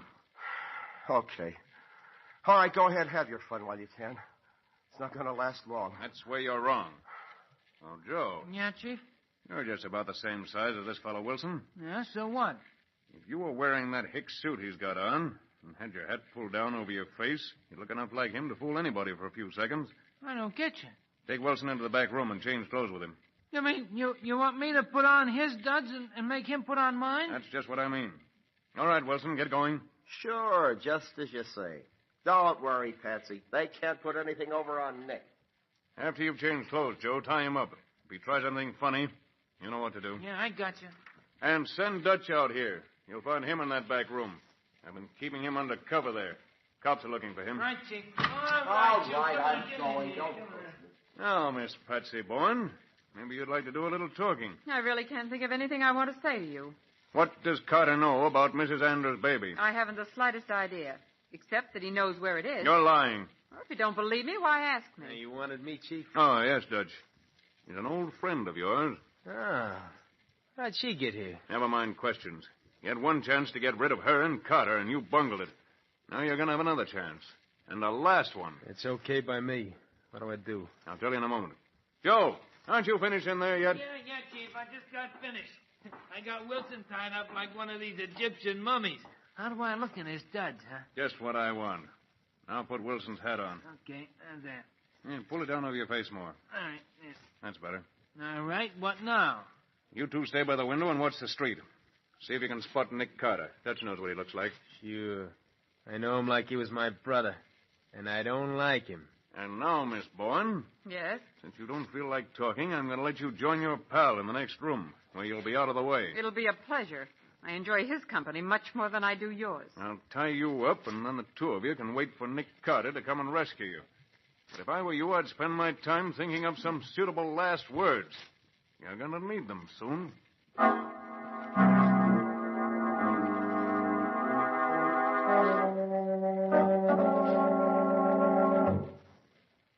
Scubby, Yeah, Patsy?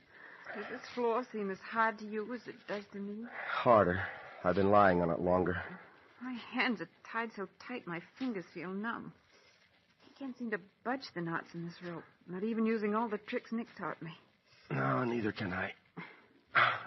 I can't seem to get even a bit of slack. I guess we'll just have to wait. What do you suppose they're up to? Oh, Barnes has some trick in mind to trap Nick, obviously. Do you think Nick was really following us? Gosh, Patsy, I don't know. He didn't say he would. Oh, Scubby, if only I'd kept my own hair pushed up under that wig. Oh, wait. Yeah, I think one of these knots is starting to give, Patsy. Wait a minute. No. No. It's still tight. Gosh, I wish we knew what they're up to. I wish Nick knew. Uh-oh. Oh, what is it? I heard footsteps. Someone's just come into the outer office. Listen. All right, where are they? That's Nick's voice. Listen. They're in this room, Carter. I'll show them to you. Open the door, Dutch. Sure, Chief. If you found them, you'll regret it. There they are. And no damage done. Oh, Nick.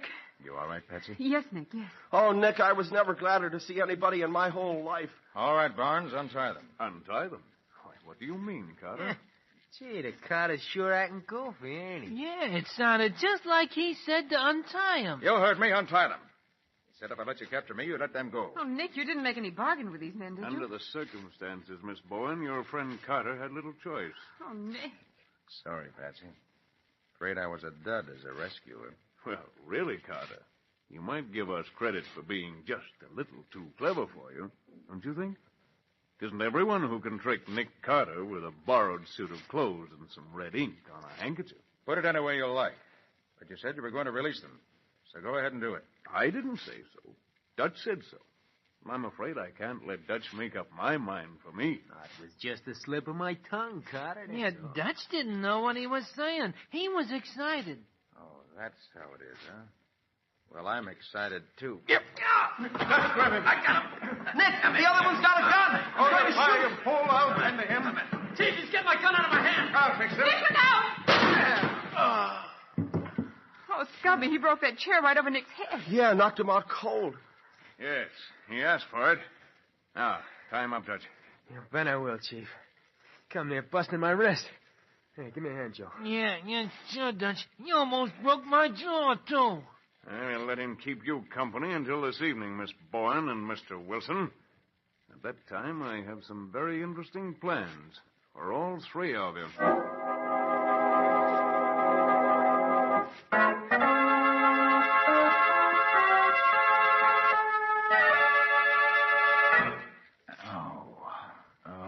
Nick, can you hear me, Nick? Hello, Betsy. Oh, what hit me? The ceiling fall in? Barnes hit you with a chair. Is that all? Oh. How long was I out? About half an hour. Nick, what happened? How did they trap you? Oh, it was so simple, Patsy. I'm ashamed of myself. As I was walking toward the building, I saw Scubby stagger out the door with a bloody handkerchief to his face. Well, that was the cab driver in my clothes using a handkerchief dipped in red ink. Yes, I found that out afterward. I was down the street a few yards, and from that distance, he fooled me completely. Staggered to the cab and collapsed inside. I thought it was Scubby, hurt and trying to get away, so I ran up. When I opened the door of the cab... He was waiting with a gun. Exactly. And just then, Dutch shoved another gun in my back. What did you do? Well, I knew it was almost hopeless to make a fight for it. And Dutch said that if I'd come along quietly, they'd turn you two loose. Oh, you didn't believe a crook like that, Nick, did you? Oh, no, of course not, Scubby. I knew he was lying. But I pretended to believe him. I figured that if they took me to where you were being kept prisoners, I might be able to save all three of us and maybe capture some of them. Oh, gosh, that was swell of you, Nick. Well, I haven't given up hope yet. I think these knots they tied me with are getting looser. If I can get my hands free. Oh, you better hurry, Nick. They may come back any minute. Yes, I know, Scubby. There, they're free. Oh, that's wonderful. Now, as soon as I can untie my feet, yeah, well... Going someplace, Carter? Oh, Nick. We wouldn't want to lose you. Just lie back the way you were. That's it. All the way back. As long as you have that gun, I don't have much choice, do I? You must have been watching through the keyhole. Yeah. Carter, I've heard of your little tricks, and I wanted to see how good you were. But this time, you'll find out what a real knot is like. Over on your face, Carter. Hands behind your back. That's it. Dutch, give me a hand here. Sure, Chief. Carter, I'm going to tie you with a very special knot. A vaudeville magician once taught it to me. You can't untie it because the harder you pull, the tighter it gets. There. I put the ends of the rope through this loop like this, and pull, and there you are. Now, get out of that one. Say, that's pretty neat. Shall I answer? No, I'll take it. You stay here and keep both eyes on them. Okay, Chief. Hello? Yes, speaking. Yes? Yes, I got all three of them here now. Wrapped up like Christmas presents. Nick. Quiet, Betsy. I want to hear this. Yes, as soon as they get dark. The old warehouse down the street. What's that? Dutch? Oh, yeah, I see. Yes, that's smart. No, there won't be any slip-ups this time. They're going to kill us, aren't they? Steady, Betsy. They may try to. But we're not dead yet. Oh, I see. Going to make bail yourself. Going to ship them out of the state. Yeah, that'll be safer. Okay. Well, it's all set. As soon as it's dark enough, you three are going for a little ride to an old warehouse down the street. I hope you won't mind the fact that the ride will be strictly one way.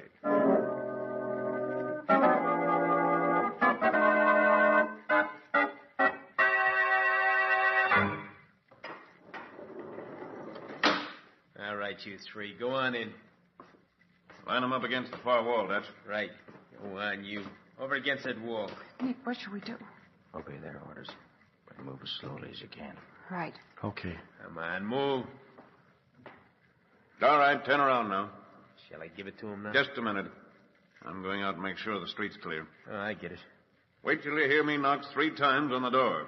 That'll mean everything's okay. Trust me, Chief. When you hear me knock 3 times, bump them off. But wait for the knocks. You understand? Gotcha, Chief.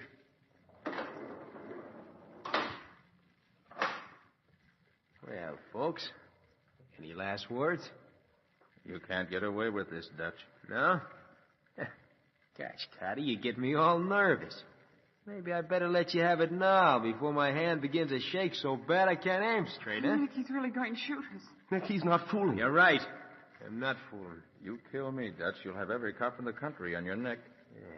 But if they can't find your body, Carter, they can't prove you've been killed, can they? And they ain't gonna find it. Because just as soon as you're dead, the chief and I are gonna light a candle and set it up in the middle of a pile of this old waste paper that's all around here, see? And when we're a long, long way from here, the candle's gonna set the paper on fire, and this old warehouse is gonna burn up like a box of matches. A 3-alarm fire. Oh, Nick. Why, you But dirty... you folks won't mind by that time, huh? There's the chief's signal. Well, Carter, I got a feeling this gun is going to go off just as soon as I count 3. Like this. 1, 2...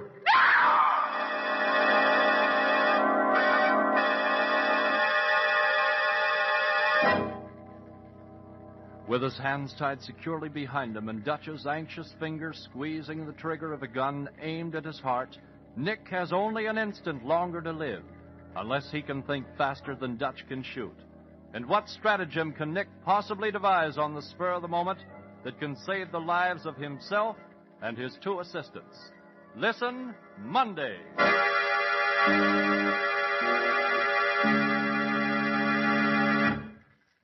In the Strange Adventures of Nick Carter. Nick Carter is played by Lon Clark, Patsy by Helen Choate. The stories are written by Bob Arthur and David Cogan. Original music is played by Lou White. The entire production is under the direction of Jock McGregor.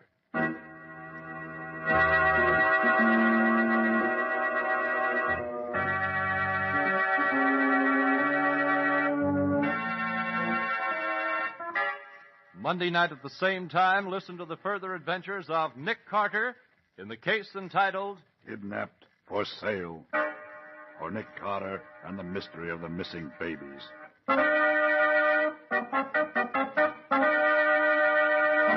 Don't forget that the adventures of Nick's adopted son, Chick Carter, broadcast over most of these stations Monday through Friday at 5:30 p.m. Eastern Wartime.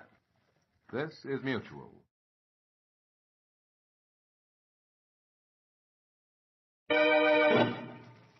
In their effort to smash a criminal ring that's stealing babies and selling them for adoption, Nick Carter, his secretary Patsy, and his assistant Scubby have been captured by the gang and taken to a deserted warehouse. Dutch, one of the gang's gunmen, has orders to kill all 3 of them as soon as he receives a signal from the chief, one of the leaders of the gang. With his gun ready, Dutch waits for the signal.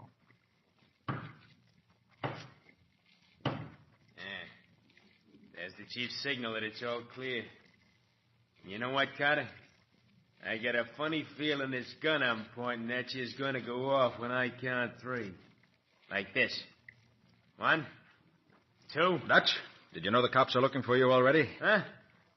What do you mean they're looking for me? There's a dragnet out for you right now. Why do you suppose the chief kept you in that back office all day? Why, Just so the cops wouldn't find you. It's a lie. Cops got nothing on me. Oh, yes, they have. They want you for Arnold's murder. I didn't have nothing to do with that. Yes, you did, Dutch. You left a clue on Arnold's body that will send you to the chair. You're trying to pull a fast one, Carter. But you're not gonna. When I count three... Give me 1 minute, and I'll prove what I'm saying. Prove it.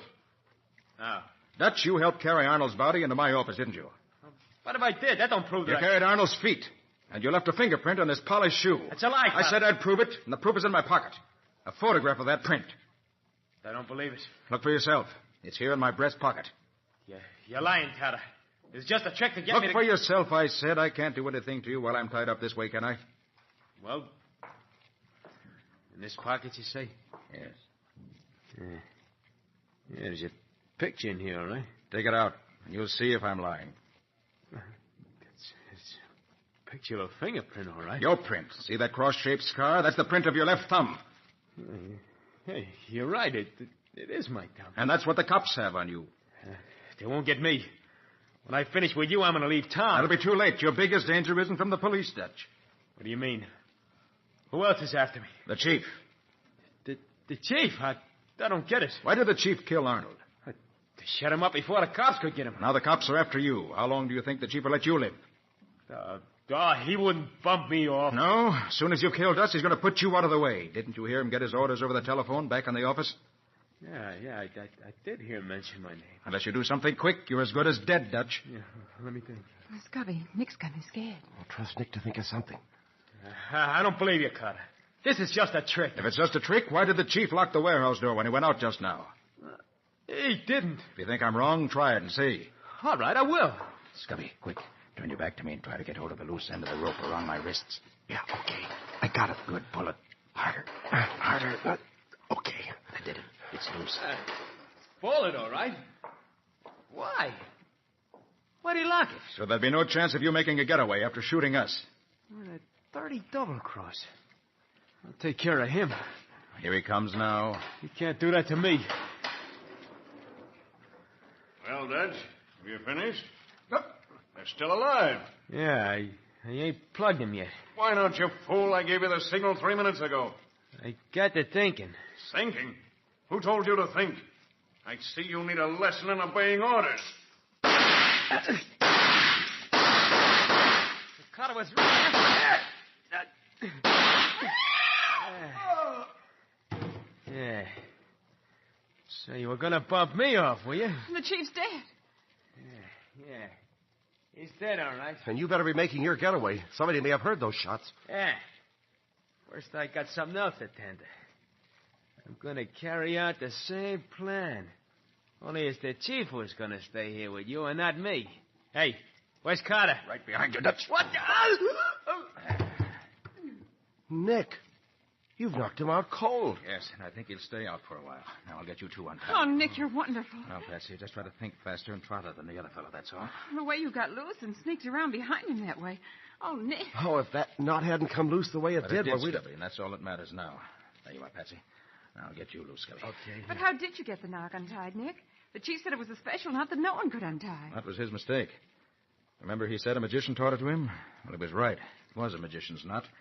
Holds tight forever unless you know the trick. But I know something about magic myself in an amateur way, and I knew that knot would come loose with one pull. Oh, I see. But I couldn't pull it myself because he didn't leave the end long enough. There you go, Scubby. Oh, thanks. Boy, it sure feels good to be able to stretch again. What about the chief, Nick? Is he really... Dead? Yes. He'll never answer any questions for us. Dutch got him through the heart. Well, what'll we do now, Nick? Scubby, you take Patsy back to the office and wait for me there. Yeah. I'm going to take Dutch to police headquarters. As soon as he comes to, I'm going to ask him a few questions.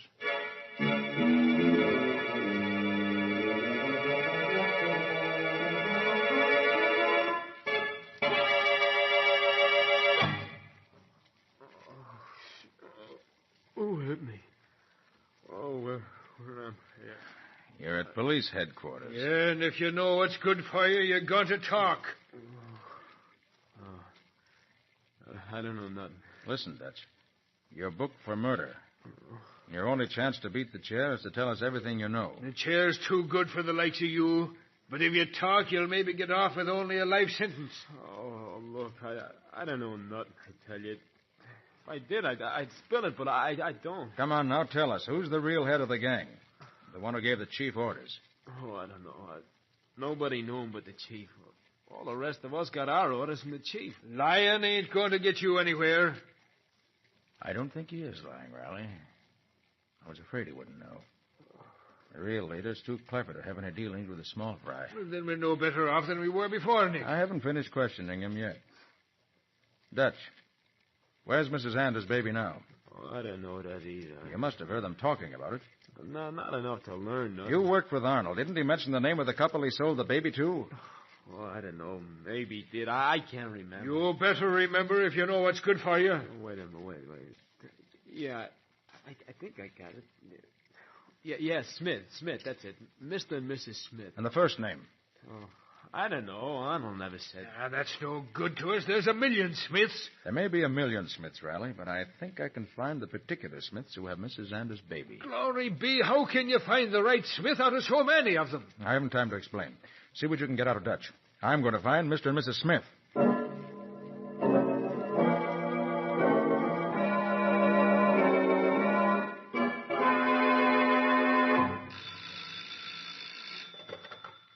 Hello? Mrs. Anders? Yes, this is Mrs. Anders. Who's this? Mrs. Anders, can anyone overhear you? No, they can't. Good. Now, Mrs. Anders, I want you to keep quite calm until you've heard what I have to say. Keep calm, but what is it? Is it about my baby? He's not... Your baby is perfectly all right, Mrs. Anders. Oh, thank heaven. Naturally, you want him to keep on being all right, don't you? Oh, yes, of course I do. In that case, you must get hold of yourself and listen to me. Yes. All right. I'll be calm. Really, I will. Very well.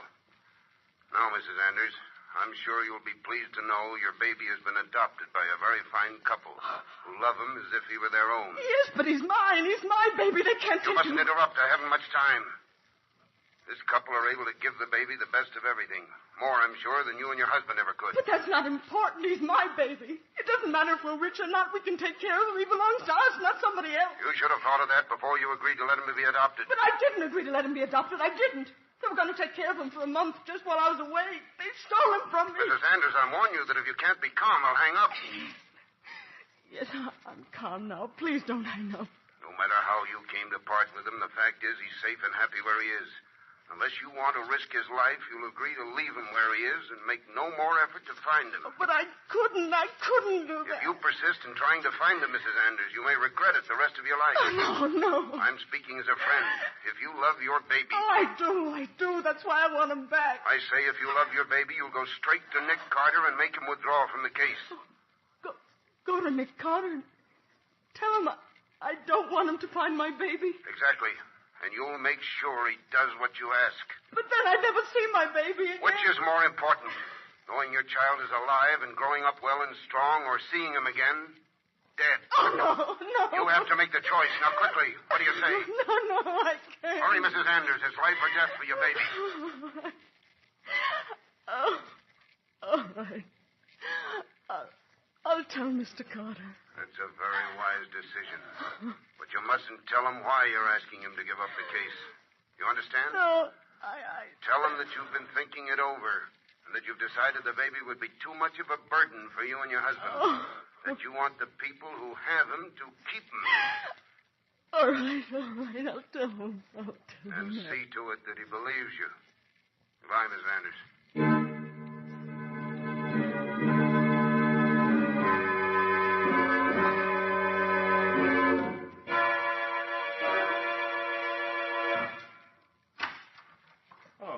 Nick, what did you learn from Dutch? You learned something, I can tell that. I didn't learn much, but I think it may be enough. Patsy, hand me the suburban telephone book, will you? Telephone No, book? of course, Nick. Here it is. Thank you. Now, let's see. O-R-S.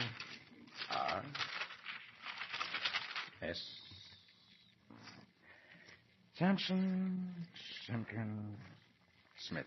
2 columns of Smiths. Oh, what Smiths are you looking for? The ones who have Mrs. Anders' baby. Who else? Huh? Oh, sure, yeah. Who else? Let's see. Aha, here we are. It's either the Howard Smiths or the Richard Smiths. But how do you know, Nick? Dutch said a couple named Smith took the baby. But out of all the Smiths in the world, how could you Just possibly... by putting the clues together, Patsy. But Stop and think. You know them as well as I do. Maybe I do, but I'm afraid you'll have to tell me just the same. All right, Patsy, I will. Later. Oh, Nick. Right now, Scubby and I are going after the baby, and every minute counts. Oh, that's swell, Nick. Hey, will it take long? An hour, perhaps. I have to drive about 15 miles. Patsy, you take care of the office while we're gone. Why can't I come, too? 2 of us are enough. You can do more good here. Oh, all right, but I'll be on pins and needles until you get back. Right. Now, Scubby, I'll... I'll answer it. Yes? Oh, it's Mrs. Anders. Come in, dear. Come in, Miss Bowen.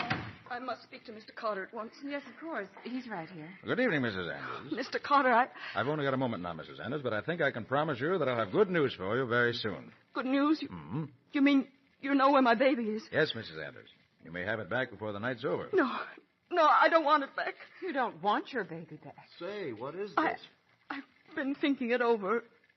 Baby is too much of a burden for me. I want the people who have it to keep it. You want them to keep it? Mrs. Anders? Yes, I never want to see it again.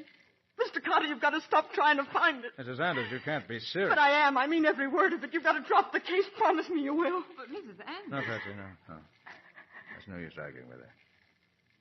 She may... No, I do. Promise me you won't go any further, Mr. Carter. Please promise me. All right, Mrs. Anders. I promise.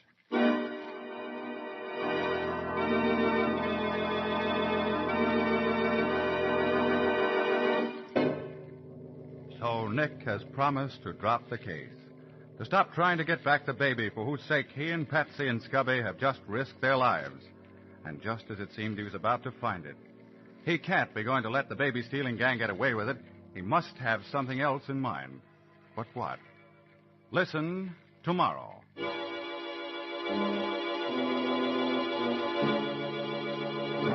In The Strange Adventures of Nick Carter, Master Detective, Nick Carter is played by Lon Clark, Patsy by Helen Choate.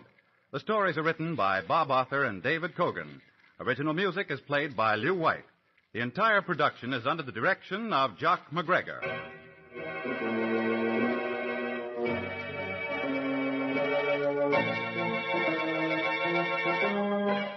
Tomorrow night at the same time, listen to the further adventures of Nick Carter in the case entitled Kidnapped for Sale, or Nick Carter and the Mystery of the Missing Babies.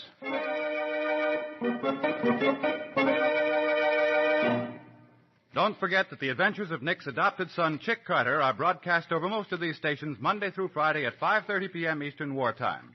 Nick's own show, The Return of Nick Carter, is a copyrighted feature of Street and Smith Publications, Incorporated. It is a mutual presentation produced in the New York studios and is broadcast over most of these stations Monday through Friday evenings at 9:15 Eastern Wartime. This is Mutual.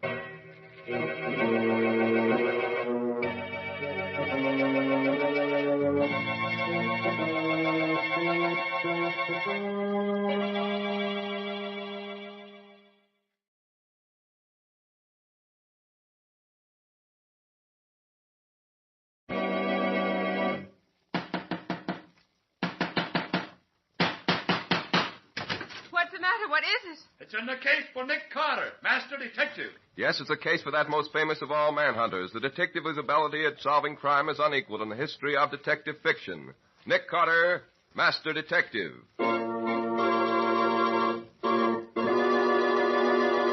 Continuing the curious adventure called Kidnapped for Sale, or Nick Carter and the Mystery of the Missing Babies.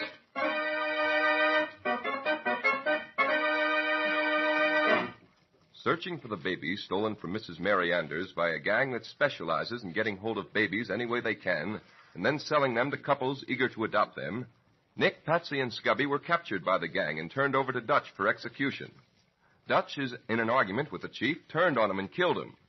During the battle, Nick got free and captured Dutch, who confessed that the baby was being held by a Mr. and Mrs. Smith. Later, as Nick was leaving his office, Mrs. Anders came to him and begged him to drop the case. Nick reluctantly agreed and sent Mrs. Anders home. Now, Nick and Scubby are in Nick's car. Scubby is driving. But, Nick, where are we going? You haven't told me where to drive to yet. We're going to Midvale, Scubby. Know how to get there? Oh, sure. That's about 15 miles north of here. Oh, we are going after Mrs. Anders' baby, aren't we? Yes, Scubby. And every second counts. But, Nick, what about your promise to Mrs. Anders that you'd stop trying to find her baby? I had to make that promise for her sake, Scubby. She was trying hard to control her feelings, but she was obviously on the verge of hysterics.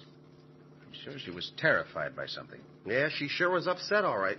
She couldn't have changed her mind about wanting to give her baby up. She loved her too much. No, Scubby, the gang undoubtedly threatened to harm her child unless she made me give up the search for it. So that's it? Yes. And if they're going to harm it, they'll do it whether I give up the case or not. That's why I'm going ahead in spite of my promise to Mrs. Anders. There's too much at stake to quit now. Right, Nick. I'll have you in Midvale in 15 minutes. Only, why Midvale? Because that's where all the clues point to. What clues, Nick? I didn't know we had any yet. You're just not putting them together, Scubby. Start with the clue Patsy and I found in Arnold's apartment. Oh, you mean the burnt piece of paper with the words Main Street and $3,000 on it? That's one of the clues. It told us that the baby had probably been sold to some couple living on Main Street. Yeah, but it didn't say what Main Street, Nick. And there are thousands of them. I know. But Dutch Jennings told us the couple's last name was Smith. Yeah, but there must be an awful lot of Smiths living on all the different Main Streets in this country. Right. However, luckily enough, though, we have another clue you haven't mentioned. Huh? Oh, have we? I didn't know about it. Oh, yes, you do, Scubby. That telephone call the chief got while we were tied up in his office. Remember it? Oh, sure, I remember it. Well, what about it? During the conversation, the chief mentioned Midvale. Then said, "Oh, you're going to pick it up yourself and ship it out of the state. That'll be safer." I get it. They must have been talking about the baby.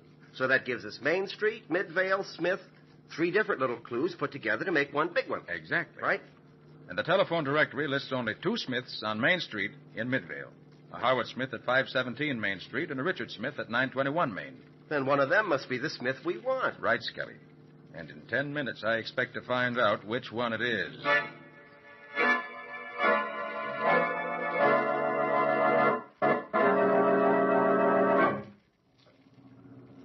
Well, here's the 500 block on Main Street, Nick. 517 must be one of those houses right there. Don't stop directly in front of it, Scubby. Pull up a couple of houses beyond. Right, Nick. Yeah, that's 517. That little frame house with the porch light on. Look, I'll park up by the street light and then you can get never up. mind stopping. Never mind. This isn't the place. It isn't? No. Well, for Pete's sake, how do you know it isn't? Just by looking at it. That porch light told me enough to be positive Mrs. Anders' baby isn't there. Oh, detecting is nice work if you can get it. But I don't get it, Nick. Well, think, Scubby. It's a small house, badly in need of paint. Yeah? And on the porch, there were 3 bicycles and a tricycle. Yeah. Well, what does that mean to you? Huh? 3 bicycles. Well, I suppose that means 3 kids in the house. Mm-hmm. And the tricycle probably means another one, not big enough for a bicycle yet, huh? Right, Scubby. A family with 4 children, at least, in a small house that needs repairs. So? Oh, sure. Those Smiths don't have much dough. With 4 kids to take care of, they aren't going to adopt another one. They got their hands full now. Exactly. So let's try the Richard Smiths at 921 Main. Okay. Well, that must be 921 up there in the middle of the next block. Yeah, and it's a new house, too. Mm-hmm. New and expensive.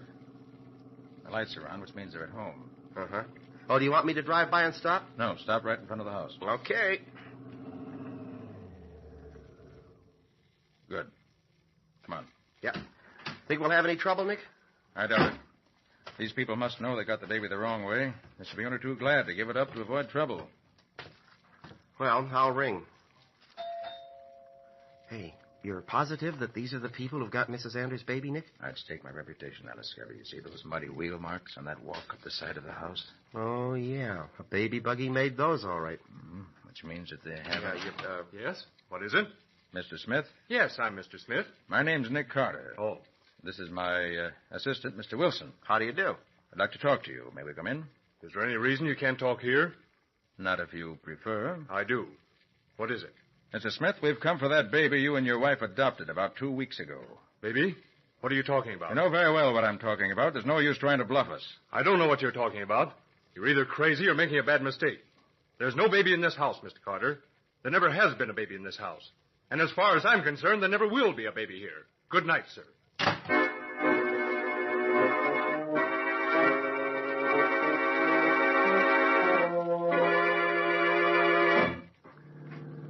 Gosh, Nick, what are we going to do now? That wasn't the right place after all. Scubby, I couldn't have been mistaken. Well, that Smith guy certainly was positive about it. Yes, Scubby, a little too positive. As if he had his answer ready even before we arrived. Oh, you mean you think that he... Oh, Scubby, stop in front of this drugstore we're coming to. The drugstore? Okay, Nick. Oh, what are you going to do in here? I noticed the only drugstore in the neighborhood. I'd like to ask the druggist some questions. Wait for me, will you? Yeah, sure.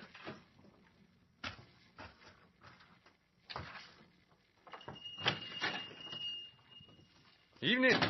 Something I can do for you? I wonder if you could tell me how to reach 917 Main Street, Mr. Richard Smith's house. The Smiths?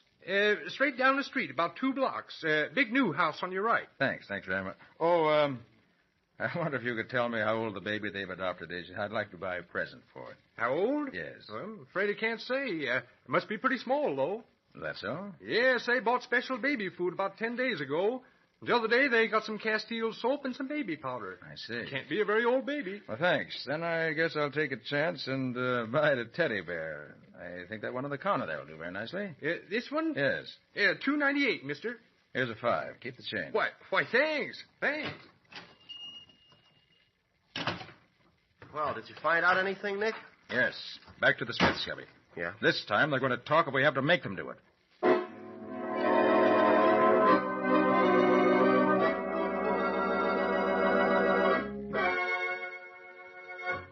Now, listen here. You can't force your way into my house like this. Get out. And get out at once. Not until you've done a little talking. Close the door, Scubby. Right, Nick. This is an outrage. Richard, I'm going to call the police. Go right ahead, Mrs. Smith. We'll wait here till they come. I'll handle this, my dear. Mr. Carter, for the last time, I order you to leave this house. And for the last time, I refuse. Now, suppose we step into the living room. We can talk more comfortably here. We have nothing to talk about. We've already told you there's no baby in this house. There certainly is not. I believe there's no baby here now, Mrs. Smith, but I'm positive that until a few hours ago, you had a baby here. Now, where is it gone? But we didn't. I tell you, we didn't. Then how do you explain this? Oh. It's a baby's rattle. Yes, I spotted it under the sofa a second ago. You overlooked it, Mr. Smith, when you and your wife tried to get rid of all the signs that there had been a baby here. Oh, tell them, Richard. Go on, tell them. Dorothy? No, Richard, I can't lie any longer. Yes, we did adopt a baby, but now they've taken it away again. That's better. Who took it? Well, a man called for it only an hour ago. He told us we'd get into serious legal trouble if we didn't give it up. That's right, Mr. Carter. The man who came for it said there'd been a mix-up, and the baby's mother was threatening legal action. He told us that if we denied ever having had the baby, we could stay in the clear. It was such a sweet baby. I couldn't understand the mother ever being willing to give it up in the first place. But I suppose the $3,000 meant more to us than the baby did. You paid $3,000 for that baby? Yes. We tried hard to adopt one the usual way, but we were told we'd have to wait and wait. So when this Mr. Arnold got in touch with us, we talked it over, and then... And you got mixed up in one of the newest and dirtiest rackets in existence. Well, what do you mean? Arnold was a member of a gang specializing in getting hold of babies and selling them to people like you. People anxious to adopt a child. The baby you adopted was stolen from its mother. Oh, no. We never dreamed that No, of course not. Never mind that now. The baby's life's in danger. We've got to find fast. Now tell me all you can about the man who came for the baby. Well, he was no one we'd ever seen before. But he knew all about the baby and said Arnold had sent him. Yes? He gave us our money back and said he was going to take the baby back to its mother. And if we'd keep our mouths shut, there wouldn't be any trouble. What did he look like? He was about 30 and thin. He had dark hair and eyes, and he talked with a slight foreign accent. How was he dressed? He had a dark coat and vest that didn't fit quite right. He was wearing dark slacks of a different material. Whipcord, I think. Coat that didn't fit and whipcord slacks, huh? That isn't the way I should have expected the head of this gang to dress. Is that all you can tell us? I'm afraid it is. We wrapped the baby up well, and this man took it away in a car. What kind of car? It was a dark sedan. I couldn't see it very well from the window. Dark sedan, huh? Was anyone else in it? I think there was. I got the impression there was someone sitting in the back seat. But the man who got the baby was the one who drove the car away. Yes, that's right. I see. Anything else? I'm afraid not. Oh, gosh, Nick, that doesn't give us much of a clue as to where they've taken the baby. No, Scubby, it doesn't. And yet I have a hunch that somewhere there must be... Is that... I'll answer, Richard. Hello? Yes, this is Mrs. Smith. Mr. Carter? Oh, yes, he's here. Just a moment. It's for you, Mr. Carter. For you, Nick? Well, who knows you're here? Patsy, probably. She knew we were coming. Hello? Nick, is that you? Yes, Patsy, what's up? Nick, Mr. Randolph Phelps just phoned the office. Phelps? What about? He didn't say. Just said it was very important and he wanted you to get in touch with him the minute you came in. I see. Did he leave his number? Yes. Rivertown 312. Rivertown. Well, that's about 20 miles from here. I'll call him right away. Thanks, Patsy. See you later. Well, what is it, Nick? Anything important? Yes, Scubby. It may be the break we need. Mr. Smith, you mind if I make a call on your phone? Well, of course not. Go right ahead. Thanks. Operator, I'd like Rivertown 312, please. Is that the Phelps who's connected with the infant's hospital, Nick? The one who wants to help find the baby? Yes, Scubby. Maybe he's got... Hello? Oh, hello. Hello, Mr. Phelps? Yes, speaking. This is Nick Carter, Mr. Phelps. Oh, yes, Mr. Carter. I'm certainly glad to hear from you. I want your advice. Advice? About half an hour ago, I had a phone call from someone who wouldn't give me his name. He spoke with a slight accent. And... Accent? Yes. He said he wanted to speak to me privately. That he had a proposition for me. What kind of proposition? He wouldn't come straight out with it, but he intimated that if I'd use my connection with the infant's hospital to supply him certain information, he would pay me $50,000 a year. I see. I thought he was probably a member of the baby selling ring, maybe the head of it. So I pretended to be interested. Go on. I told him I'd talk to him, and he insisted on seeing me at once. He said he'd be here inside of an hour. I thought perhaps you'd like to be here when I talk to him. Good. I'll come at once. If he shows up before I get there, stall him along. I'll be there inside of 30 minutes.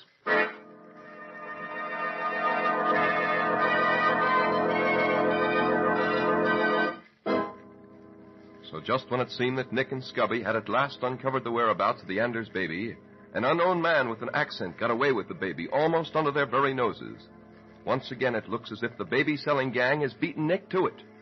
But now that man with an accent has made an appointment to talk to Randolph Phelps, the head of the infant's hospital, and Phelps has invited Nick to be present at the interview. Will this prove to be the break that Nick has been looking for? Is he about to meet the head of the gang? Listen tomorrow.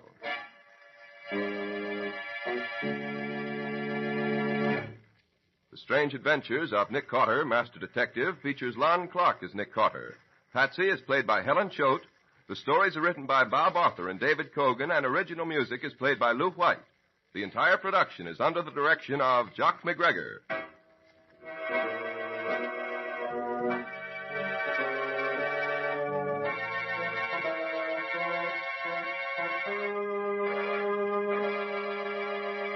Tomorrow night at the same time, listen to the further adventures of Nick Carter in the case entitled Kidnapped for Sale, or Nick Carter and the Mystery of the Missing Babies.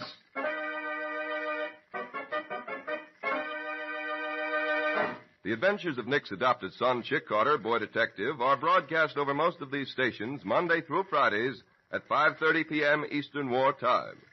Nick's own show, The Return of Nick Carter, a copyrighted feature of Street and Smith Publications, Incorporated, is presented by the Mutual Broadcasting System and is broadcast from our New York studios over most of these stations every evening, Monday through Friday at 9:15 Eastern War Time. This is Mutual.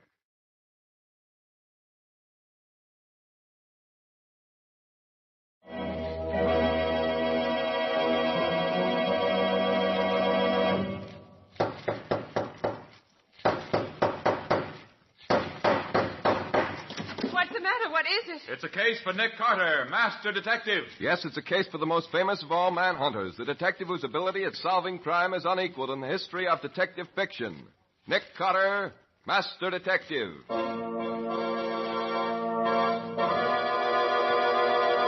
Continuing the curious adventure called Kidnapped for Sale, or Nick Carter and the Mystery of the Missing Babies.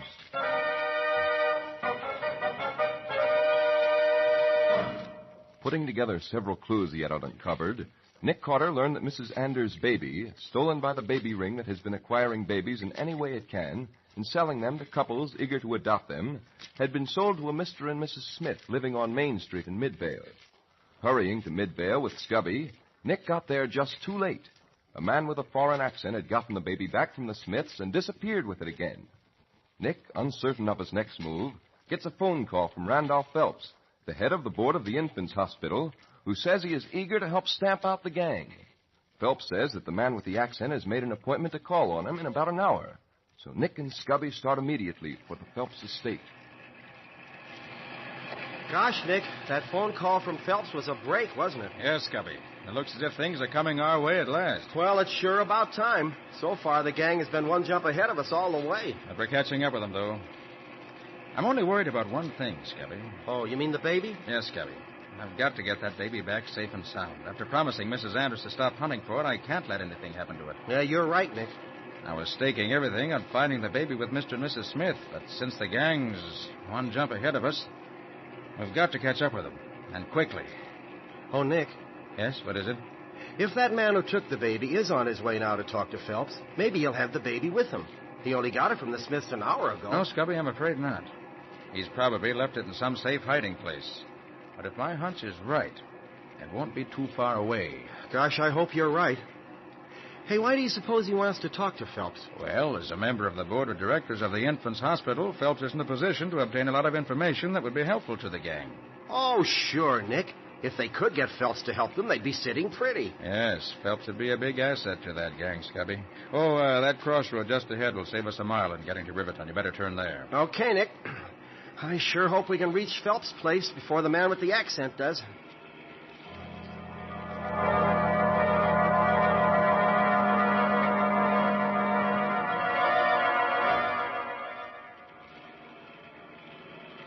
Nick, that must be the Phelps place up there ahead of us on the hill. Oh, yes. He said it was the first estate on River Road after we turned off the highway, so that's the place, all right. And that must be the drive leading up to the house. Oh, shall I turn in? Yes, but take it slowly, Scubby. Take it slowly. Yeah. Turn off the headlights. Right. Gosh, it's dark with the lights off. Well, there's light enough if you take it easy. Follow the drive all the way around behind the house to the garage. Our man hasn't come yet. We don't want him to see our car when he does get here. Ah, that must be the Phelps car outside the garage. Pull up beside it. Right, Nick. Well, there's no other car here yet. So I guess we did get here before the guy with the accent. I hope so. I want to talk to Phelps first, if possible. Let's see now. Phelps said to come to the back door. Yeah. Oh, let's see where. Oh, yes, there it is. Come on. Hey, we really are out in the country. Listen to those crickets. There they are. And the doorbell. Scubby, let me have your gun. My gun? Yes. You brought one along, didn't you? Oh, sure. Wait a minute. Here it is. Thanks. But, Nick, don't you have Quiet. Here comes somebody. Yes? Who is it? Nick Carter. Mr. Phelps is expecting me. This is my assistant. Oh, of course. Come in, please. Mr. Phelps is in the study. Right this way, please. Thank you. Mr. Carter and his assistant are here, Mr. Phelps. Good. Come in, Mr. Carter. I'm certainly glad to see you. And I'm glad we could get here in time. This is my assistant, Scubby Wilson. How do you do, Mr. Wilson? How do you do? Please sit down, both of you, and... Oh, Harry. Yes, Mr. Phelps? Wait in the front hall until the caller we're expecting gets here. Warn me on the communicator before you show him in, though. Certainly, Mr. Phelps. Now, Mr. Carter, I want your advice. Should we try to capture this man the minute he gets here, or should we hear what he has to say first? I'd like to hear what he has to say, and the more he talks about himself and his gang, the better I'll like it. That's my idea exactly. But, Nick, suppose he brings some of his gunmen with him. We have to take that chance, Scubby. But I have a hunch he's traveling practically alone tonight. Oh. When he got Mrs. Anders' baby from the Smiths, we know he didn't have more than one man with him. You say he got Mrs. Anders' baby? Yes, Mr. Phelps. We almost got it back, but he beat us to it again. I'm very sorry to hear that. You have some clue as to where it's gone, I hope? No, not a sign of Well, one. that is nothing very tangible. But we have enough to keep us going. I see. However, I understand you have had some success in rounding up some of the less important members of the ring. I suppose with what you've learned from them, you have a pretty good line on the rest of the gang. Oh, we don't really yes, have... Yes, indeed, Mr. Phelps. Riley's working on that now, although he hasn't completely analyzed all the information yet. Oh, I see. Well, I hope we can stamp out the entire gang soon. I agreed to talk to this fellow with the accent in the hope that we could learn something from him. I'm very glad you did. And I'm glad you got in touch with me. I hope to find out a great deal tonight. But, Nick, how are we going to get him to talk? If he sees us, he's we'll probably... have to hide someplace where we can overhear you, Mr. Phelps. Let's see. What about that alcove there where the windows are?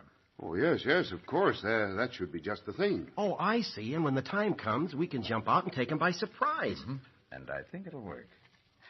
Get as much out of him as you can, Mr. Phelps. Trust me for that. Now, there's just one other thing. Yes? What? The butler and the maids are out tonight. Besides yourselves, there's just me and my secretary here now. You think we ought to send for any help? You mean the cops? I was thinking of the state police, just to be on the safe side. All right. Can't do any harm. It'll just take a second. Hello, operator. Operator. Operator. Operator, give me the state police barracks on Meridian Road. Yes, that's right. We can be sure now that he won't get away. Yes. Hello? State police? This is Mr. Randolph Phelps speaking. Can you send 2 of your men over at once? Yes, it's urgent. You know where I live, don't you? On River Road? Good. I'll expect them inside of 20 minutes. Thank you. There. Now I think we're prepared. Our visitor should be here at any minute. You're armed, of course. Yes, I have a gun. You engage him in conversation. When I think the right time has come, I'll step out and cover him. He won't get away. Excellent, Mr. Carter. Now, He's here. Yes? Hello? Your caller is here, Mr. Phelps. Thank you. Show him in. Yes, sir. You'd better get set. Yes, come on, Scubby. Let's get behind those drapes. Sure, Nick. The gentleman to see you, Mr. Phelps. Thank you, Harry. See that we aren't disturbed. Yes, sir. Well, Mr. Phelps, this is a pleasure. It's quite a few years since we met last. We never have met, to my knowledge. And I like to know a man's name when I'm speaking to him. Oh, too bad, Mr. Phelps. I like to keep my name a secret. But let's sit down, shall we? I think I have something to say that you'll be most interested in. That's what you said on the phone. I cannot imagine what you can have to say that will interest me. Nick, that's the guy who's got the baby, all right. Yes, and he's still wearing the whipcord slacks Mrs. Smith mentioned. Nick, I've got a funny idea. I've seen him before, but I don't know where. Maybe I saw a picture of him in the paper sometime. Yes, Scubby, you probably did. Oh, I place him now. 15 years ago, he drove a truck for a rum-running gang. He used the name of Danny the Frenchman. But, Nick, what are we going to... Quiet, Scubby. I want to hear this. Down to business and say what you have to say. My time is limited. All right, Mr. Phelps. Here it is. You're on the board of the Infants Hospital. You have connections with other nursing homes. What of it? Well, just this. We want you to give us the names of people coming to the hospital to adopt babies. Also, the names of all mothers in the hospital records who are in financial difficulty. That's perfectly preposterous. Oh, is it? Not for $50,000 a year, it is. $50,000? Whatever made you think I'd agree to such a proposition? Because, Mr. Phelps, that's quite a bit of money. And think how easy it is to earn it. And in a way, you will be a public benefactor. Think of all these well-fixed people who desire to adopt fine little babies, who will be just making things easier for them, and you will be being well paid for it. Nobody will be hurt. Everybody will benefit. Hear that, Nick? Well, maybe, and maybe not. But I certainly wouldn't dream of associating with you unless I knew more about you. How does your organization work? Oh, very simply, Mr. Phelps. We have men constantly on the lookout for mothers who wish to part with their babies, and also for couples who want babies to adopt. We, shall I say, we act as middlemen for a fee, of course, a large fee. That doesn't tell me much, I'm afraid. You will learn more later when you have joined us, sir. You see, with your contacts, Mr. Phelps, we will be able to dispense with many of these other men, and the profits will be that much greater. But what about the risk? Suppose Nick Carter and the police catch up with you. Then what? Nick Carter. Ah, yes. He's been a little bothersome of late. And how? I have lost 3 of my best men because of him. One of them, my chief lieutenant. To me, it seems very important. Very soon now, I shall take care of Nick Carter. And the police are much too stupid to be of danger. Suppose I turn down your offer. Well, that would be very unwise, Mr. Phelps. Very unwise. Yes, I see what you mean. But you've got to give me a little time to think. Oh, as long as you wish, Mr. Phelps. Up to 2 minutes. Phelps is sure doing a good job of acting, Nick. Yes, Scubby, a very good job of acting. I'll say so. Hey, Nick, I think I heard a car stop outside the house then. Yes, so did I. Must be the state troopers that Phelps sent for. Probably. Well, Scubby, I think the time has come for action. Up with your hands, Danny. I've got you covered. What the... Don't reach for that gun or I'll let you have it. Good work, Carter. Nick Carter? Yes, Danny. Nick Carter. Now stand up. That's right. And keep your hands up. Say, what is this? Get his gun, Scubby. Okay. I'll get it. Never mind, Mr. Phelps. Scubby will take it. Yeah. Okay, I got it, Nick. Now what? Give me the gun. Yeah, sure. Now, we'll tie him up first, and then he's going to do a little more talking. You will regret this, Phelps. Mr. Phelps, you put in a call for some state troopers? Yes, I did. Come in. Come in, Lefty. Hey, those are two of the toughest-looking state troopers I ever saw. Hey, one of them's got a Tommy gun. Ask him. All right, Carter. You and your chum put up your hands or I'll cut you both in half with this gun I got here. But, hey, you don't want us. You want him. That's what you think. Put up your hands quick. You too, Phelps. But I don't understand. Never mind what you understand. Put up your hands. That's right. Now, if one of you moves, you're a dead duck. This is ridiculous. Mr. Carter, hey, you're making a mistake. I don't think so, Scubby. I've been afraid of something like this happening. He seems to mean what he says. You bet we do. Get the guns, Danny. Of course. I'll take my gun back again, if you please, Mr. Carter. And yours. Ah, thank you. That's all.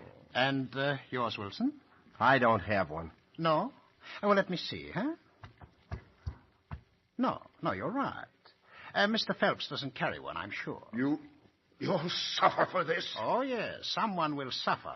But not me. Well, Mr. Carter, you are not talking much for a man who is about to die. That doesn't seem to be much to say. I'm glad you appreciate that. Words are no good to you now, you know. You escaped from my men, but I'm not as stupid as they were. This time there's going to be no slip-up. You're going to die, Nick Carter. But it's going to be done so cleverly that nobody is even going to guess you were murdered.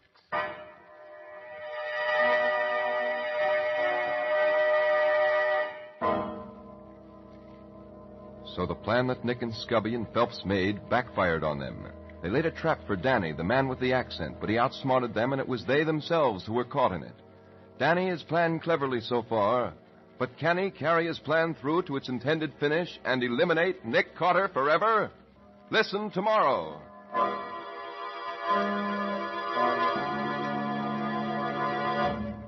The Strange Adventures of Nick Carter, Master Detective, features Lon Clark as Nick Carter. Patsy is played by Helen Choate. The stories are written by Bob Arthur and David Cogan, and original music is played by Lou White. The entire production is under the direction of Jock McGregor.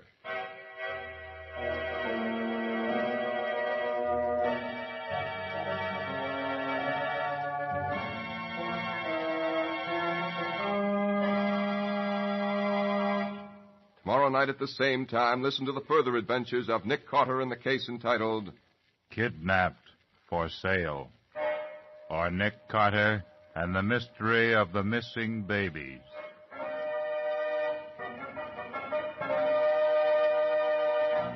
The adventures of Nick's adopted son, Chick Carter, boy detective, are broadcast over most of these stations Monday through Fridays at 5:30 p.m. Eastern War Time. Nick's own show, The Return of Nick Carter, a copyrighted feature of Street and Smith Publications, Incorporated, is presented by the Mutual Broadcasting Company and is broadcast from our New York studios over most of these stations every evening, Monday through Friday, at 9:15 Eastern War Time. This is Mutual.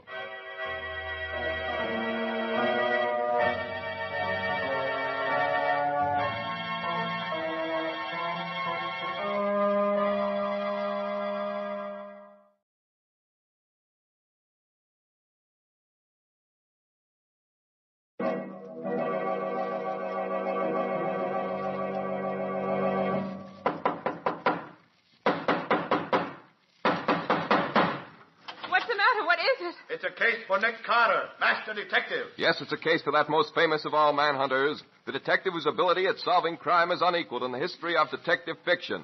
Nick Carter, Master Detective.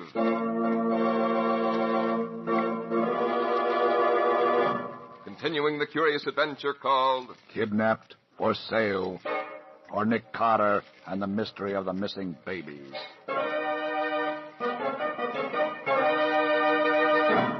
After considerable difficulty, Nick Carter finally discovered that Mrs. Mary Anders' stolen baby had been sold to a couple named Smith. But he arrived at the Smiths' home to find that a man with an accent had just been there and had taken the baby away. Uncertain of his next move, Nick received a phone call from Randolph Phelps, who said that the man with an accent had made an appointment to see him and invited Nick to be present at the interview. After hearing the man invite Phelps to become a member of the baby-selling ring, Nick and Scubby take him prisoner. They're about to tie him up when two men, dressed as state troopers, burst into the room, armed with a submachine gun. But they ignore the man with the accent and instead train the gun on Nick and Scubby. All right, get up your hands, all of you, or I'll cut you in two with this gun. But you don't want us. You want him, that man there. We know who we want. Get your hands up. You too, Phelps. That's better. But you're making a mistake. I'll say you are. I don't think so, Scubby. I've been afraid of something like this all along. These men mean what they say. You bet we do. Danny, collect that gun. It will be a pleasure. I'll take my gun back again, Mr. Carter. And your own gun. Thank you. Have you any other weapons? No, you're clean. You have no gun, Wilson? No. No. No, you're clean also. And you don't carry one, do you, Mr. Phelps? I don't know what this means, but if you harm us, you'll have every cop in the state after you by morning. Ha, the police. With Nick Carter dead, the police do not worry me. I'm not dead yet, Danny. No? That's a very nice point. Hardly worth considering. Trigger, tie these three up. Yeah, sure thing, Danny. Who'll I tie up first? Tie Phelps first, Trigger. Okay, Danny. All right, boss, turn around and put your hands behind you. Boss, so I was right. You are the head of the gang. That's absurd. Oh, no, it isn't. This gunman of yours gave you away when he called you boss. I suspected you all along, Phelps, but I couldn't prove it until now. Trigger, you're a fool. Oh, gee, boss, I forgot. Well, Phelps, what have you got to say? Very well, Carter, you're right. But it's a little late, don't you think? Tie them up, Trigger. Boss. Yes, what's the matter? I just remembered I left the rope in the car. You fool! Go get it. Yeah, boss, right away. I'll only be a minute. Well, Phelps, as it seems we have to wait, I hope we can at least sit down. Been rather an unexpected evening. Of course, Carter. Sit down, by all means. I don't wonder your knees are feeling a little weak about now. Thanks. You too, Wilson. Sit down. No, over there, farther away from Carter. Okay, you're the boss. I'm glad you realize that. I suppose that you're going to kill us in such a way that it'll look like an accident, huh? Yes, Carter, and such an unfortunate accident, too. You recall as you came down the river road that spot just at the turn where there's a sheer 50-foot drop into the river? Oh, yes, I remember. That is going to be the scene of your death. Your car, Carter, is going to go off the highway right there and roll down the bank into the river. You and Wilson will be in it, of course. You'll drown, and that will be that.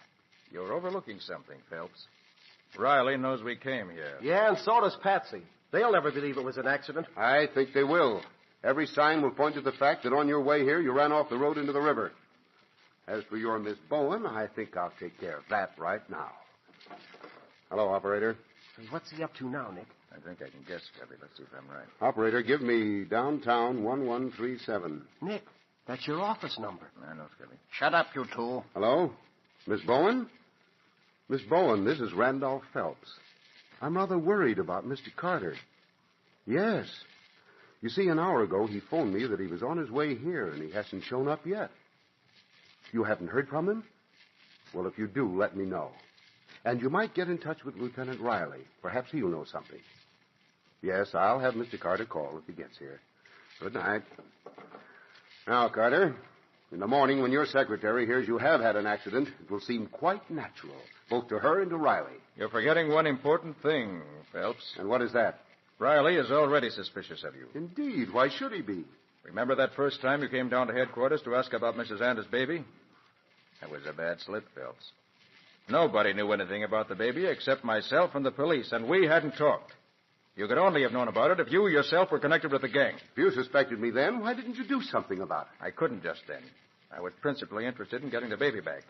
And I knew if you were part of the gang, I'd round you up when I got the rest of them. And you've rounded me up by getting yourself into a death trap from which there's no escape. Brilliant, Carter. Say, I don't get it, Phelps. If you were planning all along to grab us, why all the hocus pocus? Why didn't you just nab us the minute we came in the house? Frankly, Wilson, because I didn't want to try anything with Nick Carter until I could have enough of my own men here to make sure we would win. I couldn't risk any slip-up. So that call to the state police was a fake, huh? Of course. I simply held the hook down and talked into a dead phone. Lefty and Trigger were already on the way from town. But I had to play you along until they arrived. Okay, boss, I got the rope. What took you so long? Well, Harry and me, we was figuring out the best place to run the car into the river. You were figuring out. I do the thinking around here. Now get busy and tie Carter up. Sure, boss. All right, stand up, Carter. I got a special treat for you. A silk rope. It's an old Chinese trick. Once it's tied, nobody can untie it. It's got to be cut loose. And suppose I don't stand up? Then you'll get a load of lead and you won't be able to stand up. I see. Phelps, you have a nice plan. But suppose I don't cooperate. Suppose I make you shoot me now instead of letting you drown me later. And your whole accident story will be out the window. I could change it if I had to. But I'm warning you, Carter. You're going to die anyway, so you'd better take it my way. Give us any trouble and we'll kill the Anders baby immediately. So you have the Anders baby here? Yes, right upstairs in this house. And its life depends on your good behavior. If you give us no trouble, we'll see that the baby gets back to Mrs. Anders safe and sound. That's the one thing I wanted to know. All right, Trigger, I'll stand up. And Stand still with you in front of me like this, Trigger. I don't think your pals will shoot. If they do, they'll get you first. Get him, Lefty. He's got a gun. Duck, Trigger, so I can get a shot at him. I can't, Lefty. He's holding me too tight. Then I'll have to shoot him. That takes care of you, Lefty. You better drop your gun, Danny. Not till I kill you. You got Trigger, Danny, but not me. But I'll get you good. You got him, Nick. Right through the shoulder. Nick, Phelps got away. And he's locked us in here. Step back, Scotty. This Tommy gun of Lefty's will take care of the door. There goes the lock, and here goes the door. All right, come on, Scotty. Nick, the car. They're going to get away. We'll see about that. Oh, they're halfway down the drive, Nick. Maybe we can still stop them. No, you missed them, Nick. You missed them. I don't think so. Watch, Scubby, the curve. They're not taking it. Golly, Nick, you stopped them all right. Yes. That was the secretary at the wheel. I think I winged him. Hey, we better go down and see if there's anything left of them. Gosh, Nick, with Trigger dead and Lefty and Danny and they're ready for the hospital, and now Phelps and the secretary down there in the wreck, why, it's practically bingo. Yes, Scubby, I think the gang's finished now. We can phone the state troopers to come take them off our hands. But before I give those rats any first aid, I'm going to make sure Mrs. Anders' baby is all right. Oh, gosh, the baby. I was almost forgetting him. I wonder if he's okay. What's that? Hey, Nick. There he is now. Oh, listen to those yells. I'll say he's all right. He couldn't yell like that if he wasn't. Didn't like the shooting, Scubby, so he's letting us know about it. Isn't that just like a baby? He waits till everything is over, and then he starts yelling.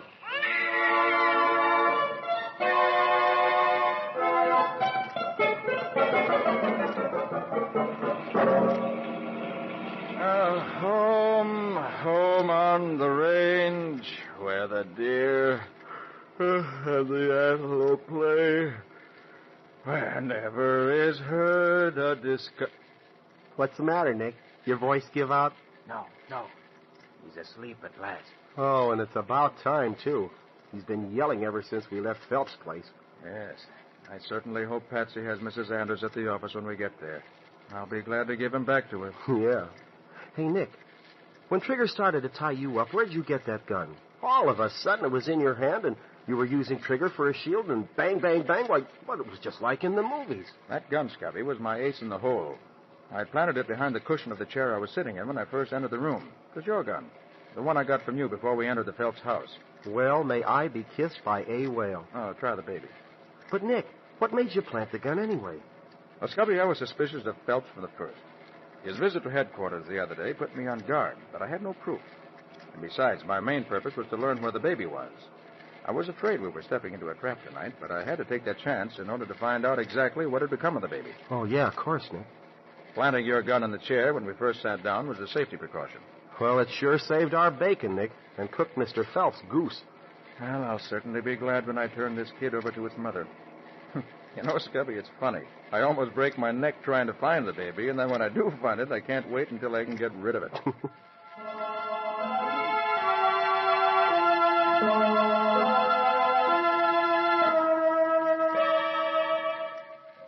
Oh, am I glad to be rid of that baby. I don't mind tackling a few gunmen, but I hope I never again have to hold a crying baby for an hour. Maybe he didn't like home on the range, Nick. You should have tried something else. That's the only tune Nick knows. Now, Nick, you're not going to get away with it. Get away with what? With acting as if you're too tired to talk. You're going to tell me what happened or else. Yeah, Nick. There's still some things I want to know, too. Oh, have a heart. Well, it's 1 a.m. All right, Nick, I'll be easy on you. Just give me the gist of it, and I'll save my questions until morning. All right, Patsy. Well, first of all, Phelps was the head of the baby-selling gang, of course. I'd gathered that. As a member of the board of the infants' hospital, he got wind of the racket some months ago. Mm-hmm. He needed money badly, so he took it over and organized it. The hospital records were a great help in locating unwanted babies and in contacting couples seeking to adopt babies. Of course. Yeah, Patsy, we got all that from Danny, the Frenchman, before the state police came to take him to the state hospital. Phelps and his secretary were both killed outright when their car crashed. Oh, I see. And, of course, Phelps always worked through someone else. Yes. Up to the end, practically none of the gang knew his identity because he always gave his orders over the phone. It was only desperation that made him go after Mrs. Anders' baby himself. The same desperation that made him set his trap for us. And what a trap. Phelps was one smooth article, believe you me. Yes, you bet he was. Of course, all the elaborate interview between Danny and Phelps was for the purpose of keeping me interested until Lefty and Trigger could get there. Oh, Phelps did have another reason for it, too. What was that, Nick? Wanted to draw me out, find out just how much the police and I knew, so that after he killed us, he'd know just what kind of a story to tell Riley to fool him. Yes, from his standpoint, it was a good plan, perfectly worked out. There was only one thing wrong with it. Well, what was that, Nick? It didn't work. Nick. Oh, now, please let me stop talking. I want to make a suggestion. What do you say we all take a vacation? Oh, a vacation is just what I need after tonight. Hey, how about you, Patsy? You took the words right out of my mouth, Guppy. Where would we go, Nick? Well, how about Greensboro? It's a tiny little town up in the mountains, fishing, hiking, and horseback riding. Greensboro sounds like another name for heaven. Mm-hmm. All but that part about hiking and horseback riding. I like to vacation sitting down. And we can sleep all day and never lift a finger. And there'll be no robberies, no murders, nobody shooting at us. In fact, for a whole week, we'll be able to forget there is such a thing as crime. Well, what do you say? All in favor, say aye. Aye. The motion is carried. Good. We'll leave for Greensboro the first thing in the morning.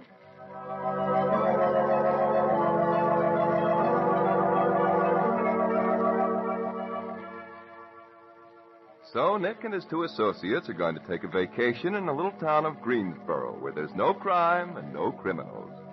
All they're going to do there is loaf. I wonder what they'd think if they knew that in Greensboro they were going to meet a magician who walks out of locked prison cells at will, and a dead man whose body disappears into thin air the instant after he's murdered. No excitement? Well, for the beginning of a new and thrilling adventure with Nick Carter, listen tomorrow.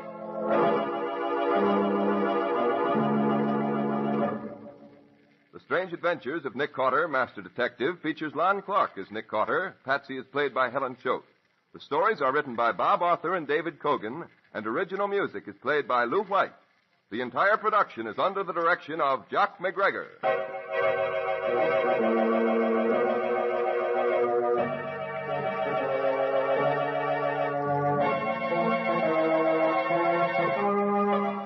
Tomorrow night at the same time, listen to the opening chapter of a new and exciting adventure of Nick Carter entitled Death by Magic, or Nick Carter and the Mystery of the Vanishing Corpse.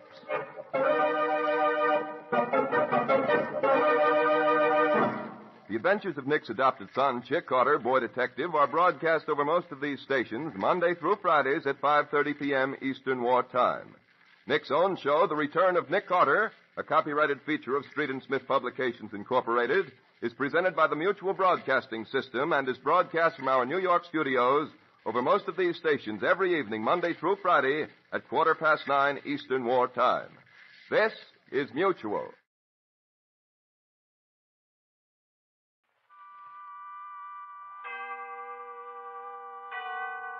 Autolite and its 98,000 dealers bring you Mr. MacDonald Carey in a story based on fact. Tonight's presentation of Suspense.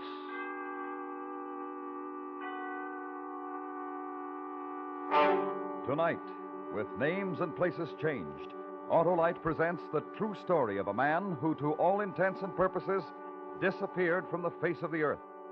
The dramatization is called The Missing Person. Our star, Mr. MacDonald Carey.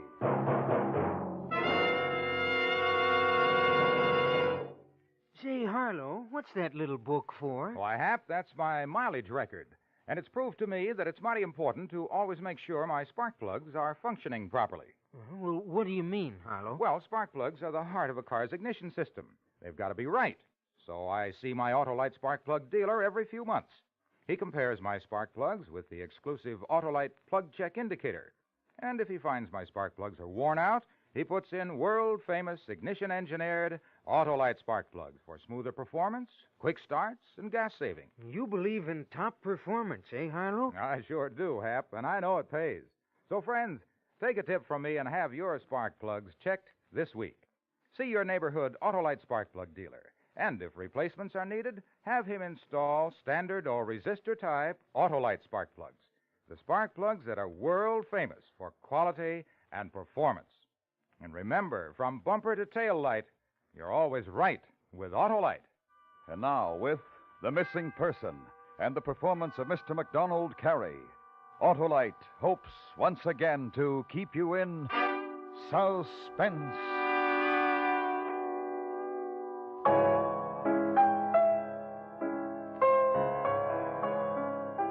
At approximately 7:30 p.m., the Thursday night of March 10th, 1948, Joseph Ebner, at the time 38 years of age, said goodbye to his wife Martha and left his home at 1210 East Bethany Road in Burbank, California. He drove a light gray sedan, license plate 702R3228, over Cahuenga Pass to downtown Los Angeles. His destination? The Civic Auditorium. Joseph Ebner is a musician, first violinist and concertmaster with the Los Angeles Symphony Orchestra. He was on his way to play in a concert. Ebner arrived at the auditorium a little after 8 o'clock. After changing into his dress suit, he smoked a cigarette and mingled with his fellow musicians in the hall down under the stage. A few moments before the orchestra's conductor, Maestro Carlo Finello, raised his baton at 8:33, Joseph Ebner excused himself. He said he'd forgotten something back down in his locker. He turned, left the hall, and was never heard from again.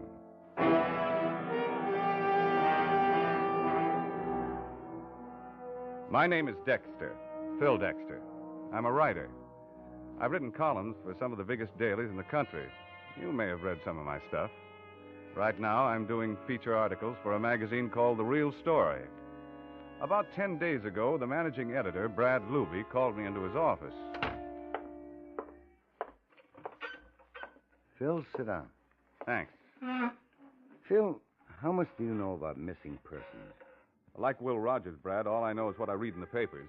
Well, thousands of people disappear every year. Some don't want to disappear, and they do. Some want to disappear, and they do. But eventually they turn up, dead or alive. Agreed. Eventually, 95% of them turn up again, dead or alive. A week, a month, a year, even 10 years later. Well, what about the other 5%, Phil? The 5% that vanish and are never heard from again. What about them? I don't know. That's the story I want, Phil. Now, I got a list here from the police department.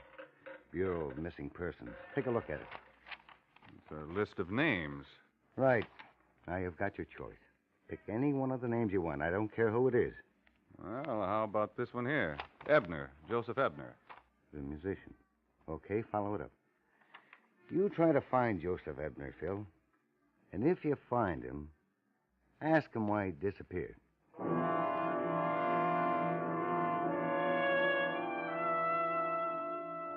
And so the search for Joseph Ebner began again, a one-man search. I wasn't too familiar with Ebner's case and needed briefing. I spent the whole afternoon going through his file at the Police Department Bureau of Missing Persons. It was one of the most comprehensive files in anyone's life I've ever come across. Information which began with Ebner's birth in Evanston, Illinois in 1910, up to and including the color of his socks the night of his disappearance in 1948. Under vital statistics, I learned that Ebner was married to a woman named Martha. He had 2 children, 2 boys, ages 11 and 14. 3 years before the night he disappeared, he'd purchased his own home in Burbank. That's where I decided to start. I don't understand this concern. After 4 years that Joseph's been away from home, such concern. I really don't understand it, Mr. Dexter. Oh, look, Mrs. Ebner, if you'd rather not discuss it, Not talk about it? Well, that's ridiculous. That's all I've done for 4 years is talk about it. All kinds of people have asked me about Joseph. But why shouldn't they? He's a fine musician. He's gone away for a little while. There's nothing to be ashamed of, is there? Of course not. What kind of man is your husband, Mrs. Ebner? A good man, Mr. Dexter. Good to me, good to his children. He gives us everything. Is your husband a happy man, Mrs. Ebner? Happy? He never complains. He's satisfied. He gives us everything. Why would he have left? I don't know. Are you sure he left of his own free will? He has everything a man could want.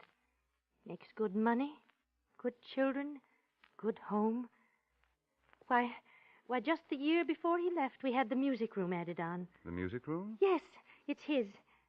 Oh, Joseph composed music, you know. Beautiful music. Would you like to see it? Very much. Good this way. Come in. Come in. Isn't it beautiful, Mr. Dexter? You see, there's his stand, his books, his piano. Just as he left them the night he went away. I want them to be just like that when he comes home. Is this some of his music? Yes, that's something he's working on. I don't know what it is. Do you play, Mrs. Ebner? Oh, well, just a little. I was wondering. Would you like me to play Joseph's composition? Here.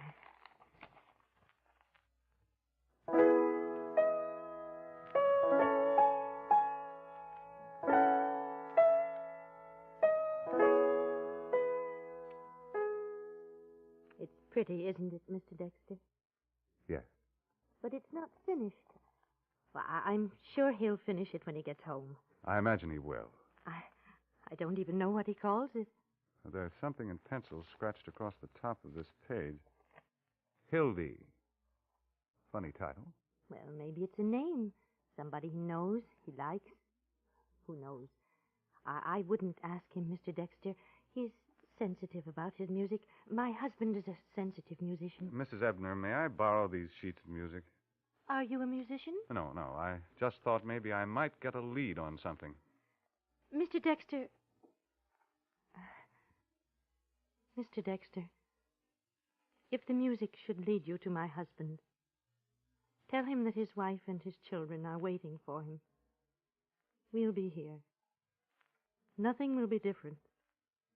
It'll be just like it always was. If the music leads you to him, please tell him that. I will, Mrs. Ebner. I promise you, I will.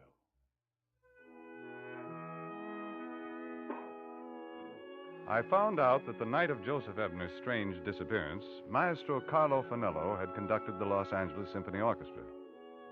The following afternoon, I tried to get in to see Fanello, but he was in rehearsal for a concert he was giving that evening. Later that night, I managed to corner his personal manager, Nicky Benson, at the Civic Auditorium. I don't know, Mr. Dexter.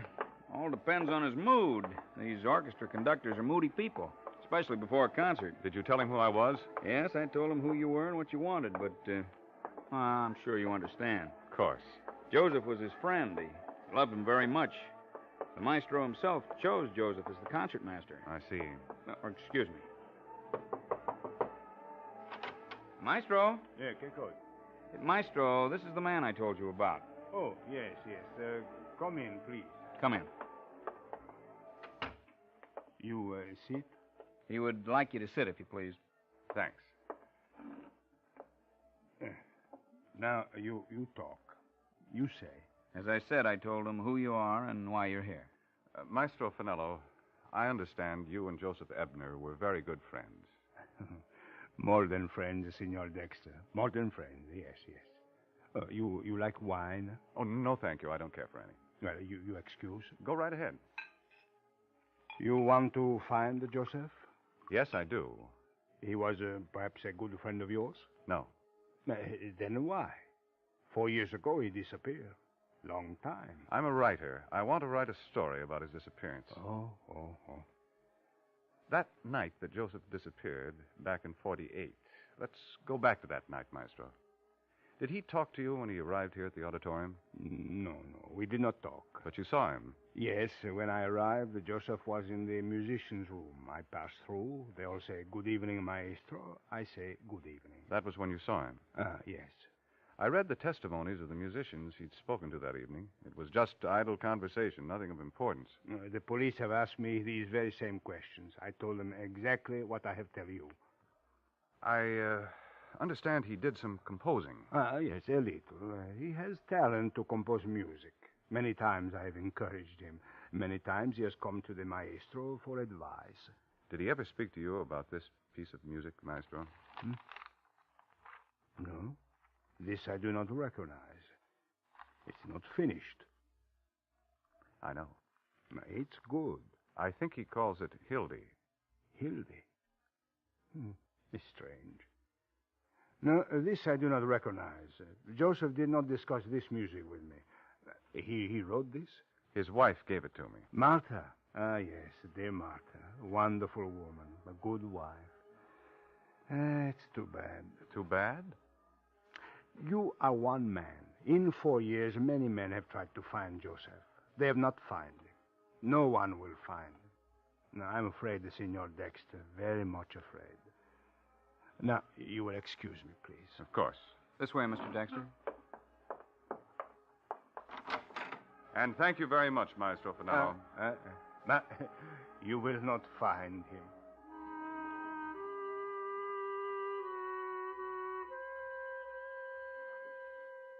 The following day, I went back to the Civic Auditorium. I went through the entire place all by myself, examining every exit, talking with people who knew something about the case. Then I had a bit of luck. I was introduced to a stage doorman, the same stage doorman who had been on the door the night that Joseph Ebner had disappeared. Well, I'm just about run out of answers on this Ebner business. I know you've probably been questioned about this thing hundreds of times. Thousands of times, thousands. I went over the entire auditorium. And you discovered that there's only one exit backstage that he could have left by. All the others was locked. Yes, but what about the front of the auditorium where the audience was sitting? Couldn't have left that way. Couldn't have gotten out there. Somebody'd seen him. You're positive that Ebner didn't pass you going out the back door? If he'd gone out that door, I'd have seen him. It's impossible. He must have left by some exit. A person just doesn't disappear into thin air. That's the odd part about this whole thing, Mr. Dexter. Ebner left the green room. Now, some of the musicians saw him leave. He said he was going to his locker. Did he get to his locker? Nobody knows. But it's impossible that a man... Yes, Mr. Dexter, that's what everybody said at the time. The police, the newspapers, everybody. They said it's impossible. Don't happen. A man just disappearing like that. But it did happen, Mr. Dexter. It really did. It happened just like that.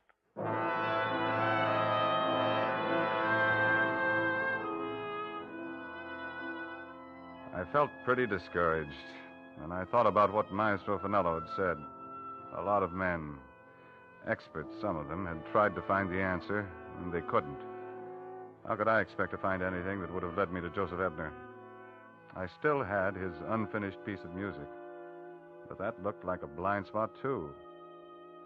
I was back up in the office. It was about 8:30. I was sitting there when the phone rang. Hello? Mr. Dexter? Yeah? Mr. Dexter, this is Nicky Benson. Oh, yeah. I don't know. Maybe it's important, or maybe it's not. I don't know, but still it's strange. What are you talking about? Well, Eric Richter just showed up in the musicians' lounge. Eric Richter? Yes. Well, who's Eric Richter? He was one of Joseph Ebner's closest friends. What's so strange about his showing up? Well, this is the first time anyone has seen Richter in 4 years, Mr. Dexter. Because he disappeared the same night that Joseph Ebner did.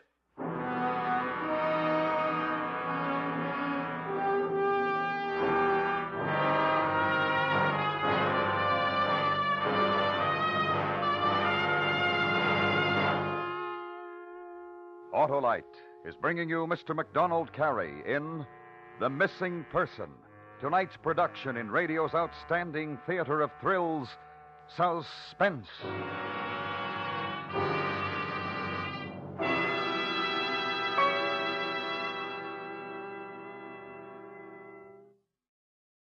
Say, Harlow, what's the best way to save gas? Why, that's easy, Hap. Walk.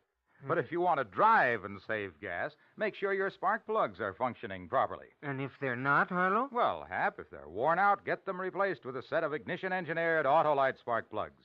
Like, for example, the Autolite resistor type. Why the resistor type, Harlow? The Autolite resistor spark plug is one of the greatest advancements in spark plugs for automotive use in the past 20 years.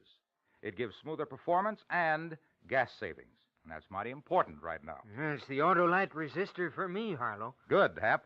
And it's only one of a complete line of ignition-engineered Autolite spark plugs designed for every use. So, friends, have your Autolite spark plug dealer check your spark plugs this week. And remember, from bumper to tail light, you're always right with Autolite. And now, Autolite brings back to our Hollywood soundstage Mr. MacDonald Carey in Elliot Lewis's production of The Missing Person, a true story well calculated to keep you in suspense.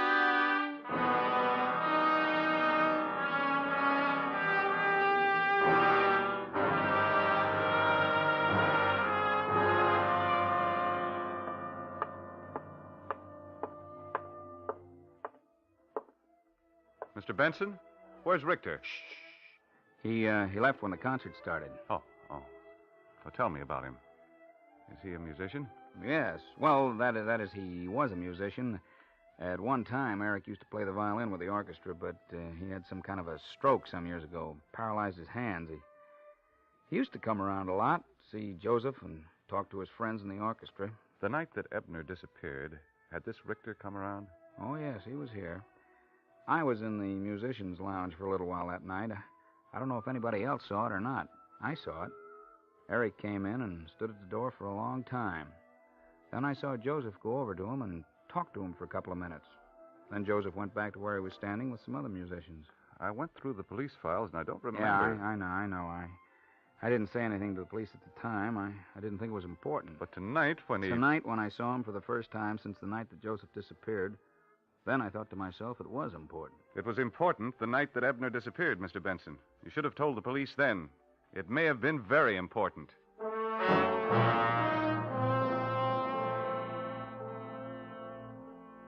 Benson gave me Richter's last known address.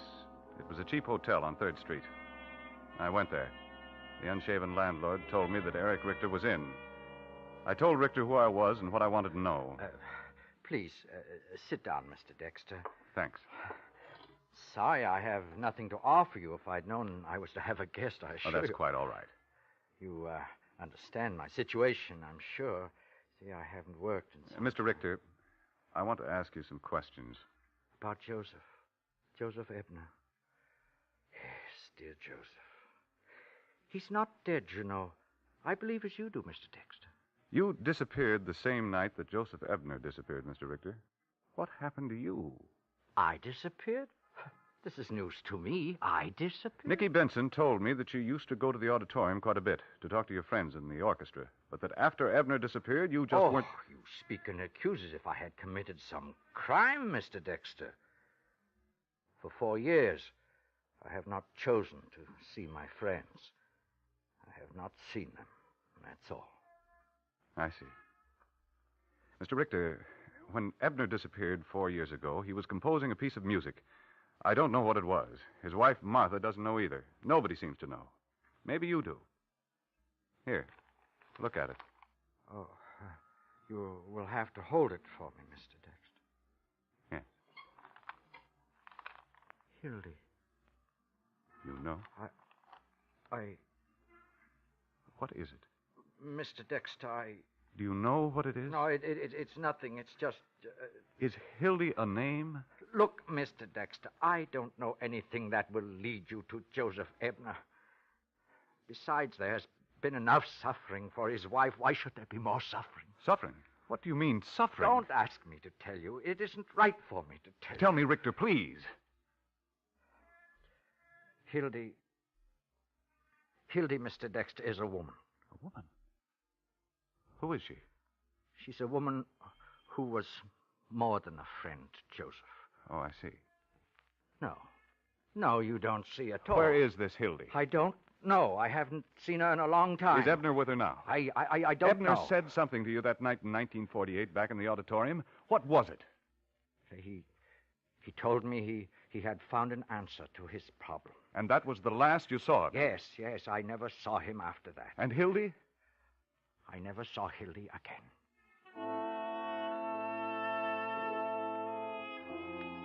Eric Richter gave me the last known address of the woman named Hildy.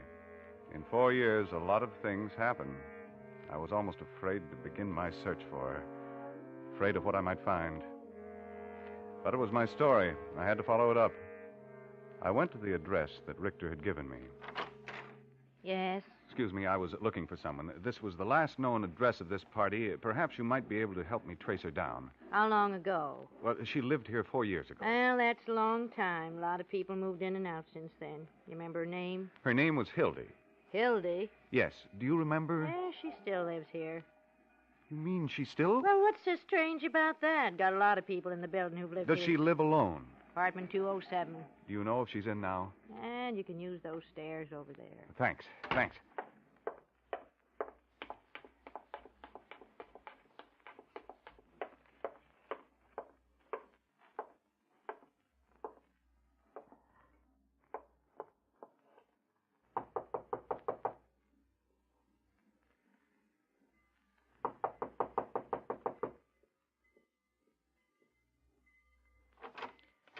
Yes? Is your name Hildy? Dexter. Phil Dexter. I'm a writer with the magazine The Real Story. Yes. I'm looking for Joseph Ebner. Won't you come in, Mr. Dexter? Sit down. Thank you. How did you find me? Eric Richter. I see. And now you want to ask me a lot of questions. I'm not a reporter. I'm writing an article for a magazine. Still, there'll be questions. Yes. First, you'll want to know if I know where Joseph is. No, I don't know, Mr. Dexter. If I knew, I'd tell you. Why would you tell me? No man possessed of his talent has the right to deny it to others. I see. Then next you'll want to know... No, that's not necessary. Let me tell you how we first met. It was at a party.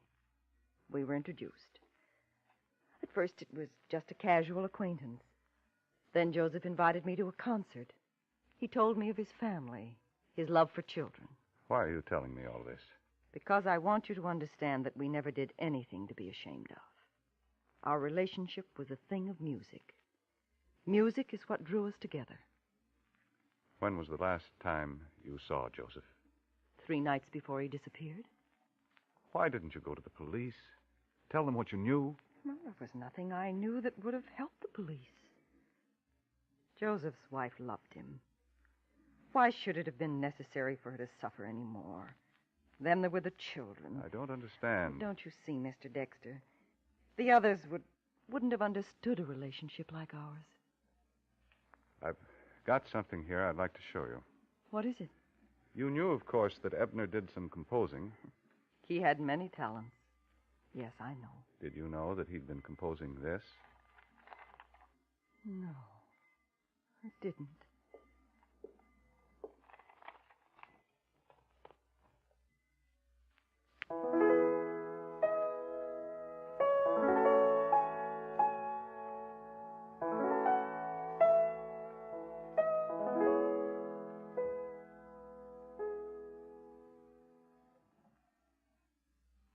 Very beautiful, isn't it? He named it Hildy. I can see. It was for you. Please. Where is Joseph Ebner, Hildy? Where is he? Mr. Dexter, I told you I don't know. If I did know, I'd tell you. I don't know where Joseph is. I miss him. I see. Just to see him. Nothing more. Just to know that he's all right is enough. It fills a loneliness. I understand. Thank you, Hildy.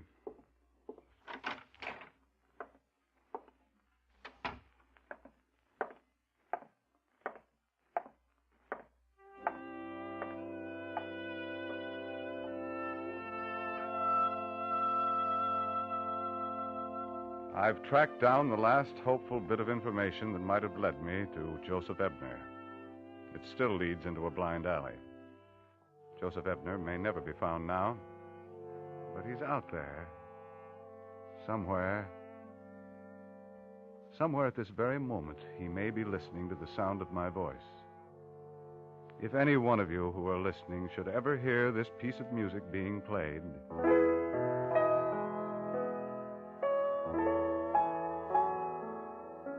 get in touch with your local authorities, because you will have found Joseph Ebner.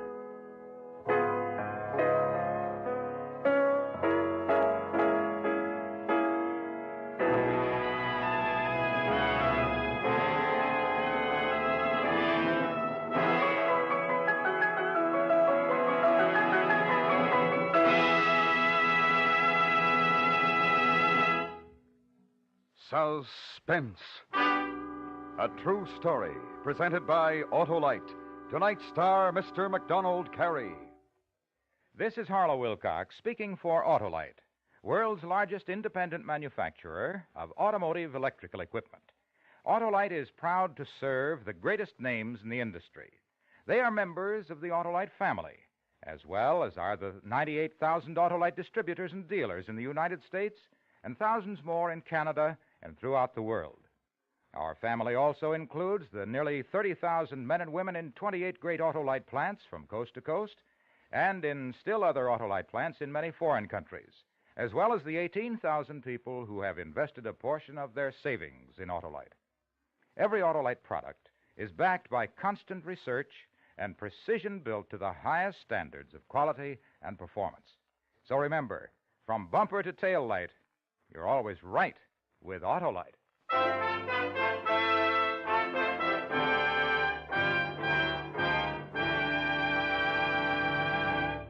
Next week, a story about courage. The terrifying, normal operational flight of a bomber and her crew. A dramatization of The Flight of the Bumblebee, starring Mr. Fred McMurray. The story will be heard on Suspense.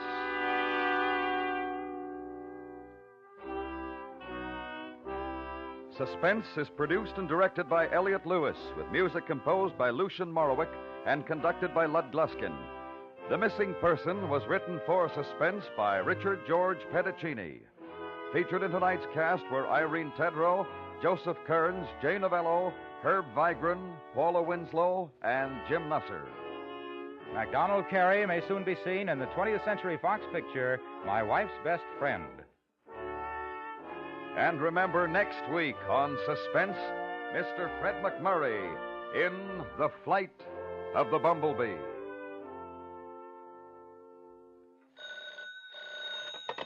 You can buy Autolite Standard Type or Resistor Type spark plugs, the Autolite Stay Full battery, Autolite electrical parts at your neighborhood Autolite dealers. Switch to Autolite. Good night. This is the CBS Radio Network.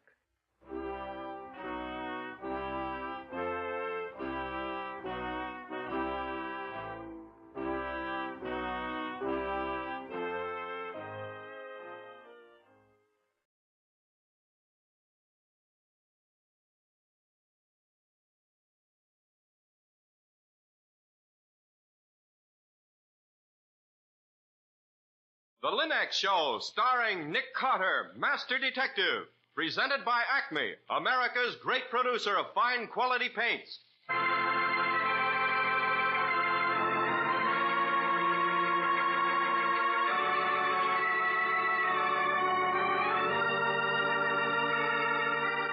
This is the story of a man known the world over as one of the most daring and resourceful characters in the history of detective fiction. A man whose name has become a symbol of the triumph of right and justice over the sinister forces of crime and lawlessness. A man recognized as one of the great masters of deduction. Nick Carter, Master Detective.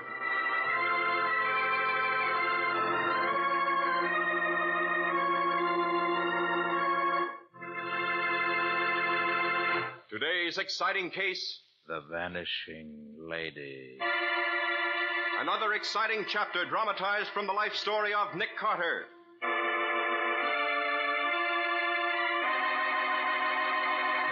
In just a moment, we'll hear how Nick Carter traced a woman who vanished on the steps of the Mercy Maternity Hospital and found out what really happened to her unborn heir.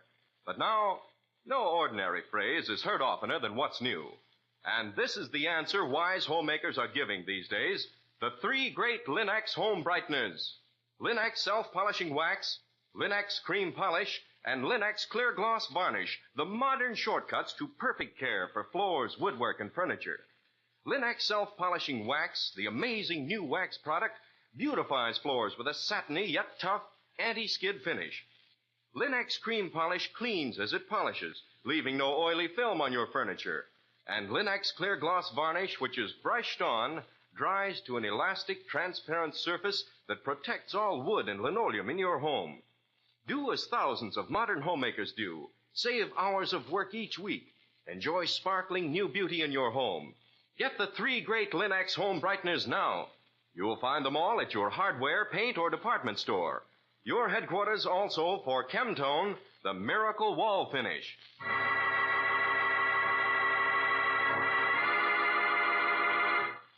And now for today's exciting case from the life of Nick Carter.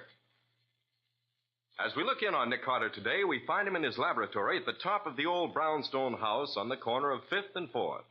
It is night. The laboratory is dark except for the strange, unearthly glow of a small mercury vapor lamp which casts an eerie light into the intent and watchful eyes of the great detective, Nick Carter.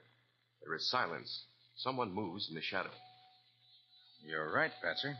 The ultraviolet ray shows that 2 different inks were used in the writing of this will. Mm-hmm. Yeah, the whole job's a forgery.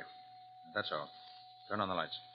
Oh, praise be. Now I can go home and get a night's sleep for a change. Oh, no, not yet. Get the vaporizer ready. I want to test this sheet of paper for latent fingerprints. You want iodine, osmium, peroxide? Peroxide. I want to take pictures. Okay. Iodine just isn't photogenic. Now, take it easy, Patsy. It's only the night bell. Somebody's at the front door, so... I guess I'll never get over having my stomach do nip-ups if a phone or a doorbell rings suddenly in the middle of the night. Here, you take this stuff. I'll go down and see who it is.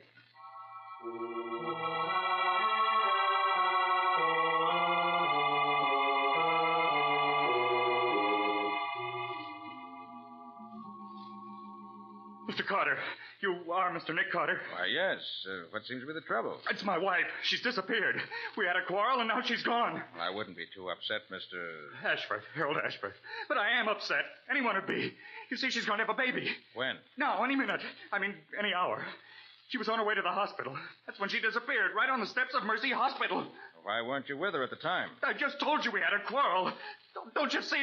Now, look here, Mr. Ashford. Just a minute, Nick. I think we'd get more information if we gave Mr. Ashworth a chance to collect himself. Here, sit down in this easy chair. Thanks.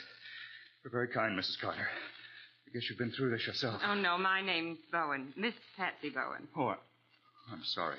I apologize. That's perfectly all right, Mr. Ashworth. You see, I was one of a large family, so I do know a little about these things. Mr. Carter, on the other hand... Now, look here, Patsy. Mr. Ashworth didn't come here, did he? Quiet, Nick. You may be tops when it comes to scientific detection, but how you ever passed in applied psychology? Now, Mr. Ashworth, suppose you tell us all about it from the beginning. Yes. Yes, of course. Patsy, sometimes I have to hand it to you. Thanks. All right, Mr. Ashworth, you and your wife were expecting a baby. What's her name, by the way? Nora. She was Nora Brent. Mm-hmm. Her 2 uncles own the Brent Tubing and Appliances Company. Then she has money. Oh, no. Her father was a minister. He died before we met. Her uncles never approved of me. You see, I'd been married before. Widowed or divorced? Divorced. That's what her uncles didn't approve of. And besides, Nora's a good 10 years younger than I am. They say I married her on the rebound. You see, she had a childhood sweetheart, Jim Stanley, a boy she'd known all her life. He was reported missing with a carrier that went down in the Pacific. That was 2 years ago. Nora was pretty cut up about it. My first wife had just run away with another man. So you consoled each other? Well, maybe just at first, but it didn't take long for us to realize that we were made for each other. You've got to believe me, Mr. Carter. We loved each other. We were ideally happy. No arguments? No differences of opinion? No, never. That is, not until today. And what happened today? This morning, a letter came for Nora.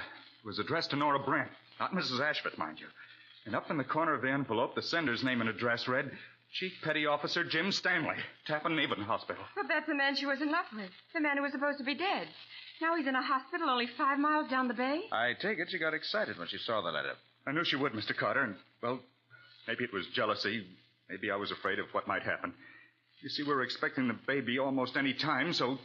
So, what? So I destroyed the letter. Very short-sighted. I realize that now, but I couldn't bear to think of losing her. I'd have done anything to prevent it. It would have been much better to have brought the whole thing out into the open. It's too late now. It's happened. Just what I was afraid of. We were sitting in my den after dinner tonight. I was so worried I just couldn't seem to take my eyes off her. Pretty soon I realized I was making her nervous, so I said I thought I'd go to bed and read. I'd just got into my pajamas when the phone rang. I let Nora answer it because her uncle, Timothy Brent, generally called about that time to find out how Nora was feeling. Oh, so the uncles had forgiven her for marrying you. Oh, yes, Tim Brent's a swell guy. He came right around to see us as soon as Paul, the other uncle, died 5 months ago. Paul never forgave us. Even cut Nora out of his will. Stubborn old customer, huh?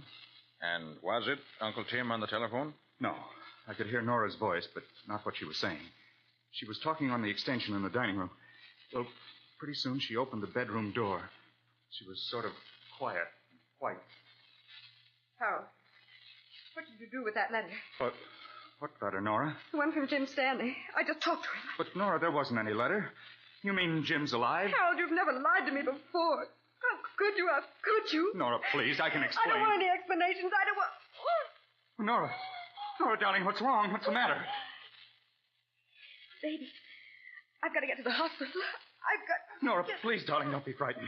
Just as soon as I get dressed again, I'll take it. It's probably Uncle Tim. Hello? Oh, yes, Uncle Tim. No, something's happened. It's the baby. I'm going to the hospital right away. Please call Dr. Jenkins and tell him that I need him. Tell him to come right away. Nora, for heaven's sakes, wait just a minute until I get... No, Harold, I'm going for good. I don't ever want to see you again.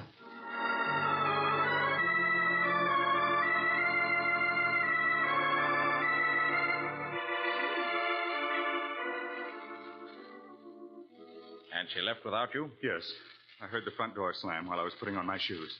I ran after her, but it was too late. Old Joe, that's the man who has the taxi on our corner, pulled away just as I ran out the front door. It was 20 minutes before I got another cab. I drove to Mercy Hospital as fast as I could make the driver go.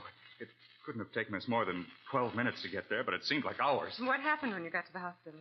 I rushed up the steps into the reception room and demanded that the nurse ask at the desk to take me to my wife. And?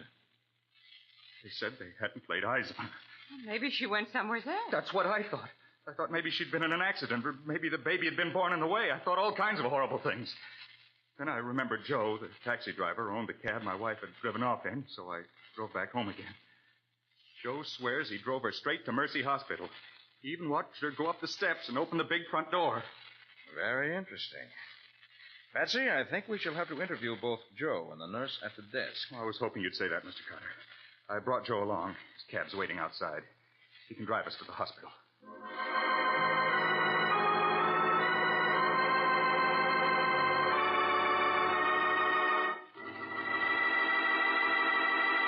Well, what can Joe tell Nick about the vanishing lady that he hasn't already told her husband, Harold? And how could Nora open the big front door of the hospital and yet apparently never enter it? We'll see in just a moment. If you've used new Linex self-polishing wax, then you know firsthand how different, how perfect a quick-drying wax can be. If not, it's high time you tried it, because here at last is sparkling new beauty, new protection, new skid resistance for all your floors and linoleum. Developed by leading research chemists to give you the best, Linex self-polishing wax lends handsome appearance, lasting protection, real anti-skid finish to every floor surface in your home. Yes, Linex self-polishing wax is made from a formula that's completely new. It has the highest possible content of genuine carnauba wax, and it has been proved by the underwriters' laboratories that linoleum, hardwood, and rubber tile are actually less slippery after application of Linex self-polishing wax. When you walk on a Linex surface, you can actually feel the difference. What's more, it dries quickly to a satiny luster without tiresome rubbing, and it takes only a jiffy to wipe on. So do as wise modern homemakers have learned to do. Choose genuine Linex self-polishing wax.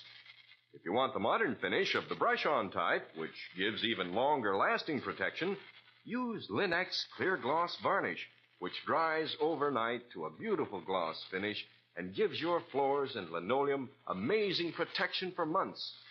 Whether you prefer Linex Self-Polishing Wax or Linex Clear Gloss Varnish, you get the best when you ask for it by name, Linex. You'll find all 3 great Linex home brighteners and Chemtone, the miracle wall finish that dries in 1 hour, at hardware, paint, and department stores everywhere.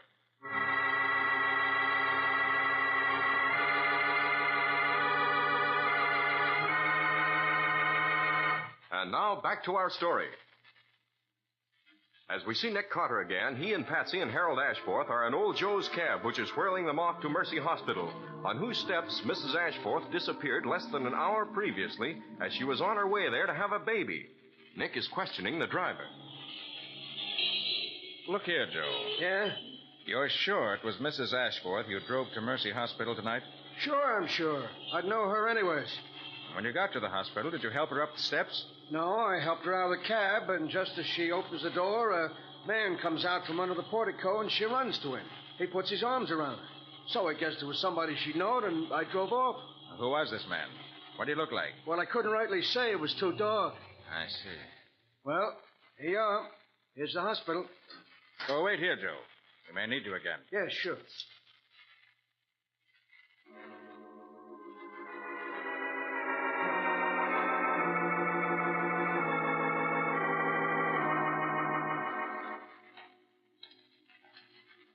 The reception desk is over here, Mr. Carter. That's the nurse that told me my wife was... Well, look who's there talking to her. It's Uncle Tim. What's been going on here, I'd like to know? What if the baby did decide to arrive ahead of time?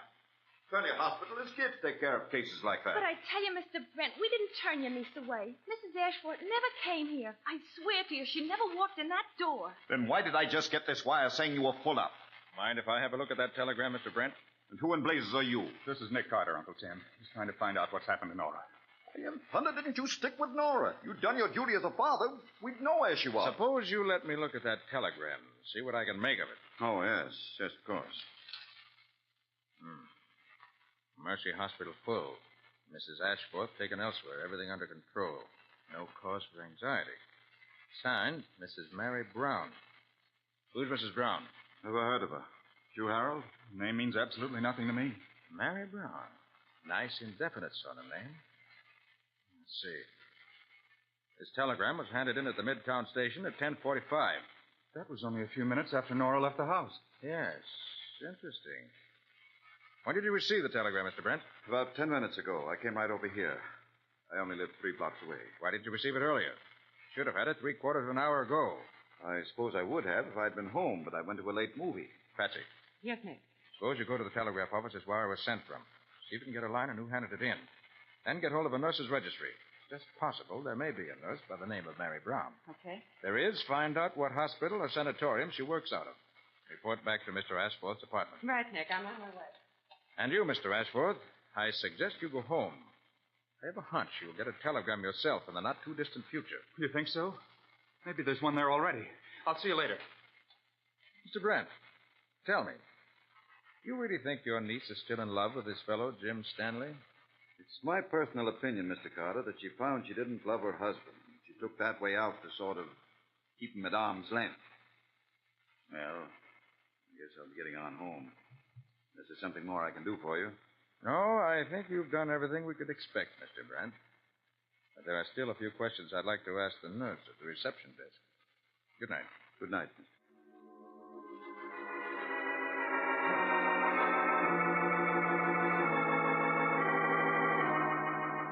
Now then, sister.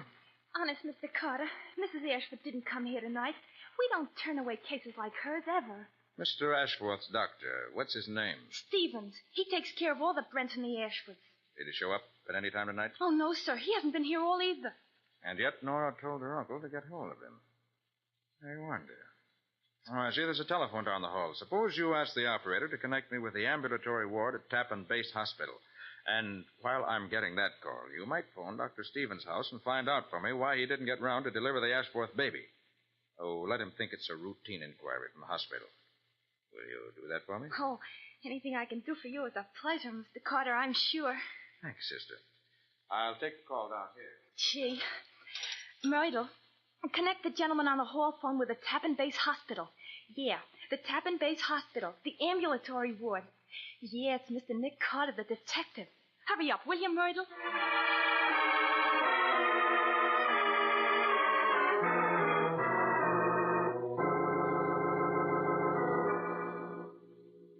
Hello?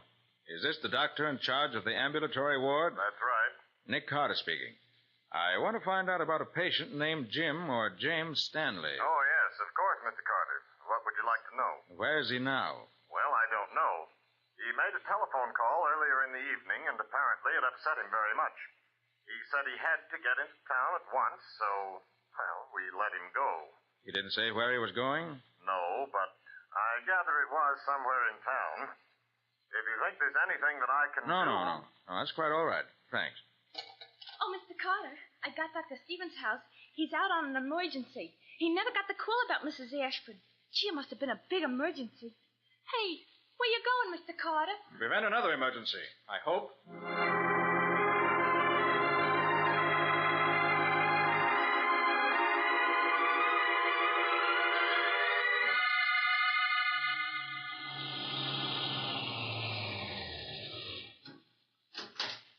Thanks, Joe. Okay. Which is the Ashforth apartment? Ground floor right, just inside the front door. Thanks. Oh, yes. Somebody there, all right. Lights lit, shades drawn. What's that? 2 figures. Male. Great Jupiter, one of them's got a gun. Well, Nick, old boy, no time for a dog. In we go through the window. Right up with your hands, both of you. But he shot at me. Maybe, but he didn't hit you. He undoubtedly would have if he meant to kill you. That's right. I was just trying to keep him off me. He's got some crazy idea that I ran away with his wife. I take it you're Chief Petty Officer Jim Stanley. That's right.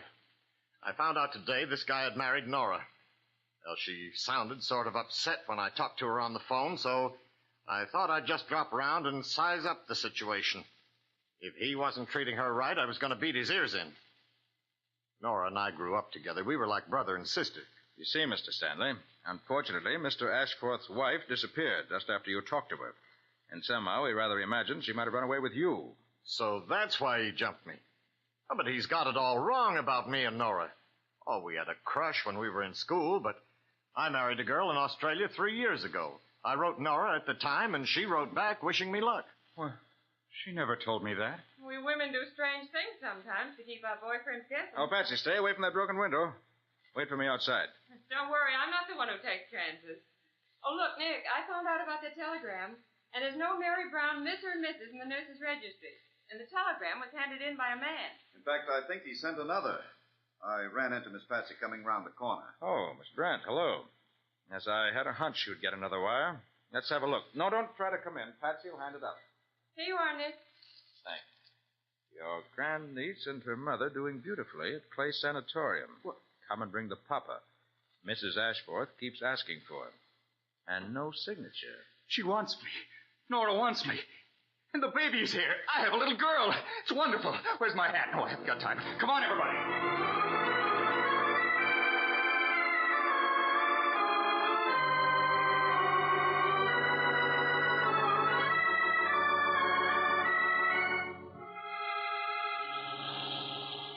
Well, Joe, we seem to have kept you rather busy tonight. Yeah, that's all right by me. It just shows me meter keeps ticking. I'm a father. Father of a baby girl. Cheer up, Harold. Maybe you'll have better luck next time. After all, you and Nora are still young. Just what did you mean, Mr. Brent, about better luck next time? Anything unlucky about a baby girl? My brother, as you probably know, disinherited Nora. However, he did leave a codicil to his will. He couldn't bear to think of the Brent factory going out of the family. So he said that if Nora ever had a son, he would inherit my brother's share of the business. You see, my brother was a woman-hater at heart. So having a girl baby cost Harold $500,000. I see. Well, here you are, the Clay Sanitarium. Fancy-looking place, ain't it? Fancy and expensive. Well, some of the very best babies get themselves born here. Old Dr. Jeremiah Clay is famous for that. He's brought more millionaires into the world than you can shake a stick at. Too bad Mr. Ashford's daughter isn't a millionaire, too. Oh, money doesn't matter. It's my wife and daughter who really count now.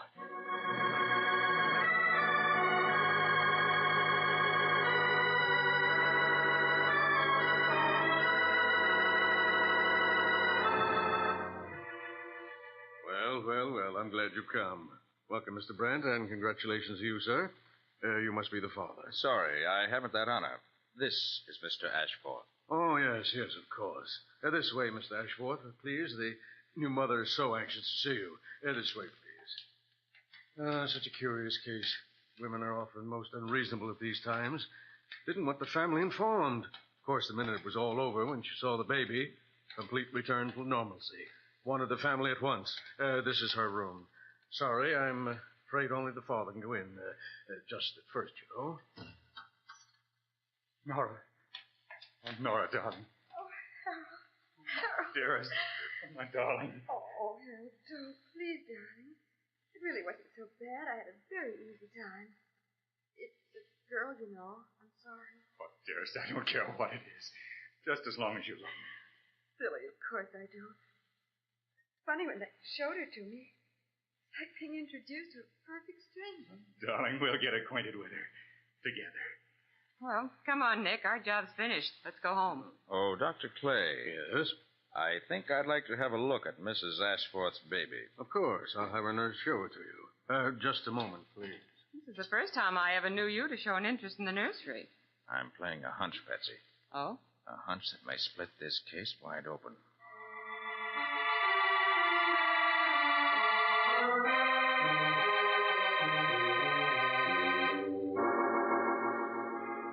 Mr. Carter, this is where we keep the babies. I'm sorry you can't go in, but I've asked the other nurse to bring the baby to the window. I'll motion to her. You haven't many babies here, have you? No, this is a small private hospital, you see. Oh, there she is. It's a fine, healthy-looking little girl, isn't she? So that's supposed to be the Ashforth baby. What do you mean, supposed? There's her name on her tag. I put it there myself. That baby's at least 3 days old. Moreover, forceps were used at her delivery. Patsy, you heard Mrs. Ashforth say she had a very easy time. Nick, you mean it's been a mistake? Mistake nothing. It's been a criminal substitution. Nurse, how much did Mr. Timothy Brent pay you to substitute a girl for a boy baby? How dare you? I'll call Dr. Clay and have you arrested for slander. No, you won't. Of course, if you do, I'll insist that the police take a blood test of that baby. And if that test proves the baby's blood does not belong to Mr. and Mrs. Ashforth's blood group, you'll end up in behind bars for a long, long stretch. Oh, no. No, don't. I'll tell you everything. I did it for Timothy Brent. He said his niece would lose her mind if she had a boy baby. He said that... You lie. I had nothing to do with it. You did, Mr. Brent. You brought her here. You arranged for the whole thing. Why, you double-crossing little... Easy. You'll wake the patients. Now then, nurse. Where's the real Ashworth baby? The boy? In the first crib by the door, Mr. Carter. You're sure there's no mistake this time? Yes. That's the Ashworth baby. Very well. Patsy, I think we'll introduce him to his mother. We'll talk to you later, nurse. And to you, Mr. Brent. I wouldn't have done it, but Mr. Brent said... I had nothing to do with this, Mr. Later, Brent, later. All right, Patsy. Go get the baby. Don't you want to carry him in, Nick? Oh, good heavens, no. I'm afraid I might break him. Here we are. All right, come on now. Patsy. Come on. Come in.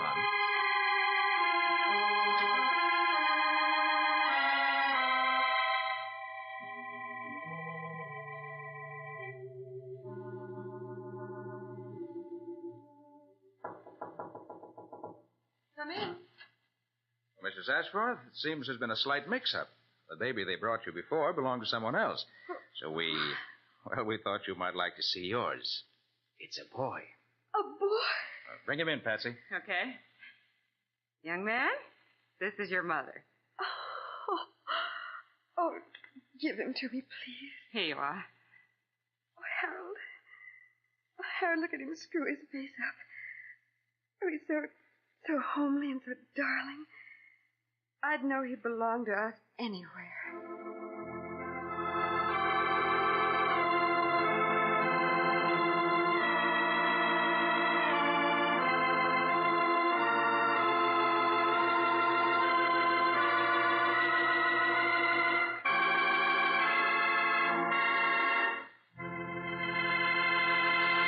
In just a moment, Nick will tell you the clues that enabled him to solve the case of the vanishing lady. But now, there's always added warmth of hospitality in a home that's beautifully cared for. See to it that your home extends that sort of hospitality. It's easy when you have the 3 great Linex home brighteners to help you.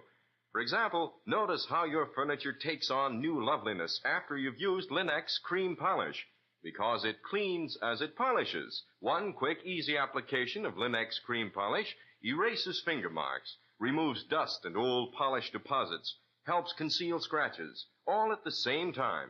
So save half the time, half the fuss of furniture upkeep. Depend on Linex cream polish, the modern shortcut to furniture protection. Get it at your dealers now. Linex cream polish, which saves one whole step in your cleaning day routine. You'll find all 3 great Linex home brighteners, Linex self-polishing wax, Linex cream polish, and Linex clear gloss varnish at your nearest hardware, paint, or department store. Your headquarters also for Chemtone, the modern wall finish that covers in one coat, dries in 1 hour.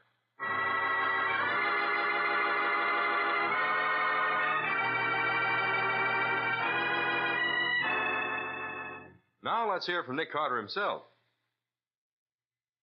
Nick, why didn't you have that old reprobate Uncle Tim Brent arrested? Yes, Nick. How come you let him go free? Well, when the DA's office goes over his books in order to straighten out the kid's inheritance, they'll do plenty to him without my help. Oh, of course. So that's why he had to change the boy for a girl. He's been up to some shenanigans with his brother's fortune. Obviously. Well, Nick, when did you first suspect the uncle? Right away. Oh, just like that, eh? Well, it couldn't have been anybody else. The man who met Nora on the hospital steps had to be responsible for her disappearance. Only 2 men knew she was on her way to the hospital. Her husband and her uncle. That's right. Her husband was left at the post, never caught up with her. Therefore, it had to be the uncle. Well, Nick, that was quite a story. Now, what can you tell us about next week's case? Well, let's see. Next week, I think I'll tell you about the pompous chemical magnate who rang our doorbell one evening, clad in pajamas, overcoat, and bare feet. And the pajama legs were partly burned off. In fact, that was the 3rd night in a row that the old boy had been thrown out of a hotel because he... Hold it, Patsy, hold it. Let's not give the whole plot away. That comes next week. Well, what do you call that story, Nick? I call it The Strange Case of the Involuntary Firebug.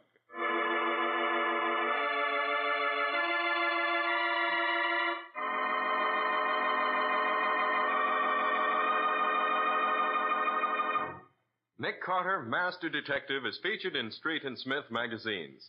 Lon Clark is starred as Nick with Helen Choate as Patsy. Original music is played by Lou White.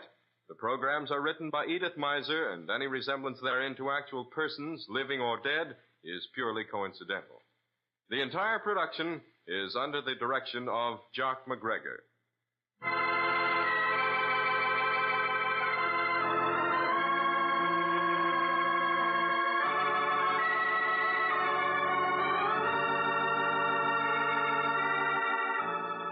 Nick Carter, Master Detective, is presented at this time and over these same stations each week by the 3 great Linex home brighteners. Linex Clear Gloss Varnish, Linex Cream Polish, and Linex Self-Polishing Wax, created by Acme, America's great producer of Acme fine quality paints. This is Ken Powell speaking for the thousands of Linex dealers all over America and saying so long until next week.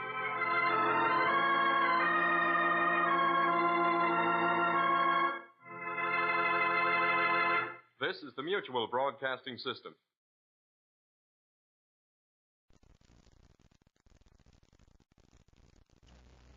The Adventures of Frank Race, starring Paul Dubov.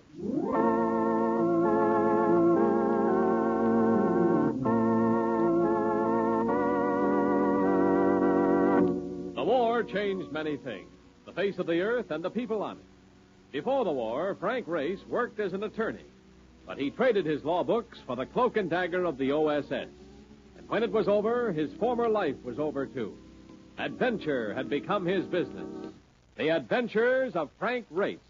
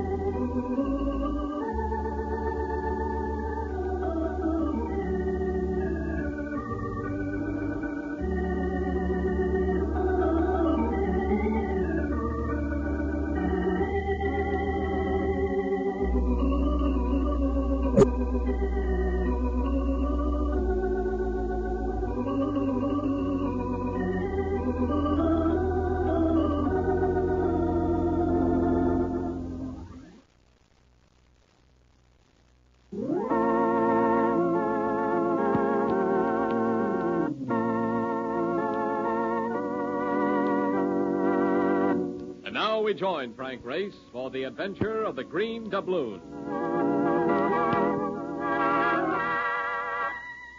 Central America and rain. They go together like bread and jam, only the combination is not nearly so pleasant. Our plane was a few minutes from the landing field at Calan, gate to the eastern entrance of the Panama Canal. And Mark Donovan was doing a little bouncing of his own, independent of the atmospheric conditions. Oh, brother, next time I come down this part of the world, I'm taking a nice, slow cattle boat. Even if I have to share a room with a wild bull. It is a little bumpy, Mark. A little bumpy, the man says. I would like to see Gene Autry stay in his seat if it wasn't for the safety belt. We're losing altitude. You'll be on the ground in a few minutes. Yeah. I hope the weather is nicer down there than it is up here.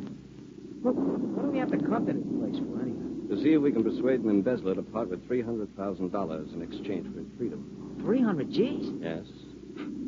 So why didn't they just get in touch with a cop down here and have him latch on to the gun? The company figures he might give up the money if I can convince him of the error of his ways and promise that no charges will be pressed. Look, who is the guy? What makes him so sure he's down His name is David Bellamy, and he's a passenger on the SS Kermit bound for Peru. According to the timetable, the Kermit figures to be in port at Calan, waiting to go through the locks to the Pacific. You know anything about this Bellamy guy? Yes. Used to be a radio actor and a master at dialects. Then he got in trouble and spent some time in prison. While he was there, he learned accounting. Brother, he must have learned plenty to be able to juggle 300 grand. Hey, look. If he learned accounting while he was locked up, what did they lock him up for in the first place? He served 8 years for manslaughter, Mark. He killed a man with his bare hands.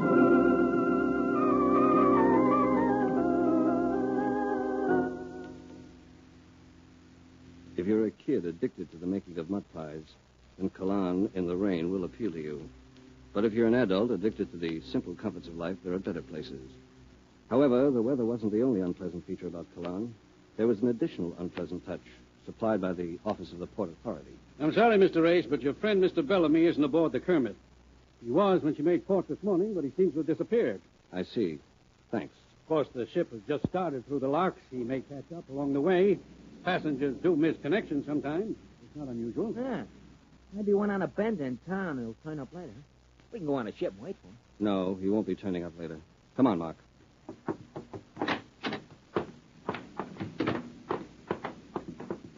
Grace, look. How do you know the guy won't be going back to the clinic? Because the passage he booked to Peru was too obvious. Throw off. He came this far, but now he'll try to make a connection to go someplace else. And this time he won't leave a trail. Yeah, but you're not sure of that. No, I'm not. But I can make sure. You go aboard the Kermit. See if he shows up in the next couple of hours. If he doesn't, meet me back here at the port office. Okay. But, where are you going? I'm going to see if I can find out how a man would go about disappearing in Panama.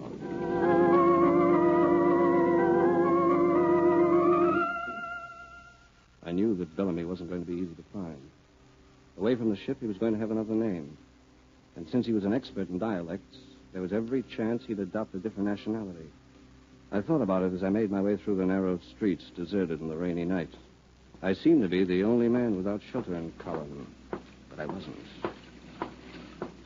Do you have a match, senor? Huh? Oh, I didn't see you. Yes, I have a match, but I doubt if you can get a light in the rain. Oh, I like the rain, senor. I always get what I want in the rain. People are so nice. They never refuse Diego. That isn't a cigarette in your hand. No, senor, no. That's a gun. Step into the doorway. How can I refuse? Now, if the senor has any valuable he wishes to contribute to Diego's welfare fund, Diego will be most grateful. I only have a little cash, but this wristwatch is worth a sizable sum. Yes, that's going to be fine. He bent his head slightly to look at the watch, and his gun hand dipped automatically. We were in tight quarters in the doorway. I brought my hands up to undo the watch strap, stepped quickly to the side, and let Diego have a left in the solar plexus. Now, drop it. Si, senor. If you insist. That's better. I'll confiscate this weapon for the present. Oh. This senor talk like a gentleman. Such a gentleman wouldn't waste his time taking Diego to the police. Besides, Diego would be an excellent guy. Right. Si. Come off it, Diego. You're not a native. You're a Mexican. I can tell by your accent. The senor is clever. They didn't like Diego in Mexico, so Diego ran away. And you got this far before you ran out of breath. All right. The police might send Diego back to Mexico, and I can't stand that place on account of my health. Fugitives who get into a place are usually smart enough to have their eye on an exit. Turning Diego over to the Panama authorities might take him off the streets, but it wouldn't bring me closer to Bellamy. I had a hunch, and I played it. Senor, I would do anything to avoid the police. I'm not turning you in. I can't afford it. This senor has a dislike for men in uniforms. Let's say the police would rather find me than you. I've got to get out of here, Diego, and I've got to do it without a passport. Maybe you know a way. From Colón? Oh, no, senor. Too many American officers. There must be someplace. Si. 30 miles to the east, senor, is Puerto Bello. It was once the hiding place of pirates. In Puerto Bello is a cafe called the Green Doubloon. The Green Doubloon? Si. And the proprietor is Senor Kamamoto, a Japanese. He is very good at making people disappear, senor.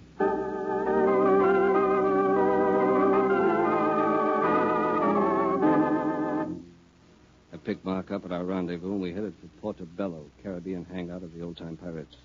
It was a port of intrigue, an international black hole, a Western Hemisphere counterpart of Shanghai or Calcutta or Suez.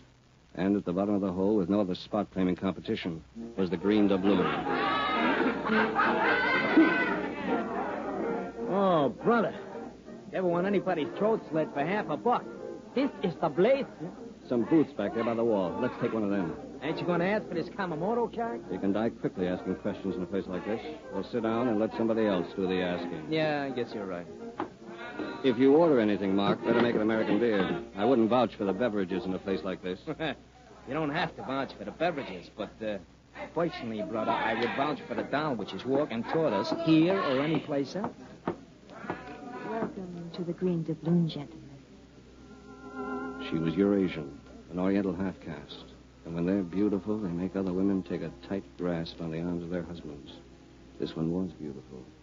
Beautiful enough to make a movie star self-conscious about her faults. I am Mono Kamamoto. My father is the proprietor. I see my voice surprises you. I expected more of an accent. My mother was an Englishwoman. Your mother and your father are to be congratulated. That is a very nice thing for you to say. But now, I will say something to you that will not sound nice. But if you are intelligent, you will be grateful. All right, baby, what is it? Leave the Green Doubloon. Do not look back. And do not come back. We want to leave more than the Green Doubloon. We want to leave Panama quickly and quietly. Yeah, fast and with no noise, see? Then you have come in search of escape and not in pursuit of another? Yes, and I'm ready and willing to pay for my passage. Who sent you here? A man named Diego. We had to leave Mexico rather abruptly. Right. Guy at the bar looking at us. And he ain't friendly. I've been watching him. He's coming this way. I had better leave No, you. stay. Mona, come back to the bar. She's having a drink with us. I'd better go. He will make trouble. I grabbed her arm and held her in the chair. The man who had been standing at the bar moved closer. He was a Norwegian seaman. He was wearing a mate's cap. His soiled white shirt was unbuttoned, revealing a powerful hair-matted chest. He came over and placed his hands palm down on the table. Did you hear me, Mona? Please, Gunner. I've told you before. I caught the movement of his hands as they came away from the table. The back of his hand caught Mona across the face, and I threw the table over. Get him, Ray! Get him! Look out behind you! Then I had friends, a couple of other Norwegian sailors, and they moved into the fight. Ah, come on, drop that chair, pal. Come on, Gunner, try again. Come on, Mona, the light. All right. Come on, Ray, the back. I streaked through the door, but somebody intercepted me. I heard the swish of a chair coming through the air and tried to duck. I didn't make it. As the sound of the Green Doubloon faded out, and so did the rain. Everything faded away into black silence.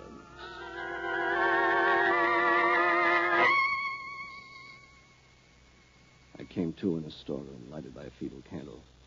Mark was trussed up in a corner, still unconscious. Two men were seated on a couple of small barrels. One of them was a Japanese. You did considerable damage to my place of business, Mr. Race. How did you know my name? From your American driver's license. This is Mr. Harrow. Oh. Hello. Hello, Reyes. Harold was wearing a white suit and a Panama hat, and neither of them had been through by the climate. On the small finger of his left hand, however, was a blue-white diamond which demanded recognition in any climate. I see you're admiring my ring, Race. It was a gift from a passenger. A passenger? My daughter tells me you are anxious to leave Panama. Mr. Harrow has accommodations for people who find our company boring. I haven't exactly been bored, Mr. Kamamoto. But if Harrow can get us out of here, I'm ready to leave. My yacht, the Chaucer, is in the harbor. We'll sail at 4 a.m. I don't imagine you have a passport. If I had a passport, I'd be sailing from Cologne. Where's your next port of call? It's sort of unscheduled, Mr. Race. You'll be dropped off someplace in South America. Venezuela, perhaps, or the Guyana. Will there be other passengers? One other, in addition to you and your friend. Speaking of me and my friend, would you mind untying us? Oh, I'm afraid that isn't quite possible. You see, I'm a stickler for procedure, Mr. Race. And tying up the passengers is part of the procedure? Yes. You'll be blindfolded, taken aboard the yacht just before we sail. It'll be a rather uncomfortable journey, but then one must suffer some to attain one's goal. You mean we'll be tied up all the way? Until we can put you ashore, Mr. Race. I can see the point here where somebody might give you away. But why aboard the ship? Fugitives from the law are risky cargo, Mr. Race. The South American nations are rather thorough about their coastal patrol vessels. I have as much at stake there as you have. I wouldn't want to be caught. Good. Because if you are tied up, we can make sure you won't be caught. What do you mean, Harrow? You and your friend are hot cargo, Mr. Race. The only way to carry hot cargo is to be sure you can get rid of it in a pinch. If we're spotted, Mr. Race, you'll be weighted down and thrown over the side.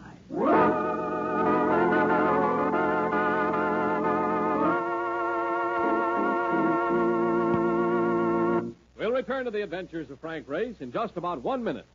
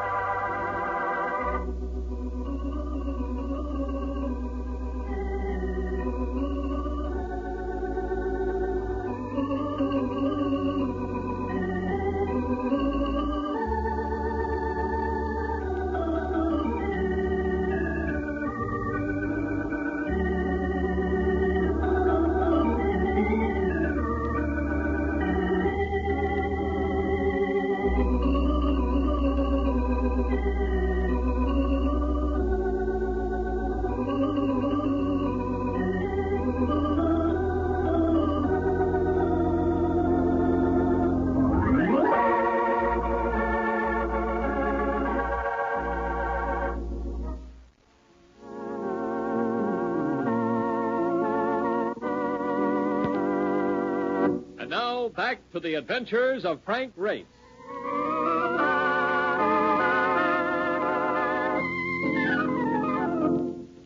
The sea voyage with weights around your ankles is no vacation at all, especially when you can't change your mind and go to the mountains instead. Even if David Bellamy and his embezzled $300,000 were on board, chances of getting the money were slim, and chances of leaving the vessel alive seemed even slimmer. There's something to think about in the darkened hold if the yacht Chaucer pitched and rolled her way into the open sea. Oh, brother. That you, Mark? Race? Yeah. Yeah, it's me, I think. Hey, what's going on? An earthquake or something? We're on board a yacht. A kind gentleman is smuggling us into South America. Oh. Well, right now I would sign away my Social Security to be smuggled into the Brooklyn Navy yacht. Hey, wait a minute. Something's wrong with me, Race. I can't move. You're tied up. So come and untie me. I happen to be in the same boat, Marcus, if you'll pardon the pun. Roll around and see if you can work the ropes against something with an edge. All right. No good, Race. Tied to some kind of pipe. What's that? What's the matter? Something bounced off my head. It was alive. A rat, probably. The hole is full of them. Good. For this, I give up driving a nice, comfortable cab with not even a mouse in it. Hey, a light up there. Somebody coming down. Keep quiet. Ray, Mona, what are you doing aboard? I often sail on the Chaucer. My father owned it before Mr. Harrow. I've come to help you. You can start by cutting these ropes. Do you have a knife? No, but I can go and get one. Too risky. There's a very small penknife on the keychain in my pocket. Yes. Yes, I have it. Be still now. Is there another passenger on the ship? Yes, in the captain's cabin. Traveling first class. Think it's Bellamy, Race? Better be Bellamy. How many in the crew, Mona? 4, including Gunner. Good. I want to see that boy again. Oh, Race, be careful. He wants to kill you. And this time he has a gun. All of the crew are armed. There. Now your hands are free. Now you get to work on Mark. I'll untie the leg ropes. All right. I'm going up on deck, Mark. If I can, I'll make the captain's cabin. All right. What do you want I should do when I get loose? See if you can separate one of the crew from a gun and meet me there.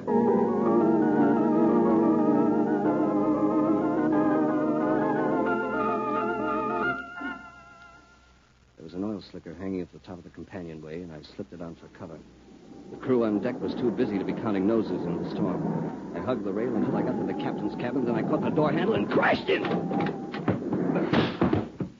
Hello, senor. Diego. Senor is surprised that Diego has enough money for an ocean voyage. You see, after you left me, I ran into another man with no wristwatch and much money. He was loaded. Now Diego is loaded. You're liable to be loaded with lead before this trip is over, Diego. They have no intention of landing us safely. We'll be jettisoned at the first sign of a coast patrol boat. Only you and your friends, senor. Not Diego. How come? For the same reason Diego was not tied up in a hole. I seek only to escape, senor. But you have come to find somebody, no? I have come to find somebody, yes. How did you know? I hear them talking. You are looking for David Bellamy, huh? And he is on board? See, he is on board. Careful, those things that are falling. What is Hit a reef. We're both in safe, senor. Diego, get out of here. Don't go for that gun, Harold. You're going to need all the help you can get. All right, Race. I'll make a deal with you. Take the pup in the forward bulkhead. Diego, you go aft. I'll send your friend to help you, Race. All right, you better hit the radio and put out an SOS. That isn't going to be easy. The door to the radio shack is smashed. I'll have to project plenty to be heard over the sound effects. Mr. Harder, the pump. Hey, never mind him. We'll be lucky if any of us get out of this alive.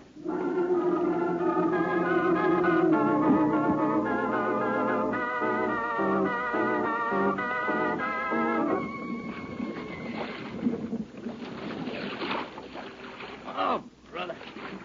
Hands are blistered in this pump, Race. It won't be for much longer. Look up ahead. Hey, that's land, ain't it? It's a small island. There's a patch of clear sky. He's heading her into the lagoon. Oh, brother, safe at last. That's the misstatement of the year. Once we hit the calm of that lagoon, that's when the trouble starts. That's when they're going to start blasting. We'll have outlived our usefulness. Right. It's a pretty narrow opening into that lagoon. Yes, and we're coming into it fast. The tide flow's picking us up now. That narrow entrance may save our lives. How do you figure that? Foliage comes right down to the water and overhangs. We abandon ship as soon as we hit the entrance. You mean we dive, Will? I'm afraid so, Marcus. It's dive or die. We'll have a better chance if we can get our feet on land. No, brother, we're really riding this tide now. Mm-hmm. This tub feels like a surfboard. All right, boy. Here it comes. Stay underwater as much as you can. The current will be rough. Good luck. Good luck, Race. All right. All right, let's go.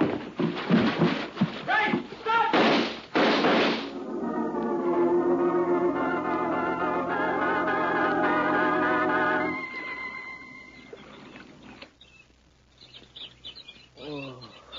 Come out of it, Mark. Come out of it. You're all right. Oh, what I did to geography books. Thought I have swallowed the whole ocean, and I'll have to be changed. Speaking of geography, where are we? Not too far from where we started. Small island off the Panama coast. Our pals get the ship in, all right? Yes. She's beached to the lagoon. Move that brush a little, and you can see her. Yeah. Keeled over. That baby ain't going to sail anymore. But where is everybody? I'm afraid they're beating the brush looking for us. They spotted us when I dragged you ashore. This island ain't very big, Race. One of them's liable to yell bingo any minute. Duck! What's the matter? It's Kamamoto. In the tree on the other side of the lagoon. I didn't even know he was on board. He says? No. We better stay low until he comes down. See anything, Kamamoto? Nothing. Some gas. How about you, Gunner? All clear on this side, right down to the beach. They must be on the other side of the lagoon. Find your men now. Beat every inch of that ground. All right, Mark. They'll be coming, and there's no way we can avoid them. We better get busy while we can. Or they're coming around. What are we going to do? Ever hear of a Malay man trap? No. What is it, a dame in a sarong? Just as effective. They got to get back into those saplings and pull down some of the vines. We take 2 of the saplings strong enough to require your weight and mine to bend them. Then we stake them to the ground and make a noose from the vines. You kidding? Well, guns or no guns, I'd rather fight them guys and hang myself. If this works, we'll have at least one gun to fight with. You stay undercover. When we get the trap rigged, I'll stake myself out as bait on the other side.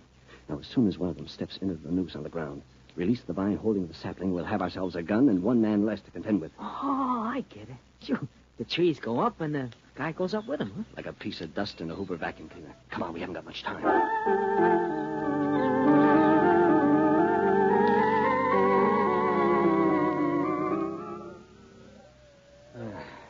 That does it, Mark. You know when to release the vines? Sure. As soon as somebody steps into the noose on the ground. Right. We finish just in time. Get hidden. You see who it is? It's one of the seamen. I'm going on ahead and draw him after me. That's right. Come on, baby. I'm dying to see if this thing works. Oh, come on, stupid. You're looking the wrong way. That's right, baby. Step right into my parlor. Just a few feet more. That's the jackpot. Oh, down, Mark. Huh? It worked, didn't it? Look at him up there. He's not cold. We can cut him down later. Pick up that gun. Oh, with pleasure. Now we can begin someplace and hold out. No. Now we can reverse tactics. I'm tired of being hunted. I came after Bellamy, and I'm going to get him. Which one of them is Bellamy? I'm not sure. Yamamoto, maybe. Or even Diego. Or Harrow. Yamamoto is Japanese, and Diego is a Mexican. Huh? And Bellamy is an expert dialectician. Remember, he did all right as a radio actor. That's right. That's right. And don't forget that gunner character. Bellamy once killed a guy with his bare hands, didn't he?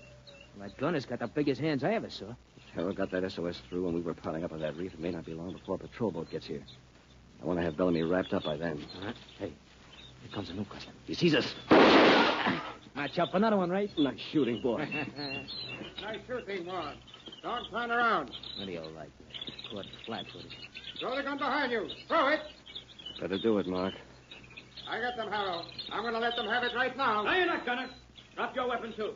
Don't you tell me. I've got him. I'll kill you, too. Well, I guess that's the end of the killing race. Not while you're still holding that gun. Oh, very well, then. I'll throw it away.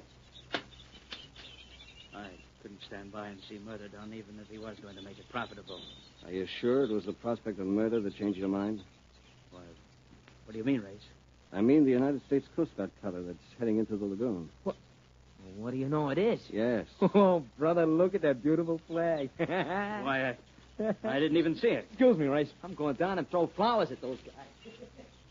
Harrow, what made you kill Gunner? I told you. I didn't want to see him shoot you down in cold blood. You said he was going to make it profitable. What did you mean by that? As you may have guessed, his real name is Bellamy. He's the man you were after. What's your real name, Harrow? Huh? I don't understand. You had Mona steer me to Diego. First, you wanted me to think that he was Bellamy. But you stopped Gunner from shooting me when you saw that cutter coming into the lagoon. Now that he's dead, you want me to think that he's Bellamy. But he is, I tell you. He was. You ever been a radio actor, Harrow? I've never even listened to the thing. No? Then why did you refer to the storm as sound effects? And why did you say you'd have to project to be heard when you send an SOS? Smart, aren't you, Ray? Smart enough to know radio language when I hear it, Bellamy. I want to make a deal with you on that money you embezzled. Tell me where it is, and there'll be no charges pressed. Can I count on that? Absolutely. Money's in the American Exchange Bank in Brazil under the name of Edward Harrow. Good. Now you won't have any prison term to serve after you're executed. Executed? You're not forgetting you just murdered Gunner, are you? Why, you know.